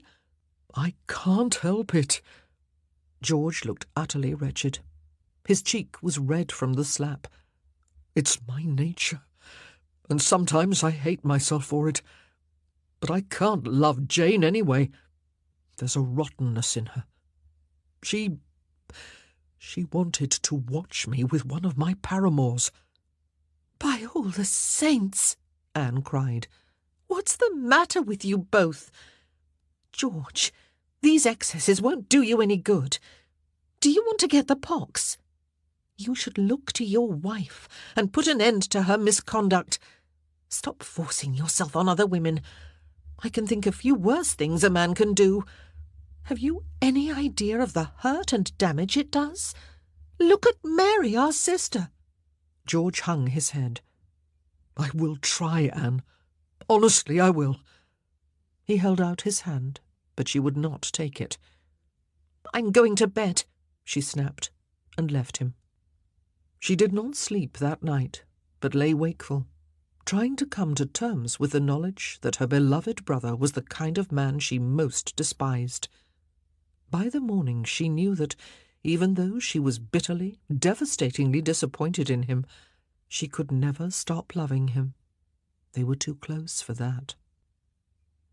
By the middle of August, Anne was back in her apartment off the tilt-yard at Greenwich. Henry came to her immediately and embraced her as if he would never let her go. "Darling, you cannot know what a health it is to me to see you looking so well," he told her. "I thank God every day for restoring you to me." "And I thank him that your grace was spared," she replied. "He ever favours the righteous," Henry observed, finally relinquishing her. "I hope soon to hear news of Cardinal Campeggio's arrival in England. Apparently he was delayed by illness, and then, of course, he was unable to come because of the sweating sickness. But I trust he will soon be here. And then, sweetheart, we will see an end to this vexatious waiting." Anne desperately hoped so. She wanted an end to all the uncertainty and speculation too.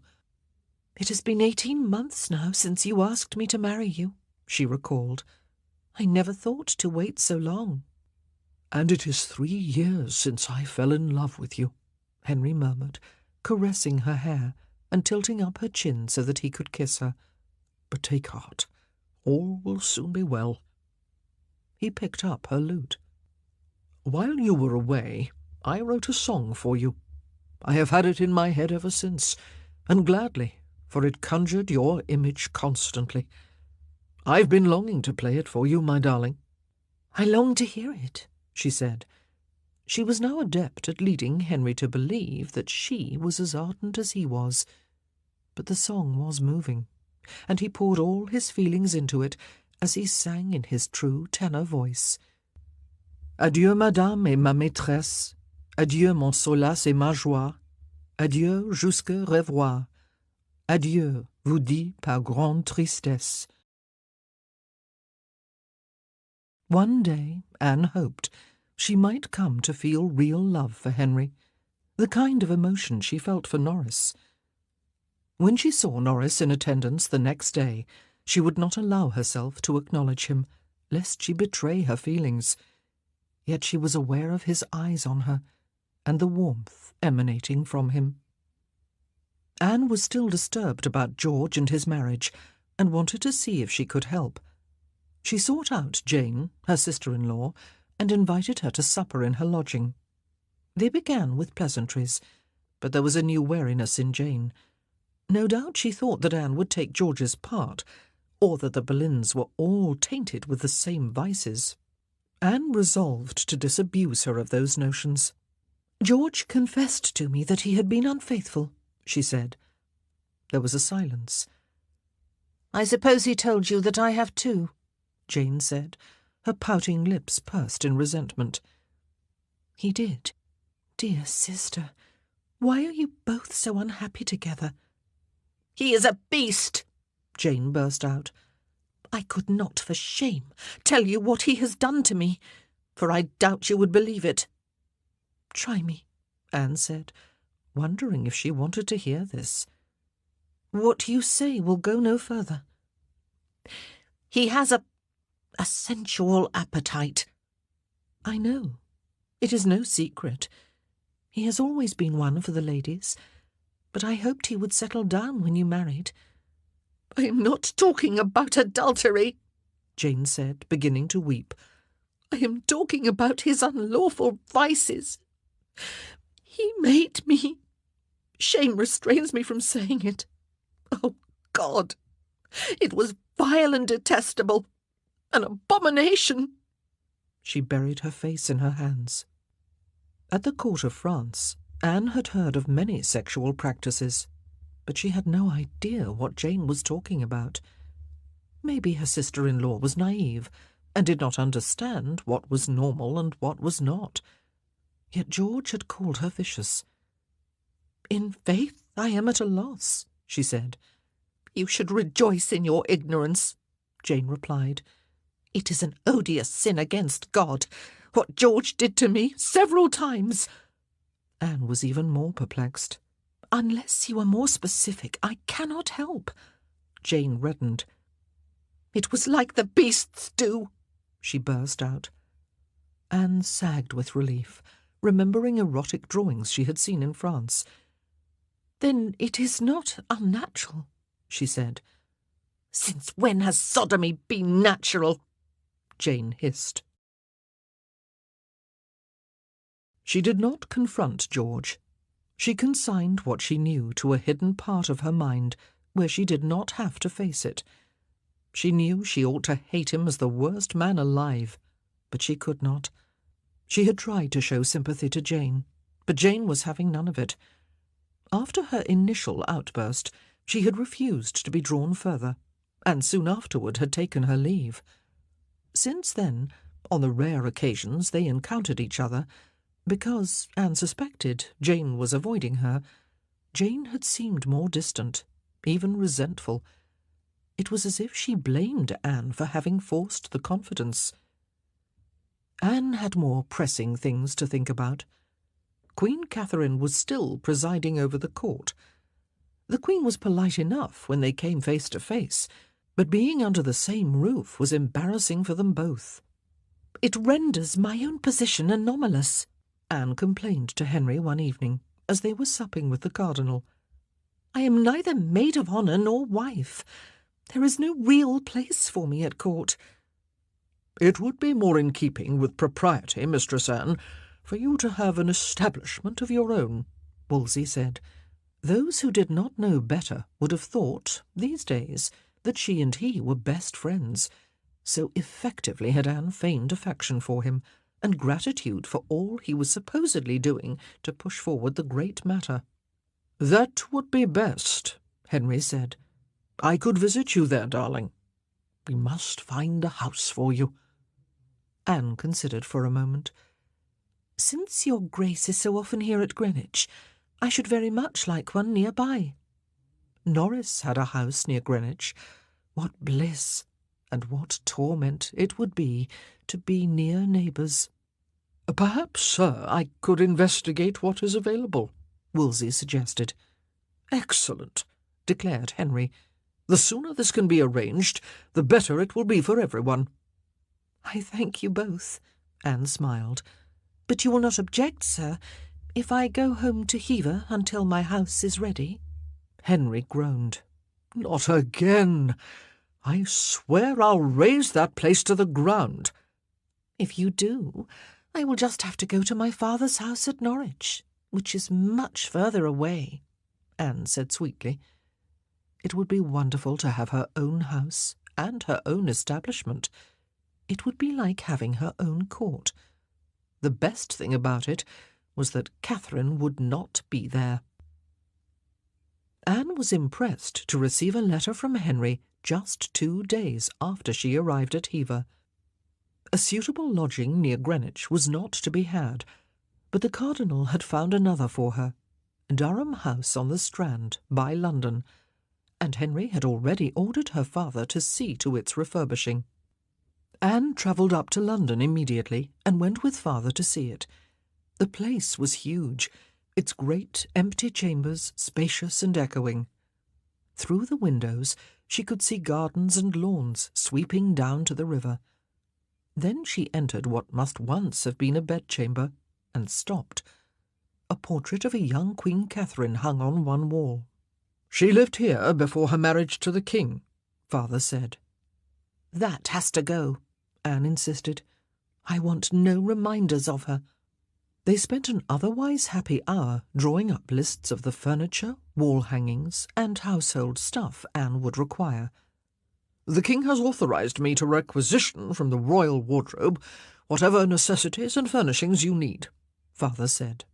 Then I shall live like a queen, Anne cried, and twirled around in the middle of what would soon be her own great chamber. Indeed you will. His Grace's express instructions were that you are to have a house fit for his bride-to-be.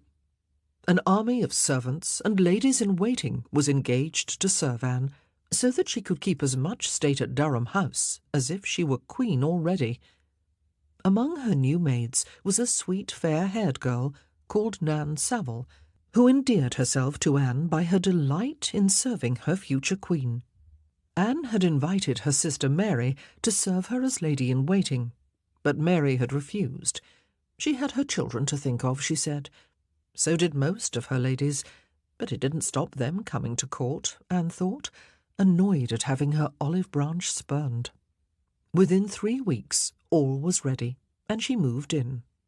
Courtiers came flocking to pay their respects and proclaim their allegiance. George and father were to prove constant visitors, and on the first evening the king arrived, with Norris in attendance, keeping a discreet distance. Anne suppressed her delight at seeing Norris.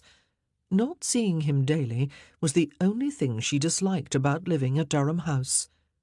As soon as they were alone, Henry kissed her, and Anne could sense a suppressed excitement about him. "I had word today," he announced. "Cardinal Campeggio will soon be arriving in England. An end is in sight." "That's marvellous news," Anne cried.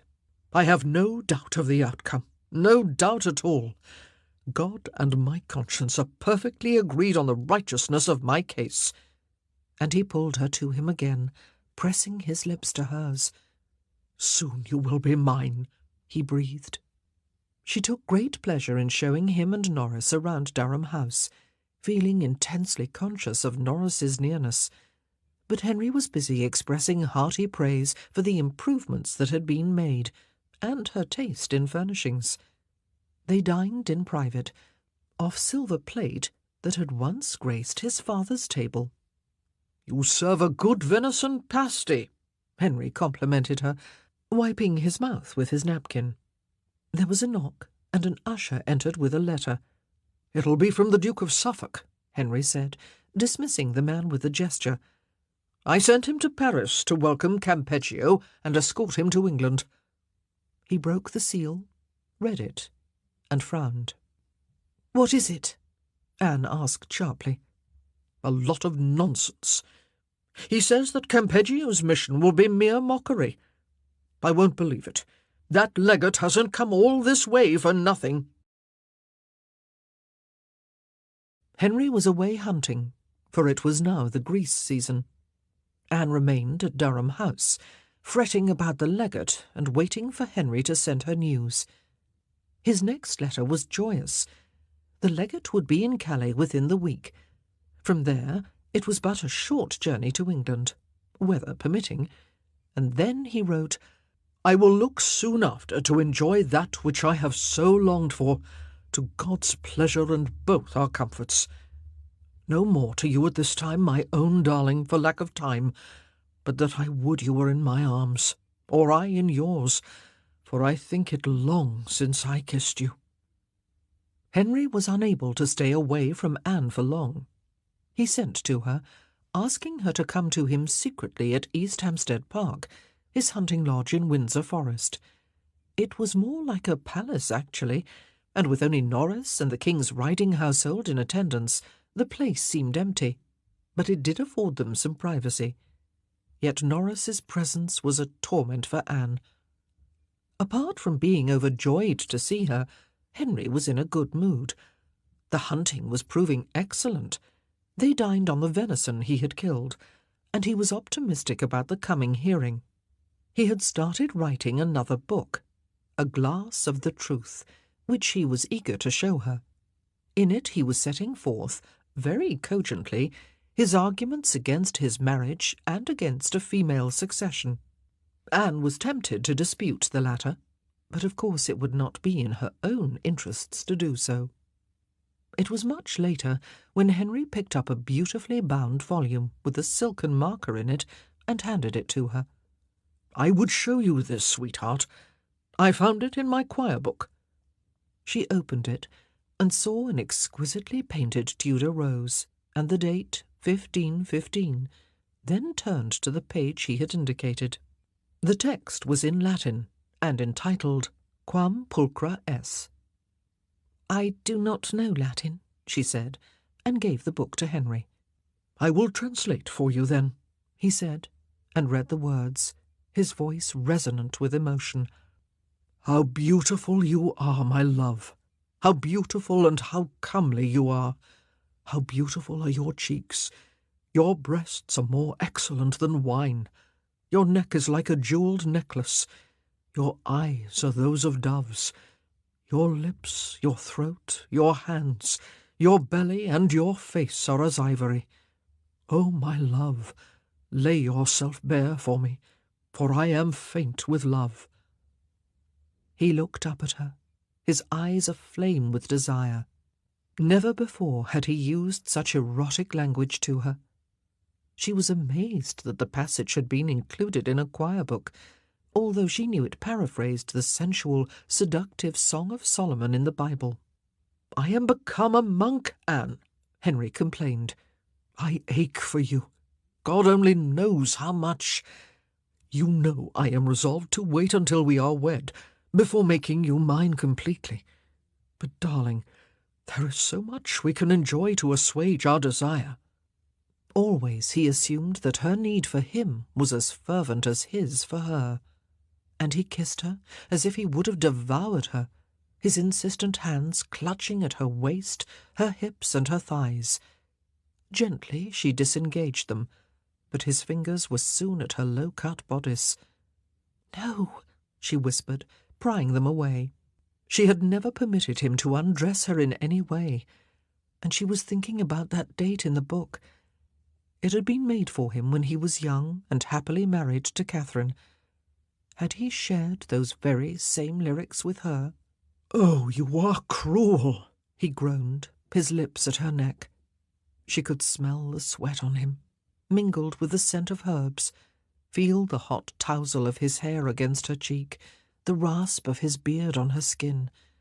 She drew his face up to hers and kissed him, hoping to deflect his baser intentions, but he was too set on his course, moving his lips to her breast, pulling the stiff fabric down and taking her nipple in his mouth, teasing it with his tongue. Desire shot through her. shocking her, thrilling her. She had never expected to feel this with Henry. He must not think he had conquered her. From here it was only a small step to greater liberties. And then what? Would he force her to submit wholly to him, as Mary claimed he had done to her? She was aware of his strength, his power. That arm that was holding her so tightly could wield a broadsword effortlessly. She was slender and much smaller than he was. He could overcome her with ease.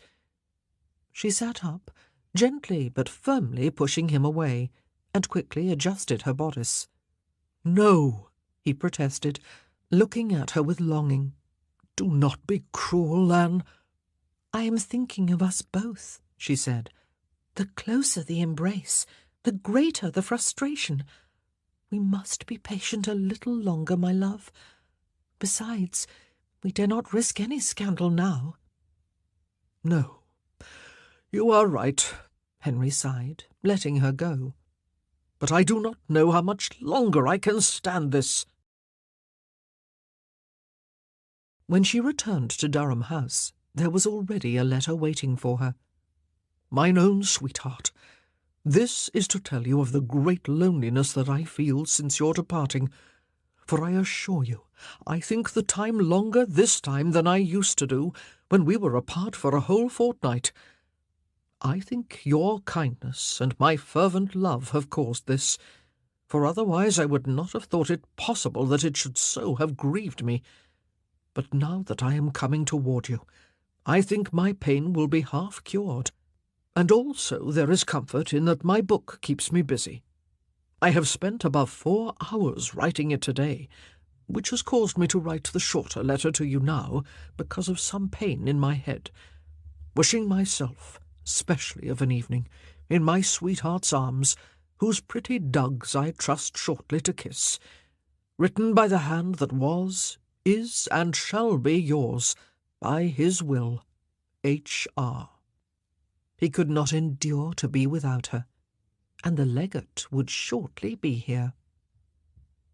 "I have offered Cardinal Campeggio a state welcome in London," Henry told Anne, as they glided along the Thames in his barge one evening early in October, to the sound of lutes and shawms. "But he has refused it. I've put Bath Place by Temple Bar at his disposal. He'll be comfortable there, and it will be convenient for the Blackfriars Monastery, where the hearing will be held." Anne drew in her breath.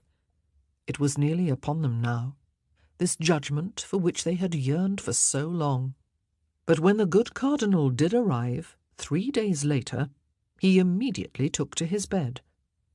Henry, discreetly visiting Anne at Durham House that afternoon, was exasperated. "It seems he has gout, which was what delayed his journey." How clever of Clement to send a cardinal whose progress would inevitably be slow. She did not say, "I told you so." Instead, she began girding herself to face the likelihood that Campeggio's only instructions were to keep stalling and delay judgment for as long as possible. Already it had taken him 5 months to reach England, a journey that would normally take about 3 weeks in summer. "Well, I'll give him tonight to rest," Henry was saying, "and I'll send Wolsey to talk with him tomorrow." The next evening, Henry stalked into her chamber, flushed with anger. "Wolsey spent hours discussing the case with Campeggio today," he fumed. "And do you know what this legate said? He said the best solution would be a reconciliation between me and the Queen. But Wolsey, give him his due, stood his ground and urged the expediting of the business with all possible dispatch. He told Campeggio that the affairs of the kingdom are at a standstill, as indeed they are. This great matter has ousted all else and needs to be resolved." Anne said nothing. It was all happening as she had feared. They had put all their faith in this pope. And for what? "Don't look so despondent, darling," Henry enjoined her. "Wolsey will prevail. There's no statesman to touch him." "I wish I could believe it," she cried. Only yesterday, Her father and Uncle Norfolk had again expressed concern about the Cardinal's true motives. They suspected him of secretly supporting the Queen, and if that were true, he would welcome the legate's stalling tactics. "Why, sweetheart," Henry was all concern. "you are distraught. I understand that. This waiting has been too distressing. I assure you, no man has worked harder than the Cardinal on our behalf." "Then I must accept your Grace's assurances," Anne conceded. Henry kissed her. "It is a joy to me to see you so wise and sensible. Try to rein in these vain thoughts and fantasies with the bridle of reason. Good sweetheart, continue in this resolve, for by Wolsey's means there shall come, both to you and me, the greatest quietness in this world." Anne only hoped that Henry's confidence in the Cardinal would be repaid. They fell to talking of other matters. The court was moving to Bridewell Palace by the Blackfriars Monastery, and Henry, anticipating a speedy outcome to his case, was arranging for apartments at Bridewell to be prepared for her. "But the Queen will be there," Anne said. "Fear not, darling, she won't trouble you," Henry told her, his eyes taking on that steely glint that spelled danger. "I am determined to make her heed my doubts about our pretended marriage, and take them seriously, which she has always refused to do. It irritates me when I am very pensive, worrying about this hearing, and she goes about with a smile on her face, encouraging her people to dance and make music, all out of spite for me. And there is more. In truth, I am persuaded by her behaviour that she does not love me." Anne tried not to laugh or cry. Why should Henry care if Catherine loved him? And why should the Queen love a man who was doing his best to repudiate her? If she was not his lawful wife, he could expect no wifely devotion. But he wanted it both ways. "What has she done, besides look cheerful?" she asked. Henry grimaced. "She has not shown, in public or private, as much love for me as she ought. She shows herself too much to the people, too, and tries to steal their affection from me. What else can I conclude but that she hates me?" He paused, looking very sorry for himself. "My council has received a secret report of a design to kill me and the Cardinal." "No!" Anne cried, alarmed. Without Henry, she was nothing, and the wolves would be waiting to pounce. "Be at peace, sweetheart," Henry soothed, "for I am assured there is no real danger.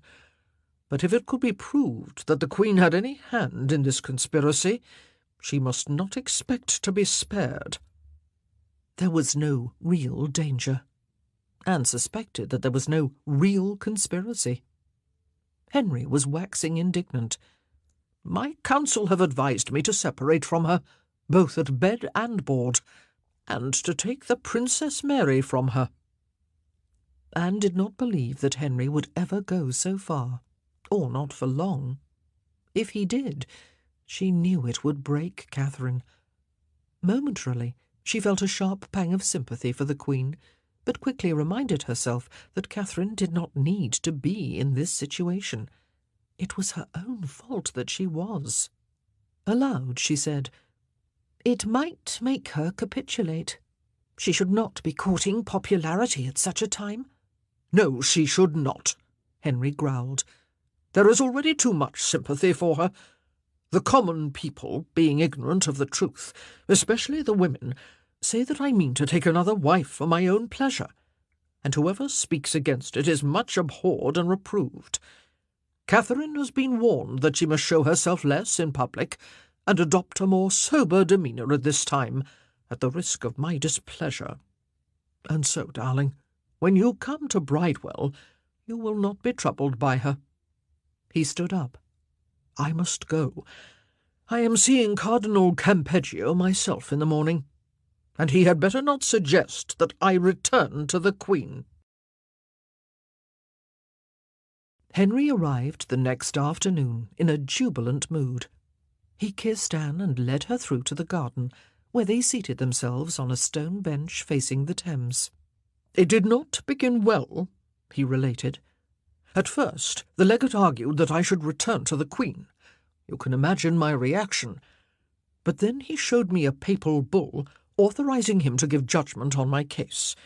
He said His Holiness had granted it, not to be used, but to be kept secret, as he desired to demonstrate the goodwill he has toward me. Truly, Anne, I think Pope Clement means for judgment to be given, but he dare not make that bull public for fear of the Emperor." It is just a sop to keep you sweet, Anne thought. What good is this bull if it cannot be used? But she went on smiling. "I showed him," Henry said, "that I have studied this matter with great diligence, and probably know more about it than any theologian or jurist. I told him in the plainest terms that I want nothing but a declaration whether my marriage is valid or not, although I said there could be no doubt that it is invalid. And then he came up with the ideal solution. Catherine should be persuaded to enter a nunnery. She's pious, and would make a wonderful abbess. Then the Pope can issue a dispensation allowing me to remarry, and the Emperor could not possibly object. We can be married, and England will have hopes of an heir." It was the best, the perfect answer. Anne's spirits soared. "Do you think the Queen will agree?" "I see no reason why not. She stands to lose only my person by entering religion. She knows I will not return to her, however things fall out. She could still enjoy any worldly comforts she desires, and I will allow her whatever she wishes. And above all, I will settle the succession upon Mary, after any children we have, darling." His eyes narrowed, in that menacing way that betokened a steely determination to have his will. "Besides, she of all people will wish to preserve the peace of Europe and the spiritual authority of the Holy See." He was growing bullish now. "Because if Clement ruled in her favour, I would lose all faith in his office, and so would many others. And I've made it very clear to Campeggio that if this divorce is not granted, I will annihilate the authority of the Pope in this kingdom." Anne felt as if she had been winded. Her heart began beating furiously. Did he really mean what he had just said? Would he overthrow 1,000 years of England's obedience to the Church of Rome to free himself? And for her? For a moment she was speechless. Then she found her voice. "You would do that?" "Without hesitation," Henry declared. "I could not countenance a corrupt pope wielding spiritual authority over my realm. But it won't come to that. Catherine will see reason." Henry's words had left Anne thoughtful. That evening, as they dined and the conversation moved on to other matters, her thoughts kept straying to the momentous prospect he had opened up. It was a scandal that the Pope could not bring himself to pronounce on Henry's case.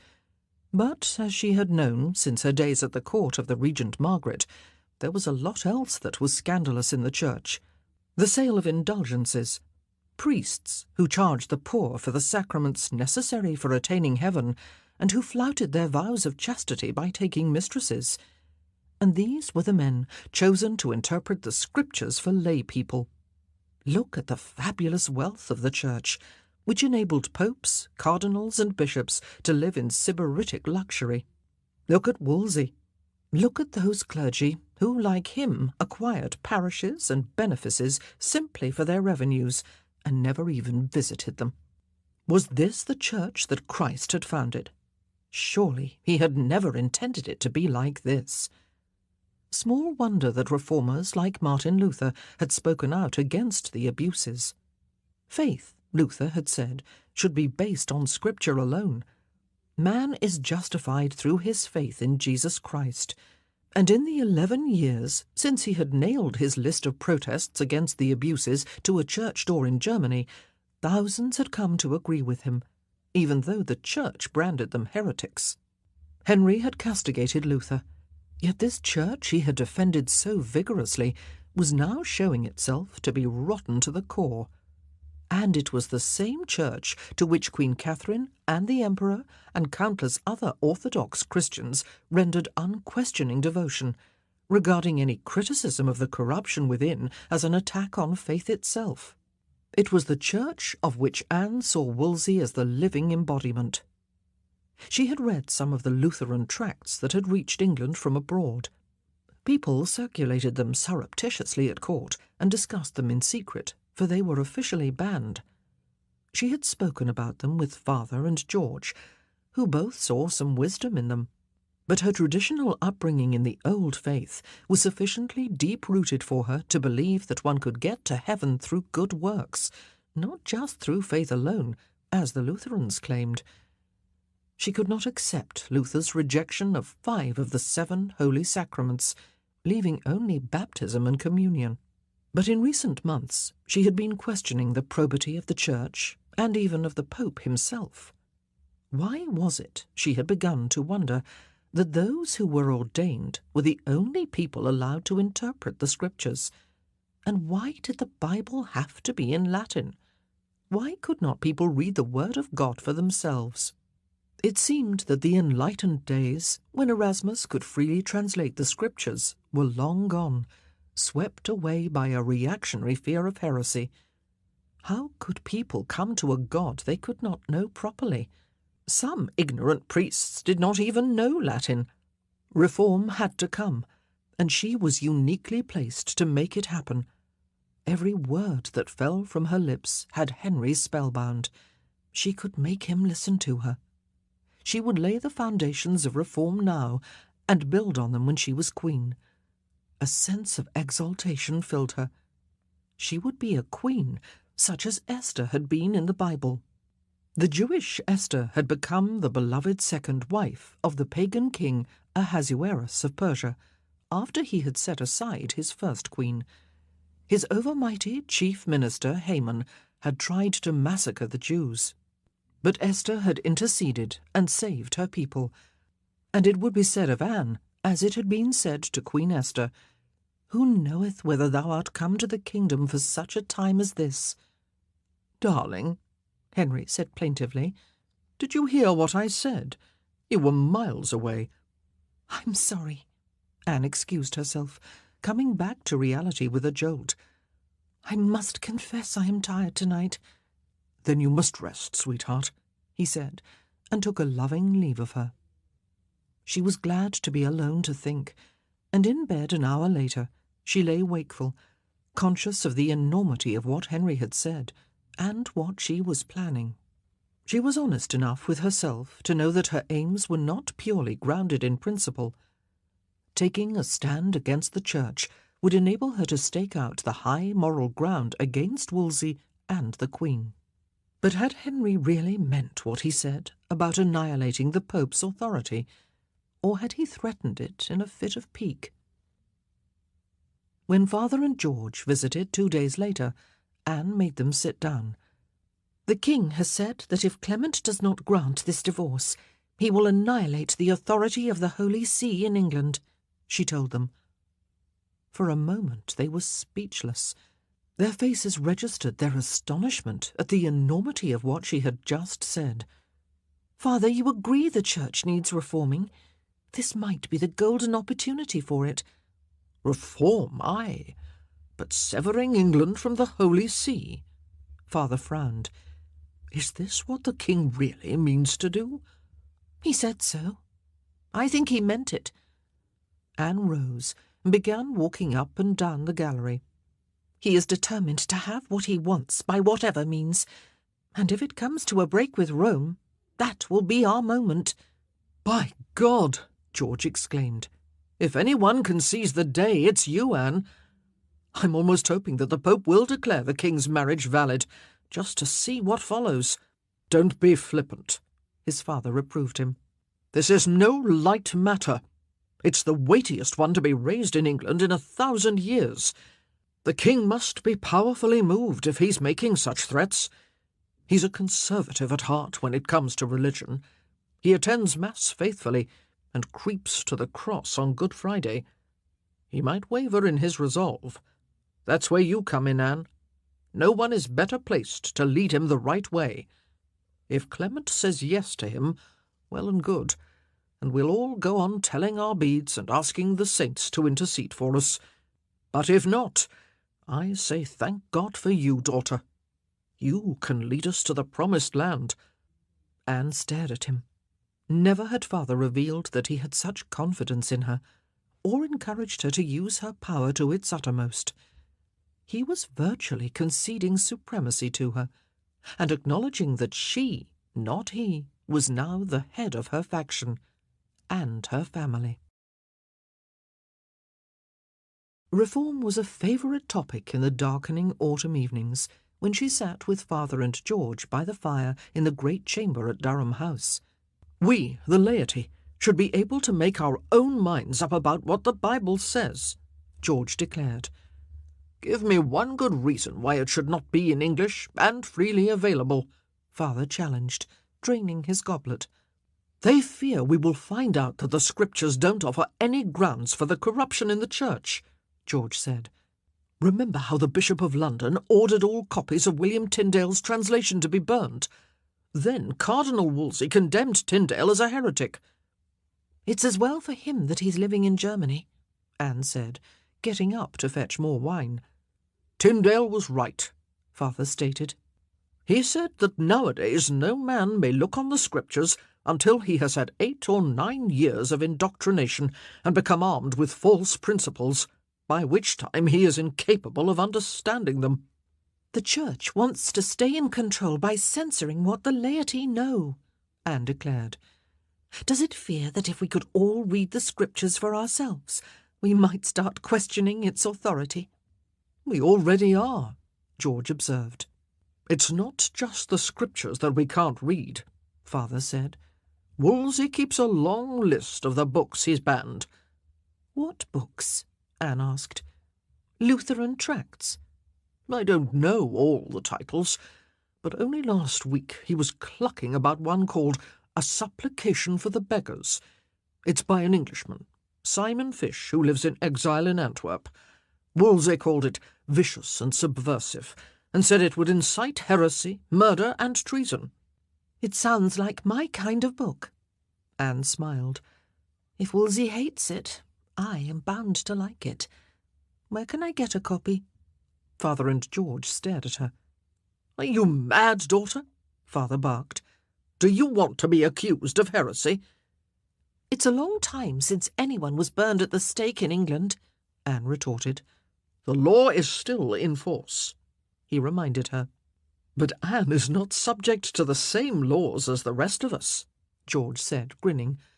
"I'll wager that her influence with the king is such that she could with impunity read any book that was banned." "I wouldn't like to put that to the test," father retorted. "Never fear. I will not risk my skin," Anne assured him. Her interest was piqued, though. She could not be seen to be seeking out a copy of A Supplication for the Beggars.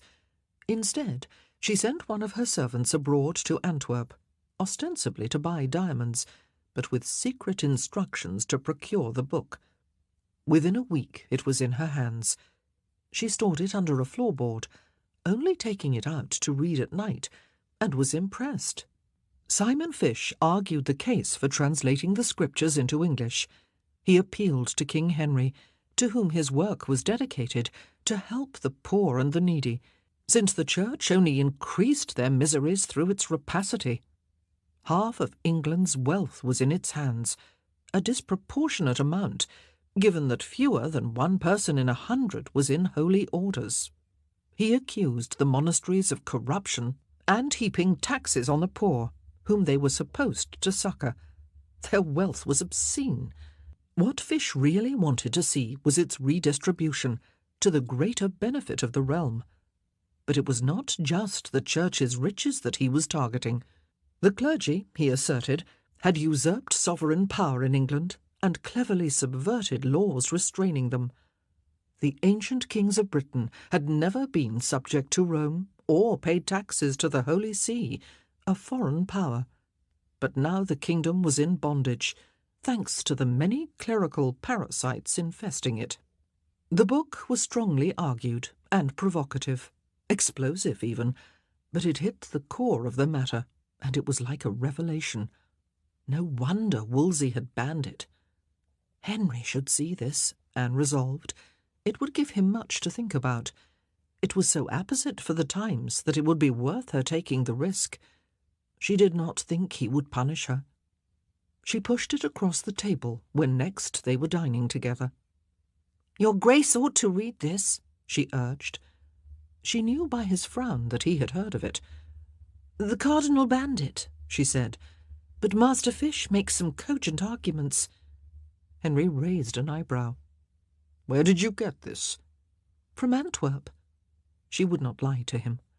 "Master Fish fled there for fear that the Cardinal would persecute him. I can see why Wolsey would object to it. But, Henry, I would really value your opinion. Have you read it?" He shook his head, turning over the pages, intrigued. "Sir, are you content to leave it to the Cardinal to decide which books should be banned? He does it in your name." "I trust, Wolsey," Henry said. Did she detect a note of doubt in his voice? "You might think differently when you have read Master Fish's book." "Very well, I will do so," he said, and took it away with him. He had not uttered one word of reproof to her for procuring a heretical work. Some days later he told her that he had read it, and that it had made him very pensive. But he would not give the order for it to be struck from the banned list. Nevertheless, Anne told herself, she had sown seeds that might ripen. Catherine would not see reason. She refused, time and again, to enter a nunnery. Instead, she repeatedly asserted to the two cardinals that she was the king's true wife. Their begging, cajoling, and bullying had not the slightest effect. The November skies were lowering when a furious Henry stamped off to see Catherine himself, shouting, "I'll make her go! I'll ram the veil on her head!" Anne did not see him for hours, and when he did come to her late that evening, he was in a foul mood. "What did the Queen say?" Anne ventured. "She is adamant. It is against her soul, her conscience, and her honour." "So are you forcing her?" "If it comes to it, I will. Campeggio is all for it. I'll let him put the pressure on." "You're still afraid of her," Anne thought. "You'll leave others to do the confronting." "You'd think she'd be pleased to retire to a nunnery and leave all this behind," she said. "She would avoid the embarrassment that might arise if the case goes to trial. A lady of her sensibilities must shrink from the intimate details of her married life being exposed to public scrutiny." "I shrink," Henry retorted, "but nothing daunts her." Even Uncle Norfolk had praised Catherine's courage, but her refusal to face the reality of the situation was infuriating, as was the way that the Commons continued to espouse her cause. "Sir, the people seem to express their love for her ever more loudly, now that the legate is here, and they cry out against me." Anne knew what they called her. "Strumpet! Whore! Jezebel!" "I know," Henry said, pacing up and down, a lion ready to pounce. "I will not have these foolish rumours and demonstrations. I shall invite the Lord Mayor and my lords, councillors, judges, aldermen, sheriffs, masters of the city guilds, and anyone else who cares to come here, and I will tell them so." And he did. Anne was not present in the great hall at Bridewell Palace when he addressed his leading subjects, but there were plenty to tell her how majestic the king had appeared, standing in his robes of state in front of the canopied throne, and how commandingly he had spoken, reminding everyone that he had so ordered affairs during his 19-year reign that no enemy had oppressed them, and of the necessity for preserving that peace by securing the succession. He praised the Queen, and said that if she were judged his lawful wife, nothing would be more pleasing to him, and if he were to marry again, he would choose her above all women. Anne blanched at that. but she told herself it was only policy that dictated Henry's fair words. But then he had declared his doubts of conscience and his fear that he had lived in adultery for so long. He had had them all nodding in sympathy.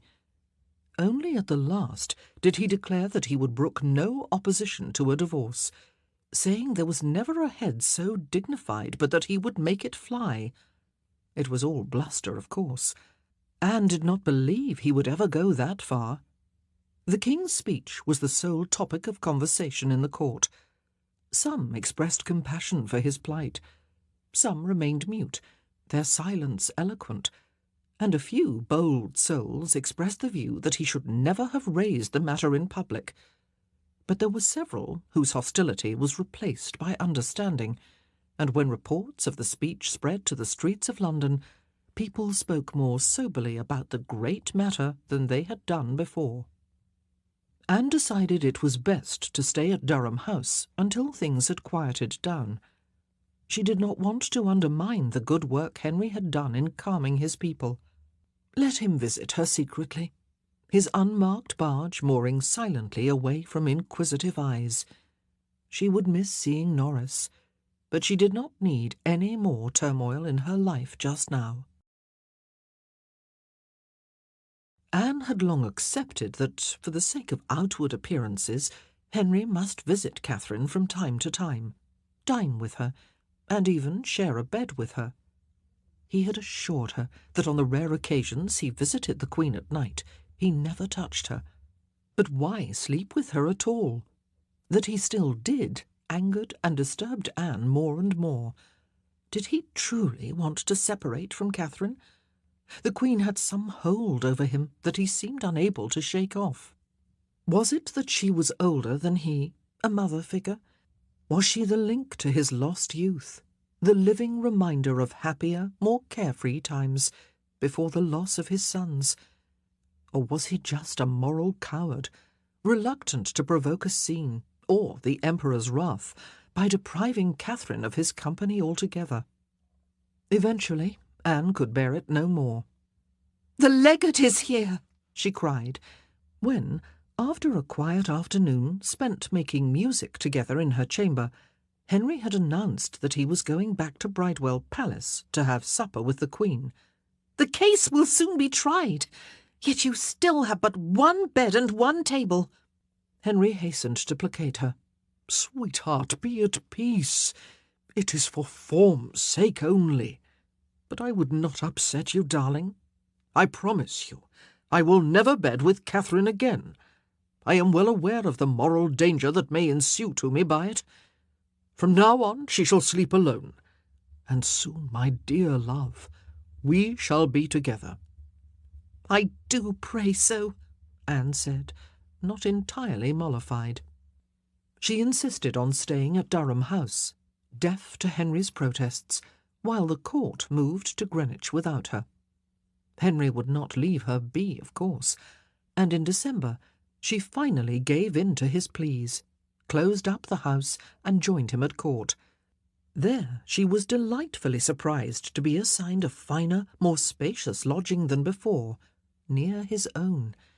He himself had chosen the furnishings, which included the costliest bed-hangings and tapestries, and a great oak buffet laden with gold and silver plate. The rooms were fit for a queen. It was gratifying when the highest in the land came paying court to her, obviously anticipating that she would soon be marrying the king. It was noticeable that few were making their devoirs to the Queen, who wore her usual smile in public, bearing the snubs with dignified patience and staying firmly at Henry's side, to Anne's fury. Anne was still uncomfortably aware of the hostility beyond the palace walls. When she had come here by river, they had watched her sullenly from the banks, and some had shouted, "Nan Boleyn shall not be our queen! We'll have no Nan Boleyn!" It was intolerable, and Henry, for all his threats, was powerless to silence them. There was still no sign of the two cardinals setting up the hearing. Christmas was approaching, and nothing would be done until afterward. Anne was beginning to think it never would. She learned only after it had happened, and then by overhearing one of Henry's counsellors mentioning it to someone else, that Dame Isabel Jordan had been quietly installed as Abbess of Wilton after all. Her anger burned. That would have been Wolsey's doing. Did Henry know that the cardinal had defied him? Or had Wolsey persuaded him to give his consent, both of them hoping she would not find out? Either way, Wolsey would soon learn that she was not to be trifled with. Anne was furious when Henry invited Wolsey and Campeggio to keep Christmas with him at Greenwich as his guests of honour, and resolved to stay in the empty splendour of her rooms. Henry was distraught. "But, darling, I have laid on jousts, banquets, masks, and disguisings. I am keeping open house. Come and join me, please." "Not while the Queen is presiding with you over the festivities," she said. It was true, but it was not the whole truth. Yet Henry was growing weary of her complaints about Wolsey. He looked helpless. "I hate to think of you all alone here. How can I make merry knowing you are not?" "It will not be merry for me with those cardinals there."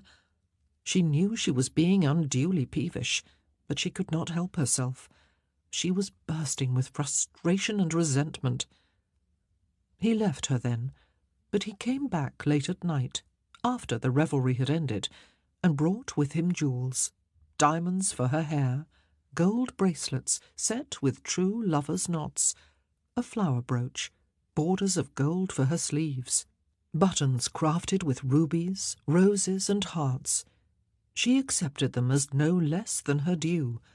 After all, had she not been kept waiting for the crown an unconscionably long time?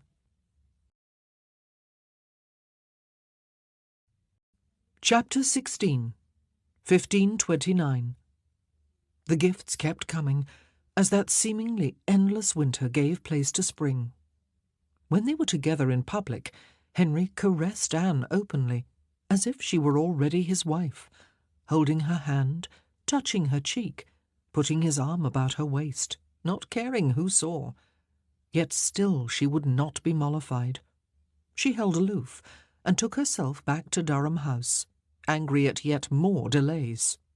"Why?" she kept demanding. "Can they not just hear the case and be done with it?" In private with George, she vented her frustration, and then ended up laughing hysterically. "What an extraordinary situation we find ourselves in," she gasped. "Who could have foreseen it?" She kept thinking of the parallels between herself and Queen Esther. "I will be a second Esther," she told her brother. "I will be the champion of pure religion and save the Church in England from corruption. Let them call me a heretic. I know what people say about me. They think I follow Luther's teachings." "They think me and Father more Lutheran than Luther himself," George grinned. "I will never be a Lutheran," Anne declared, "and everyone will realise that in time. Until then, like Esther, I must tread carefully with the king in matters of religion." And yet, she reflected, even Henry's staunch orthodoxy was being worn down by Clement's handling of the great matter. She had managed to obtain a copy of another forbidden book, William Tyndale's The Obedience of a Christian Man, and How Christian Kings Ought to Govern.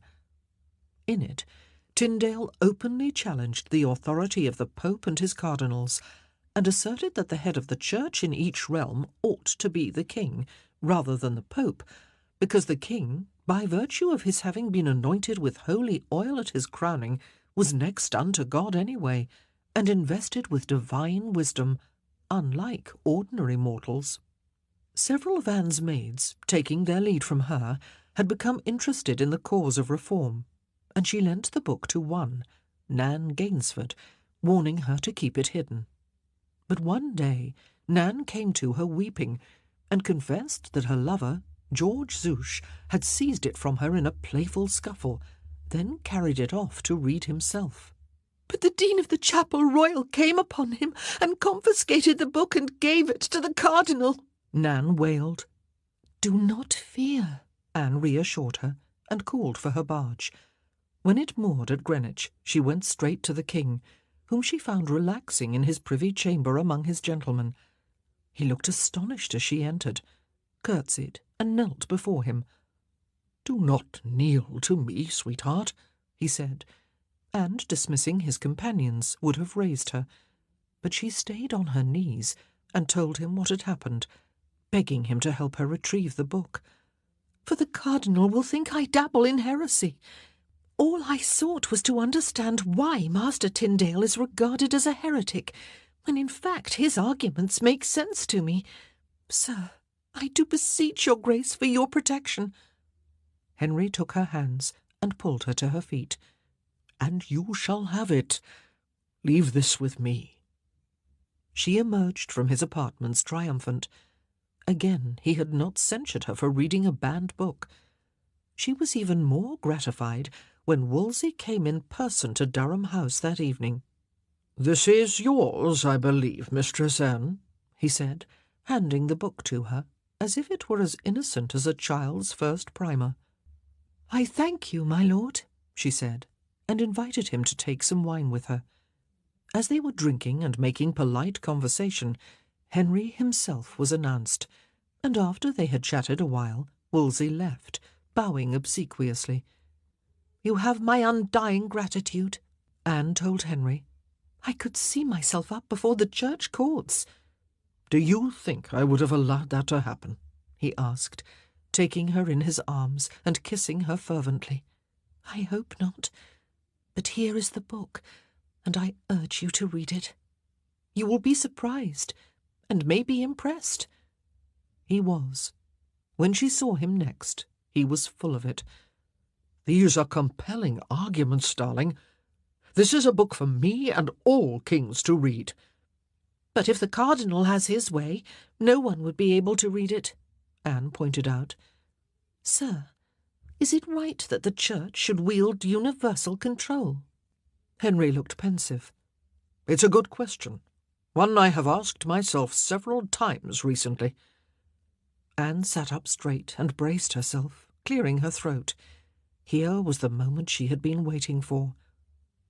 "The church is in great need of reform," she began, "and a king who was unhampered by the dictates of Rome would be able to stamp out abuses. You have already said you will annihilate the Pope's authority in England if he does not satisfy your conscience." Henry stared at her. As she'd suspected, it had been mere bluster. "You think I should break with Rome?" "Sir, you yourself say you are disillusioned with the Church of Rome. You have said there is great need for reform." "Reform is one thing, breaking with Rome quite another. Besides, Rome may yet prove our champion in this great matter." "It may. I dare not allow myself to hope, because I have been having my hopes dashed for so long. I am sick to the teeth of living my life in suspense." Tears were threatening, and as ever, Henry hastened to comfort her. As he held her against his gem-studded doublet, she allowed herself the luxury of weeping. Sometimes she felt she could strive no more, but she was not one to give up easily. She was a fighter, and tonight she had planted another seed. In fertile ground, she thought. If the great matter was not resolved soon, radical action would be necessary. Henry would see that. The king was no longer as friendly toward Wolsey as he used to be. The long delay in hearing the case was making him tense and short-tempered. One evening at supper at Durham House, Anne was jubilant to hear him voice his suspicion that the cardinal was secretly opposing the dissolution of his marriage. "We have feared that all along, sir," Norfolk leapt in. "He works against your grace, because he thinks a decision in your favour will undermine the authority of the Holy See," Anne said softly. "The Pope can do no wrong, or so we are told, but you have asked His Holiness to undo what his predecessor did. If the Pope is infallible, then the dispensation allowing you to marry the Queen must be valid. But we know it was at variance with Scripture, And so, by bringing this case, your Grace has exposed the flaw in the Pope's judgment, and that can only do damage to the Church." The men were all looking at her, clearly impressed. "Now your Grace must see why you cannot trust Wolsey," she concluded. "He owes a greater allegiance to Rome." The next day she went to Greenwich and sought out the cardinal, demanding to know what was holding up the hearing. He looked flustered. "We are awaiting documents, Mistress Anne." "Documents?" "Yes, for the Queen to produce in evidence." "My lord," Anne bristled, "this delay is caused by you, and, I doubt not, Cardinal Campeggio. The king is not pleased. I am not pleased. No doubt the Queen wants the matter settled too." "I am doing my best," Wolsey protested, reddening with anger. "I think you were doing your best to delay matters," Anne flung back. "But I am watching you, and the king is too." All government business had now ground to a halt. Nothing was spoken of but the great matter. The Queen had lodged an appeal in Rome against the authority of the Legatine court, but no one in England was taking any notice. Anne was becoming ever more incensed at the delays. The kingdom could not remain in suspension forever. "Soon you shall have all you wish for," Henry assured her. But the weeks and months were passing, and still the court had not been convened. And now it was Easter. On Good Friday, Anne took her place in the royal pew above the Chapel Royal at Greenwich, and watched as Henry, barefoot in token of his humility, crept to the cross on his knees before an awed congregation of courtiers. She listened as Archbishop Warham invoked the Virgin Mary's blessing on his sovereign. "Pray your sweet son Jesus for our renowned King Henry VIII, and beg for longed-for joys and never-failing glory to be granted him always." "Amen," Anne prayed vehemently. After the service, as Henry had instructed, she rose and descended the stair to the nave, taking her place before a velvet-covered bench on which lay a great quantity of gold and silver rings. Everyone was staring, and there were indignant gasps and murmurs, but she tried to ignore them. It was normally the custom for the Queen to perform the ceremony of blessing the rings, which were distributed every Easter to people suffering from cramp. But this year Henry had insisted on Anne doing it. It was a great honour to receive one, he had explained. She knew that it was just another gesture to placate her for all the delays. As she blessed the rings, she sensed the hostility around her, and realized that Henry had miscalculated badly. She was not yet crowned and anointed, and thus not invested with the spiritual power to be doing this, and everyone knew it. But she would not show her detractors that she was cowed by their disapproval. Having curtsied to the altar and to the king, she went back to her place with her chin held high.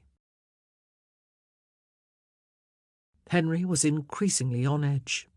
He had received letters from Rome, but would not tell Anne what was in them. Wolsey was walking around as if he had the weight of the world on his back. Anne felt like climbing the walls in frustration. But at last, at long, long last, all the preliminaries for deciding the great matter were concluded, and there could be no more cause for delay. At the end of May, Henry formally licensed the legates to convene their court in the great hall of the monastery of the Black Friars and hear his case. The court moved to Bridewell Palace. There was a flurry of preparations. Never before had a king and queen of England been summoned before a court, and great care was taken to ensure that everything was done properly. And all the while the people murmured against the king and Mistress Anne Boleyn. Anne was jittery and nervous, veering between tears and temper. Henry did his best to reassure her, staying late into the night with her, trying to allay her fears, and of course there was gossip about that. She knew that most people believed she was now his mistress in very truth, and raged at how unfair that was, because for nearly 4 years now she had jealously guarded her virtue. And for what? She was 28, almost middle-aged. Every time she looked in her mirror, she seemed to look older. There were faint lines of discontent around her mouth, the hint of a furrow in her brow. She was aware of how poor her reputation was, both in England and abroad. Such power and influence as she enjoyed had no basis in law. It rested only on the king's great love for her. Without him, she was nothing. Unlike Catherine, she had no powerful emperor to back her. Henry had told her that once his case came before the legates, she would have to leave London. The prospect terrified her, because she would be leaving him open to the machinations of Wolsey and her enemies. She hung on at Durham House for as long as possible, delaying her departure until the very last moment. Henry was as miserable as she at the prospect of another separation. "But you must go, sweetheart," he urged. "It would not be fitting for you to appear at court until the verdict is given." And so, when the June clouds were scudding across an azure sky, and all the world was tinged with the gold of summer, she bade him a tearful farewell, and set off for Hever with a few servants and a royal escort. She was so agitated that as soon as she arrived home, she wrote to Wolsey, who would probably be astounded to read her extravagant courtesies and protestations of her continuing love and favour toward him. But he would surely realize that she meant them to spur him to the right judgment. He knew her well enough to know that she would not be forgiving if he failed. She sought respite in the innocent company of Mary's children, but Mary herself was tart. "The king has set this realm in an uproar for you, but you don't look very happy about it." "One day," Anne countered, "we will all be grateful that he did so." "Don't count your chickens," Mary retorted. Fortunately, father soon arrived with a buoyant letter from Henry, who was missing her grievously, but optimistic. "The drawing near of that time which has been so long deferred so rejoices me that it is as if it were already come. Nevertheless, it cannot be accomplished until the two persons most concerned come together, which I desire more than any earthly thing. For what joy in this world can be greater than to have the company of her who is the most dearly loved, knowing that she, by her choice, feels the same, the thought of which greatly delights me." But she didn't feel the same, Anne thought, and that must always be her secret, it seemed. For her, the goal was a crown, a thing of cold metal, but infinitely alluring.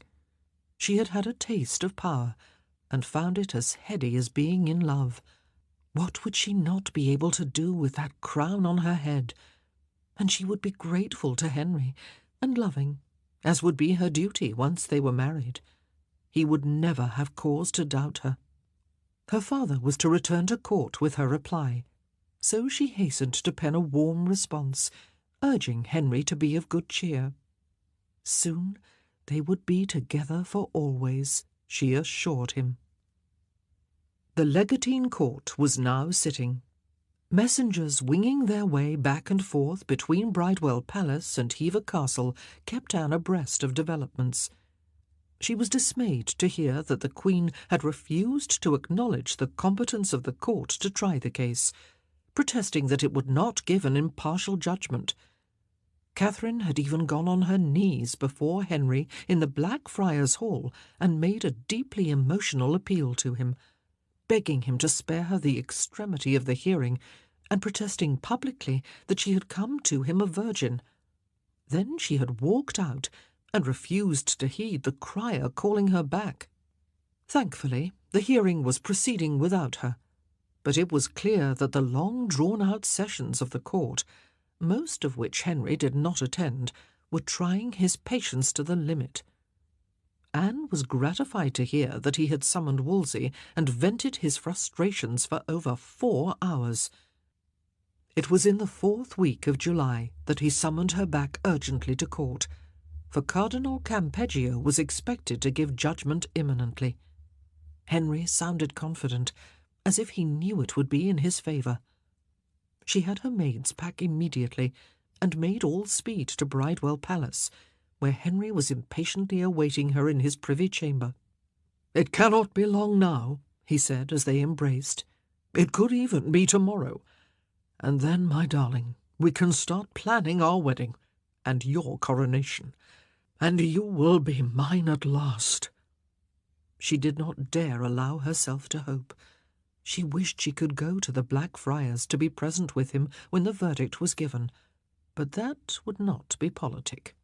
So, after Henry had kissed her farewell and departed in the company of the Duke of Suffolk, she stayed in the grand apartment he had assigned her, sipping wine to steady her nerves, and trying not to dwell on what might be happening in the monastery just a few yards across the Fleet River. Henry stormed into her chamber, his face thunderous. He was trembling with rage. "Revoked to Rome!" he seethed. She had known it in her bones. That faint heart of a pope would never set him free. Henry had been tricked, hoodwinked. It had all been carefully planned to keep him sweet, while Clement did the emperor's bidding. If ever there was proof of corruption in the church, this was it. "What did Campeggio say?" she asked, her voice like stone. "He said he would give no hasty judgment until he had discussed the case with the Pope. He said the truth is difficult to find." Henry spat the words out. He would not look at her. "My case is sound. I know it and he knows it, but it has now been adjourned indefinitely. I tell you, Anne, this is a political decision. No matter what theological arguments I marshal, they will not be heard." Suffolk, who had followed Henry into the room, was just as furious. "Mistress Anne, I shouted at those legates. I said England was never merry while we had cardinals among us." His handsome, dissolute face, so like the king's, was set in a snarl. Anne knew him to be hot for reform.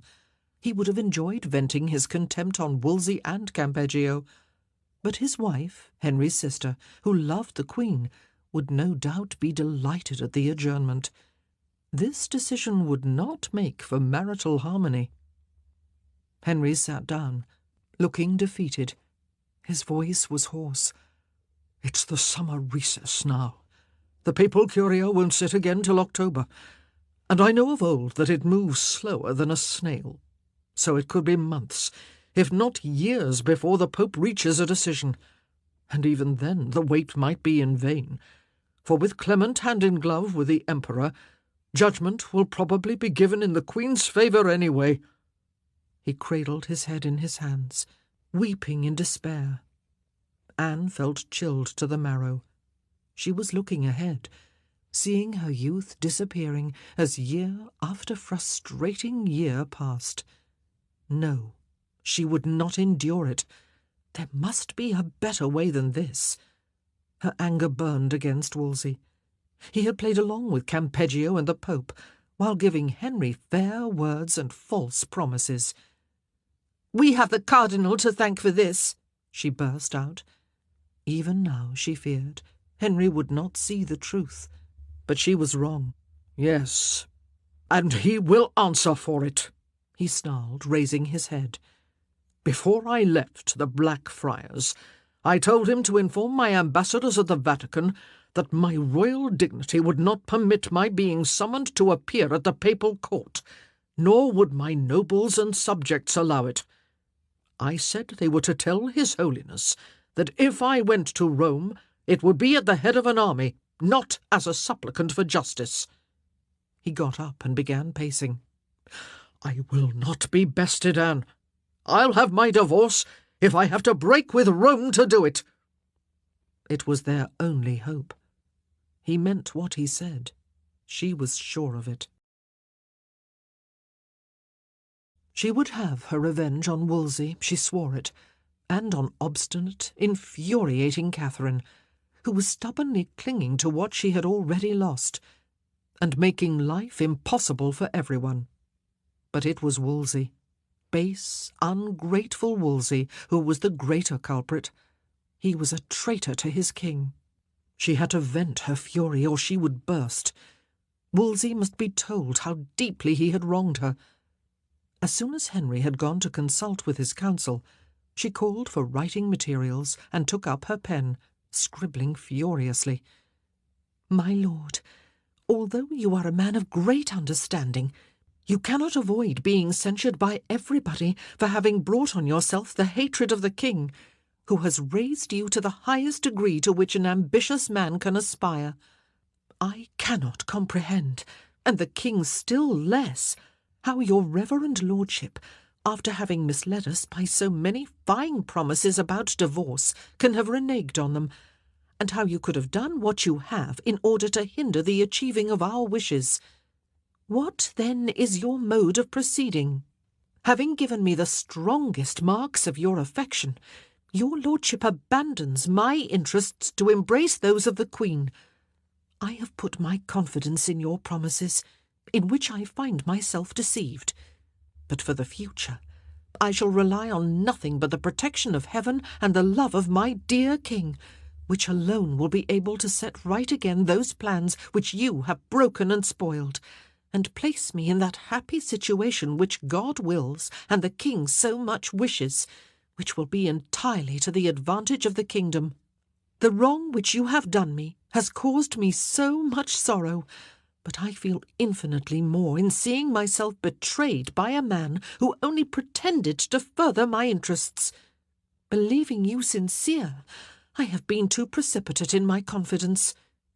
It is this which has induced and still induces me to be more moderate in avenging myself, not being able to forget that I have been your servant, Anne Boleyn. Let that strike dread into his heart. Let Wolsey quake in his shoes. He knew that her will was law to the king. There would be no more hypocrisy. She had declared her enmity openly, and felt better after dispatching the letter. But she still felt brittle and bruised, and when she was by herself, lying in the dark that night, she gave way to a storm of weeping. As Anne moved about the court, she heard the buzz of speculation everywhere. The great cardinal, who had all but ruled England for the past 20 years, was out of favour, and had prudently retired to his manor of the moor in Hertfordshire, plainly acknowledging that he had been to blame for the court's failure to deliver a favourable verdict. Henry let him go. "I do not want to set eyes on him," he fumed. "He has betrayed me." To make matters worse, the Emperor and the King of France, those two great enemies, had just made peace. "It leaves me isolated and devoid of support abroad," Henry told Anne, crestfallen, looking like a man who had been winded.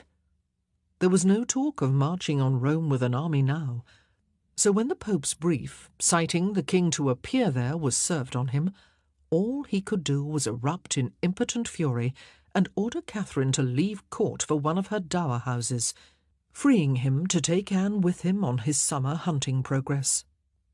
Leaving London helped to lift Anne's depression. It was good to ride in the warm August sun along the pretty leafy lanes and heat-baked roads of England, and see the verdant countryside rolling away to either side as they made their leisurely ways to Waltham, Tittenhanger, and Windsor. The air was purer away from the city, and it rejuvenated her. Henry was calmer now, determined to find a way forward. He was even speaking of bringing about the divorce by declaring his own absolute power. With this in mind, he had summoned Parliament for November. The seeds Anne had planted were finally flowering. The worst thing she had to contend with right now were the hostile crowds who had come running to see their king pass, and were outraged to find him parading his mistress in public. They made their outrage felt loud and clear. Where was the good queen, they cried, again and again. We'll not have the Boleyn whore. There were even calls for Anne to be stoned for the adulteress they believed she was. In the end, Henry had to summon the Queen to join the progress at Woodstock. Anne's pleasure in it immediately evaporated. With Catherine restored to her place at Henry's side, regally smiling, and no doubt enjoying her small triumph, Anne found herself once more relegated to discreet obscurity. Nothing had changed. Would it always be this unhallowed triumvirate of herself, Henry and Catherine, doomed to be shackled together forever?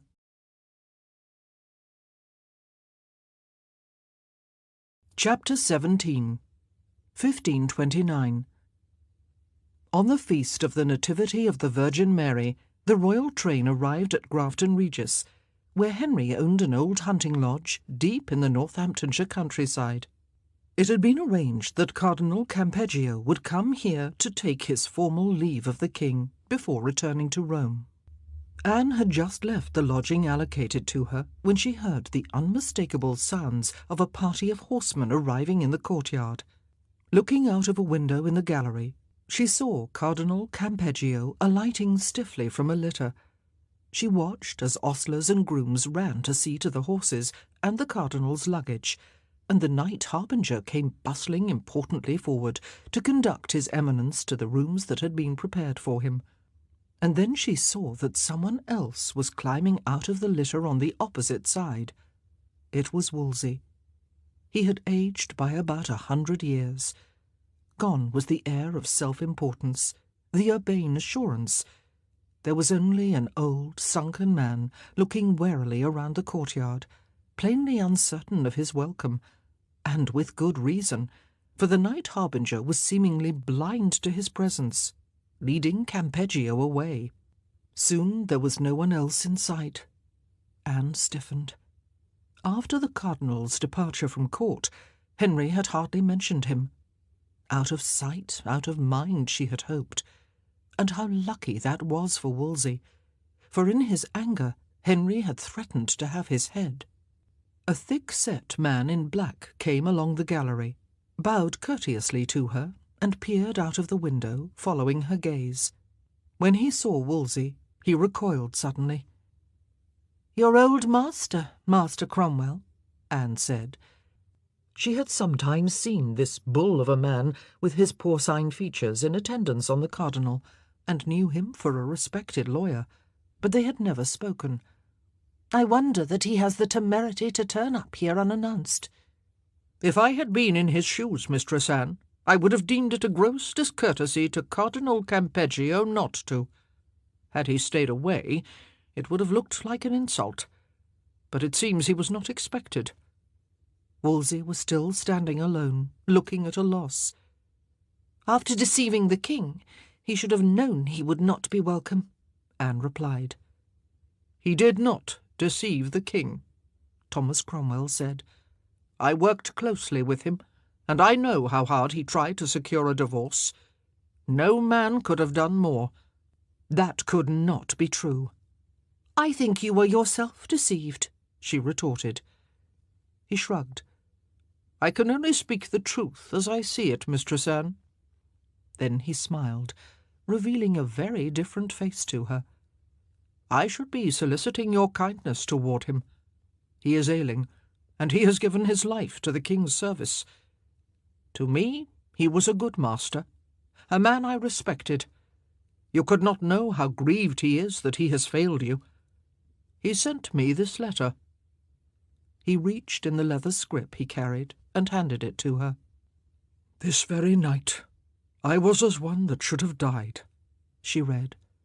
"If the displeasure of Mistress Anne is somewhat assuaged, as I pray God, then I pray you to exert all possible means of attaining her favour." She looked up. "Master Cromwell, you are a loyal servant, and to be commended for it, but I am far from convinced that the cardinal was working in the king's cause. The evidence points to him working against it." Cromwell's shrewd features registered irritation. "What evidence? Rumours put about by his enemies? There is no evidence. I was there. I saw what he did. I saw him run himself into the ground to give his Grace what he wanted." Anne was indignant. "He bore me much malice, Master Cromwell. He did everything he could to prevent my becoming queen, for he knew I would destroy him." "Not so, Mistress Anne, not so. But I see that you have been worked upon by those envious persons who seek the cardinal's ruin. I pray you will think on what I have said." And with that, Master Cromwell bowed and walked on. She stared after him, furious. He had not listened to anything she had said. She turned back to the window, simmering. Below, Norris had appeared. As ever, the sight of him, handsome and debonair, made her catch her breath. Often she thought she had conquered her feelings, but then she would see him and realize that she had deceived herself. She could not believe her eyes when she saw Norris greet Wolsey and point toward the opposite range of lodgings. They spoke for a few moments. Then Norris led the cardinal away. Clearly accommodation had been found after all, but Wolsey had yet to face Henry, and she was confident that the king would give his former friend short shrift. It wanted 2 hours until the supper hour, so Anne rested a little, then sat down to write to her mother. But suddenly Father and Uncle Norfolk were at her door, demanding to speak with her, and they were seething. "The king has received Cardinal Wolsey," Norfolk spat. "And as warmly as he ever did," Father added, grimacing. "The entire court was watching to see if he would disgrace Wolsey publicly, and some had even laid wagers on it. But no, it was as if the cardinal had never been out of favour." Norfolk's face was puce. "When he and Campeggio came in and knelt before the king, he raised them both with fair words and led Wolsey by the hand to a window where he talked with him. No one could believe it. Then I heard the king say quite clearly that Wolsey should go to his dinner, and afterward he would speak with him again." "Over my dead body!" cried Anne, who had heard all this with mounting rage. "Wolsey thinks to have his foot in the door, but I'll not have it. He has wrought enough trouble." "Niece," Norfolk said, "you are in a position of unique influence. Work on the king. It should not be difficult to re-arouse his anger toward Wolsey. Remind him of how the cardinal deceived and failed him. Use your wiles." "I don't need any advice on that," Anne retorted. "The king is dining with me here later. I will put paid to Wolsey." The table in the panelled dining chamber was set for 2, with snowy napery, gleaming silver and crystal goblets. Candles flickered in their sconces, and there was a fire in the hearth to take the edge off the chilly September evening. Anne had dressed carefully. The full skirts of her black velvet gown accentuated her tiny waist, and its low neckline, trimmed with a pearl-braided billement, looked enticingly seductive. A crimson damask kirtle added colour. Her hair she wore loose, as a reminder to Henry that she was still unwed and a virgin. She was cool toward him when he arrived, and while the first course was served. "I hear that you gave Cardinal Wolsey a warm welcome this afternoon," she challenged, looking him directly in the eye, and was gratified when he would not meet her gaze. She laid down her knife. "If any nobleman in this realm had done but half so much as the cardinal has done, he would have lost his head." Henry looked grieved. "Why, then, I perceive that you are not the cardinal's friend," he said. How could he be so devastatingly naive? "I have no cause," Anne said quietly, "nor any other that loves your grace, if you consider well what he did." "Darling, I have spoken with him, and I do believe that he is as distressed as we are at the verdict of the court. He assured me he had done everything possible to ensure that it went our way, and I believe him." Henry's tone was plaintive. "Lies! All lies, she flung back. He is hand in glove with that apology for a pope. Henry reached across and tried to take her hand, but she pulled it away. You cannot receive him back into favour. You cannot, she insisted. Anne, Wolsey is clever. Too clever for you. Hear me out, please. He is the one man who can find a solution to our problem. Is that what he's been telling you? Well, it's strange that this one man who can help has not found a solution in over 2 years of trying. And whatever he does, his influence in Rome does not exceed the emperor's. Anne, I will hear what he has to say, Henry said, in the voice that had silenced many an importunate petitioner. They ate on in silence, Anne seething at his refusal to heed her, and horrified at the very real prospect of Wolsey returning to prominence. Really, the situation was laughable, if it hadn't been so appalling. First, Catherine had returned to court, and now Wolsey looked like doing so. They were all back where they had begun. It was hard to stop herself from bursting into tears, not that that would help in Henry's present mood. When he had eaten his last mouthful, the king put down his napkin. "Sweetheart, be reasonable," he said. "I am only trying to do what is best, and it is worth listening to what Wolsey has to say if it leads to our being together." She did not answer. He rose, pressed his hand on her shoulder, and left. They were meant to be going hunting in the morning, but Henry spent a long time closeted with Wolsey, and now it was afternoon. Anne was pacing the gallery, convinced that the cardinal was worming his way back into favour. As soon as Henry emerged, she pounced. "You promised we would leave after breakfast," she complained. "It's 1 o'clock already." Henry capitulated. "Very well. I will tell the cardinal to continue our discussion with the lords of my council," he said, and went to put on his riding clothes. Anne had a mission of her own to accomplish. Her task completed, she met Henry, booted and spurred, in the porch, as the courtyard filled with men, horses, and dogs. And there stood Wolsey and Campeggio, who were to depart after supper that evening. Anne, standing at Henry's side, smiled at them. Henry mounted his steed. "I will be back before you leave," he said.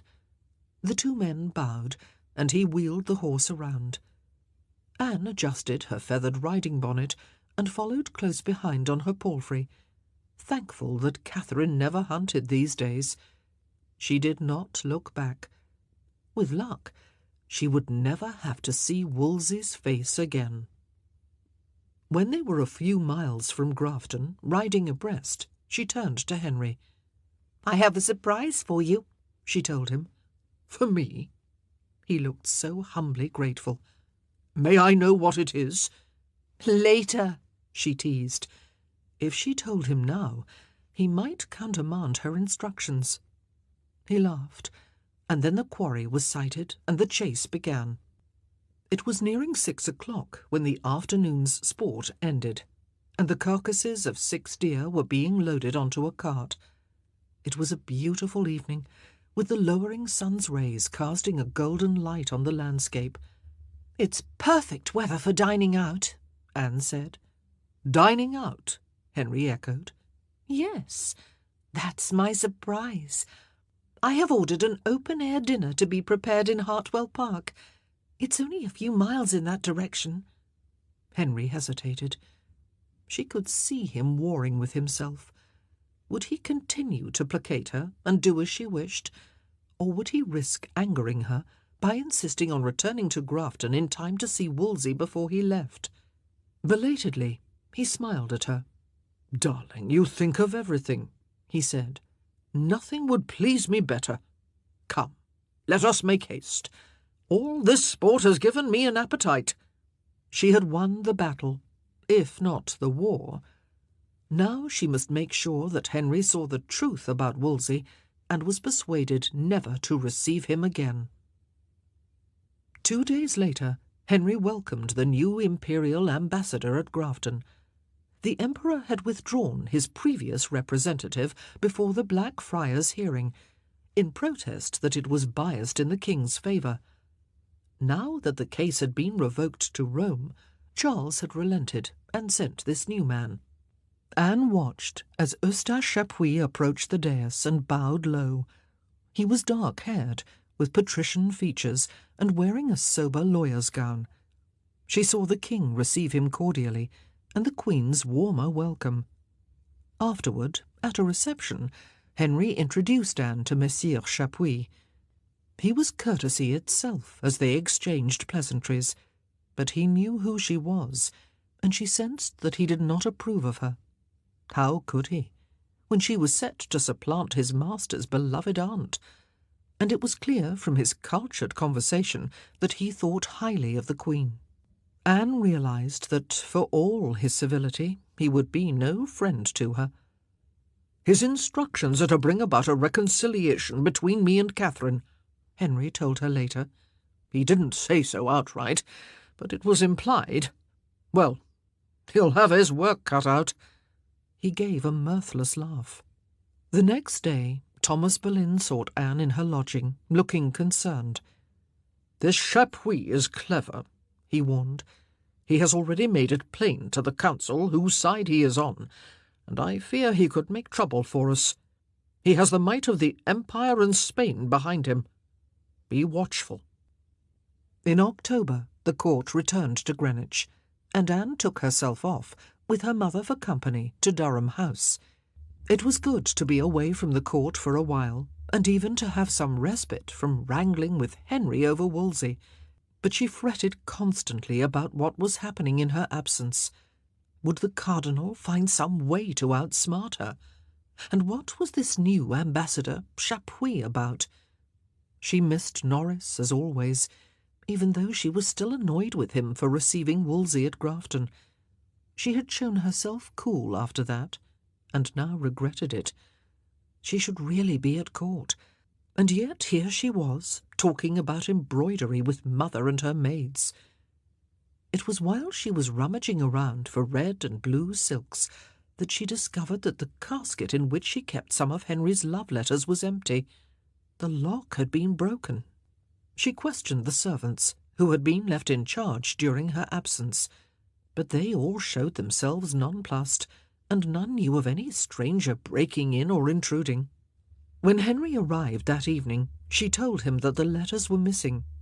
"Someone must have stolen them," she said, thinking of Wolsey. "Who would do that?" He frowned. "Cardinal Campeggio, I suspect. Perhaps one of his people bribed someone to search for evidence that we have committed criminous conversation, as the church courts like to put it. That, darling, as I need not remind you, could prove highly damaging to my case." "I know the church is corrupt, but would a cardinal really stoop to theft?" "If it were to get such evidence, yes. You and I know that we have not sinned, but anyone reading those letters might draw other conclusions, if it served them well. If Clement reads them, there's little hope of him deciding in my favour." Anne shuddered. It was horrible envisaging the consistory of cardinals poring over the letters, exposing her intimate secrets, and drawing the wrong conclusions. It was even more horrible to think of the consequences. "There is no time to lose," Henry declared, jumping up and summoning an usher. "Take a message to Dr. Gardiner. Have him send soldiers to Dover to intercept Cardinal Campeggio and search his luggage, even his saddle-bags. Tell him that letters belonging to the Lady Anne have been stolen, and we need to find them." The usher hurried away. Henry sat down. He was fidgeting in agitation. "I hope I can trust Gardiner to order an efficient search. Wolsey would have known just what to do. He'd have tracked down those letters." Oh, no, Anne thought. This must not be your excuse for recalling the cardinal. She had to prevent Henry from sending for Wolsey.